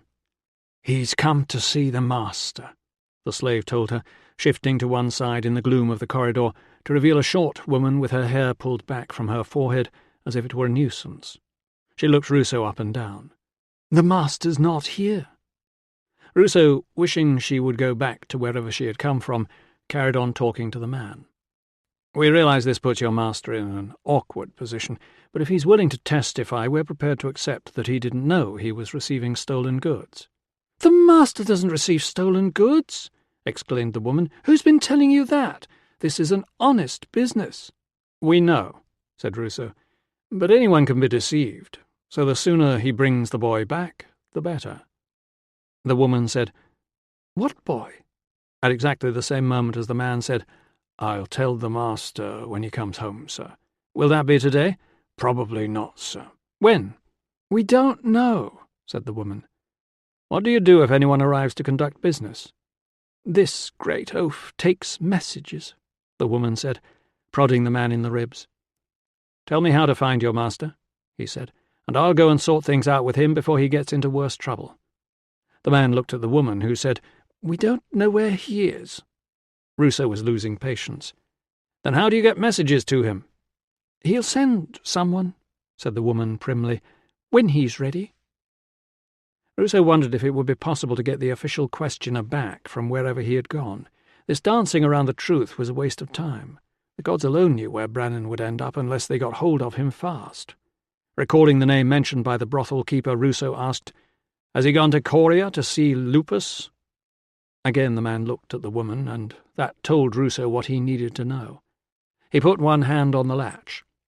"Tell him he needs to hand the boy in at the nearest army base straight away and have them send a message back to the fort at Parva.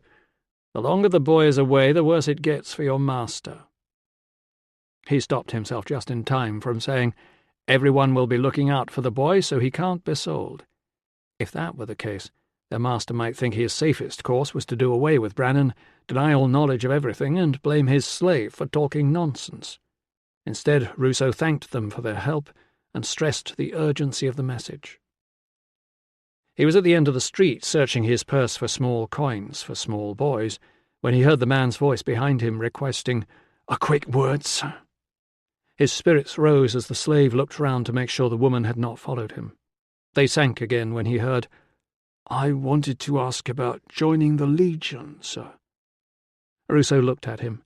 "I'm sorry," he said. "Only free citizens can enroll." "I'm hoping to be freed shortly," the man explained.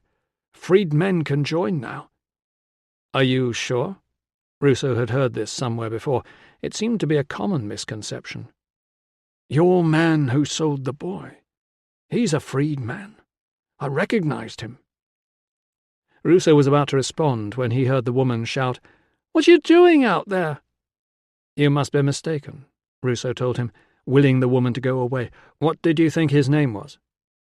The slave shook his head. "I'm no good with names, sir, and it was some years back, but I remember that face. We were sold by the same dealer. I think he went to a family down south." The woman was hurrying toward them. "What are you telling him?" she called. "You keep your mouth shut." "Describe the man you remember," Ruso urged. The slave looked nonplussed. "But you've got him locked up, you said." "I'm just trying to compare." But Ruso was floundering, and the slave knew it. Ruso backed toward the horse and freed the reins. "Where's he going?" demanded the woman. "What have you said to him, you great lump?" Ruso grabbed the saddle and vaulted up, but the slave had seized the horse by the bridle. He was saying, "Sir, my master—" "Ah, get off!" Smacked on the nose, the horse unclamped its teeth from the man's arm and danced sideways. Ruso kicked it into motion, not caring which way it went, as long as it was out of there. By the time he managed to catch hold of the reins and regain some sort of control, he was careering up Vindolander's main street, and terrified pedestrians were darting for cover. Glancing back, he saw people running after him. The slave was clutching the bitten arm, but whatever he was yelling was lost beneath the clatter of hooves on stone. "Good horse," Ruso told it, as it swerved to avoid a pack mule and an old man with a sack over one shoulder. When he reached the road, he turned east, speeding toward Coria. 55. He tried to hail a couple of official dispatch riders on the way to Coria, but both deliberately rode straight toward him, so he had to dodge as they thundered past in a blur of flying manes and hooves. He should have paused to ask Axius for a permit, although how they would see him waving it at that speed he did not know. Instead he pulled in down by the river at Salernum to give the horse a brief rest and send identical messages to Axius and Tilla. On the way to question slave trader in Coria. Hopeful. Coria was a busy little town on a crossroads, and like Vindolander, it had grown up under emperors who did not dream of great walls. Its lush meadows and broad river valley made it a favourite leave destination, but by the time Ruso reached it, he was too weary to appreciate it. Even the horse was too tired to bite anyone, as it was led into the stables at the fort. There were dark patches of sweat on its coat, and its mouth was flecked with foam. Ruso's suspicion that he did not look a great deal better was confirmed when the groom directed him to the bathhouse without being asked. Instead, he left a message for the commanding officer, and then hurried through the streets to the Phoenix Inn. Nissus had stayed there for the whole of his leave, as Ruso had expected. The owner knew of the slave trader called Lupus, who was often in town, but did not know where he might be found at the moment. Since it was close, he tried the Mancio next. The manager seemed to think his arrival was some kind of test, and assured him that an establishment funded by taxpayers did not accommodate that sort of person.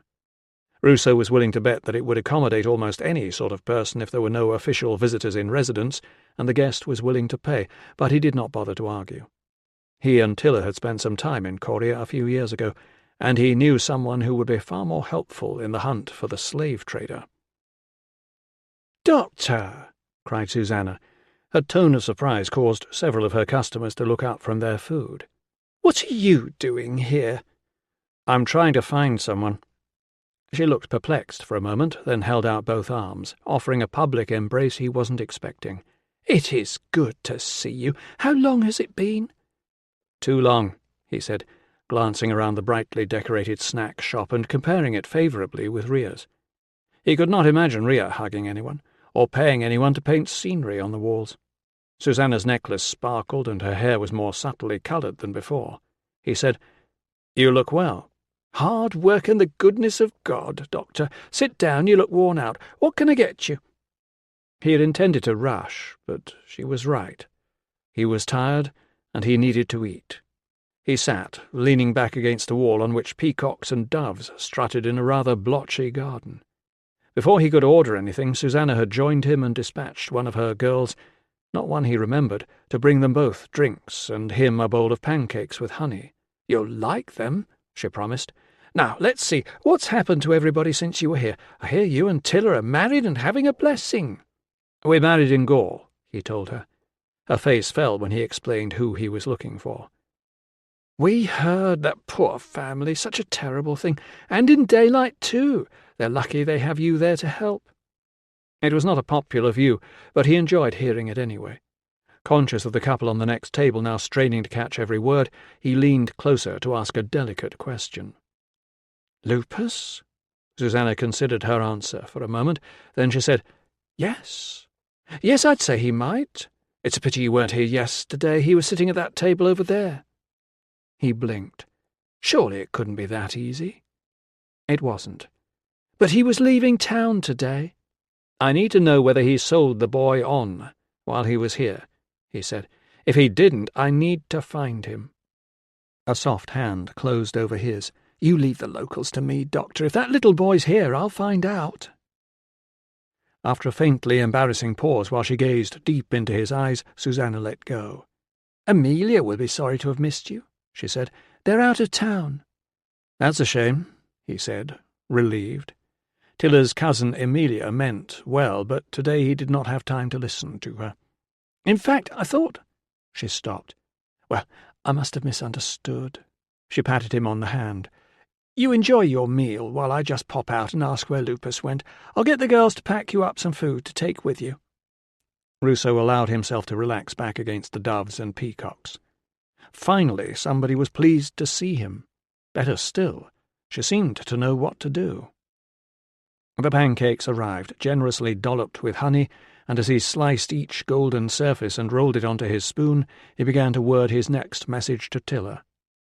He would tell Axius as well, of course, but he wanted to imagine Tilla crouching beside the old man and saying, "Good news, your boy is on the way home." He could imagine the welcome as he rode back to the farm with the boy seated. No, 2 on a horse would never work over that distance. He would get a pony assigned to the boy, or maybe they would arrive in style in an official vehicle supplied by the local commandant. The news would have run ahead of them. Neighbours, weary with searching but elated, would be lining the road, cheering and waving. Locals and foreigners together, differences forgotten in the joy of knowing that a missing child was safe and well. Ruso would sit back in the carriage and smile the satisfied smile of a man whose efforts had been justly rewarded, and modestly tell everyone that fortune had been kind to him and that he was glad to have been able to help. The elation did not last. 56. Ruso had arrived at the wrong time of day for a man who wanted a fresh horse. Everything was either out or worn out. Finally he was granted the reserve mount, a mare with a peculiarly uncomfortable gait and reins repaired with twine. Luckily, Lupus's cart-load of caged stock trundled along no faster than the couple of dozen slaves chained behind it could walk. 3 men with clubs were assigned to encourage them, but even so the assembly was only a couple of miles out of town and heading east when Ruso found it. That was when his vision of triumph began to fade. He surveyed the lines of chained slaves as he passed, but there was no sign of Brannan. The cage held only a nursing mother and a couple of small children. There were 2 men at the front of the vehicle, one who was driving the mules and another whose skinny neck poking out from a mound of furs reminded Ruso of an ostrich. "Lupus?" It was. But Lupus did not recall any native boy sold to his agent in Vindolanda. "We know he bought him," insisted Ruso, struck by a sudden fear that the agent might have got rid of the boy privately rather than deliver him to Lupus. "There are witnesses." The neck sank into the furs as if fearing attack. "If we don't find him, the family can still prosecute your agent for receiving stolen goods." It ought to be true, although he had no idea whether it was. The neck twisted round. "Piso!" Lupus signalled Ruso away with one skinny arm while a bald-headed man with muscular shoulders and a club in one hand strode forward to speak to him. So this was the man Ruso had failed to find in Vindolanda. He guessed the big slave who had said too much would be meeting the blunt end of that club when his master got home. After a moment's consultation, the bald man retreated, and Ruso was summoned back. "My man in Vindolanda bought the boy in good faith. The seller said the family had handed him over to pay off a debt." "Did he ask the boy if that was true?" "The families don't usually tell them, otherwise they run away before we collect." "Where is he now?" The vehicle jolted in and out of a large pothole, which gave Lupus's "I don't know" a kind of hiccup in the middle. Ruso held the mare back until Lupus drew level with him again. "What happened to the boy?" Lupus poked his index finger into his mouth and retrieved something from between his teeth. He looked at it, wiped it off on the furs, and said, "The boy escaped before they got to Coria." "That's a 20-mile trip. Where exactly did they lose him?" "I'm very annoyed about it. Piso should have had more sense." Ruso said, "If any harm has come to that boy, the family will hold you responsible." "But the family handed him over. The loss is mine." "No, they didn't," said Ruso, eyeing the scrawny neck and wondering whether he could lean across and wring it. "Haven't you heard there's a child been stolen?" Lupus sighed.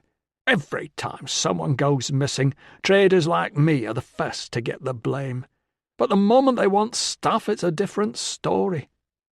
Ruso reined in the mare and let the cart go on ahead. Eventually the chained slaves were shuffling past. Ruso caught Piso's eye and said, "Where did you lose the boy?" Piso frowned. "The old crow's blaming me, is he?" "We can talk about blame later. Where's the boy?" "How should I know?" He stepped closer. "When we found out half the army was looking for him, I wanted to hand him in. It was the boss's idea to let him go." So Brannan had not run away at all. "When was that?" "Last night, back in Coria." "You turned a child loose on his own in a town miles from home? At night?" The man shrugged. "He'll be all right. He's a local."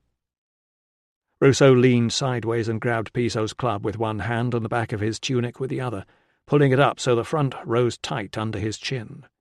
The mare, taken by surprise, sidestepped away from the disturbance, and Ruso would have been unseated but for one thigh hooked under the horn of the saddle. "He's 9 years old," Ruso hissed, aware of the other guards coming back to intervene.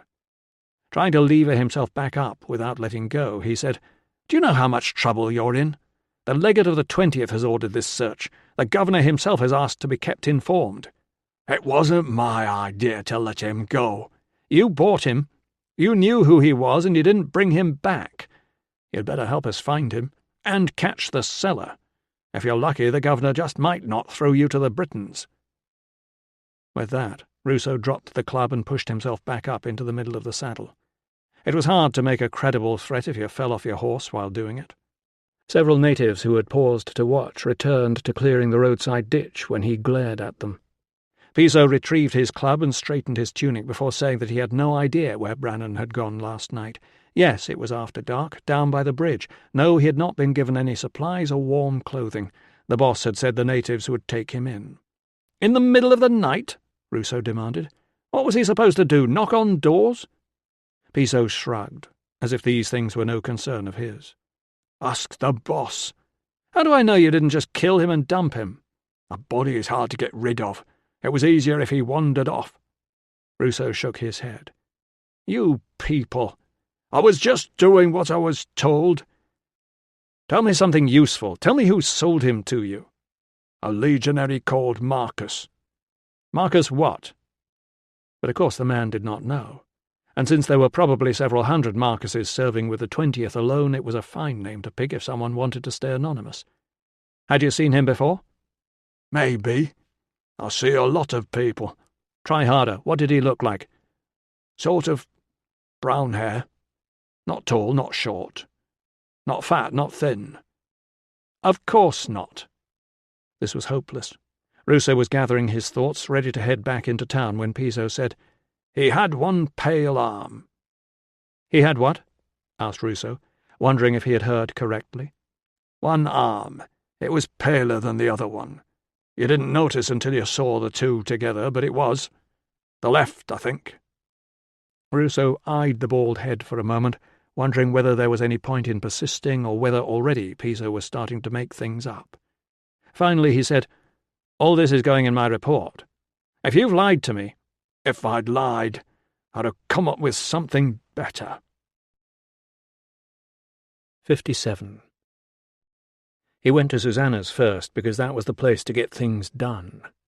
Susanna herself was out looking for anyone who had just bought a boy's slave, but one of the girls promised to pass on the news. They were now looking for a child on his own who had been down by the bridge late last night. Then he went over to the fort, where a glum clerk in the CO's office arranged to send an urgent warning downriver to the port. As the man observed, if anyone picked up the boy and put him on a ship, he would be lost forever. Ruso needed to start where the boy had started, so he walked the familiar road down to the bridge. Back at Deva, he would have nailed up notices or scrawled on prominent walls. Missing, Brannan, 9 years old, last seen on the 3rd day before the calends of November. Any information to— He could have put up signs at milestones and crossroads and public latrines, whereas for the illiterate Britons the only way to find out something was to have someone tell you. News grew wings on market days, but the rest of the time word of mouth was hopelessly inefficient. While Susanna spread the word around the civilians of Coria, and the local CO sent the message down to his men through his centurions, someone was going to have to ride around to every farm for miles, asking if a lone boy had been seen, especially one travelling west. And that someone would have to hope that the locals would tell him the truth. Much as the Britons complained about foreigners, they were not above using each other as slaves when it suited them. He wondered briefly whether to send an update back to everyone at Parva, then decided to wait. There was nothing they could do tonight, and with luck the boy would be found by morning. He leaned back against the parapet of the bridge and tried to think where a boy would have gone from here in the dark. Not uphill to the town, surely. He would want to put as much distance as possible between himself and his captors. But which way? Would he stick to the roads for speed or the field paths for safety? Ruso tried to remember whether it had been cloudy last night. He had paid very little attention, but it would have mattered to Brannan. During the day he would have known from the sun that he had travelled east. At night he would need the stars to find his way home, if there were no stars. Ruso turned to face the road that led south, out of the valley, away from town. It was the main route to the rest of the province. It would have taken Brannan in the wrong direction, but it was the quickest way away from here, and when the sun rose there would be plenty of farm carts that might give him a lift. Ruso folded his arms and closed his eyes. Think. This had been the problem all along, not knowing which way to turn. But it was no good circling in one place and trampling it bare like a tethered goat. Sooner or later Brannan would head for home. Ruso would leave Coria to Susanna and the local force and spread the word at the farms and roadside stations on the way back to Parva. He opened his eyes and saw his own folded arms.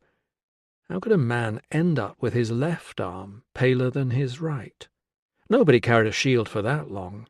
But there had been that time when he had an injured leg strapped up for weeks, and when the dressings had come off. It was almost back up at the west gate when a dispatch rider came out at a canter. Ruso held up both hands, waving wildly as he stepped into the road, shouting, "Stop! I need to send a message!" This rider was better mannered than the others. Instead of running Ruso down, he swerved, waving cheerily back. If he heard Ruso yelling, "Tell the Tribune at Parva to look again at Malleus," he showed no sign of it. Malleus, the sometime blonde soldier who had passed the water up to the stranded prefect in the quarry. Malleus, the supplier of a dead hen of unknown provenance. Malleus, who had been part of the search party that had seen Brannan and Tilla together at the farm. Malleus, whose wrist and forearm must have been bandaged for at least a month, and which, even in this climate, would have emerged more sun-starved than the rest of him. The same Malleus who had been fully occupied at the brothel, and then certifiably asleep on the afternoon of the kidnap, and who had no reason that Ruso knew of to steal and sell a child. Ruso shook his head. Axius, if he got the message, would have to puzzle that one out for himself. Ruso had a boy to find. He was halfway to Susanna's when he saw her careering down the street, waving one hand in the air and holding her skirts out of the mud with the other. There was news. He ran to meet her, feeling a smile escaping his caution. And then it froze. Gasping for breath, Susanna managed to get the story out. "He was seen! Lupus's man met some fur traders. On the bridge, they took the boy north. I think he's been sold." 58. At last Tilla had some use for her escort. With Dismal following her, and the military brands on the horses, nobody dared to question her right to ride down the track that crossed the line of wall where the soldiers were working. The weary Enneka pointed toward the rough slopes where Edic's family had lived. At the top, Tilla could see the builders tidying up, ready for the end of the day's work. They were leaning out from the scaffold to throw covers over the freshly laid stones and gathering their equipment together, ready to carry it back down to the camp. Tilla swallowed. This looked very much like the place where her husband had described Candace's knife being found, but there was no sign of a boy, and no one answered their cries of "Edic!" There was still little news to exchange on either side when they delivered Enneka home. Dismal had clearly been hoping the search would be abandoned for the day, and his face fell even further when Tilla explained that they were now going to retrace their steps to the wall and carry on hunting for Edic. Instead of following her, he turned his horse the other way and peered across the fields below the house to where the trees marked the passage of the stream. "What is it?" "Bit quicker down that way and through the quarry, miss." Tilla let him lead her down past a half-ruined farm building.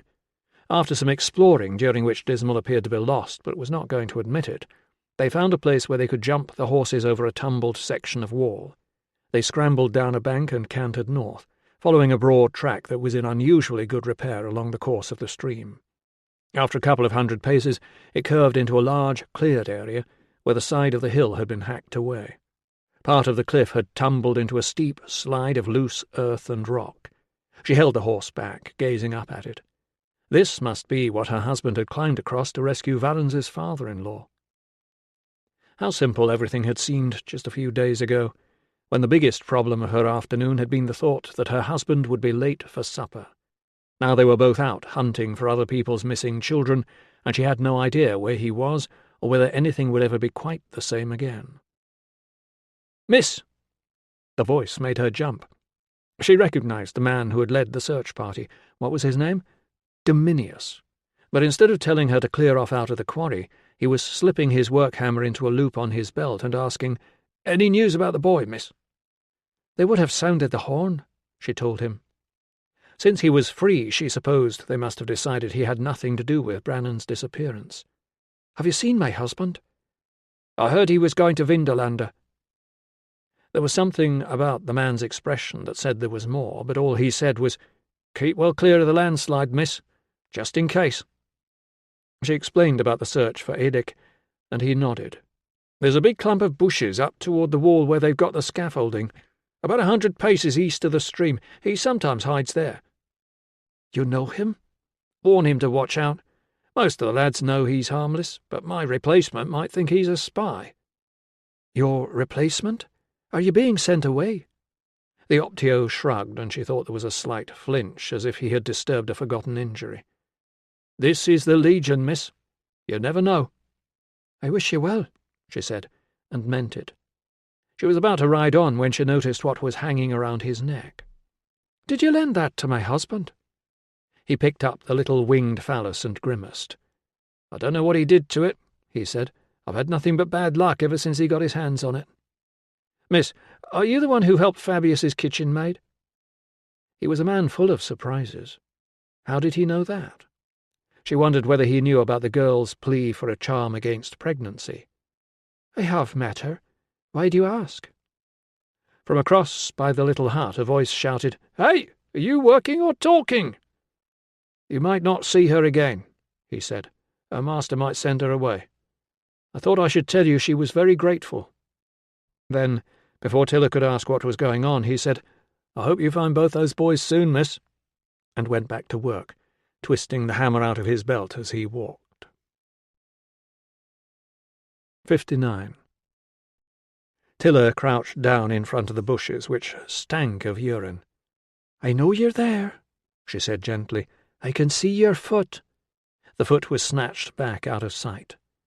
"I just want to talk to you," she said. There was a scuffling from somewhere amongst the leaves. Dismal shouted a warning, and she sprang to her feet, catching sight of a small figure scrambling away from her up the hill, then veering to the left as if he were trying to get down to the stream. She grabbed fistfuls of skirt and ran after him. Dismal rode round to cut him off. The boy realized the danger and changed course like a startled animal, running back across the slope, trying not to get trapped against the wall. Tilla managed to intercept him, and there was one of those silly dodging games with him feinting to one side and then trying to run in the opposite direction. Dismal closed in. Finally she flung herself at the boy, and they ended up rolling down the damp hillside in a flurry of arms and legs and skirts. When they had disentangled themselves, Tilla said, "Your knee is bleeding. Let me look." The boy did not even spare a glance at the hole in his trousers. He was keeping a wary eye on Dismal. He whispered, "Is that him?" "Who?" The boy did not answer. "You must be Edic. I am Daludica, Tilla for short." Again no answer. She said, "That man is with me. Does he look like someone you're afraid of?" The boy nodded. That was progress. "You are safe with me," she assured him, but he was still watching Dismal's every move and bracing himself, ready to run. Tilla called to Dismal not to come any closer. "You see," she told Edic, "he won't hurt you while I'm here." "I didn't do anything." "I know," she told him. "Is the man you are afraid of one of the soldiers?" For a moment she thought he was refusing to answer again. Then she heard, "He got Brannan. Now he'll come for me." "Who is coming for you? That man there or someone like him?" He said, "He put a body inside the wall." "You saw him do it?" "I didn't mean to. It wasn't my fault." "I know," said Tilla, placing one hand over his. "Tell me about the man." "I can't," the boy mumbled. "I don't know anything. I don't know what he looks like. It was too dark." Tilla felt her shoulders slump. She had spent a whole day tracing the source of the rumour, and now she had found him, he knew nothing that was of any use at all. "Why did you say it was Brannan who saw him?" The boy became agitated. "I didn't mean to do it. I didn't mean any harm. He was hurting me." "The man?" The boy shook his head violently. "Matto." "So you told Matto something to make him stop hurting you?" "Mum said you shouldn't tell lies, but Mum's in the next world, and there's only Petta, and Petta doesn't like me." "I don't think it's just you," said Tilla, who had the impression that Petta didn't like anyone. He said, "Is it true people can pass through from the next world at Showan?" "I have never seen it," Tilla confessed. The meeting she longed for with her own family had never happened. No one could tell her how to find the hills that opened at Showan to let the living go inside. All she could truthfully say was, "I think they can see us, and they watch over us." "Do you think Mum can see me?" "I'm sure she can," Tilla assured him. "My family are all gone to the next world too. Perhaps they have met." He said, "I thought she might come tonight." "And so you wait for her here, where you used to live?" He nodded. "I think she will know where to find you, wherever you are," she told him, pushing away the fear that she had deserted her own ghosts by following the army. There was no time to dwell on that now. "But she may not be able to come to you. Were you here waiting for your mum when you saw the man with the body?" He shrugged. "I suppose." He looked at her. "All of your family?" "All of them. The Northerners came raiding." There was no need to explain further. Even a child of this age had heard the stories. He said, "Are you still sad?" "It is an ache that I carry inside me wherever I go," she told him, "but I am still glad I have my life here. I do not want to join them before my time comes." He nodded thoughtfully. They sat in silence for a while. Dismal, still keeping his distance, allowed the horses to graze. The sun was sinking in a clear sky, and a chilly breeze rattled the bushes. "We must go," said Tilla, getting to her feet. "I should have taken you back to your family before. They will worry about you, out alone tonight." "No, they won't," he said. And she was afraid it was true. "I will get someone to take you back." She was sure the Legion would help. She had visited Edic's family on a military-branded horse, with an escort from the fort, and the last thing the army wanted was any whiff of their being involved in the disappearance of another boy. "Do you want to ride my horse?" He nodded, eager. "I've never been on a horse before." She gave him a leg up into the saddle, ignoring Dismal's obvious disapproval, and led the animal down toward the little fort. Halfway there, the boy interrupted her gloomy thoughts about being no closer to finding Brannan with, "Tilla can't be shot for the Ludacher." "It's a long story," she told him. 60. The fur traders had apparently left Coria at midday, heading north on their mountain ponies. There was very little daylight left now, no time to round up helpers, no time to leave messages with anyone except Susanna, whose warnings to be careful were barely necessary. Ruso suspected he was about to do one of the stupidest things he had ever done in his life, so he was definitely going to do it as carefully as possible. Turning the mare's head north, he urged her into a canter up the long gradient. He wished he still had the bay. Biting was a minor problem. This one's gait was like riding a cart down a flight of steps. The bay would have been less conspicuous, too. The grey would be highly visible against everything except fog, and to his left the sun was drifting downward in a clear sky. Under tonight's full moon she would shine like a beacon. He pressed on, because there was nothing else to do but sit easy and try not to bounce as the mare carried him past the first milestone. He let her relax into a trot for a while as he passed the second. Many of the names engraved on the stones were of places much farther north, destinations no Roman was ever likely to see again. He had met veterans who could remember tramping south down this road, part of a disgruntled withdrawal of troops that left the northern tribes rejoicing as they settled down into their old domestic rivalries. Still, there were some scattered military outposts up here, left behind to keep an eye on the border tribes whose territories straddled the wall. With luck, he would run into one of the patrols from Habitancum or Bramenium on the way up. If he did not, and the traders got the boy beyond the reach of Rome, he had no idea what he would do. He urged the mare back into a canter. He saw no patrols, just locals, some carrying piles of firewood. People joining their neighbours for tonight's celebrations, untroubled by any curfew beyond the one they imposed upon themselves because their heads were full of ghost stories. Occasionally a group contained an elderly person clinging onto a donkey or wrapped in blankets and being jolted along in a cart. 4 milestones. The road was rougher up here, although the potholes had been filled with rubble, and it was flanked with wide grass verges, a comforting reminder that he was not yet completely out of civilization. He tried to keep an eye on his surroundings, but the sun was sliding down behind the western hills, and every time he looked to the left he was dazzled. Soon it would be dark. If Susanna had managed to let the CO at Coria know that Ruso had rushed off alone in pursuit of the missing boy, it seemed no support had been arranged. There was no sign of any cavalry galloping north to join him, and he doubted they would signal ahead. He would be alone on the road with no protection beyond his weapons and his armour, which were already attracting the wrong sort of attention. He had seen the looks on the faces of other travellers and the way men in the fields stopped work to stare as he passed. He wondered about pausing to hide his kit and picking it up on the way back, but he knew that, close up, he could no more pass for a native than the horse could. He would just look like a deserter, despised by both sides. And then he reached the fork in the road. He slowed the mare to a walk and stopped to ask a couple of small girls lugging a bucket of water whether they had seen the northerners go past on their ponies. They stared up at him open-mouthed.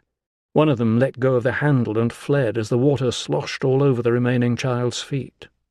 She stood as if paralyzed, her eyes wide with shock. Ruso backed the horse away from her. When the scream finally came, she flung the bucket toward him and ran. Struggling to steady the frightened horse, Ruso debated briefly whether to stay and explain or get away. The sounds of angry voices and footsteps crashing through the woods told him that he and the horse were of one mind. Behind him, the shouts of "Leave our kids alone!" died away, and then there were only the hoof-beats and the voice in his head asking, what if the traders went the other way? And even if they had not, the question remained, what are you going to do when you find them? Reason with them? Appeal to their sense of natural justice? Offer them money? He had very little with him, but if they agreed to come to the nearest army base, how likely was that? He might be able to talk his way into borrowing some. On the other hand, since they had just sold their furs, they might not be interested in money. After all, they had just given some of it away to buy a slave.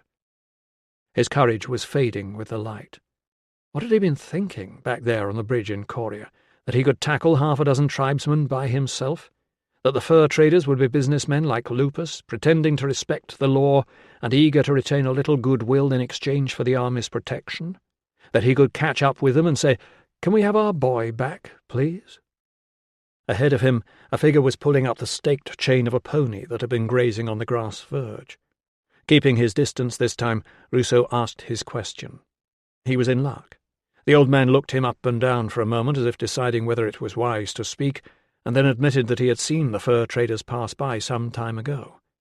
They might have had a boy with them. No, he did not know what sort of boy. He had not taken much notice.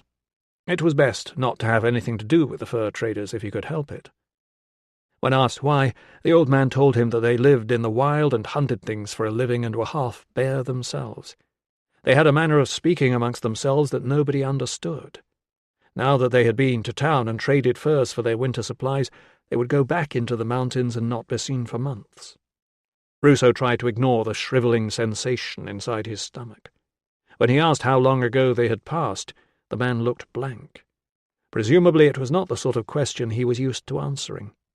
This was a world with no clocks, where an often invisible sun was the only way to judge the passing of time. Finally the man said, "There may be at the 3 Oaks Inn. That is where they leave the road and go toward the hills." "How far is that?" 2 more of your miles." Ruso, thoroughly unsettled, thanked him and rode on, partly because of a foolish desire not to look like a coward in front of a native, but mostly because the 5 or 6 miles of lonely road behind him were just as nerve-wracking as the 2 in front. Once the old man and his pony had faded into the gloom, Ruso's doubts returned. It seemed Brannan's captors would turn off the road well short of Habitancum, where he had been hoping he might muster some help. He was heading alone into unknown territory, where he knew none of the natives. He did not have the authority of the Legion, nor the support from Tilla, Valens, or Albanus that he had enjoyed in past crises. He did not even have the slim protection of being able to prove he was a healer. He had brought no instruments or medicines with him that would mark him out from any other Roman officer. He dug the fingers of one hand into a fistful of coarse grey mane and glanced at the looming shapes of the trees on either side of the road. This was madness. He should turn back. There was no shame in admitting he had made a mistake. He should go back and fetch help now while he still could. Except Brannan was still somewhere ahead of him, and if he did not find those men before they headed off into the hills, he never would. How could he face Senecio and Enica, knowing he had abandoned their child? What would he say to Tilla? He thought of her back in the relative safety of Parva, hunting for the rumour-monger and trying to comfort the family she had so wanted to be a part of. She, too, had been stolen from her people and taken north. She had spent long months waiting for rescuers who never came. He was not going to let that happen to Brannan. However things turned out tonight, he would do his best to let the boy know he was not forgotten. Someone had come. Someone wanted to take him home. 61. The gate guards were unusually welcoming, although they were disappointed when Tilla told them the nervous-looking boy she had brought in on an army horse was not the one who had been stolen. The watch captain had a message to show her. It seemed Brannan had been taken to Coria by a slave trader, and her husband had gone to get him back. In the light of this, the Tribune had called off the local search, and he was now relying on Tilla to persuade the father to stop hanging around the fort and go home. Has the old man been told this? We tried, miss, but he won't believe us. Senecio wept with relief when she told him the news was true. She had read the words for herself in her husband's own writing. Brannon was alive, and the army was on the trail of the slave trader. Edic stood pink-faced and staring at the ground as she knelt beside the old man and assured him that slave traders looked after their stock and that none of them wanted to be seen dealing in stolen children. Grasping Senecio's cold hand, she reminded him that her husband was a man of authority. Such an officer had only to say that Brannon had been snatched from his family, and the trader would have to hand him over. Finally, the old man agreed to go home. The watch captain was so relieved to be rid of him that he did not even bother to object when Tilla asked to have Edic safely delivered home too. On the short walk back to Ria's bar, she was stopped 2 or 3 times by people wanting to know the latest news. She told them and tried to share their delight. Only now that there was hope for Brannon was it dawning on her that she had travelled many miles today and barely eaten. She needed to sit down quietly in the company of a good dinner. A rich, tasty soup with fresh bread to dunk in it, or— She stopped on the threshold of Ria's, her hands raised to her face in dismay. There were 3 people sharing a jug of something at the table beside the counter, and until this moment she had forgotten about all of them. Somewhere the goddess must be laughing. Here was her prayed-for Shawan meeting with her family. Her cousin Aemilia and Amelia's husband Rhiannorix had travelled all the way from Coria expecting to celebrate a wedding blessing that was not happening. If that were not bad enough, sitting on the stool next to them was the thin form of Albanus, who had arrived to visit his nephew. "Cousin," cried Aemilia, "at last! Where have you been?" "Don't worry, mistress," Verana called from behind the bar.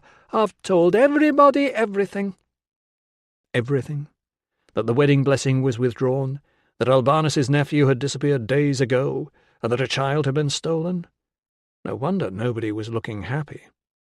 Amelia's artificial curls flopped around her ears as she made a great deal of fuss about the wasted journey, using the fluent Latin that her father had insisted she learn.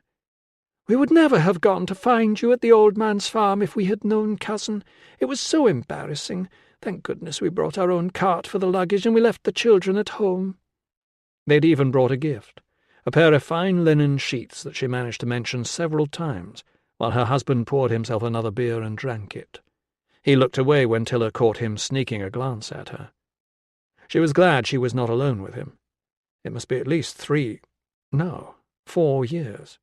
He was little changed, perhaps a little heavier. No doubt Aemilia would make sure he came home every night for dinner. If the northern raiders had not come and snatched Tilla away, this was the man she would have married.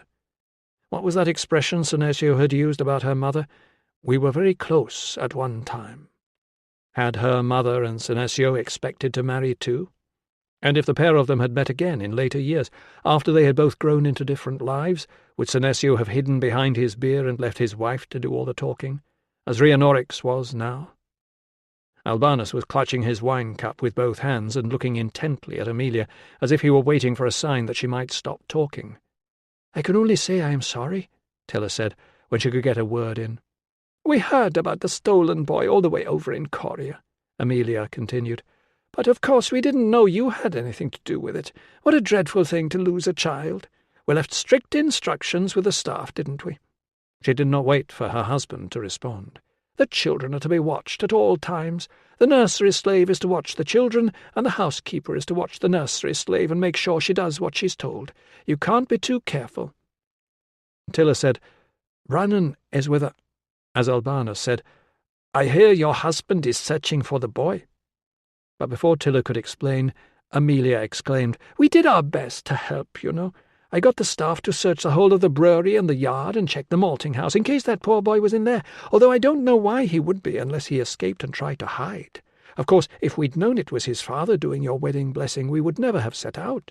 Oh, and cousin, do you remember Susanna in the snack bar? She said to wish you well, and if she hears anything about the boy, she'll be in touch straight away." Albanus took a quick breath, but he was not fast enough. "She'll be so disappointed when I tell her there's no blessing. Perhaps she could get someone else to do it. Have you thought of that? Now that we've come all this way, I'm sure we could find somebody you haven't upset. Don't you think so?" She twisted round to survey the other occupants of the bar. Perhaps the owner here could suggest someone." Tilla put a hand on Albanus's arm. "I am sorry you had a wasted trip too," she told him. "My husband is away searching for the stolen boy, and nobody is here to see you." Amelia turned her attention to Albanus. "It's such a shame," she agreed. "Fancy your nephew not being here after you've come all that way. You poor man. You'd think somebody would know where he was, wouldn't you?" Albanus glanced across to where Verana was lighting the lamp in the bracket above the counter. "Nobody was available to talk to me at the fort," he said to Tilla. "The young lady here did try to explain, but I don't think I quite understand. Could you please tell me exactly what has happened to my nephew?" 62. Ria's dimly lit storeroom smelled of beer and onions, but it was the only respectable place Tilla could think of to hold a private conversation. Wishing her husband were here to explain all this himself, she fetched down what was left of Candidus's kit. While Albanus exclaimed softly over it, lifting the shield and trying the helmet on for size, she put the lamp in the bracket, brushed the dust off the third step of the loft ladder, and sat down. Albanus put the kit to one side and perched himself on top of a barrel. He placed his hands on his bony knees and leaned forward as if he were anxious not to miss anything. Still trying to think how to smooth the path of the bad news, Tilla cleared her throat. "Your nephew was here until a few days ago," she said. "He worked in the hospital for my husband."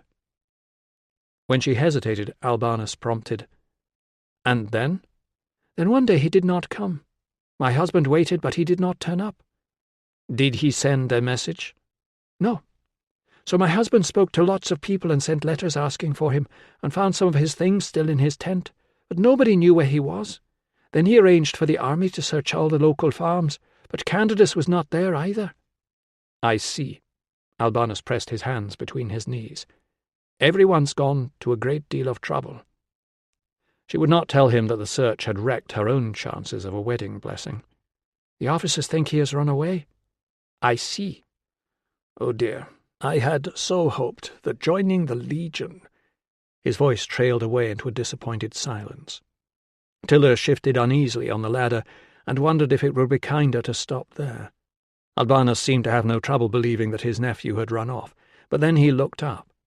"You said that the officers think he deserted his post. Is that what you think too?" She blinked. She had expected Albanus to ask her what her husband thought. This was a much harder question to dodge. She said, "I think it is possible that he has run away, yes." Albanus said nothing for a moment.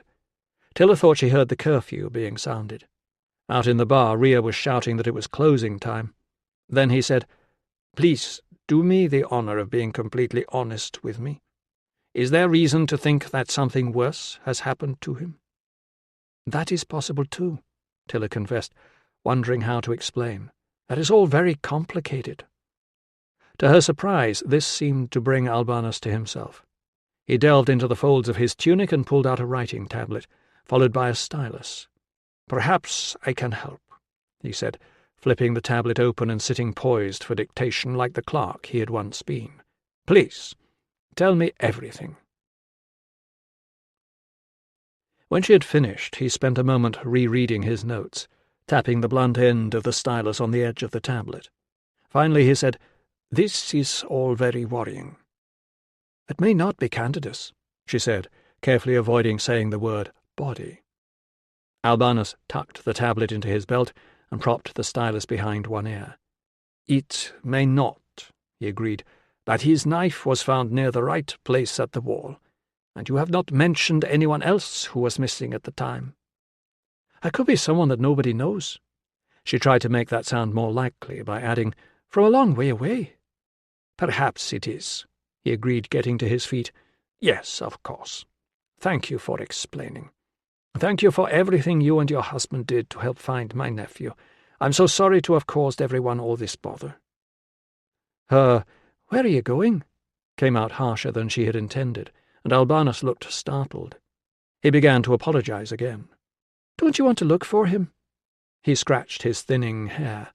"I shall have to think what to do. This has all been rather a shock." She said, "Sit down, Albanus." And to her surprise he did exactly that. "I know you would rather deal with my husband," she told him, But he is not here, and you only have me, and if we do not work together, he will be very cross with us both." Was that relief on his face?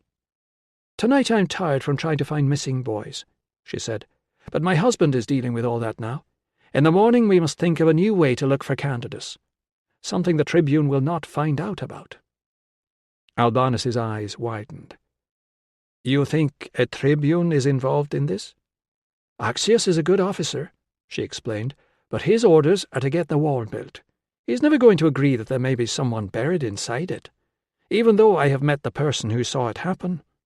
He will want to cover up anything he finds out, so that the season's work is finished and the Legion can go home. If your nephew is inside the wall and we leave everything to the soldiers, you will never know."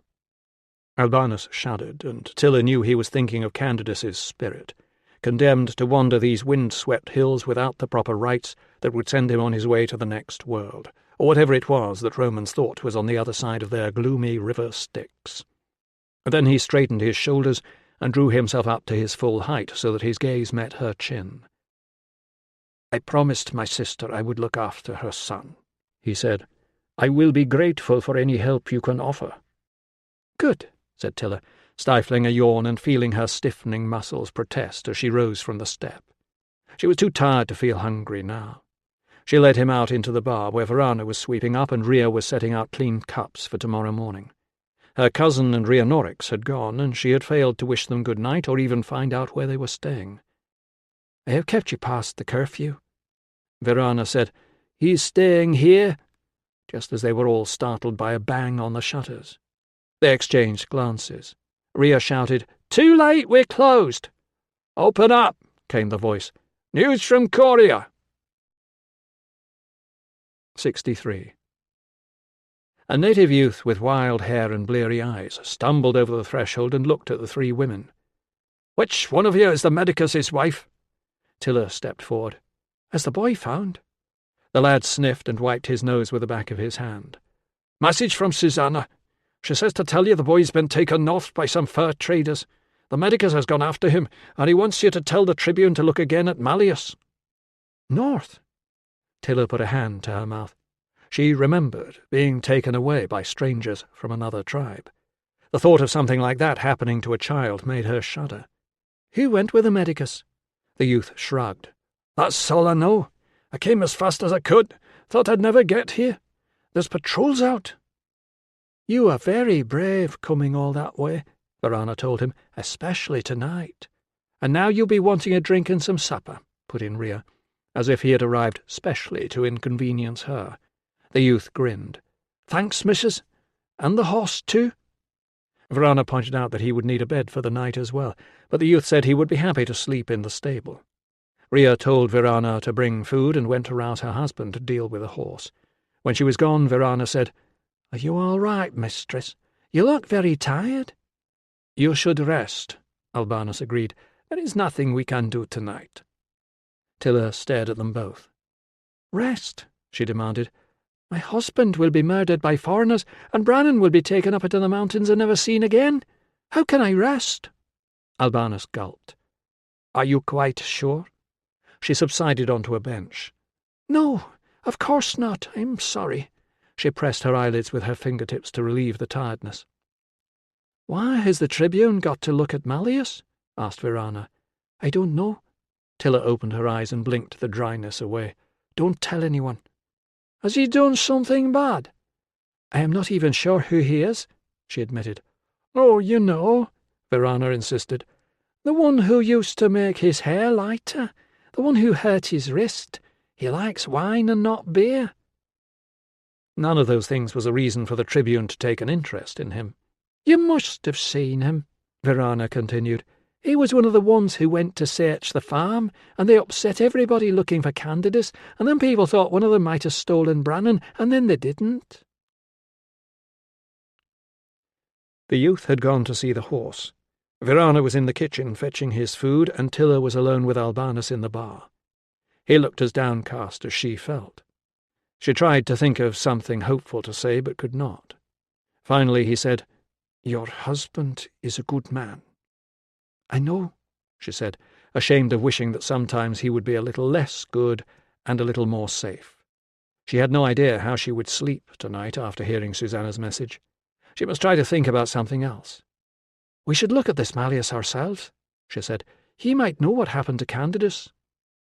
Albanus interlaced his fingers around his wine cup. "It is kind of you to suggest it, but is he not safely inside a barracks somewhere?" "I mean it," she insisted, "before the Tribune gets the message in the morning and has a chance to cover anything up." Albanus stared into the dregs of his wine. "Even if we are able to speak with him, we have no power to investigate, and he has no incentive to tell us anything." It was true. Whoever had caused Candidus's disappearance must have lied repeatedly since then. Why would he stop now? They did not even know what they were accusing him of. They could hardly stand in front of the man like angry parents, demanding, "Is there something you would like to tell us?" They could not speak to him at all if he was on one side of a military war tonight and they were on the other. "We have Candidus's kit," she said, thinking aloud. "Are you about the same size?" Albanus shook his head. "Much of what is here used to be mine," he admitted, "but I'm afraid nobody is likely to mistake me for a legionary with no armour or belt or weapons. And there is the matter of the password." The ladder creaked as Tilla got to her feet. "I'm going outside to make an offering to the goddess," she told him. "Perhaps she will help." She bought 3 perfect white eggs from Rhea, who was busy making sure all the slops were cleared out of the kitchen and the hearth fire was raked. Even in town it was wise to follow the Shawan customs. The yard was almost dark, but she felt oddly safe, kneeling under the apple tree, hearing the horse shifting about in the stable and surrounded by the high fence with the gate barred against thieves.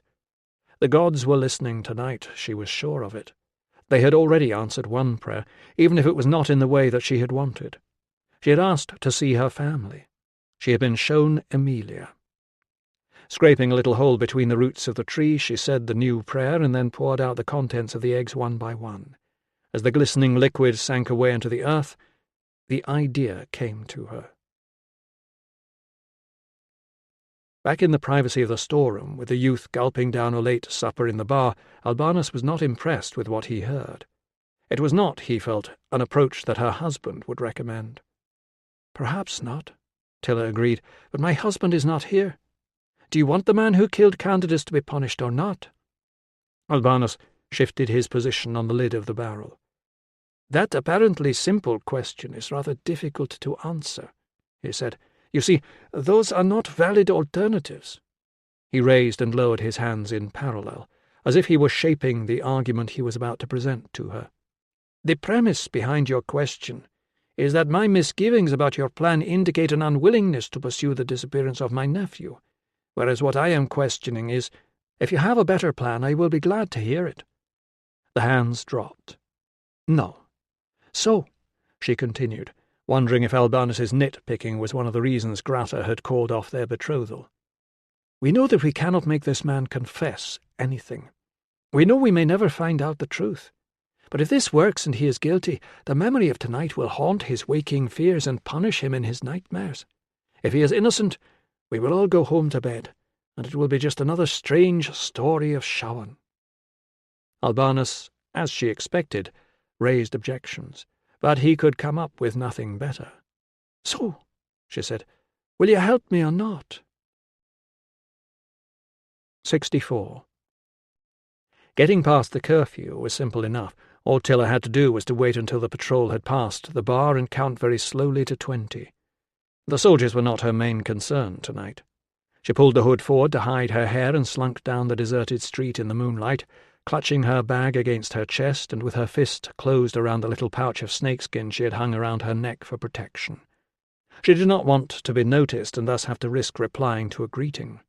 This was not, as far as she knew, one of the places where those who had left this world could pass back into it. But everyone knew about the dead pretending to befriend the living, and few of the stories ended well. That was why, when she offered up her regular Shawan prayer for a sight of her family, she had always added, "And let us know each other." Then tonight the goddess had shown her Emilia, which was not what she had wanted at all. She tried to tread lightly, but as she passed the gloom of a doorway, a burst of ferocious barking spurred her to run, hugging the bag tighter to stop the bottles clinking. It was a relief to reach the solid gates of the fort. The gods were kind. One of the guards from earlier was still on duty, and it was surprisingly easy to get in, even at this hour and without the password. With the bag of medicines, nobody questioned her story that she had been asked to visit a patient. She understood why when she finally found herself in the comfortable warmth of Fabius's kitchen. She did not need her carefully prepared excuse for a private word with the kitchen maid. Even in the dim lamplight, she took one look and simply told the cook she needed to inspect the girl's injuries.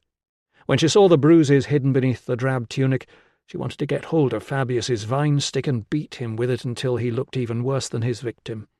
Instead, all she could do was offer salve and sympathy, as the girl gave a broken account of what had happened. Now she understood why Dominius had hinted that he would be leaving. "Where can I find him tonight?" The girl blinked at her through eyes swollen with crying. "I'm not allowed to go near him. I should not speak or even think of him." "Just tell me where he might be," said Tilla. "I think he can help me find out who stole the boy." "But he knows nothing. Why does nobody believe him? It was with me." Tilla put her hand over the girl's. "I believe you both," she said, "but I need to talk to him. Someone has come who will help us, and if this works, it could make things better for him. And if it didn't, he would be in worse trouble." All of which made her feel doubly anxious as she strode down the paved street in the moonlight, carrying her bag at her side and following the girl's directions to the black hulk of the barrack block. "The last door on the left. Do not look nervous. Act as if knocking on the doors of soldiers' quarters at night is a perfectly respectable thing for a married woman to do. If it goes wrong, you can always scream." She did not get as far as the doors because the steady tramp of boots and the jingle of metal strap-ends on a military belt grew louder, and a voice said, "Are you lost, miss? That's the barracks." "Do not sound anxious or friendly." "I need to speak with Optio Dominius." The effort of holding her voice down from a squeak made it oddly gruff, as if she were trying to talk like a man. Whoever this was let out a long breath. There was a scrape of gravel as his feet shifted. She mouthed a silent prayer to Christos and any other god that might be listening, and lifted her bag, hoping the man could see what it was in the stark light. "I am the wife of your medicus. I need to ask Dominius for an escort to visit a patient." He said, "Is it true the boy's been taken to Coria, miss?" "It is," she said, not wanting to share the bad news about the fur traders. "My husband has gone to look for him." "That's good," he said, probably wondering whether her absent husband knew what she was up to. "Wait there, miss." Moments later she overheard, "You got Dominius there, mate? Tell him it's his lucky night." 65. The moon had turned the world into silver with inky shadows. Ruso could make out the road stretching ahead, but the only things he could confidently identify in front of him were the pale peaks of the mare's ears. On either side, beyond the skeletons of trees, orange pinpoints of Shawan bonfires appeared and vanished again as he passed the hills. With luck, the fur traders would have stopped for the night. He would still be gaining on them even though he needed to let his tired mount slow to a walk for a while. He peered at the verges, searching for the next milestone and hoping he had not missed it. In this light it might be hard to tell the 3 Oaks from any other building. A couple of 100 paces farther on, he urged the mare back into a trot, but only for a few strides. He knew what to expect from this horse now, and this wasn't it. He tried again. The mare responded, but the regular lurch was still there, and he saw her head dip each time the offside front leg went forward. Ruso swore under his breath. He was in the dark, miles from anywhere, on a lone hunt for men who killed for a living, and now he had a lame horse. There was nothing for it but to get down and walk. Catching himself thinking that at least it wasn't raining, gods above, he was starting to think like a Briton, he loosened the girth and ran one hand down the mare's near side leg. But he could neither see in the dark nor feel through the muck of the road. He wiped his fingers in the mare's mane and began to lead her up the road.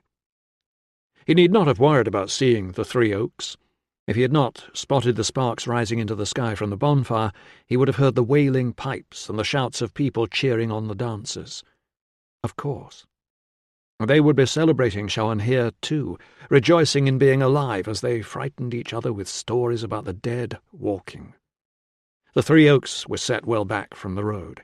Its land was surrounded by a ditch, with a bank of earth on the far side and a fence on top.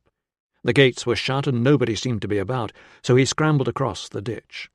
Through a gap in the fence he could see a crowd circling the flames more or less in time to the music, yelling one of those British chants that he never associated with anything good. Beyond the fire, leaning against the side of the building, was a knot of men with dark shapes over their shoulders that could be animal skins. The racket the dog made at his arrival must have been heard, but it was a while before anyone made a response. He had to bang on the gate 3 times before a voice cried out in British, wanting to know who was there. "I'm a stranger in need of water and rest," he replied in the same tongue, hoping his grasp of the traditional request for hospitality might earn him some native respect. "My horse went lame." In response he heard only the chanting and the music. Then it struck him that he had chosen the worst possible way to approach a lone gate slave on the one night of the year when the Britons' heads were full of tales about dangerous strangers prowling around after dark. It was just as well he had not announced that he was looking for a boy. Switching to Latin, he shouted, "Medical Officer Gaius Petreius Ruso, 20th Valeria Victrix. Open up!" The gate creaked open an inch, then another inch, and then far enough for him to get his boot in the gap. The slave stammered in rough but comprehensible Latin that Sir could come in, but he would have to share a bed, and there was no food except what was being roasted. "Better than being on the road," said Ruso as the gate was slammed shut behind him and the bar scraped into place. He surrendered his sword and led the limping mare across the cobbles. The ostler did not look pleased to see him. Ruso seemed to have interrupted the after-dark guided tour of the stables that he was giving to a very giggly girl. He was too late for the baths, which was just as well as he had no intention of wasting time in them, although what he was going to do instead he did not know. Glancing across to confirm that the men in animal skins were still lounging against the wall, he went to join the crowd. The fur traders were still keeping to themselves on the edge of the celebrations, clutching drinks and watching the dances. He could not see a boy with them. His gaze followed the track of one small figure after another, but he recognized no one. There was no reason for the men to suspect he was pursuing them, so he had no hesitation in working his way around the edge of the dance to stand nearby. It was not difficult. Nobody here seemed keen to stand next to a soldier, especially one who had been on the road without bathing for as long as Ruso had. Finally, he was no more than 5 paces away. There were half a dozen of them, big men with shaggy hair and thick animal pelts around their necks that made their shoulders look even bigger. But it was the shape he now saw on the ground at their feet that caught his attention. The light from the fire came and went, but finally he made out the figure of a boy, curled up asleep like a puppy. Ruso took a sharp breath. He had found Brannan. He could not remember any other evening taking so long to pass. Alone in the dark amongst a strange tribe, his previous confidence that everyone was united against a child-snatcher had waned. He was hungry, exhausted, and sore from riding, and not sure he could trust his own judgment. There seemed to be no other Roman guests, and no obvious surveillance either. Did that mean that these people could be trusted, or that the local commander did not want to pick a fight? This was not a mansio, a safe haven for travelling Romans. If he told the staff who that slave boy was, would they back him up, or would they bundle him aside, not wanting trouble with their customers? If he got it wrong, and Brannan was lost tonight, he could be lost forever. While Ruso argued with himself, the fur traders' capacity for drink seemed to be enormous, and they clearly had no intention of going to sleep until it was filled. A couple of them went forward to join the dance, but the one with the boy at his feet stayed propped against the wall, talking to his companions, sometimes cupping one hand around his mouth to shout over the pipes and the chanting. After the dancing, the storytellers got to work while everyone else sat around the fire and ate. Ruso crouched down and accepted a share of the roast meat. These days he could understand much of what was being said, which made the storytelling marginally less tedious than it had been in the past. But tonight he was not interested in the tangled and strangely inconclusive affairs of the British dead. Just a few paces away, Brannan still seemed to be asleep. He hoped they had not drugged him. The gods alone knew what had happened to the boy over the last 3 days, and his trials were not over yet. Even if Ruso managed to creep up and rescue him while the men were asleep, so far he had no better plan. They would have to escape on foot. He was pinching himself to stay awake when something scratchy and malodorous pushed up against his neck from behind. He shifted away, but someone seized his arm and a gruff voice spoke in his ear. It took him a moment to disentangle the accent. "You speak our tongue, Roman?" "Some." "My brother wants to know if you like small boys." The man's other hand pointed directly at Brannan. Ruso swallowed. "I might be interested." "We know. You keep looking at him. How much will you offer?" He could hardly believe his luck. "Let me have a look at him first." The blow knocked him sideways. It was a moment before he could lift himself above the fuzziness and work out that the shrieking and slapping were coming from a woman in whose lap he had landed. Apologizing, he got up and staggered, stumbling over several more people and rubbing his ear. All the fur traders were gathered together now, shouting at him and pointing. He remembered what he had heard just before the blow. "Child snatcher! Leave his son alone!" Others' voices had taken up the cry. "Child snatcher! Get him! Trying to steal that man's son! It's the child snatcher!" Somewhere a voice was shouting for calm, but hands were pulling at him, hauling at his armor and his tunic and grabbing his hair. Someone punched him in the head and he stumbled, lunging for something to grab onto to keep his balance. If he went down now, he would not get up. "Brannan!" he yelled. "Brannan, wake up! It's the medicus!" "Ask him what he did with the boy!" shouted someone. "There he is!" he yelled, wrenching an arm loose and struggling to climb over his tormentors. "That boy is stolen! Brannan, wake up! It's the medicus come to take you home! Child snatcher! Liar!" Then it was all fists and boots and elbows and yelling and pain, the stink of sweat and the tang of blood in his mouth. When he fell, he was still shouting Brannan's name, and he barely saw the flash of firelight on the blade. 66. Tilla lengthened her stride to stay between the two soldiers, who were keeping up a smart military pace along the moonlit road.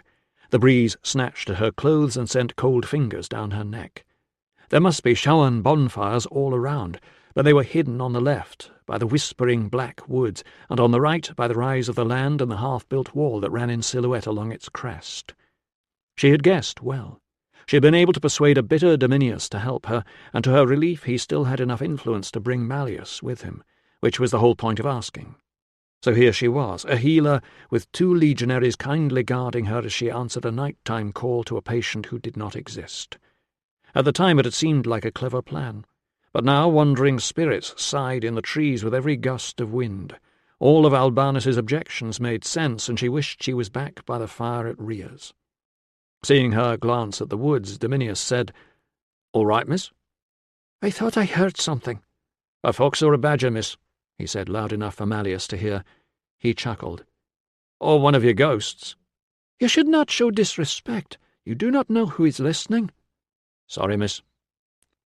She was slightly breathless with the effort of keeping up, but her escort did not offer to slow the pace. She guessed they too would be glad when this was over. "We should be safe," she said. "I made an offering before I came out." "We'll look after you, miss," Malleus assured her, adjusting his grip on his shield. She frowned. She did not want this man to think about helping her. She wanted him to be more nervous than she was herself, otherwise this trip would be a waste of time. Where was Albanus? Scanning ahead, she said, "My husband says I am foolish to be afraid of the man in the wall." "Don't you worry, miss," Dominius told her. "All the officers say it's nonsense." There he was, Albanus, crossing the road about 50 paces in front of them. He was wearing Candidus's helmet just as they had agreed. The big rectangular shield covered most of his body. That and the dark cloak he had borrowed hid the absence of armour, a sword, and a proper military belt. "Your patient is a lucky woman, miss," Dominius continued, pretending he had seen nothing. "A lot of healers wouldn't go out tonight." Dominius was a good actor. She had guessed that he would be. How else had he managed to deceive his centurion about the kitchen maid? The figure of Albanus dipped stopped as it stepped down to cross the ditch. By the time they were level with it, it was walking away from them over the grass. "What do you think, Malleus?"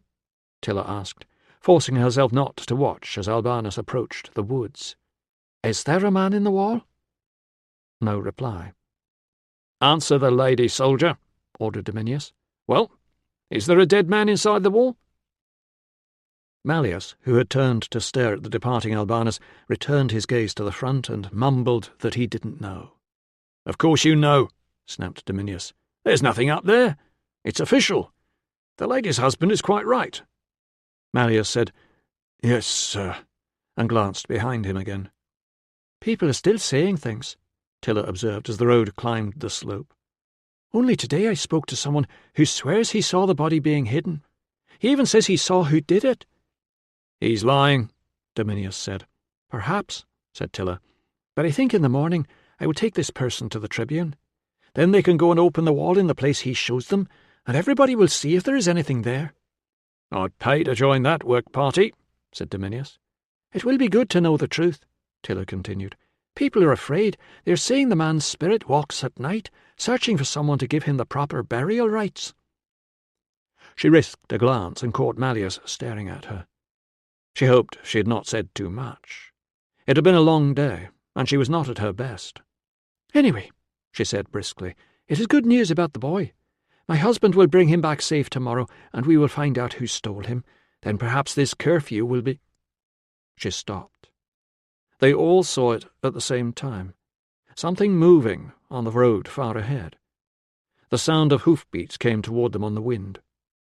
For once Tilla was relieved to catch the glint of moonlight on armour.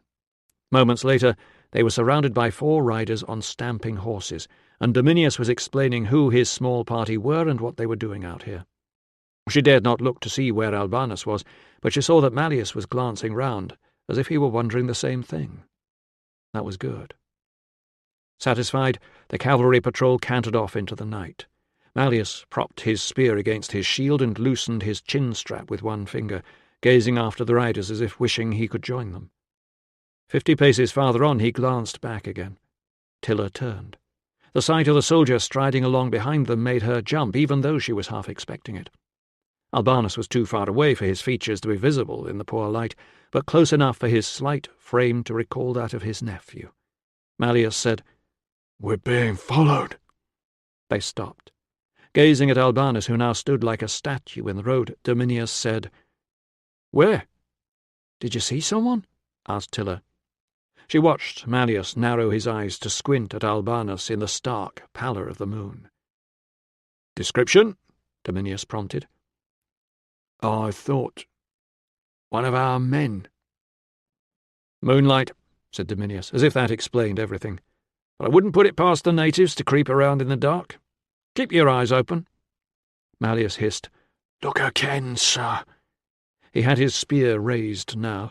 Tilla hoped he was not going to fling it to see if the ghost was solid. Dominius turned to Tilla. "Can you see anything, miss?"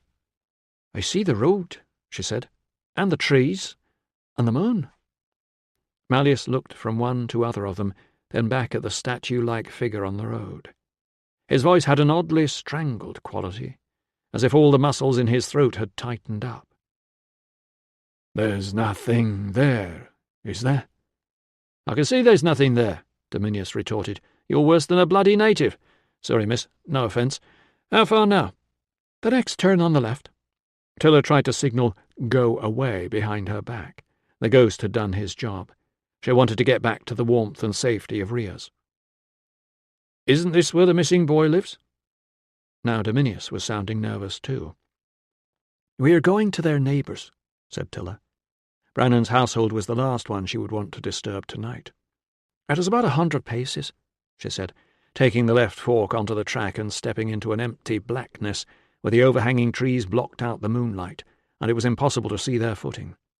She remembered to add, for the sake of pretence, "I thought they would send someone to meet us at the corner." "Should have brought a torch and a flint," Dominius muttered. "I'll go in front. Miss, you walk behind me. Watch the rear, mate. Don't talk to any ghosts." The trees bent and shuffled above them. Tilla stumbled forward, keen not to lose touch with her escort in the dark. She had chosen somewhere she would be recognised. They were on the way to the house of Inam, the boy who had last seen Brannan, but she had never been down this track at night. She flinched as something snatched at her skirts and was glad to feel the scrape of a bramble as she brushed it away. "I am glad I have you with me," she said truthfully. There was an orange glow ahead. As they drew closer, she could make out a gate silhouetted against a small bonfire in the paddock by the house. The flames had died to embers, and nobody seemed to be around to tend it. Tilla pursed her lips. This was going to be awkward. She had not expected the family to be in bed. Behind her, Dominius muttered, "I thought this was party night." "They are showing respect for their neighbours and the missing boy," Tilla guessed. She was going to have to disturb them now. She could hardly admit to her escort that she had invented this call to lure one of them out at night. "Hello!" she cried in British, realizing she would have to go through the whole pretense in case Malleus understood. "That is the daughter of Lou, the healer." When there was no other response, Dominius said, "Is this the right house, miss?" Since she was not expected anywhere, it was as right as any other. "Hello!" she cried again. "That is the healer." A voice she recognized as Inam's father shouted, "The fire is wrecked and there is no water in the house. There is nothing for you here. Go away." Dominius said, "What's he saying?" She could have translated the words, but he would never have understood about the creatures who came out of the burial mounds searching for homes where there was warmth and something to drink. "That is not a spirit," she cried, not wanting to leave the family in a state of fear. "That is me, daughter of Lou, friend of your neighbours. Your son Inam helped me to look for Brannan. I will come to the house so you can see it as me." She left the soldiers at the gate and carried on the rest of the conversation through the closed door, sheltering under the dark of the porch and explaining that she had been sent an urgent plea to call here. She could hear a whispered argument going on inside the house, but still there was no welcome. Finally she suggested that somebody must have played a joke on her, and they sounded relieved when she said she was sorry to disturb them and would go away. She picked her way back across the yard to the gate, wondering if she would have a chance to explain in daylight, or whether this time next year people would be telling a fresh story of a family who had barred the door against a ghost that was trying to trick its way into the house using a false voice. Perhaps she would keep quiet. Otherwise the family would have to admit that they had sent away a lone woman in the dark after she had come to help them. Her escort had moved away from the gate, perhaps suspecting the sight of them would frighten the family even more. Unable to see them in the inky blackness under the trees, she said softly in Latin, "I am very sorry. This was a wasted journey. Somebody got the message wrong." Nobody answered. A fresh gust of wind sent the trees dancing and whispering. Tilla felt her stomach muscles tighten. She pushed her hood back and something brushed against her face. Only a fallen leaf, surely. She drew her knife. "Dominius?" she called. "Malleus? Where are you?" Was that a muffled cry? Then movement in the woods that was not the wind. Another cry and the sound of clumsy creatures crashing through undergrowth. She tried to go toward it, but the brambles clawed her back and the sounds were getting fainter. "Dominius!" She dragged herself out of the thorns and retreated to the gate. Clutching her bag with one hand and the knife with the other, straining to see around her in the dark, she shouted, "Dominius, where are you? It is time to leave. Come back!" But nobody came. 67. Tilla crept back along the track toward the road, her mind racing to make some sense of what was happening. Perhaps Malleus had panicked and run away, and Dominius had given chase. If only one of them had at least shouted back. They must have heard her. The movement in the woods had sounded close by. Now she was alone here with the echoes of the old stories. The hanged man who came to life and killed the family who gave him water, the women and cattle who were stolen away into the burial mounds, and those captured alive who were sent back with impossible gifts from the rulers of the dead, buttercups and primroses in November, along with warnings of bad things to come. She pushed the sullen tales away and moved on, reminding herself that morning was drawing closer. Something good might be revealed by the rising sun. With luck, Malleus would be caught and confess, and Albanus would find out the truth about his nephew, and all this would have been— She stifled a scream. "Umph!" gasped the thing she had walked into. Then it stepped back and demanded, "Who goes there?" "Albanus, She put away the knife and groped for an arm to cling to. Judging by the way he returned her grasp, he was as relieved as she was. "It worked," she whispered. "I think he has run away in fright. He will never be at peace now." But Albanus was too agitated to listen. He was pulling her along, gabbling about getting help. "Please hurry, madam. We must get to the fort." She wished he would slow down. This was a bumpy farm track, not an army road, and besides, who was he to drag her about in the dark? She wrenched her arm out of his grip and stopped, her own fears fading now that she was with somebody more nervous than herself. "There is nothing we can do now," she told him. "The soldiers will find him, and—" "Madam, they are captured." "Captured?" She could barely see him, but she had the impression that Albanus was hopping from foot to foot in agitation. "By natives." He grabbed her arm again, hauling her toward the road. He was surprisingly strong for a small man who spent most of his life sitting at a desk. "What natives? Where did they go?" But instead of answering, Albanus gave a sudden cry and fell, almost pulling her over with him. He seemed to be writhing about on the ground, muttering words that she only heard her husband use when he thought she wasn't listening. Tilla grabbed for her knife and crouched to make herself a smaller target, hissing, "What is it?" "Nothing," he gasped, not troubling to keep quiet. "It is nothing. Sorry. It will be all right, and oh, dear." He had turned his foot on a stone in the track. She groped inside her bag for cooling medicines and a bandage.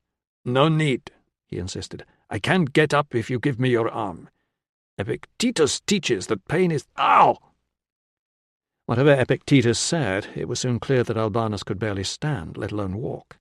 Clinging to her arm, he gasped, "Madam, I am sorry not to be able to protect you, but someone must go and fetch help for the 2 men. "Fetch help to where?" she demanded, appalled at the thought of rousing soldiers to go crashing about the local farms yet again.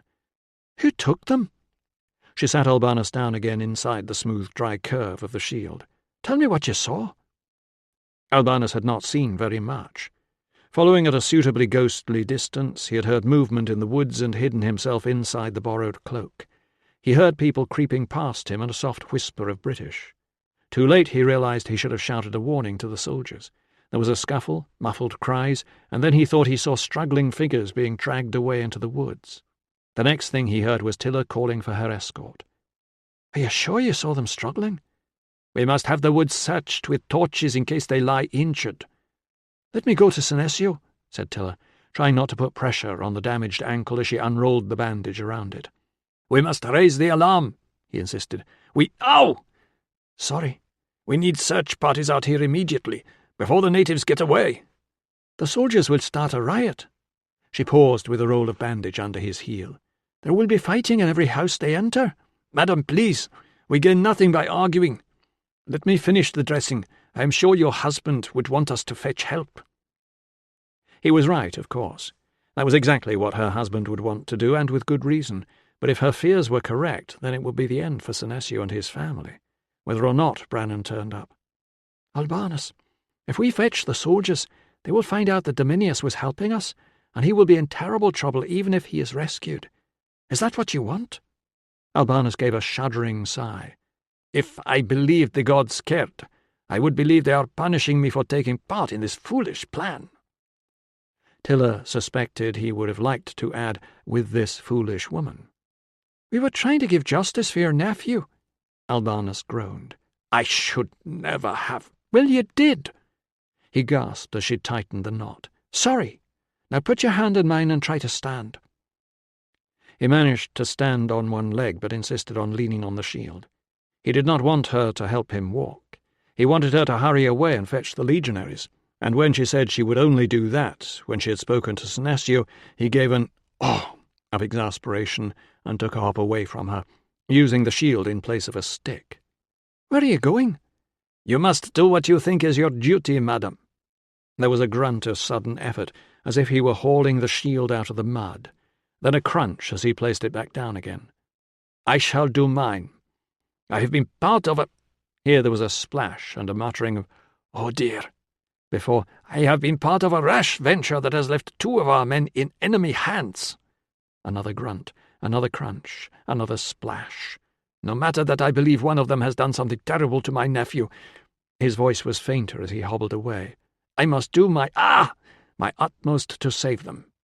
I am trying to save them too, she called after him. It was true, but she had an uncomfortable feeling that her husband would say she was putting Roman lives in greater danger just to save a few Britons from their own folly. Regardless of the consequences to myself, Albanus added, as if he were making a speech. Then you need to go the other way, she told him. Turn around. The fort is north of here. The movement stopped. When he asked if she was sure, there was suspicion in his voice. I will not come with you, she told him, but you are a good friend to my husband, and I would not lie to you. Skirting the barely visible puddle, she put a hand on his skinny shoulder. May the gods protect you this night, Albanus. I will come and find you as soon as I can. May the gods protect us all, madam. His shoulder moved under her touch. The shield thumped down into the mud once more, and she felt water splatter over her boots as he hopped back through the puddle. 68. There was a tiger on his face. It was digging its claws into his forehead, and it had mauled him all over. Everything ached and throbbed except the parts that stabbed instead. He should do something to make it stop. What did you do against a tiger? Nothing people tried in the arena worked for long. Jupiter's holy bollocks, that hurt. Like having liquid fire poured over his forehead. Play dead. Don't flinch. Don't moan. Don't... Too late. Flap one hand about, vaguely hoping to frighten it off. A voice said, "He's reacting to pain, sir." An older voice said, "Good." Ruso wondered what was good about it. He decided to go back to sleep, then he decided not to when the tiger gripped both sides of his head and tried to gnaw his eye out. "Get off!" came out slurred. One eye was blinded, but the other opened to reveal a huge, blood-stained shape moving about just above his nose. "No!" He tried to beat away the shape and spring up, but his body refused to listen. "Speak to him," the older voice suggested. "It's all right," somebody said, even though it wasn't. "We're just cleaning you up and putting a few stitches in." "A few stitches in what?" "Where am I?" "This is the treatment room," said his informer unhelpfully. "Sick bay, habitancum," put in the older voice, "under the excellent care of a trainee medic of the 4th Gauls." Holy gods! They were letting a trainee loose on him. Perhaps they thought he was beyond saving. "Have I lost the eye?" To his further alarm, the trainee who had been stabbing a needle through his skin said, "Has he, sir?" "No." Ruso thought it was the best word he had ever heard. "You were lucky," continued the senior man. "You'll find it when the swelling goes down. We're just putting your eyebrow back together." "Just one more," said the trainee, sounding nervous now that he was treating a patient who talked back. Then he added, as he had no doubt been trained to, "This will sting a bit." Ruso chose a cobweb, wafting in a draught above him to concentrate on, and clenched his teeth. Instantly a bolt of lightning shot through his jaw and into his neck. He did not feel the needle going in. "Oh, and we think we may need to pull a tooth," added the trainee. Ruso was in too much pain to tell him he needn't sound so cheerful about it. "Done!" The trainee sounded relieved. Giant metal blades filled Ruso's vision. There was a final tug as the thread was snipped. He gave up trying to work out why he was here, and asked. "You went to a party that got a bit out of control," answered the senior man. That was when it came back. The bonfire, the fur traders, the crowd turning on him. He felt suddenly short of breath. "Where's the boy?" The man said, "You can see him when we've tidied you up." "Is he all right?" The man said, "Tell him." The trainee took a breath. "Bruising to the arms and face," he said. "Some rope burn around the neck and wrists. No broken bones that we can detect, and nothing life-threatening." Ruso tried to steady his breathing, tried to think. This was something he knew about. "Did you check him all over?" "Of course." "Head injuries?" "None, and he's eating everything he's given." Ruso made an effort to relax. "I feel as though I've been kicked by a horse." "They slashed through the ties on your lorica," said the senior man. "Then they unpeeled you like a prawn." It was not a pleasant image, picturing the iron plates of the lorica wrenched apart, to reveal the vulnerable torso inside. He said, "What have you put on the boy's rope burn?" There was silence for a moment. Then the trainee said, "Do you think he might be a medic, sir?" "I doubt it," the other one said. "What would a medic be doing on his own late at night at the Three Oaks?" Ruso clutched at the side of the table and tried to pull himself up. "I need transport. I need to get the boy back to Parva." They both laughed at that. "You're not going anywhere, my friend," said the senior of the two. "Doctor's orders." 69. Tilla took a couple of deep breaths, and the cold air sliced down her throat. She felt slightly calmer now that she was doing something. Walk. Keep walking. Put your mind on one thing. Do not, however much you want to, scream. By the time she reached the place where the track divided, Albanus was far behind, and the twisted feeling in her stomach had become nausea. Sacred Goddess, Holy Mothers, great Lord Christos, let those 2 soldiers be safe. Not only because one of them was definitely innocent and had tried to help her, but because she could not bear the thought of the consequences for everyone else if the thing she feared was really happening. The track to the farm was invisible in the shadow of the trees. Unable to see what was beneath her, she slid in soft mud, and cold water seeped over the tops of her boots. It was no worse than she deserved. It had not been up to her to do anything about Malleus. That part of the message had been for the tribune. Yesterday her husband had told her very clearly that she could not tell Dominius what to do, but she had thought she knew better. Now she had not only shamed her husband, she had put his comrades in danger too. "It will be all right when the sun rises," she whispered, as if speaking it aloud would make it true. "Perhaps in the morning my husband will come back with Brannan, and everything will be all right again." They might even have the wedding blessing. That would please Emilia. Emilia? How could she have forgotten to tell her cousin the blessing was withdrawn?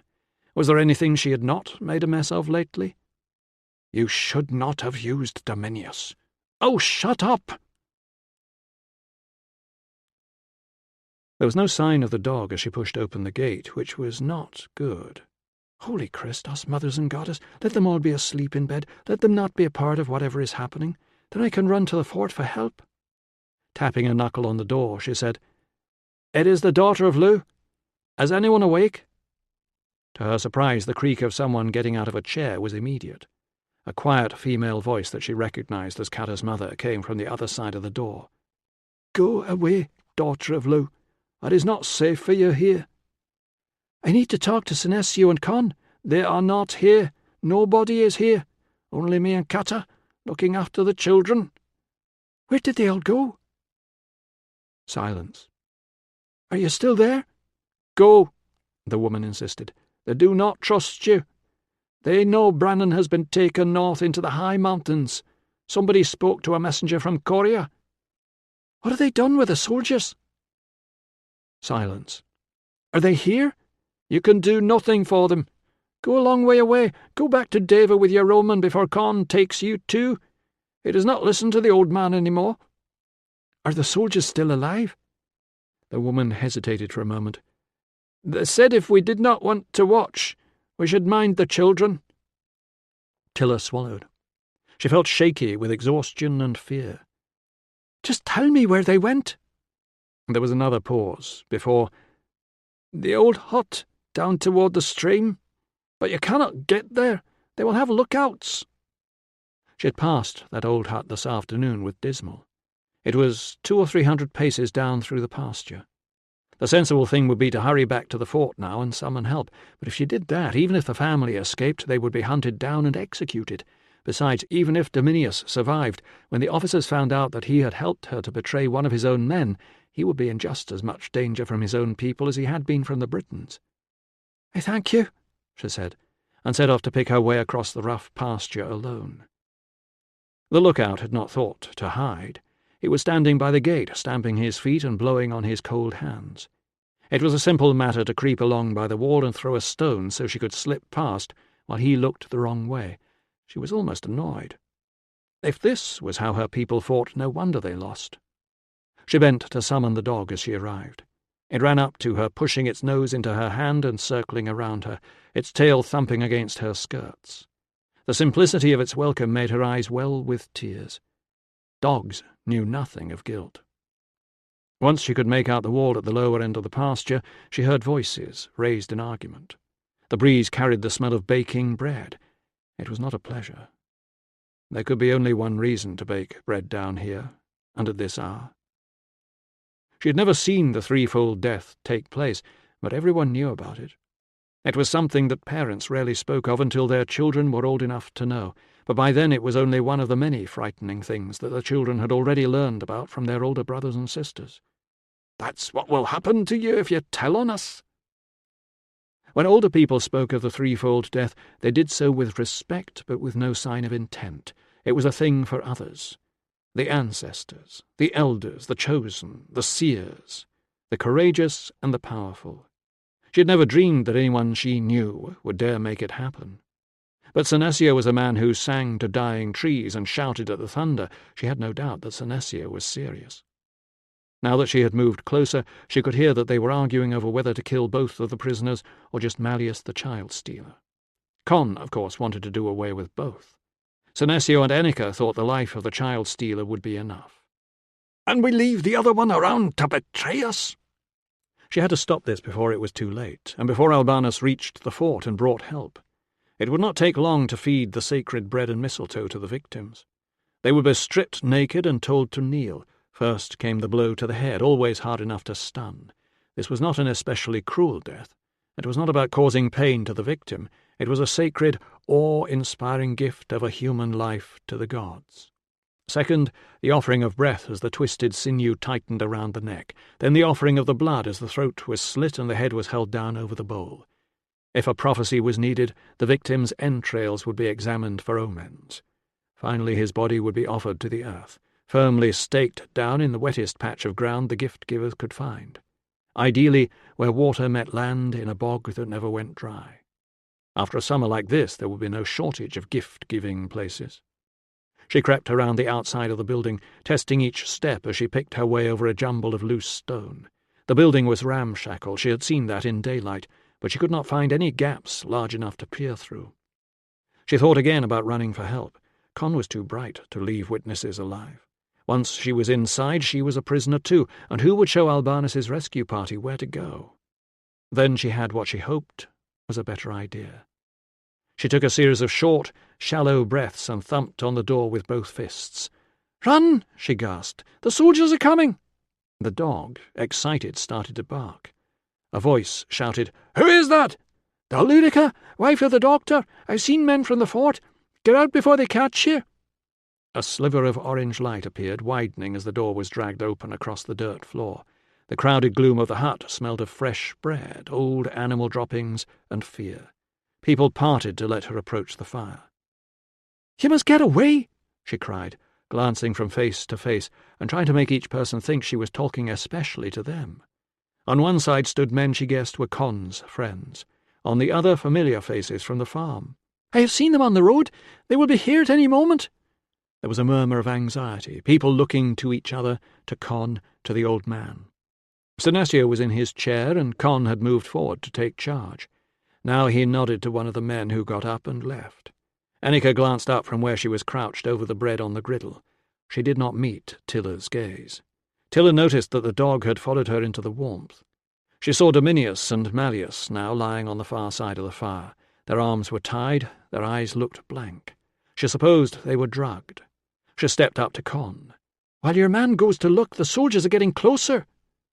He pushed her aside and turned to address the men.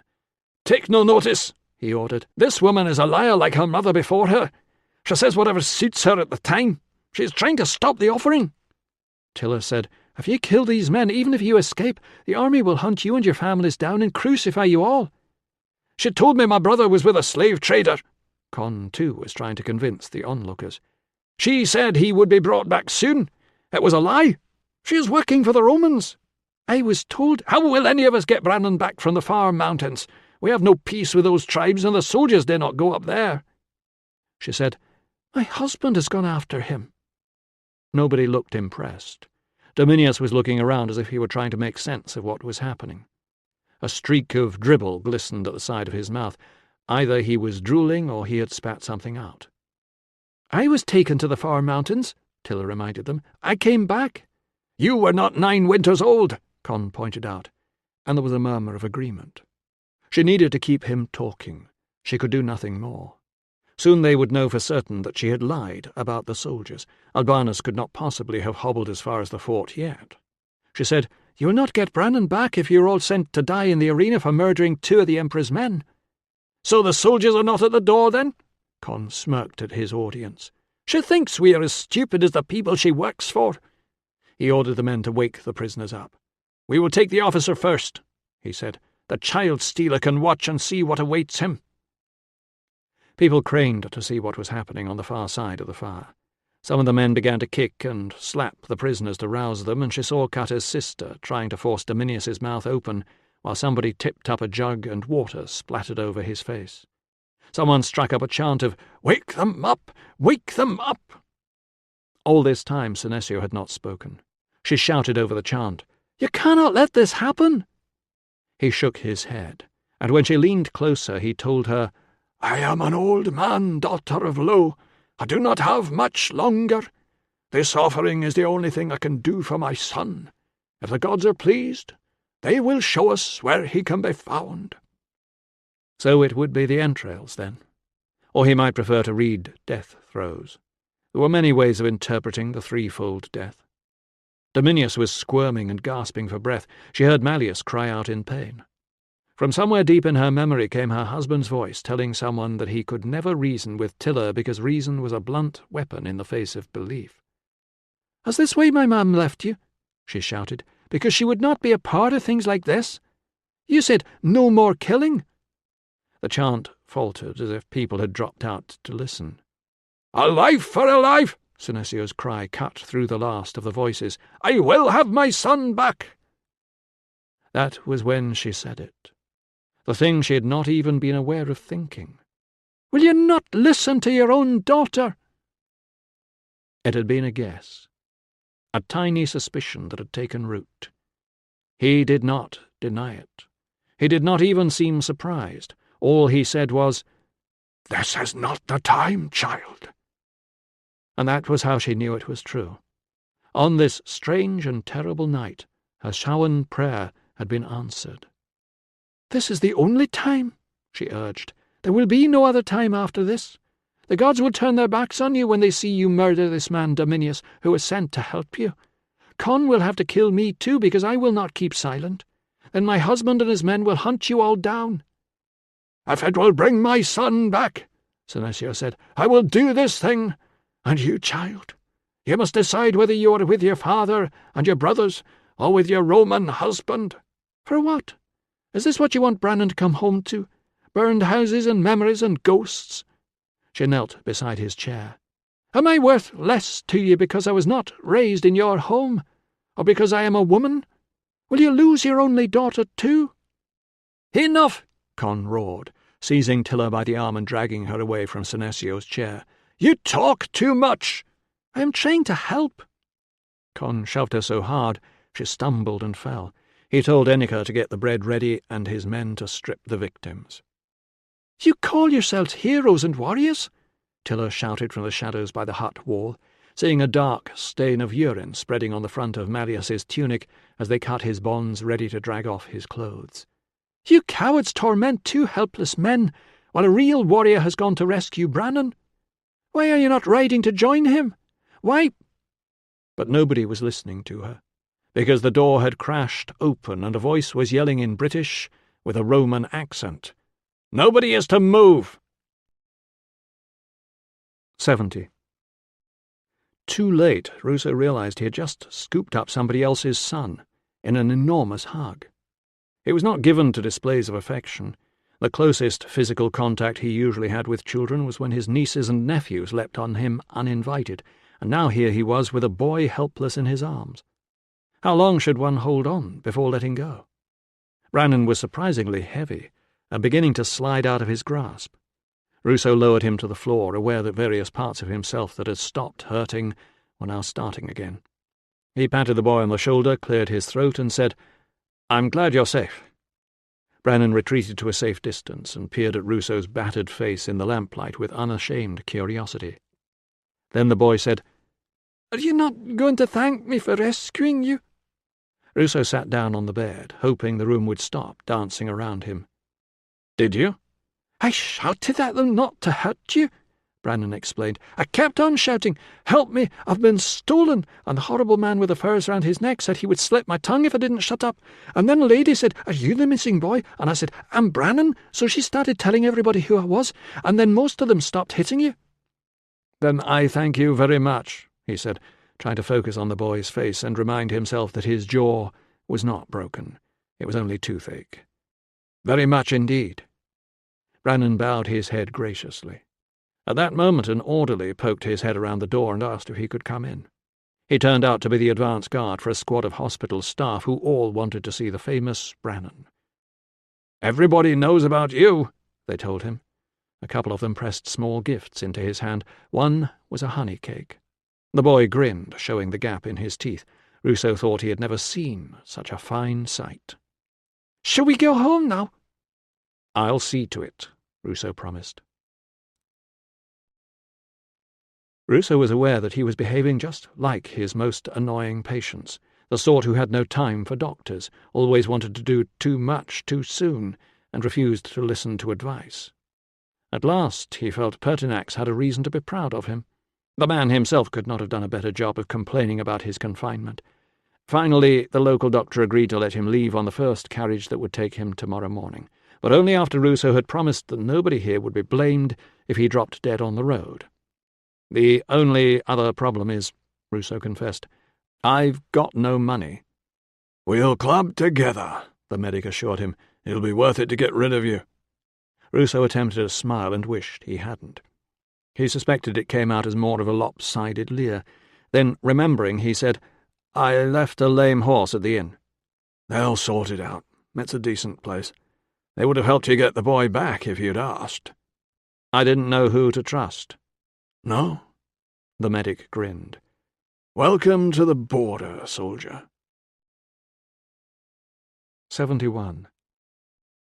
There was a collective gasp and a shuffle of confusion as people fell over each other in their haste to get away from the door. Tilla heard the word "traitor" breathed in her ear. "Nobody move!" yelled the soldier again. "Give us our men!" Tilla heard the swish of swords being drawn and Con's command of "No weapons!" Her opinion of him rose. In a confined space like this, weapons were useless.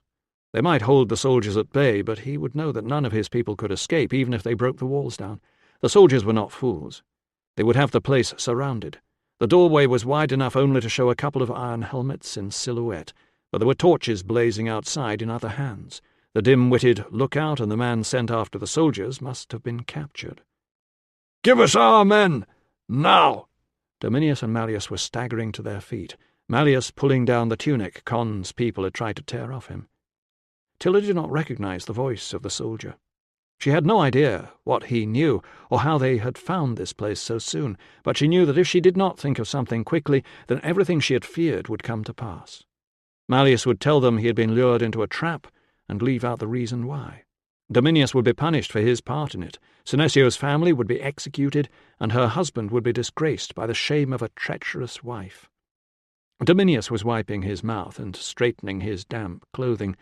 Pushing a couple of Con's men aside, she moved into the firelight and took him by the arm. "Let me help you, sir," she suggested.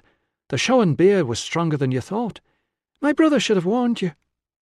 Malleus stumbled across to the doorway, flailing his arms about like a drowning man trying to reach land. He was crying out about prisoners and ghosts and murder and cannibals. "Too much beer," said Tilla for the soldier's benefit. "He can hardly speak." She spoke to Con in British. She dared not say anything secret. Some of the legionaries were Britons and would understand. "I told you not to let them drink so much, brother," she said. "Now look, one of them has wet himself, and they're both in trouble with their officers, and it is all your fault." To Dominius she said, "I am sorry, sir. I should not have invited you. I did not know your friends would be worried about you." "Shouldn't have accepted," Dominius told her, his voice slurred. "Big mistake. Big, out!" came the order from the door. "Yes, sir," Dominius agreed, but instead of stepping forward he tottered sideways and put his arm around Con's neck. "Can you tell him from me?" he said to Tilla. "We must do this again sometime. I'll arrange the same sort of thing for him at my place." Then he lifted up the little phallus from around his neck and kissed it, before shambling toward his rescuers with the words, "Sorry, sir. Bit of a night out. Lovely people." 72. First the shriek, then, "Oh, my boy! My precious, precious boy!" Tilla slapped down the bowl of cream that was halfway to butter and leapt up from the bench. Ennica was crouching in the gateway, rocking a small figure in her arms. Senecio was lurching toward them, the tip of his stick clacking and sliding on the cobbles. "I saved the doctor, ma'am," Brennan cried from the safety of his mother's embrace. "I saved him, and I'm famous, and they gave me presents." "My son!" Senecio threw his stick aside. Together he and Ennica engulfed the boy. "Did you miss me?" came a muffled voice from within the huddle. "Is the dog here?" Tilla closed her eyes. She had thought she would dance with joy when, if the good news came, instead she found she was trembling. She was relieved, but oh so very tired. All the lost sleep drifted toward her and bade her welcome, and she had to force her eyes open so as not to topple over. There were other figures in the yard now, shouts of delight, weeping, children leaping about and two of them spinning each other round in dizzying circles, the dog barking and jumping up at the growing family group and finally being dragged into it by a small arm. Beyond them she saw a man who seemed to be moving with extreme care, as if his limbs might detach themselves at any moment. She recognized the figure and the hair, but neither the gait nor the face was right. He paused to watch the ecstatic crowd in the gateway. Then he turned and started back the way he had come. "Husband!" she cried, edging round the family and lifting her skirts to step over the wagging tail of the dog. "Husband, it is me!" Ruso wanted to walk back to the fort, but Tilla persuaded him to stop at Ria's, where she and Albanus helped him up to the loft bedroom. Albanus gallantly retreated, murmuring that the doctor did not need to hear any bad news at the moment, and left her to tend his injuries and administer poppy tears to ease the pain. Verana was keen to assist, but crying, "Oh, don't hurt him," every time the patient winced, was not the kind of help Tilla needed. Instead, Verana was sent to the fort to let Centurion Fabius know that the boy was safe, and that if they wanted the medicus they would have to send a vehicle and some of the hospital staff to fetch him. When the girl had gone, Tilla tried to tell her husband the new story of her life, that Senecio was her real father. It was thrilling and frightening at the same time, as if the ground of her past had shifted underneath her. He mumbled vaguely, "That's nice," and drifted off to sleep. She tried not to feel disappointed. A while later Verana brought a reply. Centurion Fabius was delighted that the boy was found, and he hoped the doctor would feel better soon. Meanwhile, what was the best cure for white spots on the tongue? Valens arrived and woke Tilla's patient with a jug of very expensive wine, which he had managed to smuggle past Ria. He brought good wishes from the hospital, said that the stitching wasn't too bad for a first attempt, and wanted to know when Ruso would be back at work. It seemed Valens's father-in-law was convinced that Valens was withholding crutches as part of a personal quarrel. The pharmacist had fallen out with a new clerk, the assistant said the carpenter was useless, and Fabius had got his hands on a scroll full of new diseases. To which her husband replied, "I think I'll be sick for a very long time." He wanted to talk to Albanus. She tried to suggest that he had some sleep first, but he insisted, so she had to tell him about Malleus being afraid of the pretend ghost of Candidus. When she had finished, he looked exhausted. All the joy at finding Brannan seemed to have drained away. "I will send Albanus up," she promised, "but not for long." She found Albanus seated at a corner table with Verana. The girl had placed a plump hand over his skinny one and was gazing deep into his eyes. "What a shame," Verana said as they watched him climb up into the loft. "He is such a kind man, even if he is too thin and not very handsome. I told him his nephew helped me light the lamps, and I thought he was going to cry." Anything else she might have said was cut short by Ria wanting to know whether the vegetables were going to chop themselves, or whether Verana might like to join in.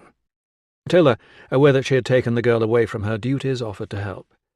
That was how she was in the back room wielding a knife, when Rhea strode in to announce that now a tribune had arrived wanting to visit the medicus, and how many more soldiers were going to be tramping their muddy boots through her back room. Tilla tipped a pile of shredded cabbage into the pot. "Did he buy a drink?" Rhea had to admit that he had. Tilla put the knife down and wiped her hands. "I'll see Tem." Verana said, "Is that nice Albanus come down yet?" "Is that nice Albanus any good at chopping onions?" demanded Rhea. Verana said she did not expect so. "Then he's no concern of yours, girl." Tilla was glad Axius had come. It would remind her husband of the good thing he had done, and take his mind off his failure to protect Candidus. She told Axius that her husband was not well enough to answer questions, then waited in the background, rolling laundered bandages along her lap and folding clothes that did not need folding. Finally she had a chance to offer the version of last night's events that she wanted the Tribune to hear. In return he told her he was arranging for Brannon to take a look at Malleus and see if he was the kidnapper. He said nothing at all about the wall, or what might be hidden inside it. Only when they were alone again did her husband give Tilla a look whose meaning she recognized, in spite of the black eye and the swelling. "I'm not sure the Tribune believed Malleus saw a ghost," she admitted. "I'm not sure he believed any of it," Ruso said, his voice still sounding odd because he was trying not to move his jaw. She leaned over and kissed his forehead. "Ow!" "I may have left a few things out," she admitted, "but he does not need to know them. 2 soldiers went out with me last night to visit a patient. One of them thought he saw a ghost on the way, and then I invited them to the Samhain celebration at the farm." "You expect Axius to believe that you invited a murder suspect to a party, and that party was being given by a family whose son was missing?" She shrugged. "Axius expects me to believe there is no body in the Emperor's wall." Instead of replying, Ruso reached for the cup of water beside the bed, then eased himself down and closed his good eye. "I'm going to sleep," he told her. "Don't wake me up until somebody else has sorted out this mess." Moments later she heard, "Did I dream it, or did you tell me that you think the old man is your father?" "It seems there was much my mother did not tell me." "So Brannon is your brother?" "As is Con." He gave a grunt that might have been amazement, or disbelief, or simple exhaustion. "I think I'm glad for you," she said. "I think I'm glad too, but it feels very strange." In reply there was only a soft snore. She went down to the bar to tell Rhea that she and her husband both needed to sleep, and they could not accept any more visitors, but another one arrived while she was there. Amelia. Amelia and her husband were not offended, not at all. She had not complained about coming all this way for a wedding that nobody had told them was cancelled, because everybody had been very busy and she could see that sending a message to a long-lost cousin was not very important. Now they had come across from their lodgings to see that lovely husband of hers and tell him he was a hero, but they could not see him because everyone else had already visited and worn him out, which was a shame, but just another one of those things. "No, it's not," put in her husband, not bothering to look up from his beer. "It's bloody annoying." Amelia told him he needn't be so grumpy just because Rhea's beer wasn't as good as their own. "The brewery is doing very well," she told Tilla. "We're expanding. We've left one of our free men in charge, but we really can't stay away any longer if there isn't a wedding." "So tell me," said Amelia's husband, looking at Tilla over his cup, "is there a body in the wall or not?" Their eyes met. He was still handsome, if a little more creased around the eyes and thicker around the waist. Tilla wondered briefly what would have happened if she had married him and not the man lying in the bed upstairs. It had been possible, before the Northerners' raid on her family's farm had changed her life forever. Now she could not even answer his simple question truthfully, but neither could she bring herself to lie to him. Instead she offered the biggest distraction she could think of. "You have not come all this way for nothing," she said. "There will be a wedding. I will ask my father." Rheanorix frowned. "Your what?" "Senesio," she explained, then paused. These people knew the ages of her brothers. To tell this story was to betray her mother, but then had her mother not betrayed the man she had married, the man everyone had thought was Tilla's father? But before she could say more, Amelia asked, "You know, I'm sure Daddy once said something about your mam and a stranger from over in the hills." "People knew?" Tilla sank back against the wall, feeling the ground of her childhood slip beneath her once more. "What did he say?" But Emilia could not remember the details. "It was a long time ago," she said, waving it off with a flick of the hand. "I never thought anything of it." Tilla looked from one to the other of them.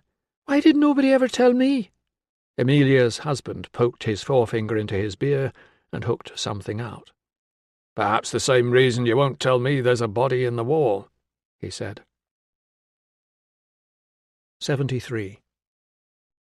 The rest of the day of Ruso's return had passed between sleep and pain, and, blurring the two, regular doses of poppy tears administered by Tilla. Several times she tried to ask him questions, but when he tried to grasp them they slid away, so he decided to answer yes to everything and sort it out later. The Tribune came back. He wanted to talk about Malleus and Dominius, Tilla and Con. Ruso could not remember what he was supposed to say, or even exactly what he knew, so he pretended to be more ill than he felt. It was surprisingly easy once you started to pay attention to every little twinge and gurgle. He even began to convince himself, until he realized this was probably how Fabius started. At other times he lay alone, hearing distant voices and the clatter of crockery from Ria's kitchen, thinking about what had happened and deciding he must get up. But not just yet. He would just lie here for a moment longer, letting his tongue explore the tender gap where his tooth used to be. He did not wake until well past dawn. "Sit down, man. You look as though you should be in your own hospital." Ruso gratefully lowered the salute and persuaded the muscles that had stiffened up overnight to let him sink back onto Ria's bench. He hoped the legate and the Tribune would go away soon, so he could tackle the bowl of honeyed porridge that steamed in front of him. He had woken very hungry, but unable to chew anything. The legate said, "I hear you saved the boy single-handed." "Not really, sir," he confessed. "I had quite a lot of help." Well done, anyway." "Thank you, sir." "You'll be pleased to hear that the boy's identified Malleus as the kidnapper. We've got him locked up, and the natives seem to have calmed down at last." "That's good, sir." Did senior officers tired of the bland statements they heard in response to their speeches? Or did they simply ignore them, like the bleating of sheep? At least the man had taken the trouble to visit and congratulate him. It was an honour, and one Ruso wished he felt well enough to appreciate. Moments later the legate had swept out of Ria's bar on his way to deal with the next crisis. Ruso forced himself not to look longingly at the porridge. The legate had gone, but he had left the Tribune behind. "A word in private, Ruso," said Axius, swinging a leg over the nearest bench and resting his elbows on the table. "This Malleus chap is not as straightforward as it might be. He says it wasn't him, he doesn't know anything about anything, the boy has identified the wrong man, he was asleep when the boy was taken, and all he did the other night was mistake a patch of moonlight for a ghost." "Well, he would, sir." "The sleep thing isn't a problem. I've re-interviewed everyone, and it seems our witness didn't see the face of whoever it was in the bed. There are other candidates." "And the boy identified him?" "Oh, that's conclusive. We'll try him for kidnap. But whatever antics your wife got up to the other night didn't really give us any answers about candidates, and frankly it would be useful to get this thing settled. Nobody wants it coming back to bite us later on. I was wondering if you had any thoughts." So the legate was pretending to know nothing while his junior dealt with the problem. It seemed Axius was reluctant to risk using torture again, especially now that there was no life at stake. That was something to be glad about. There were men who got a taste for it. "He'll be executed anyway for the boy." Ruso shook his head, trying to clear the drowsiness of the poppy, and wished he had not. Then he said, "Do we have the men's records here, sir?" "They're all back at Dover, as far as I know. Why?" "Just a thought. Can I talk to Malleus?" "Go to the East Gate House at Parva. Tell them I sent you." 74. Warned by Valens that nobody had been allowed in to clean the prisoner up, Ruso arrived at the gatehouse with his medical case and a jug of water. Malleus looked as though someone had picked him up by his chains and swung him round and round the cubicle, crashing him into the stone walls as he spun. Ruso's own bruising and stitching and black eye, which he could now open, thank the gods, felt trivial in comparison. At least the first half hour of his visit was spent washing and examining and applying salve and bandaging, and in between Malleus wept and groaned and insisted that he had nothing to do with anything. Nobody believed him. The boy was lying. They were going to kill him for thinking he'd seen a ghost, and was there anything the doctor could do to convince them? "Perhaps," mused Ruso, wiping salve off his fingers and dropping the cloth back into his case, "it would help if we send for your family." Malleus's eyes widened. "No, they mustn't know, sir. They would be heartbroken. It would kill my mother." "We should contact them before the trial, though," Ruso insisted. "You should have someone there." "Please don't, sir. Please." Ruso sighed and shut the case. "Let's save them the trouble, then. They won't recognize you anyway, will they?" "Sir?" Malleus's apparent innocence was impressive, but then he'd had plenty of practice. "What's your real name?" "Real name, sir?" "It definitely isn't Malleus. His family wouldn't have known you even before you were beaten up, would they?" The red-rimmed eyes stared into his own for a moment. Then the man slumped back against the wall, all sign of weeping suddenly gone. "I never thought it would do any harm." Ruso waited. "It was a slave at the dealer's, right?" "He recognized you," Ruso told him. "You should never have stopped bleaching your hair." "I thought he did." He sighed. "I never wanted to hurt anybody. 7 years of no bother. Then just when I stopped looking over my shoulder, 2 people turn up out of the past." "The Legion wasn't the best choice you could have made." "I was hoping to get a transfer overseas, sir." "You couldn't join in the first place," Ruso pointed out. "You were a slave.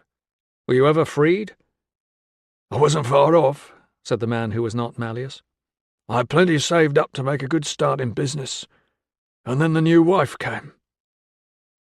The story came out slowly and in a confusing order, but what Ruso managed to piece together was that Malleus had been a trusted slave in a wealthy household, until the owner remarried. The new wife took a fancy to him, which left him in the extremely awkward position of having to disobey either master or mistress. He turned the woman down, and she accused him of rape. The new husband, still dazzled by love, believed her. Malleus, whose real name was Agalastus, fled. By some kindness of the gods, he happened to be passing a bar when the young man really called Malleus was killed in a knife fight. "You just happened to be passing?" "It was a miracle, sir." Agalastus helped the anxious and illiterate bar owner by writing to the family, explaining that young Malleus had died of a fever and been cremated far from home. In exchange, he was allowed to keep the recruitment letter that was in Malleus's pack. So Agalastus, the runaway slave, did his best to turn blonde, to match the description on the recruitment records, and became Malleus of the 20th Legion. "And then?" "It was all fine until Candidus turned up, sir. He remembered seeing me at my master's house. I tried to explain to him why he had to shut up, but he thought it was funny." "Funny?" "That I got away with it for so long." Malleus's hand trembled as he reached for the cup of water Ruso had brought him. "I could just see him telling all his cronies over a game of dice. It was all right for him, but I'd have been executed, all because of an idle little blabbermouth who thought he was clever." Ruso took a breath. "Is he in the wall?" Malleus tried to straighten his shoulders. "There is no body in the wall, sir. The legate says so." "Don't play games with me." The man slumped again.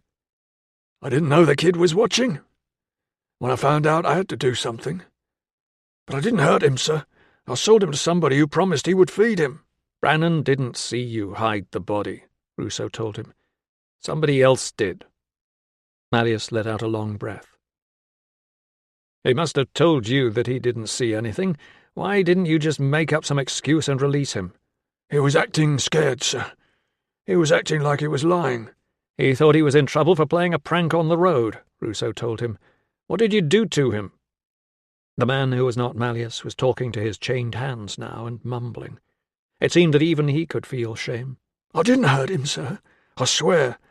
I just told him his house would be burned like that other one if he didn't do what he was told." He looked up. "I was going to let the family know where he was as soon as we were on the way back to Deva. He would have been found." "He was found," Ruso told him. "No thanks to you." Malleus sighed and closed his eyes. "Then the trader's slave remembered seeing me before. It was like the revenge of the gods. They give and then they take away again, sir. Ruso hoped Malleus's philosophy would comfort him where he was going, because if the army did not behead him, then he could well be sold for the entertainment of the crowds at the amphitheatre. It might not die straight away. It might languish in captivity for as long as a year, all the time building up pictures in his mind of how his death would be delivered. I never hurt him, sir. I wouldn't do that. It sounded oddly plaintive, as if the man had committed some act of special kindness. Perhaps, in his own mind, he had. The story of the false rape accusation was plausible. On the other hand, it sounded suspiciously like an old Jewish tale Ruso had once heard, and it was just the sort of story a slave would invent to justify running away. The convenient death of the real Malleus was either a very lucky coincidence or the cover story for another murder. Whatever the truth of this man's tale, it was going to end only one way. Sir, can I have something to ease the pain? Ruso considered this for a moment. I know I don't deserve it, sir. Ruso opened his case and brought out the poppy, suspecting he was doing this largely because the effects of his own dose this morning had not yet worn off. "That's for getting the water up to Pertinax," he said, using the rounded end of a bronze probe to measure a drop into the cup. A second drop trembled at the base of the probe, and he stirred it in. "And this is for not hurting Brannan." By the time Ruso got back to Ria's, he was exhausted, and the aches had returned to gnaw at his bones. Tilla was not there. Verana looked up from serving a jug of wine to Albanus, and Dominius said she had gone out, which he could have deduced for himself. He blinked at Dominius and said, "Shouldn't you be on duty?" "I just dropped by to thank you, sir. It was very good of you." "Ah," said Ruso, guessing that sooner or later he would remember what Dominius was grateful for. "It was nothing." "It's not nothing to us, sir." Ruso, none the wiser, said, "Good, I'm pleased." "I promise I'll repay you as soon as we get to Davis, sir. I've got enough in my savings." "Good," said Ruso again, with less confidence. The broad smile of approval from Verana did nothing to restore it. He promised to join Albanus for lunch just as soon as he had had a nap, but lunch was long gone by the time he woke up again, and it was halfway through the afternoon. Tilla arrived carrying a bowl of warm water and a towel and announced that everything was ready. She told him that all he had to do was wash, get dressed, and turn up. By way of encouragement, she whipped off all the bedclothes and began rummaging about in the trunk for clean clothes. He had a worrying suspicion that he knew what she was talking about and that he had agreed to it yesterday under the cheering influence of the poppy. Rather than risk a direct question, he tried, "Remind me of what I did for Dominius." She pulled his best cream tunic out of the trunk and flapped it vigorously to get rid of the creases. "You have kindly lent him the money to buy Fabius's kitchen maid. That is very good of you." "But I haven't got any money. If I had, I'd spend it on a kitchen maid of my own." She eyed him over the top of the tunic. "That didn't sound quite how I intended." "You do not have money, but Serena has arrived to visit her father, and she always has plenty of money because her father says she does not deserve to live like a doctor's wife." So, in effect, Valens's wife has lent money to a man she doesn't know in order for him to buy the slave he was having an affair with? "No, she's lent it to you to buy a horse. You have lent it to Dominius." Ruso groaned. "Is there anything else I've done that I should know about?" "I did ask you," she said. "You said yes." "Was I full of poppy?" "You do remember that we are to have the wedding blessing this afternoon?" He rolled over to put his feet on the floor so she could not see his face. "Of course. But I don't feel up to a big fuss." "Just the family and a few friends. I shall be there waiting for you. I will ask Con to fetch you in the cart." He did not want to spend time with Con. "I'll walk." "It's raining." "I know." Ruso suspected he and Albanus made a comical pairing as they limped down the farm track in the rain, one leaning on a stick to support a bandaged ankle and the other shuffling along as if he had aged 40 years in the last couple of days. Still, he was glad of the opportunity for an uninterrupted conversation about Albanus's lost nephew, who had failed to realize the danger he was in once he had recognized a runaway slave who did not want to be caught. When he had finished, Albanus was silent. They separated to skirt around opposite sides of a puddle. Albanus said, "All this has caused you a great deal of trouble, sir." Ruso opened his mouth to assure him it was no trouble at all, but the words would not make their way past the dull ache in his jaw. Instead he said, "If he were my nephew, I'm sure you'd have done the same." Albanus, without the distraction of Tilla, would probably have dealt with it in a much more professional manner. He said, "I'm sorry it ended the way it did." "Thank you, sir." But Albanus had further apologies to make. He seemed to think he was entirely responsible for the ghost escapade, since he had failed to strangle the planet Birth, and when it all went wrong, as he had anticipated, he had then sat nursing a sprained ankle and sent Tilla off into the night alone. "I thought it was a bad idea from the start, sir. But your wife was very keen, and I thought I'd better try and help. But I didn't." "Don't worry," Ruso assured him. "I know how persuasive my wife can be." He squinted through the drizzle, assessing how much farther they had to walk. "I hope you don't mind coming to a thing like this, when you've just had bad news." "That's quite all right, sir. I'm glad to be asked. Weddings are always cheerful." Something else occurred to Ruso as they passed the leaf-spattered fork in the track and turned in among the trees. "You never did tell me what happened to—" "Ha!" interrupted Albanus, as if he did not want Grata's name mentioned. "A fat old merchant flaunted his moneybags in front of her, sir." "Oh, I'm sorry. She seemed to think he wouldn't last long. She promised to marry me next, but I wasn't sure I liked the sound of that." Ruso doubted that the fat old merchant would have liked it much either. He said, "I'm glad you're here. I wish I had come sooner, sir."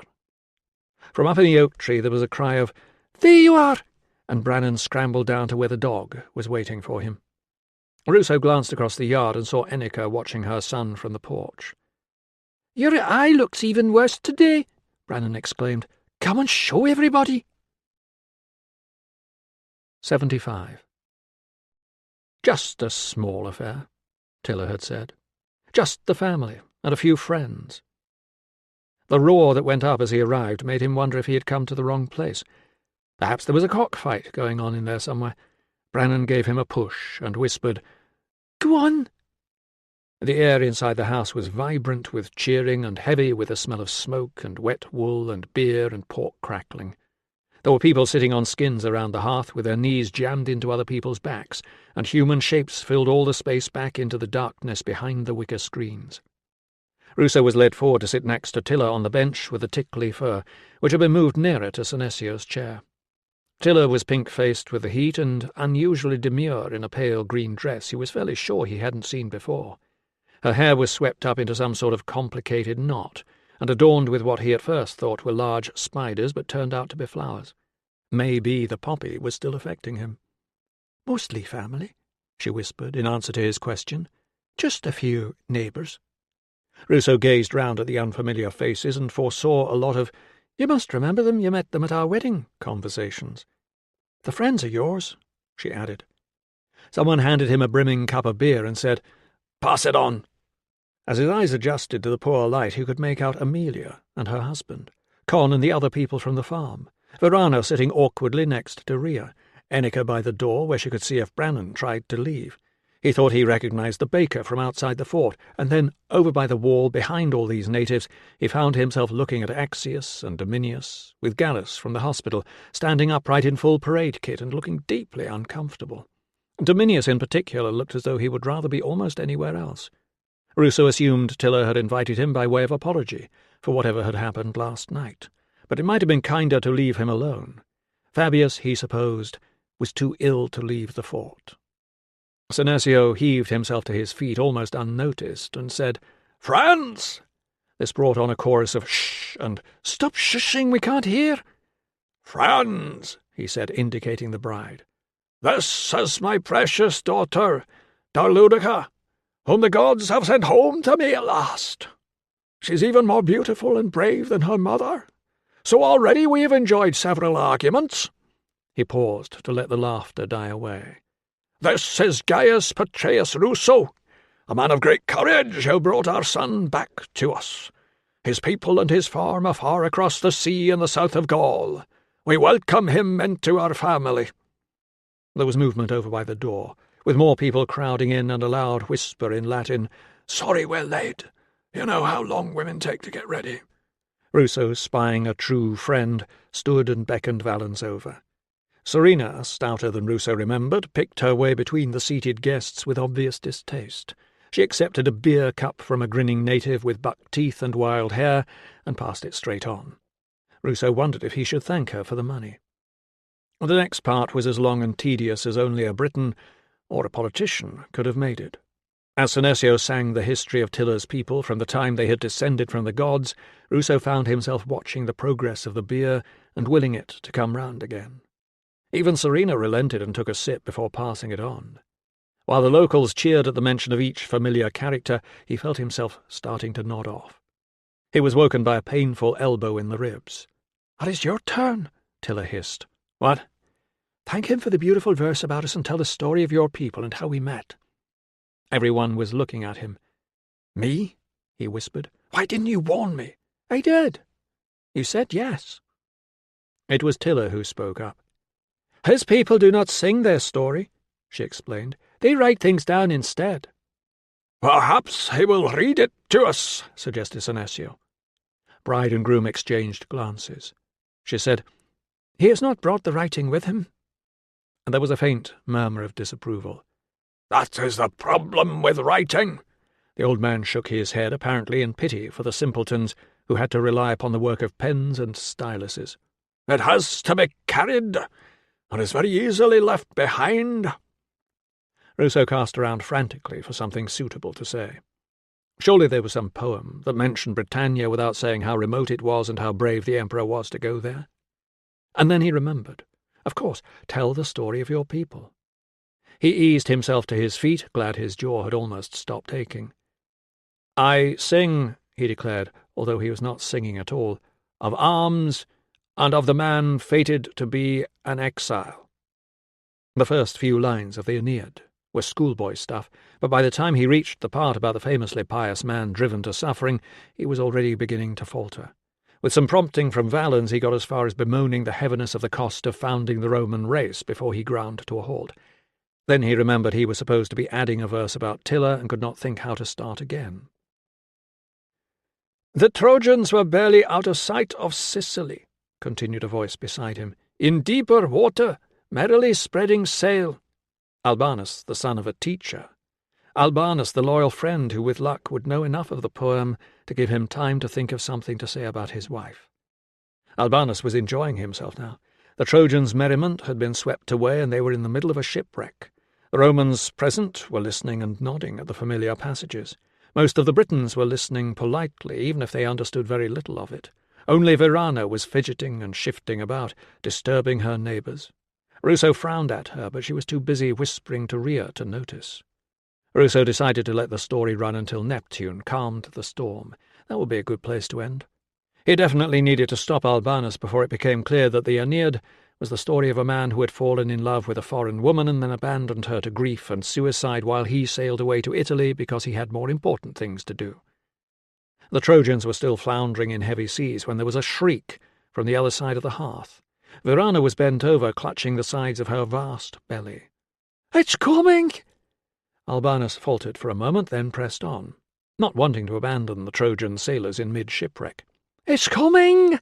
Verana cried again. "It's coming now!" Albanus stopped. "And then," Ruso declared, placing a hand on his clerk's shoulder, "by a miracle of the gods, one of them found himself on the shores of Britannia, and there he met a beautiful British woman, and he—" "Oh, I'm going to die!" People were shuffling out of the way to let Tilla through.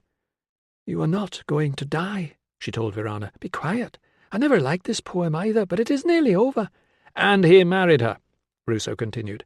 "Then the daughter of Lu took the new name of Tilla, and they travelled together and had many adventures, and now here they are."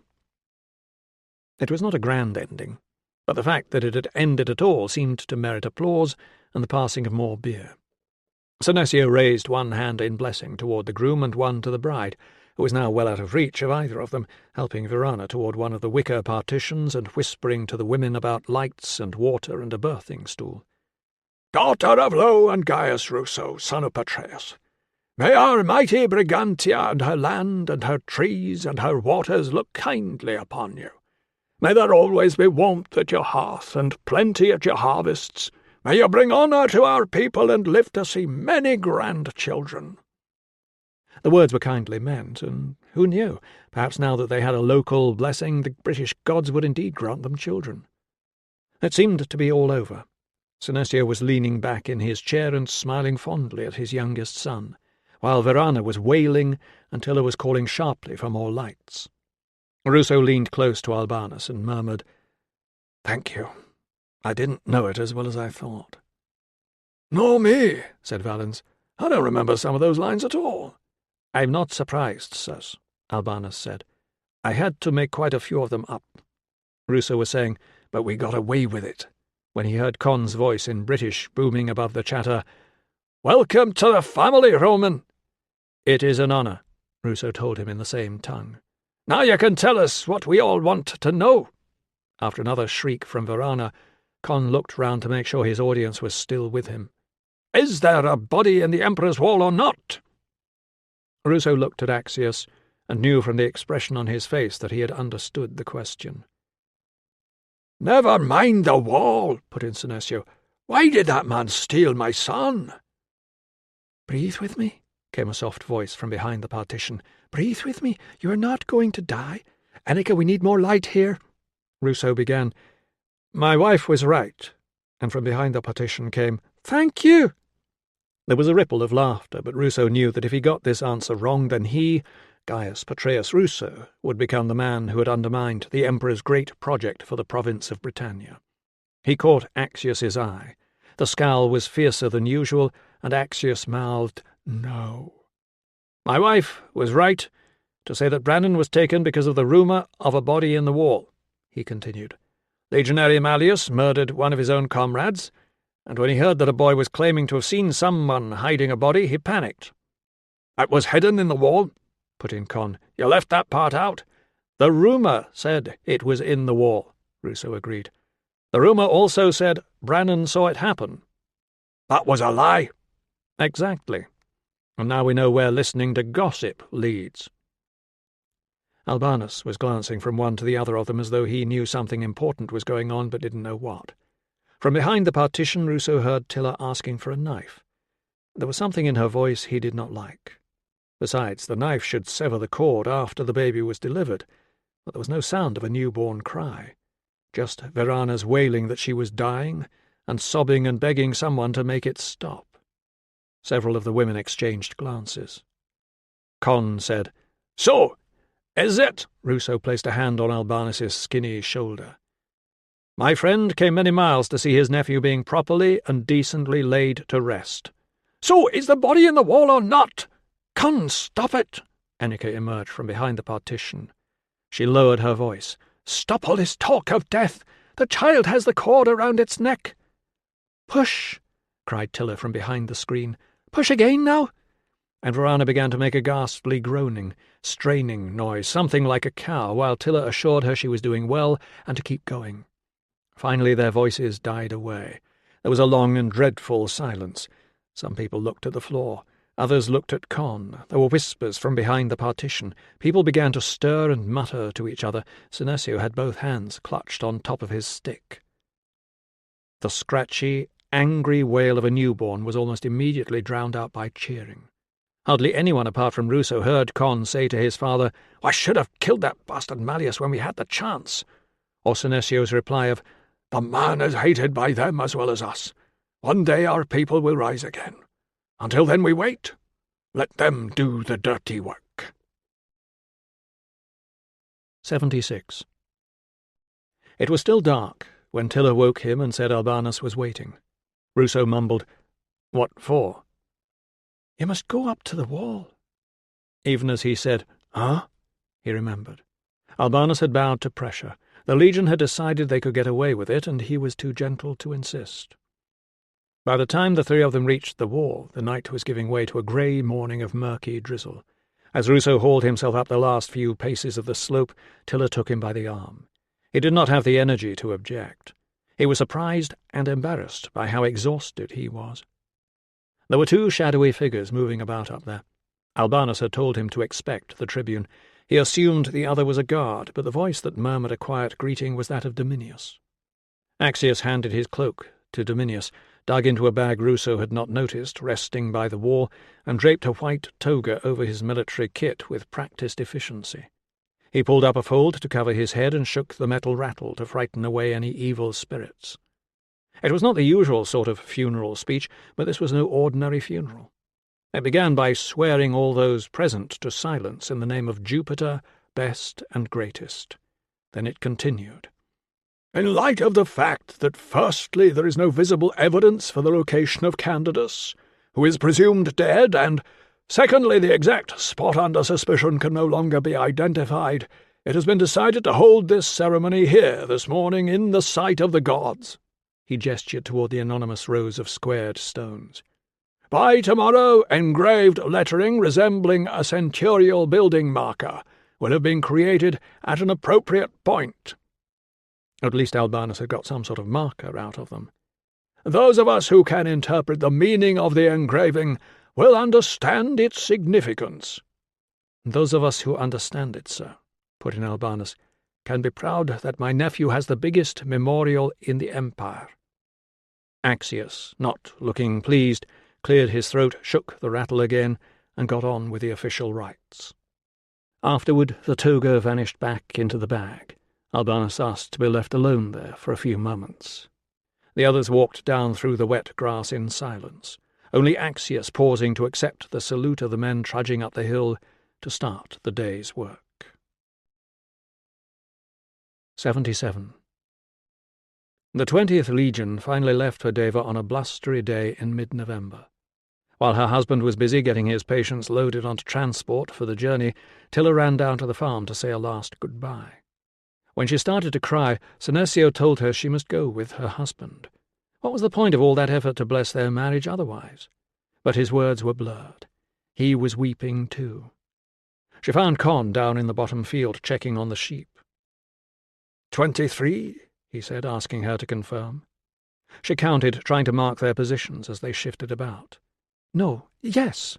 They both tried again to make sure. Then she said, I want you to know something. It was not me who called the army when you took the soldiers to the hut, nor that skinny one who hurt his ankle. Instead of arguing, Con said, I know. Kata's mother said you wouldn't have had time. Perhaps they were just passing. He shook his head. I think we have an informer. I don't know who it is, but that is not the first time the soldiers have known things they shouldn't. She started to ask, but who? And then realized she did not want to know. I'll find out, he promised. Somebody will be sorry. You could try not doing anything worth the telling. The smile transformed his face. She said, and you could try smiling more often. You should have met my brother Dubnus. You'd have liked him better. She said, I shall learn to like you well enough. Find a wife, Con. The old man will not last forever, and he wants grandchildren. Any more orders? I will be back with more in the spring, she promised. Pertinax swung himself toward the hospital wagon on his crutches, telling his anxious helpers to stop circling round him like bloody vultures. He wasn't dead yet. His daughter turned to Ruso and said, Valens says you haven't bought a horse with my money. I'm still deciding, he told her. He says you've never bought a horse in all the years he's known you. I'm taking some time to choose, he admitted. I'll pay you back in Deva, if I don't go ahead. Serena shook her head. You always were indecisive, Ruso. I don't know how your wife puts up with it. Not that way, Pa. Turn around. Watching Pertinax pause and then shuffle round in a circle to park his backside on the floor of the wagon, Ruso said, I'm not quite sure myself. I don't know how she puts up with that girl, either. Ruso glanced across the street to see Virana hurrying toward them. Her baby daughter was swathed in a thick golden blanket that had been a gift from... He still found it hard to refer to them as Tilla's family. He was ashamed to say it, but she had been exclusively his for so long that he was jealous. Virana's a friend, he said. She's not coming back to Deva, he added, with no pleasure. She's going home. He had insisted they stick to her agreed departure date, but no matter how annoying she could be, he would miss her cheerful smile, her willingness to work, and her unwavering loyalty. And Tilla would miss the baby, because Tilla always found it hard to part with babies. She was, in that respect, the worst possible person to be a midwife. She had tried to channel her efforts into medicine for the sick and injured, but the babies kept coming, and somebody had to deliver them. He had no idea what Verana was doing in the fort, or who she had charmed on the gate to gain access. "Is everything all right?" "I must talk to you, master." Ruso turned away from Pertinax, who had managed to bottom-shuffle his way into the wagon and was swearing because he had dropped one of his crutches in the street. Ruso now took little notice of his complaining. He had looked Ruso in the eye after Brannan's return and said, "Good man." Ruso had left the room feeling 3 feet taller. Verana said, "It's about your wedding present for the mistress." "I haven't organised one yet," he confessed. "I know, and I've spoken with Albanus, and we both think it is a good idea, but he says I must ask you first, because you might say no, and then the mistress would be upset." He hoped whatever it was would not be expensive. He still had yet to find a way to recoup the cost of all the drinks and pastries the locals had enjoyed at Rio's. Verana held up the baby toward him. It was, like most babies, small and round and pink. It had wispy dark hair and a thin red scratch on its nose, probably made with its own fingernails. It smelled of milk and baby and nothing else at the moment, and it seemed to be asleep. It was, in short, as good as a baby was likely to get. "Very nice," he said, because he never knew what to say about babies. "Your wife loves her very much already. She's no trouble, and if it was not for you, I don't know where I would be." Tears welled up in the girl's eyes as she was saying something about Tilla finding a nurse for the journey, and when she stopped talking he had no idea what else she had said or what to say in reply. Then she thrust the baby at him, and he had to grab hold and press it against his chest for fear of dropping it, which meant that when she ran for the gates he could not give chase. He could only shout, "Verana, come back!" She stopped, calling, "Will you look after her? Don't go, Will you? We'll bring her to visit." Gods above, what was he saying? A man didn't take on a child like he might a stray dog. He had to give it thought, to consider all the options, to find a suitable baby, to make preparations, to talk to his wife, although he already knew what Tilla would say. "Verana! Albanus will know where to find me." The shouting woke the baby up, and it began to cry. He was wondering what to do with it when Serena climbed down from the hospital wagon and said, "Well, and Valens swore it was nothing to do with you. Hold its head, for goodness' sake. Don't you know anything?" The baby was such a shock that he did not tell his wife about the other thing until the wide expanses of the border country were a distant memory and they were almost within sight of the familiar red walls of Deva. Tilla was sitting in the back of a wagon, cradling the baby, and the wet nurse had gone to see her man, who was an armourer with the first cohort. Ruso said lightly, "The Tribune's being recalled to Rome in the spring." Tilla's response of, made it plain she did not much care. "He says he may need a good man." She looked up. "A doctor?" "With some other duties. He'll have a big household. He'll be going into politics, or whatever they do after they come out of the army and before they get to be senators." "I hope he finds the right man, then. Politics is not for you."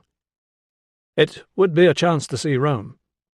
"I've just found my family, and we have little Mara." "I know," he said. "We have all winter to think it over." She kissed the baby's fuzzy head. "Rome is very hot," she warned, in that way she had of talking to the baby when she wanted to say something her husband might not want to hear. "And noisy, and crowded, and smelly, and full of criminals. Would you like to go there?" "Or would you like to stay in Britannia in the rain?" Ruso asked her. "It would be leaving everything I know behind," Tilla said. "We don't have to go." "But then," she added, "a lot of what I thought I knew was wrong anyway." Ruso grinned. "That missing tooth shows when you smile." "Are you complaining?" "Never," said Tilla. "Well, only sometimes." Author's note. An archaeological theory is a fragile edifice, and some of those now standing tall may have been knocked down and rebuilt into different shapes by the time this book goes to print. Despite the splendid wealth of evidence we have from Hadrian's Wall, much remains to be discovered, and even the basic question of what the wall was actually for remains a matter of debate. The area around the wall was probably cleared of locals like Edic's family when the building project began. There are ruins of native houses in the so-called military zone, but there must have been families like Senesio's who clung on nearby, farming whatever land remained to them and having to deal with the army and the disruption as best they could. Sadly, their names and stories are lost to us. However, the line of defensive ditches, now known as the vallum, to the south of the wall, was put in after the original plan was laid out, which suggests that the locals inside the border may not have been as reliable as Hadrian might have hoped. The traces of the little fort I have called Parva, we don't know what the Romans called it, can still be seen on the ground, as can the shapes of many of the temporary camps around it, including the one with a stream running through the middle. The line of the wall just to the north was quarried away in the first half of the 20th century, leaving a spectacular cliff and lake, but a dearth of Roman archaeology. However, the wall still stands several courses high, where it runs across Edic's stolen farmland just to the east, and whatever lies deep within its core remains undisturbed. The threefold death was inspired by the Iron Age bog bodies found in various locations across Europe. As usual, we can deduce what the perpetrators did, but we have no idea why they did it, nor what they called it, so I have filled in a few tempting gaps. Since my aim is to tell a story, rather than join an argument, I leave to others such debates as the delightfully named Tunic Wars, about the likely colours of soldiers' clothing. This concludes Tabula Rasa by Ruth Downie. Narrated by Simon Vance. Copyright 2014 by Ruth Downie. This unabridged audiobook is published by arrangement with Ruth Downie and Inkwell Management and was produced in the year 2014 by Tantor Media Incorporated, which holds the copyright thereto.